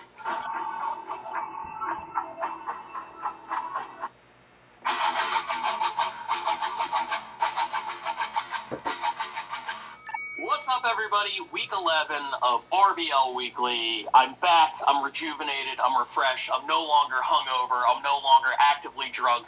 I'm no longer tired and sick, and I am excited to watch some battles with my friend here. My name is Pat Barker. I'm the Roast Battle League Commissioner. That's the creator and host of the Roast Battle, Brian Moses. Wow, Pat. Dude, I'm back in it. 2 weeks in a row, I was dragging in here. Yeah. You know what I mean? I was hanging on by a thread. This week I'm back. I watched the battles ahead of time. We have a very good week of battles. Okay. Very excited about the battles we have this week, especially after the last couple where, it was hit or miss. This week I really liked it. I finished watching them and I had 9 that I felt like were worthy of the time. I had to go back and rewatch them, and it was a pleasure to do so. Really? Yeah. So I'm gonna think I'm gonna get in trouble. Yeah. Ooh, this is a good draft class. I like No it. fucking food here. How are you? I'm good. I feel good. I'm dressed like a referee today, as they call me, but I think I'm rebranding myself as, the point guard because I feel like I pass around the ball more than I'm like officiating because I always forget the jokes anyway. So really I'm just passing the riff around more than saying, hey, stop, don't say that, or hey, stop, that's that many jokes. Let's go grab some food. Yeah. We teamed up a lot, I feel like, at Netflix. It's literally For what you outside need. joke. You were popping Nice into the start judges' down there. table like, what was this, bottom of the third? I didn't want to fuck around. I had 2 people working on it. It was you and Autistic Thunder. Nice. And, he's good with numbers. Oh, yeah, I was going to say, let him count some shit. That's I got a the ringer in ideal. there, yeah. Let's grab these that's turkeys. so funny. And shout out to him because I didn't even hear him answer your questions, which, I assume if you asked him, the answer would be long and loud. But he was on it, huh? No, when you said bottom of the third, he was literally saying the same thing. I was like, he has that ESP going on. Yeah. It's crazy. He was like, bottom of the third. Right. Third right here. Oh my fucking toe. Get in there. I'm like, oh, this is on top of it. Shout out to Myra. Shout out to everybody. The Netflix, let's touch on the Netflix real quick. We had this very ambitious goal to bring in battlers from around the country for the biggest RBL tournament of all time. We were at the outside joke stage, right outside the Hollywood Palladium. A few thousand people over the course of 3 shows. And it was also the 10th birthday, right before our 11th birthday, better late than never. We brought back the Wave and Coach T and, all these people from the Roast Battle past. GG the Bussy. Yep, paired with the present Roast Battle, the RBL. And I thought the result was pretty good. Dude, the mashup was insane. I was telling you after the first night, we've never had a good first night. I've been through many first nights of tournaments for Roast Battle. Now the Roast Battle League thing because everybody's so good at it. And yeah, I couldn't be more impressed. I felt like the X Games of like, oh shoot, we finally figured it out. Yeah. So that was amazing. Shout out Josh Meyerowitz. Shout out Coach T. The Way, Willie Hunter, Jeremiah Watkins, Jamar Neighbors, sorry. Gigi the Pussy, Elliot Mack, Sushi Boy Mexico, Justin Grant, and the Godfather, obviously, Jeff Ross. Without him, oh my God, dude! It was so nice because he's been so busy leading up to, I mean, the busiest 2 weeks of his life. Huge the Brady roast. He's got his own one-man show, Take a Banana for the Ride, which I got to see, by the way. Awesome. Yeah. Really, really loved that. And then after all that, it's like, oh yeah, also come in and help facilitate this massive like roast battle show. Yeah, he brought in Tony Hinchcliffe, Nikki Glazer, Chelsea Handler, Jaleel White, Urkel. Oh he brought in Dr. Phil, we were just talking about a little bit earlier. So, and then you brought out the best roasters. You brought the number 1 and number 2 ranked battlers in every city outside of Cleveland and Atlanta. So this was huge, man. It was great, and to get to judge, like you don't understand, like the most special part of the last few weeks to me, and it was a great few weeks for all of us. But when you get the Urkel cosign, when you're judging, and Jaleel White is like, nah, this dude is too funny. You can't go to him first. Yeah. Jaleel White was like, I don't want to follow the commish. You don't want to follow the commish. Commish is on fire right now. Yeah. Oh my God, dude. Yeah, 9-year-old me was freaking out. It was crazy. You were like the black dick to him. He was like, I can't follow that. That's craziness, right? That's Lexington Steel. Yes. Yeah. Yeah, that's exactly the metaphor that I was going to say as well. Thank you. We usually, you tossed out Pornhub last week or the week before. True. So I had to toss out, something I knew. True. And how about a shout out to the winner of the tournament, Heather Keith, Austin, Texas, beating Katie Kincaid from Chicago in the finals. A great final battle, by the way. One of the best we've seen. I mean, outside of Jimmy Carr and Kate Trevor Wilson, that's probably one of the best finals I've seen in the tournament. And you've seen them all. I've seen them all. You've seen them all. And it really lived up to the expectations. Heather winning 4 battles in 3 nights, beating people from Denver, from New York, from Chicago, and dare I say, kind of like low-key the star of each individual night. Heather Keith was the MVP in every round she was in. Yeah. I don't think we've ever seen that either, by the way. Maybe outside of Jimmy Carr, but I mean, man, it was thoroughly impressive that she had the crowd, she had the judges, she had the wave. I mean, like, the wave really only came out during her, so not like, hit me up on Instagram, at RBL Commish. Send me a DM. Tell me that you want to go to this thing. It is Thursday night at 8:30, and I'm going to hook it up. I'm going to make it happen. Yes. And for the comment section, yes, when Jaleel White, Urkel from Family Matters, when he came out, we did do the Spider-Man meme pose. We looked at each other like we were the same person. And that's my comment section. Yes. Urkel happens all the time throughout my whole life. It was a very serendipitous, very full circle moment to be like, oh my God, you're the reason I got made fun of throughout my life. I don't get that. I never got Urkel. Yeah, Gregory Hines usually, yeah. But yeah, no, the comment section, because they're not very smart. Yeah. They like to go Urkel. They hit you with the Urkel. Okay. Well, they don't really know what any fan is like. Yeah. I was gonna say that's just like, who's the least cool black person we could think of? Yeah, but Urkel, I mean, Jaleel White, by the way, one of the coolest guys. Yeah. I mean, you want to talk about what happened where he gave a bag of his product? Okay, so who was it? John and Jonah won? John and Jonah won on night 1. An outside joke, yeah. So. And the two Denver guys lost. Okay, Abigail and Jake Davidson. So Urkel's judging. Jaleel White's is Urkel. He's judging. He gives out a bag of purple Urkel edibles, right? They're THC infused. And Joda wins, takes them, passes them around to some of the guys. The only guys I think took them were the Denver guys, because that's the marijuana capital, right? Yep. And they said that was the highest they've ever been. They were still high the next day. I showed up for night 2. I ran into the Denver guys, and they were like, dude, we took half a purple Urkel last night, and we're still fucked up. And then Joda was too. And then you made him explain it on stage, and he got all flustered. Yeah, he's like, I'm still never take edibles from Urkel. The end. It was really bad, and then they lost. Yeah. I mean, to be fair, that's a tough thing to try to explain in like 1 sentence or less. He did a pretty good job. He was like, Urkel got me high. Don't trust black people. Yeah, basically, yeah. Joda did a great job in the tournament. He got his nails. One of the most effortlessly funny people I've ever seen. Everything got a lot of range. Yeah, but it's channeled very, very well. Yeah. So yeah, California Cup this Thursday. We will be handing out a trophy that is frankly 5 times bigger than the Netflix trophy. You deserve it, California. Absolutely, yeah. Shout out to the Netflix trophy department. They killed it this weekend as well. Oh my God. The last thing I have to talk about, and I just gave the Bay their flowers. They're in the championship. It's going to be a Bay Area champion for the first ever California Cup. This week. What do you call it? Did you see the rap video? I didn't want to talk about it, but I knew you were going to bring it up. Yeah, I saw the diss track. I didn't see all of it. I could only get through the first few bars, if you want to call it those things, from a musical perspective. But yeah, Josh Means, as an ex-battle rapper or an ex-rapper, I can see why that's not your day job anymore. Josh Means, Dakota Fry, and Artie Valenzuela, they took the Kendrick Lamar "Not Like Us" beat. Yeah, very hypey, very Bay Area type beat. Yeah, and they ruined it in every way possible. They made a diss track towards LA. It was, I commented, it's terrible in the best way possible, in that they knew it was bad. It was not intended to be taken seriously. It was tongue-in-cheek, so I'll give you credit for that.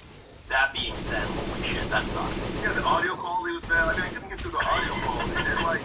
And Josh's flow was just, I don't even know what that was. I mean, the flow just gets progressive as you go through all of it. Yeah. Artie comes in, and the first two bars, he nails the first two bars. Okay. And I'm like, oh, this is the guy who can rap. And then it unravels very, very quickly. But those first two bars... Start speaking Tagalog. Yeah. Not even look anymore. He had something about Gronk spiking the shot glass. It was very of the time. He tied it all in. It flowed, and then it was all downhill from there. Don't put it on streaming, boys. No. Don't put it on streaming. Do the J. Cole thing. Pull it off streaming. Now, that being said, as a 40-year-old white man, I know what not to do, which is make a diss track of my own. I will not be doing that. I have a family I don't want to embarrass too badly. But I would like to address a couple of the specific accusations. Number one, Josh Means said, LA's in first because you and I are in charge of the votes. This man has never watched a battle before sitting down in this chair. Ever. If I sent him battles and I was like, can I rank these? I would get no response to that email. Not at all. We also have a committee of people who, from all over the country who have an opportunity to rank the battles. It's not LA people exclusively. I think the rankings are very fair. Now, that being said, his next thing was a lot of LA's points this year have been San Diego versus the Bay battles, which is absolutely true. We got a lot of bullshit points on loopholes this year. Thank you, California. Yeah. So you're right about that. I concede that point. Well done. And lastly, just as a general piece of advice, if you only have time to do one thing and you want to climb in the rankings, I would choose sending in a battle over recording a diss track. To record the diss track and then not submit a battle that's a rough look. That's a rough look.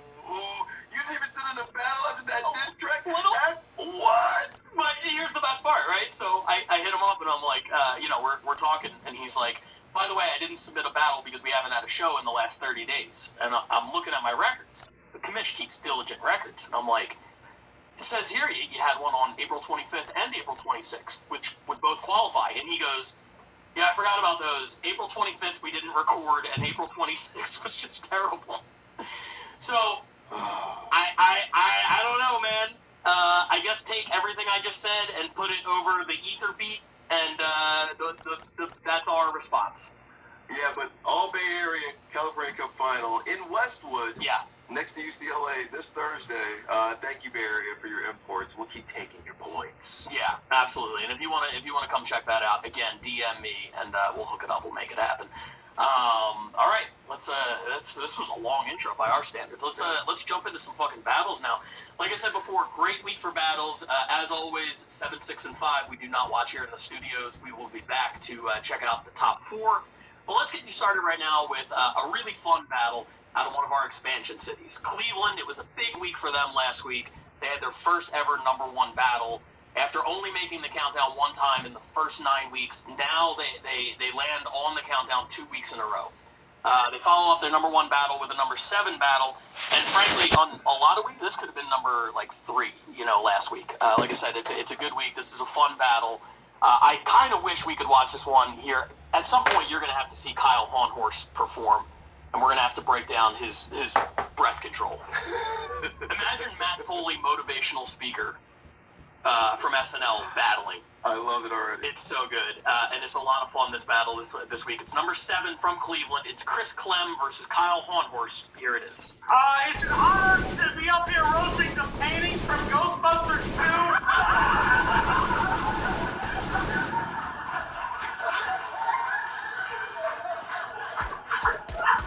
2. Chris is like the alternate ending where the Ghostbusters lose, but the baby turned out to be autistic.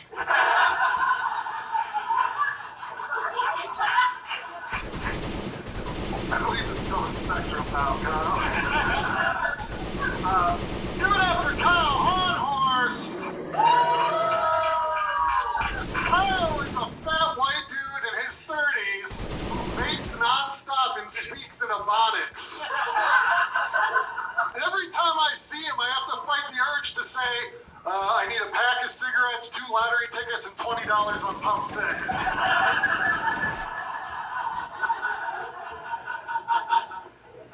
Chris puts raisins in his potato salad so people know that he's a racist.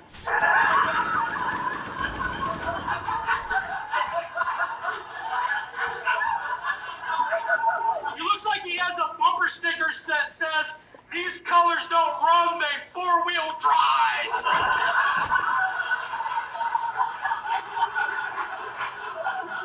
Sweet that last part out. I was out of breath. What a surprise. As they said before, Kyle's job is that he's a lunch lady, but unfortunately, he broke his hero Biggie Smalls' 4th crack commandment, which is don't get high on your own supply. One look at Kyle is proof that school lunches are not nutritious. This guy might be from Lima, Ohio, but the only plant he's ever ingested is weed. Hell yeah. Chris used to have a very popular podcast called Pretty Swell Guys, where he talked about how pretty guys make him swell. It's a gay joke. You're gay. Yeah, I'm gay. He's gay. I guess it would be, I'm gay. Kyle is half German and half Kentucky hillbilly. That means he absolutely hates Jews, but he's never seen one.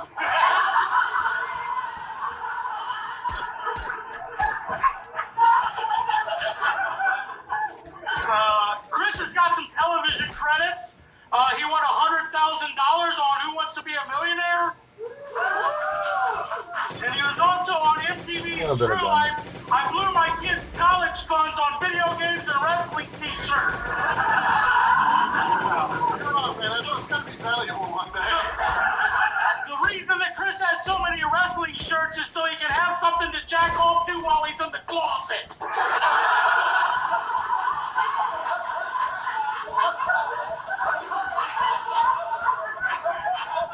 God damn.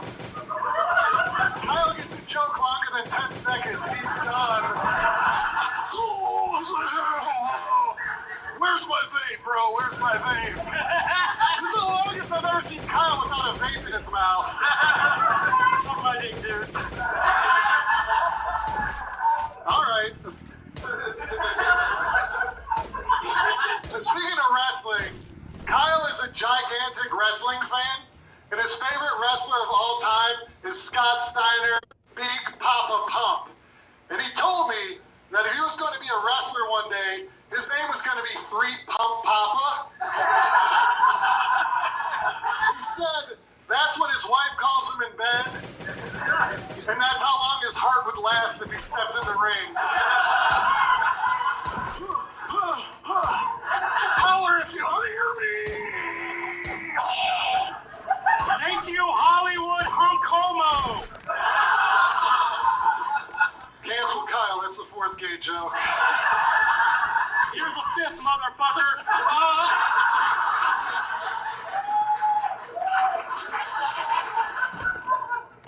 Chris is into pogs. If you don't know what that is, that's P-A-W-G, fat ass white girls. But he's never had any luck with them because he's a fag. P-H-A-G, Fat-headed autistic giant.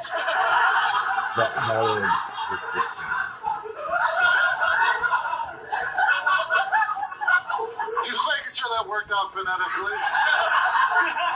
Because you're autistic. Yep.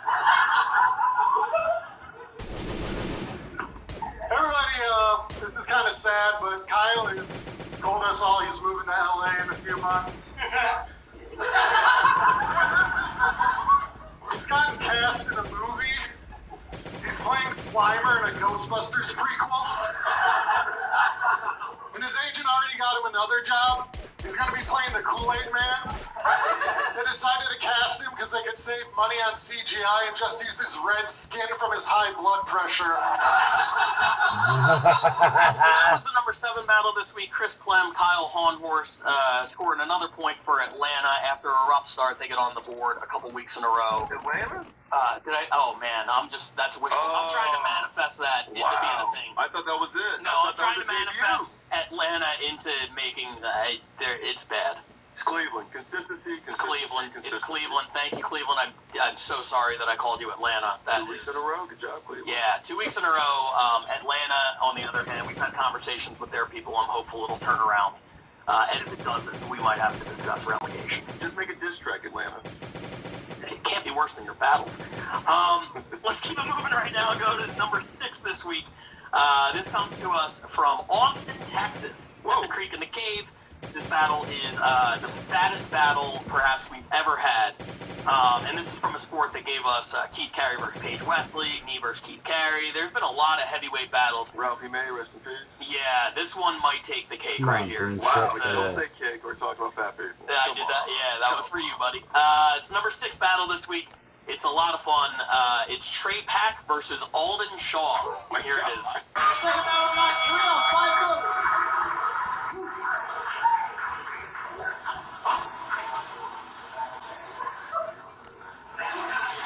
You guys are so nice.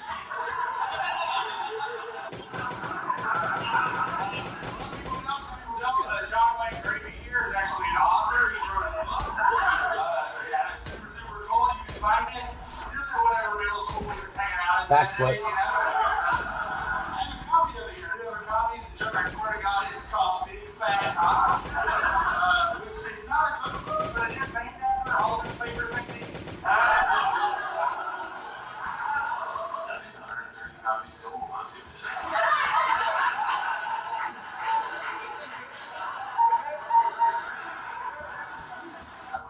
Shake described that 20 steak is finger food.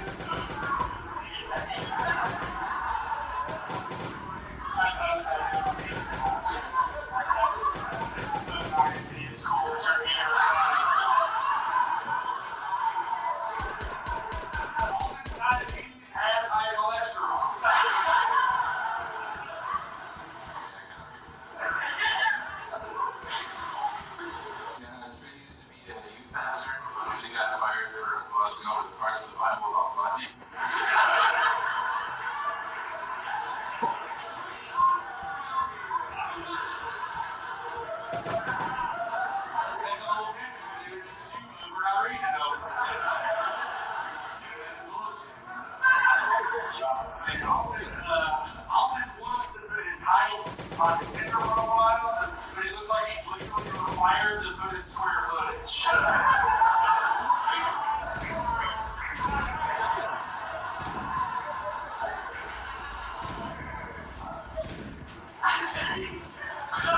Trey is a really nice guy. I love people on the spot, but he's actually a organ donor.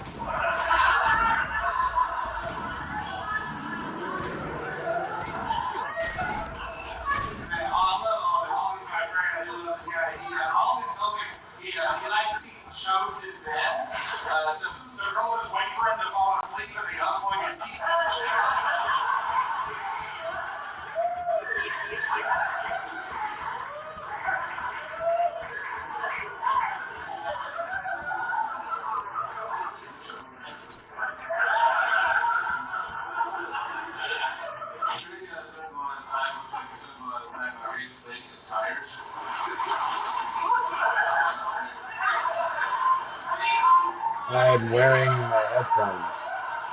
Alright, so that was number 6 this week. Everything is bigger in Texas, including... It's like 3 in the morning. that If I battle, play with these guns, it's going to be fucking But both of those insane. guys, great joke writers. Trey Pack will be on the show at the Mothership that is going down tomorrow night. By the time you see us, it'll already be done. But we're heading out to Austin in the morning, and Trey's going to be battling there. Hard jokes, hard arteries. Absolutely. And that was my first time seeing Alden Shaw. Very impressed by that guy as well. A lot of fun. And that, by the way, that was a short notice battle. The one that you guys just saw. That took place on a couple hours notice, and both of those guys killed it. Fortunately, it's really easy to write jokes about fat people. That makes the whole thing a little bit easier. We do fat shaming well here at the Roast Battle. Yeah, if there's one thing we've nailed consistently for a decade, it's fat shaming. Yeah. Let's keep it moving now with the number 5 battle. This is from a first place team. I'm talking about Manchester. Whoa! The expansion city got off to a really hot start. Since then, the other cities have kind of been playing catch up a little bit. Manchester back on the board this week with the number 5 battle. They pick up 3 points for this one. This is Tegan Marlowe versus Jordan Ducharme.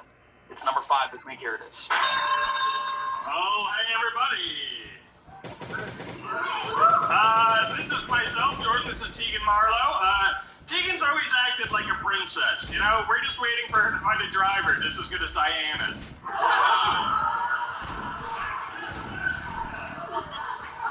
In college, Tegan was both a cheerleader and president of the Feminist Society. Can you believe that? That's like being a Tory that eats at the food bank. Which makes sense, because Tegan is a Tory that eats at the food bank. Tegan actually was once suspended from school for cyberbullying. Yeah, apparently she was too ugly to be one of the mean girls and had to be a bitch online instead. Jordan says that he hates creepy comedians, which is kind of rich coming from a guy who looks like he runs a cult out of a skip. Jordan looks like an alternate timeline where Charles Manson didn't get arrested and instead went on to enjoy a flourishing career at CEX.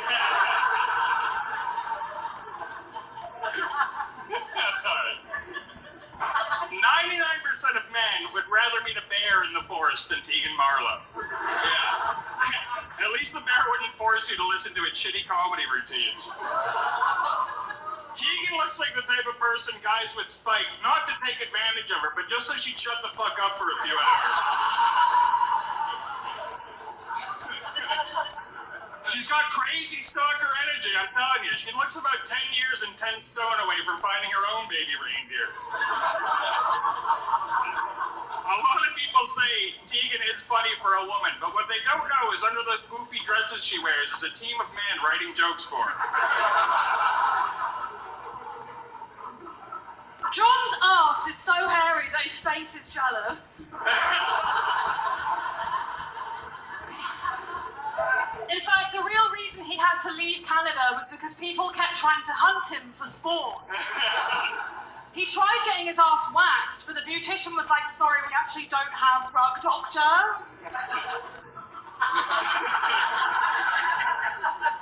Tegan's been doing comedy for a few years now with not a lot to show for it. Her bottoms on stage are so devastating, even Israel thinks it's a bit too much. You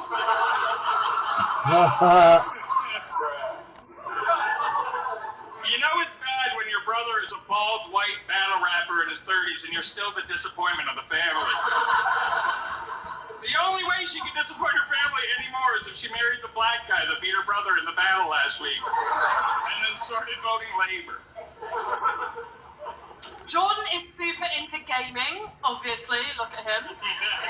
He even has a podcast about gaming called Game of Your Life, which is super popular with his fans.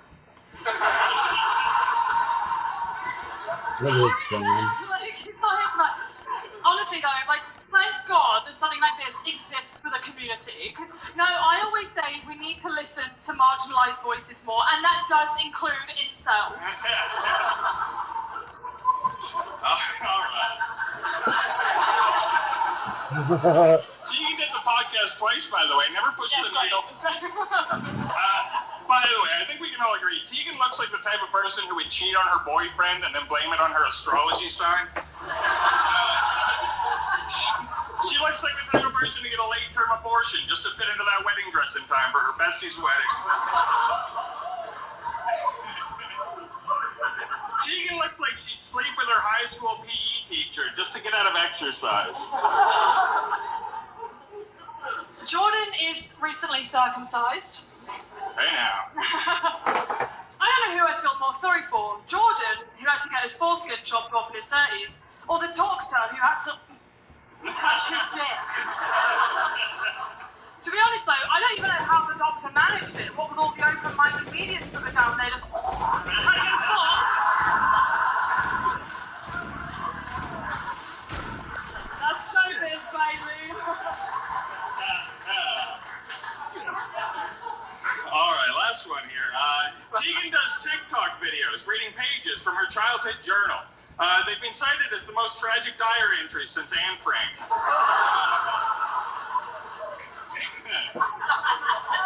In one of the videos, she talks about having her very first period. Her parents were so happy that her dad suggested celebrating. This is all true. He was so thrilled to know he for sure hadn't gotten her pregnant. That would be disastrous, as Tegan isn't maternal and would make for a terrible mother. If you had to choose between her or Lucy Letby, you know who you're leaving your kids with.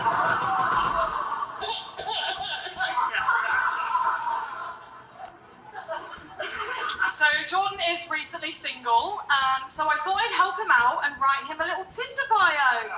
Now, ladies, you might want to listen up for this, especially if your dream man is someone who has quite clearly never seen a pillowcase.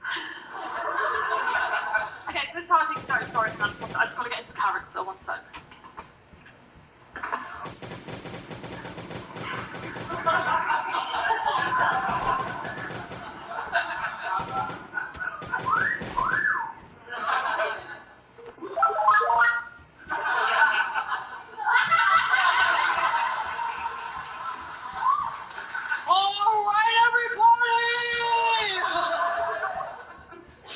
What's up? My name's Jordan. I'm actually 21, but I've made some terrible life choices. And I put the whore in Tim Hortons.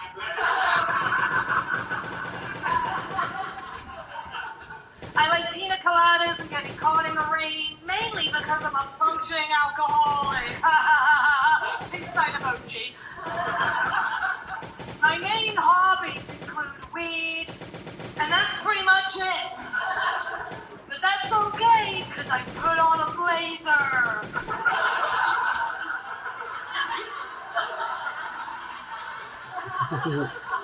So swipe right if you want a guy who fucking stinks and gives off low-key murder vibes.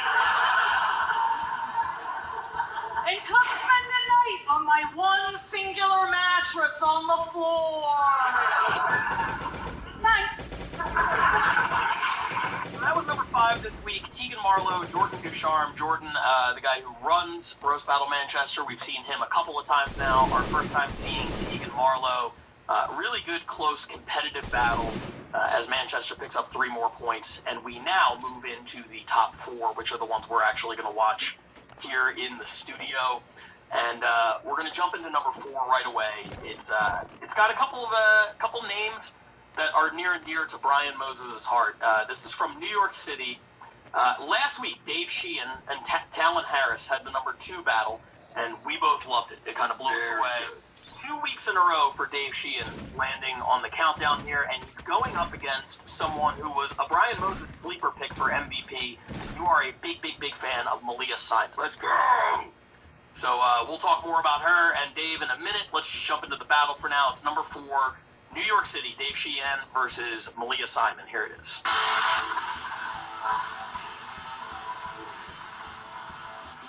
Alright, so Dave is here, so I have to ask which one of you said his name 3 times. Dave is a project manager. I assume that project is sending a raven to watch over his enemies.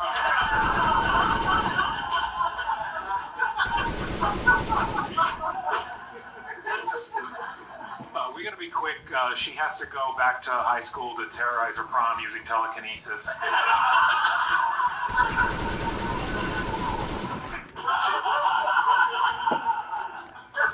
Alright, I don't want to be mean. Dave is a 4 for comics, but an 8 for reptiles, so that's pretty good. You look like you sort your Tinder matches by species, actually.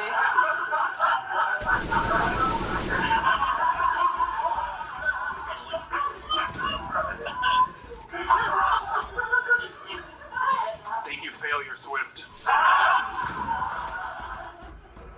Leah likes rock music. She told me she used to be obsessed with Counting Crows. Not the band, she's just really autistic. I've never been so certain somebody doesn't have toenails.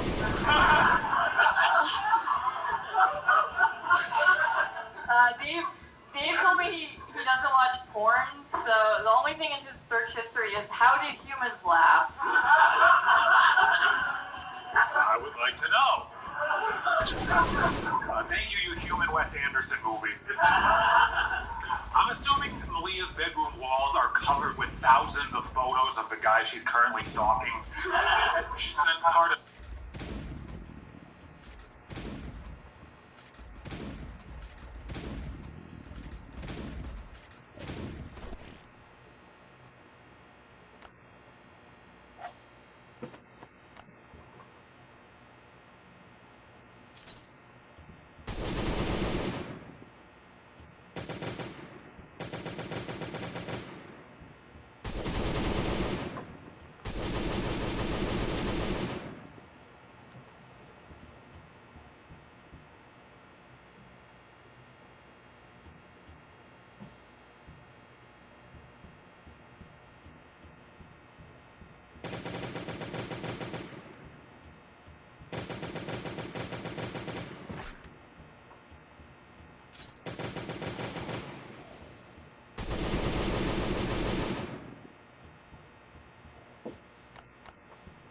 Like Pokemon, you gotta get them all.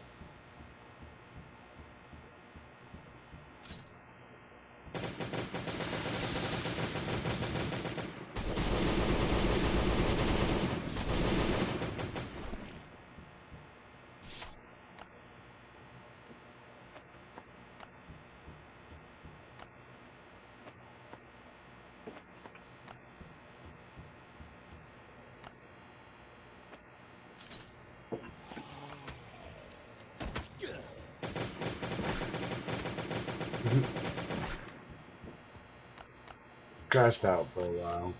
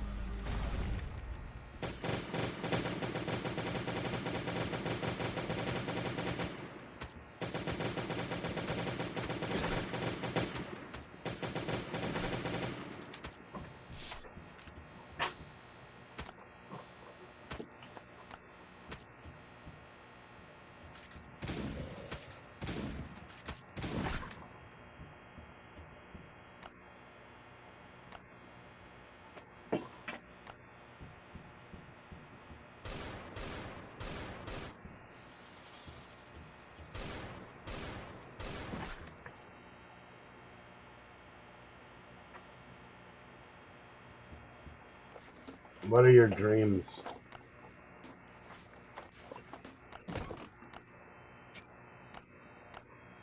A lot of the times, bad dreams are caused by bad food that we eat.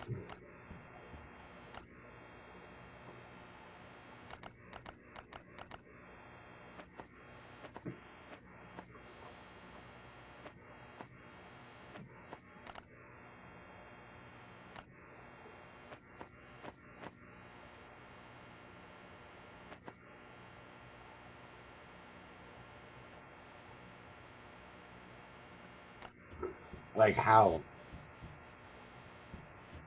Like falling off a bridge, falling off of a building, getting pushed, getting shot, car accident.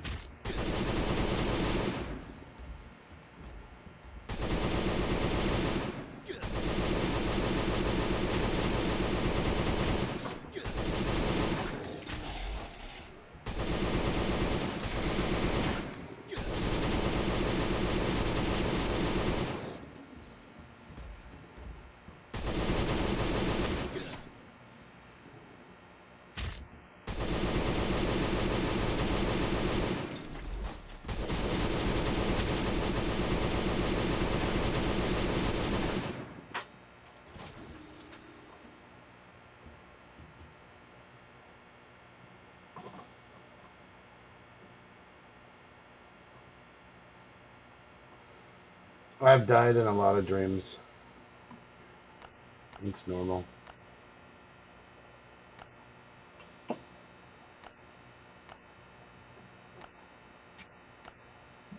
Don't think too much of it.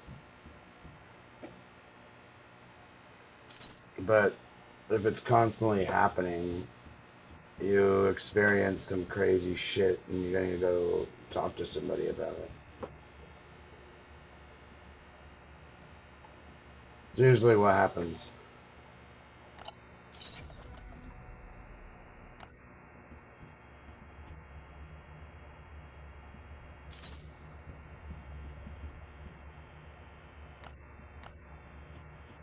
Like, when I dream, if I dream, I walk with a white cloaked person. And I just talk and it's nuts. It's like, I don't know if I'm like talking, if it's my dad or something, or God or whatever. But I walk with this white cloaked man, and yeah, it's kind of nuts. But it's as real as me talking right now. But what the fuck? It didn't.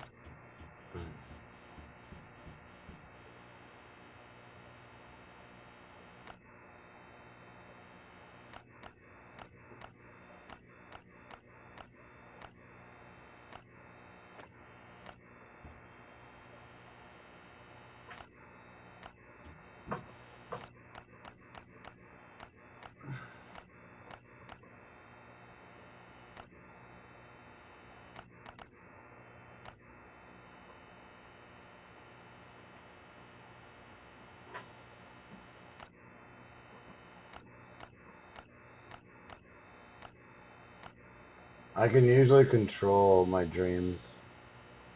and everything in them. Kind of nuts.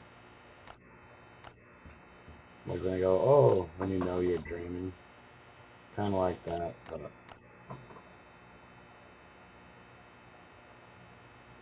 okay.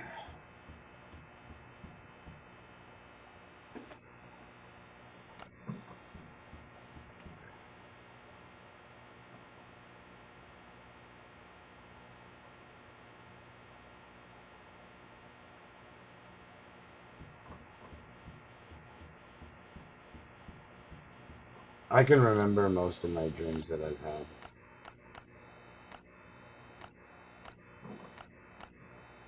It's a bit nuts, but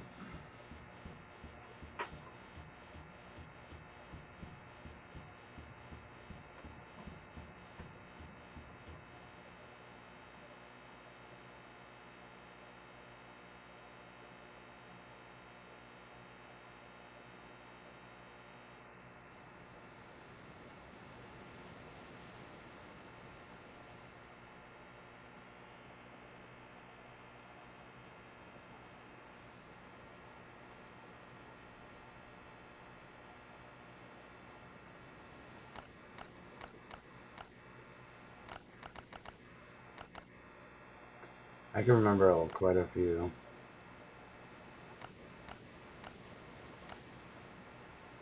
Like my serious ones.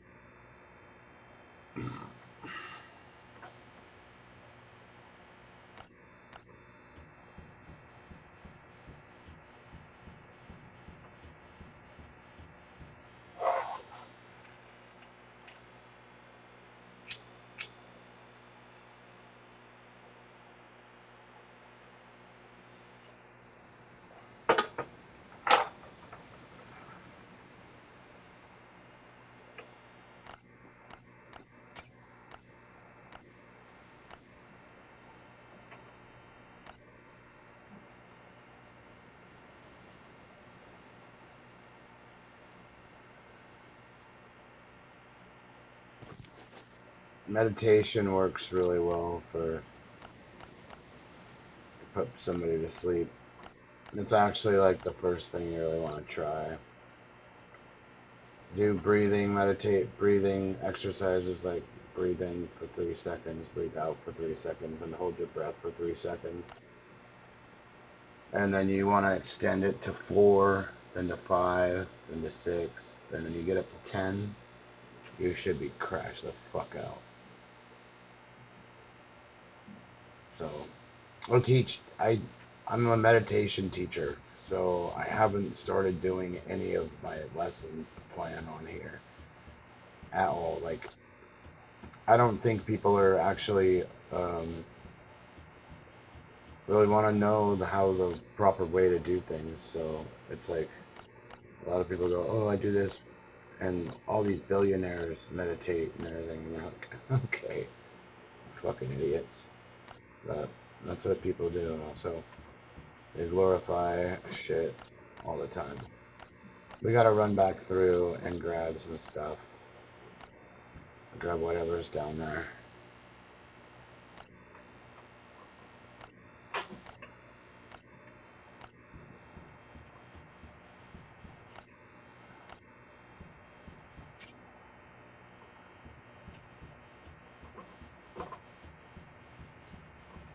I gotta go grab all the other stuff.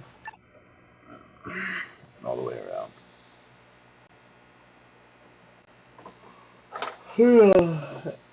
Yeah, it don't take me. No, it did take me 2 hours. That's 4 fucking a.m. over here.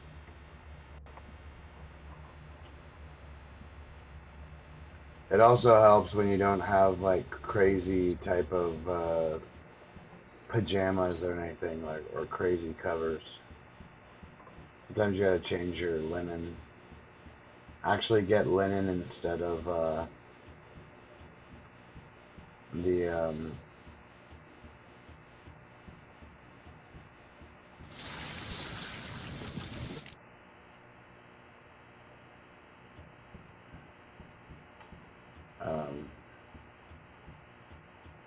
like real linen instead of like cotton. I have Egyptian cotton sheets, but they're so expensive. They cost more than what my rent is here. And that's just for one sheet.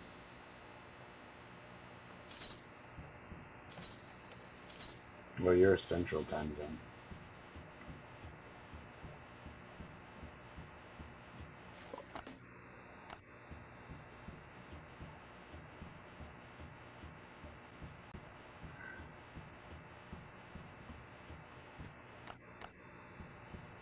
I said Central Time Zone. Yeah. If you have like too thick of a comforter on you or weighted down or something, you just gotta be comfortable. If you're not comfortable, your body's not gonna relax.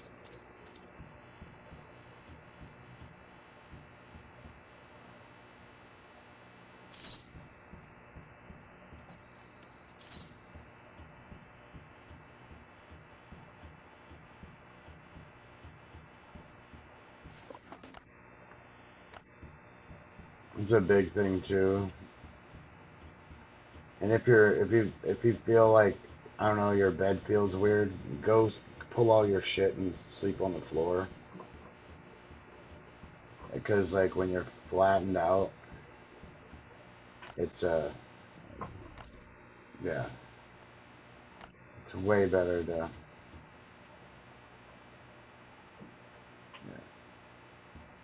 Because I'll sleep on the floor sometimes.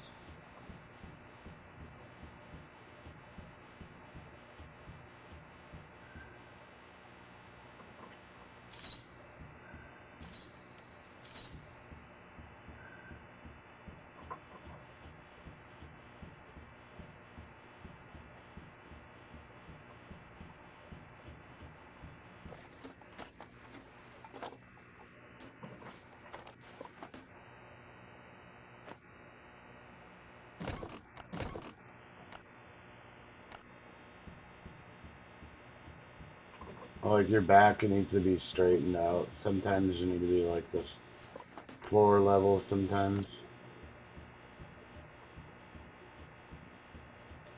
Cold air, you're constantly breathing. Just think of this one. So when you're in your bed and everything else, you'll be stuck in warm air. Sometimes you'll need cold air. So the lower you are, the colder the air is going to be. It's a steady, like a steady flow instead of the heat rising, and you breathe hot air when you're sleeping, and it makes it so you're just like, it's harder for warm air hurts your lungs. Cooler air kind of repairs it. So, because your body's already at a certain temperature.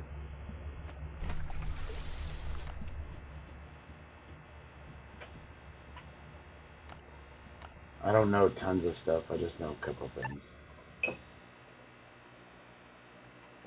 And try like a warm drink before you go to sleep. Drink something warm. Don't drink any soda.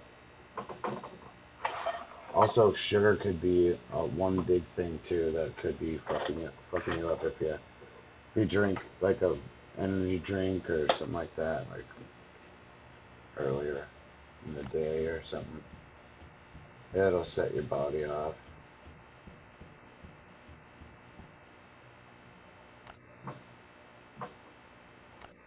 Okay.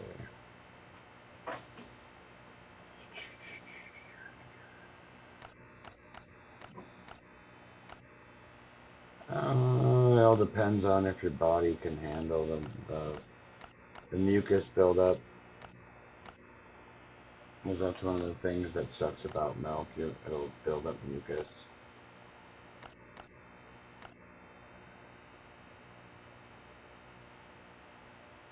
Let's just take all this shit out.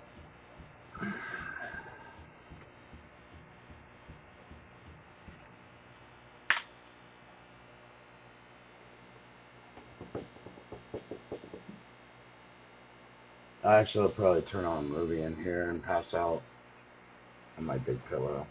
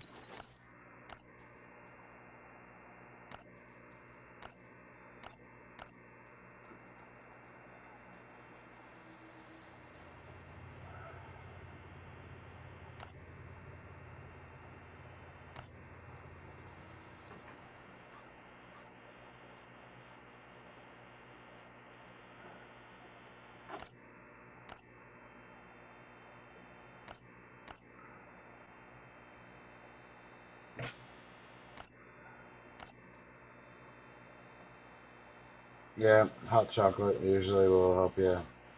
Tea is good too. All depends on like which tea you. Just don't make the tea that gives you jitters.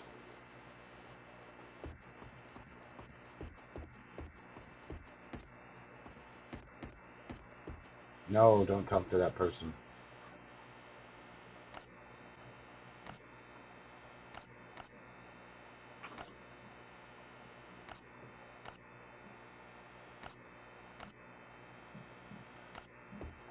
I don't want to talk to that person. I'm gonna deliver all that shit home. So I'll have to resend it back.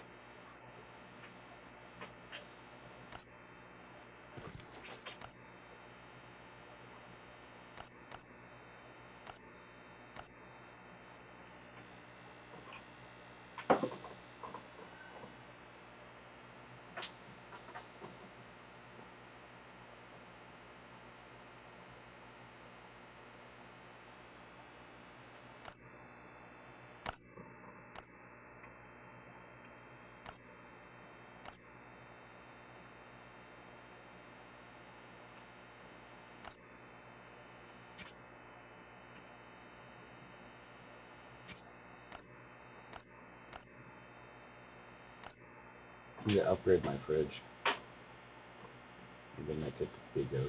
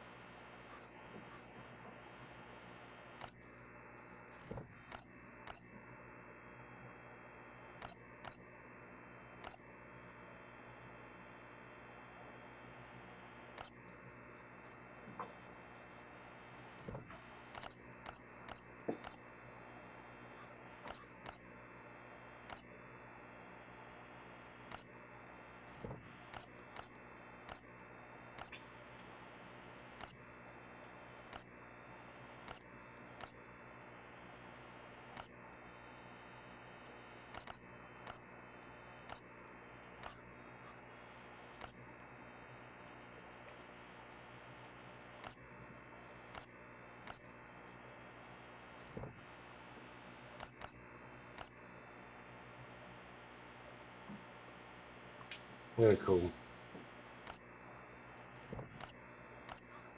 Ah.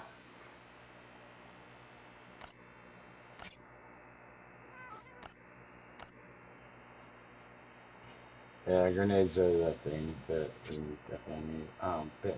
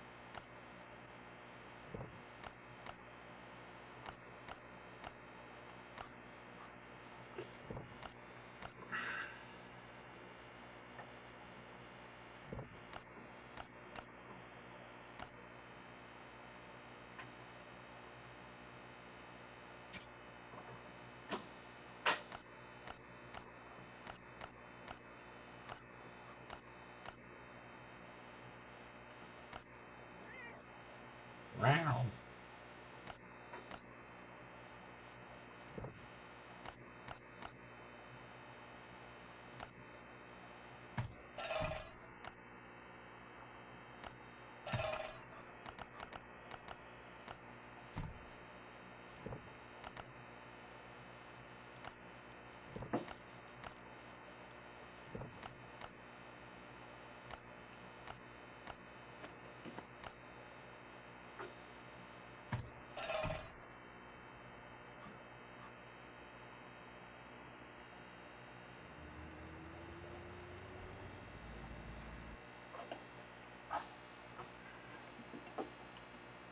I'll probably wake up around noon. That's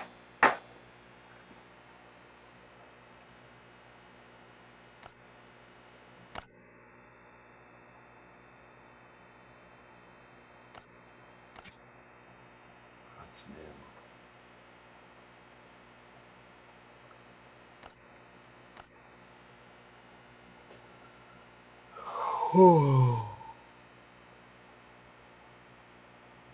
Gotta go loot all this other shit too. I haven't looted.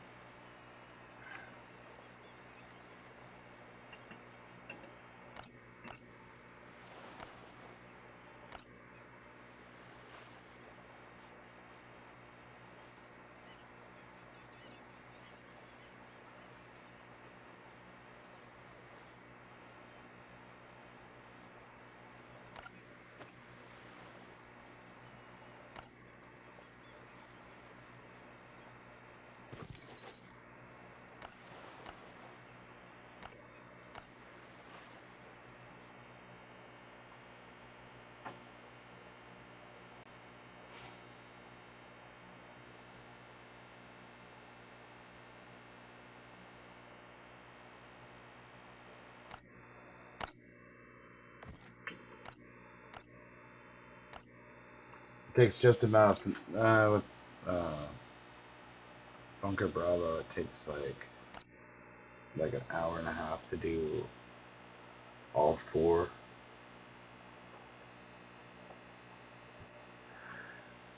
I ran through that place in like 45 minutes, all four levels.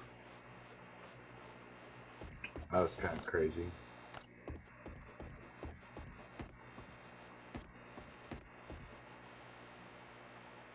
So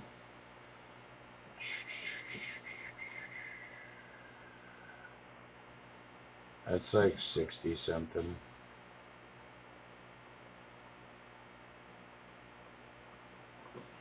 I guess I don't need to check anything.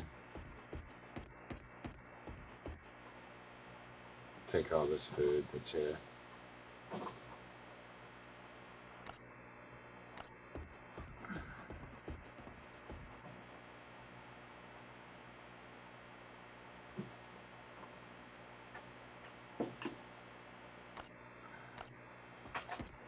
Like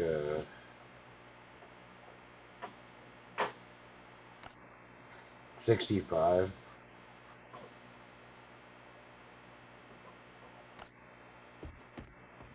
I'll take a little bit. I'll take this guy out of here. Put another one in there.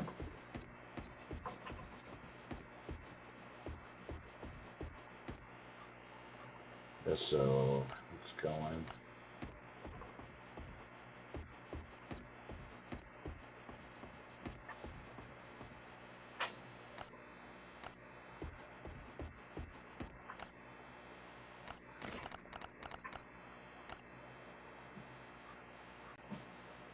grab this stuff.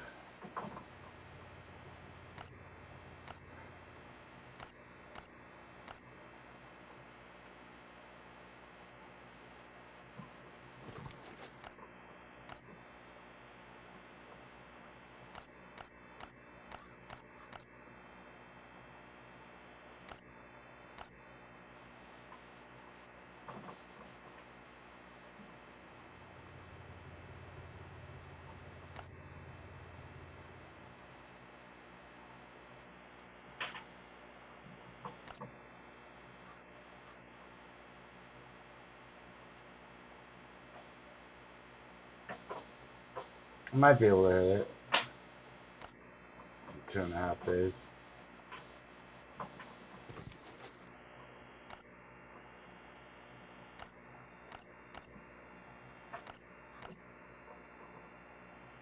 Nice. I got one too.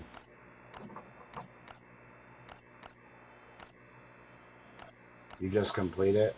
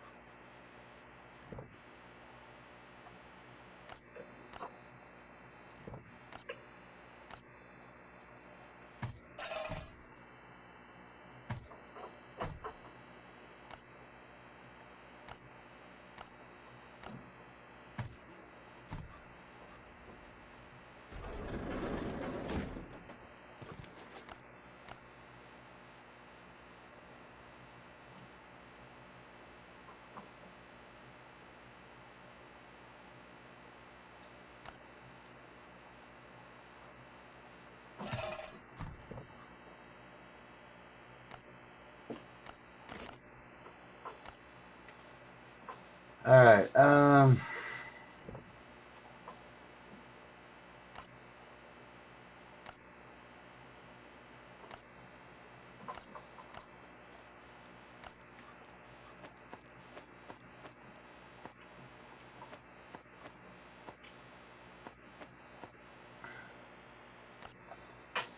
guess I'm gonna call it right now. I've been on for quite a while. We got 9.5 hours in.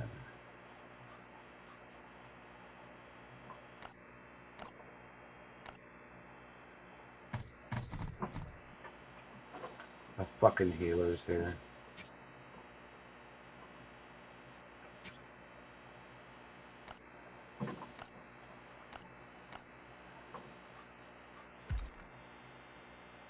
We're on level 81 on this. 45 on this one.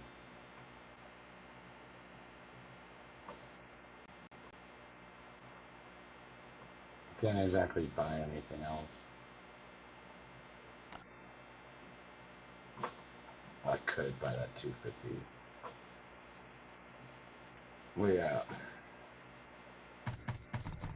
We're waiting for people to come and raid us too.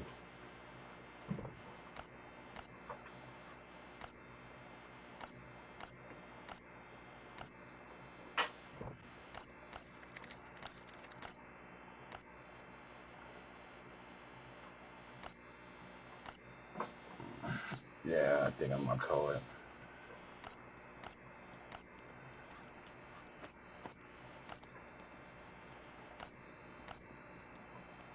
And then else to do besides burn ore.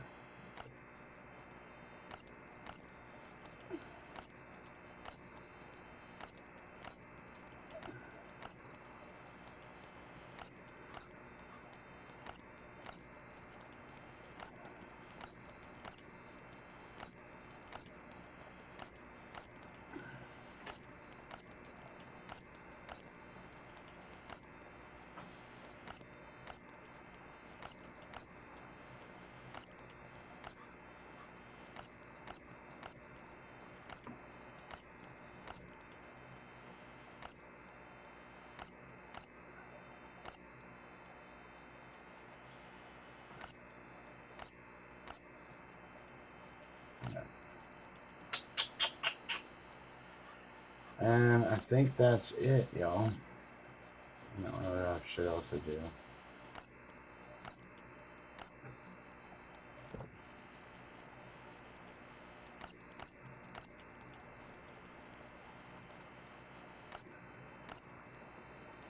Yeah, I'll be on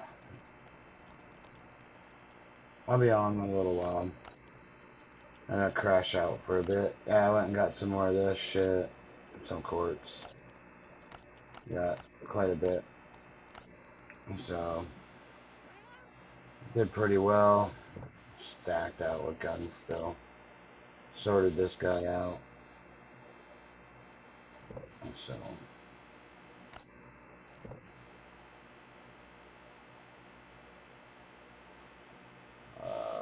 let's move one of those. Oh. I'm just gonna eat that shit. But yeah, I'll be on tomorrow. I'll probably get on early.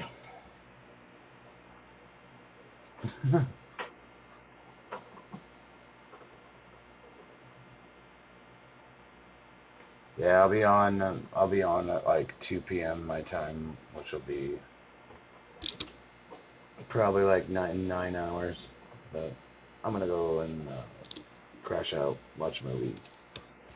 So we're at 9.5. 9.5 hours. I will see you guys next time. If you want to watch the stream, the first beginning, we went and did 3,000 caps, did a bunch of shit. If you go to the beginning of the stream for the first 2 hours, you'll see me just grinding everything hardcore. So I'll see you guys later. See you tomorrow. Peace. Sandwich.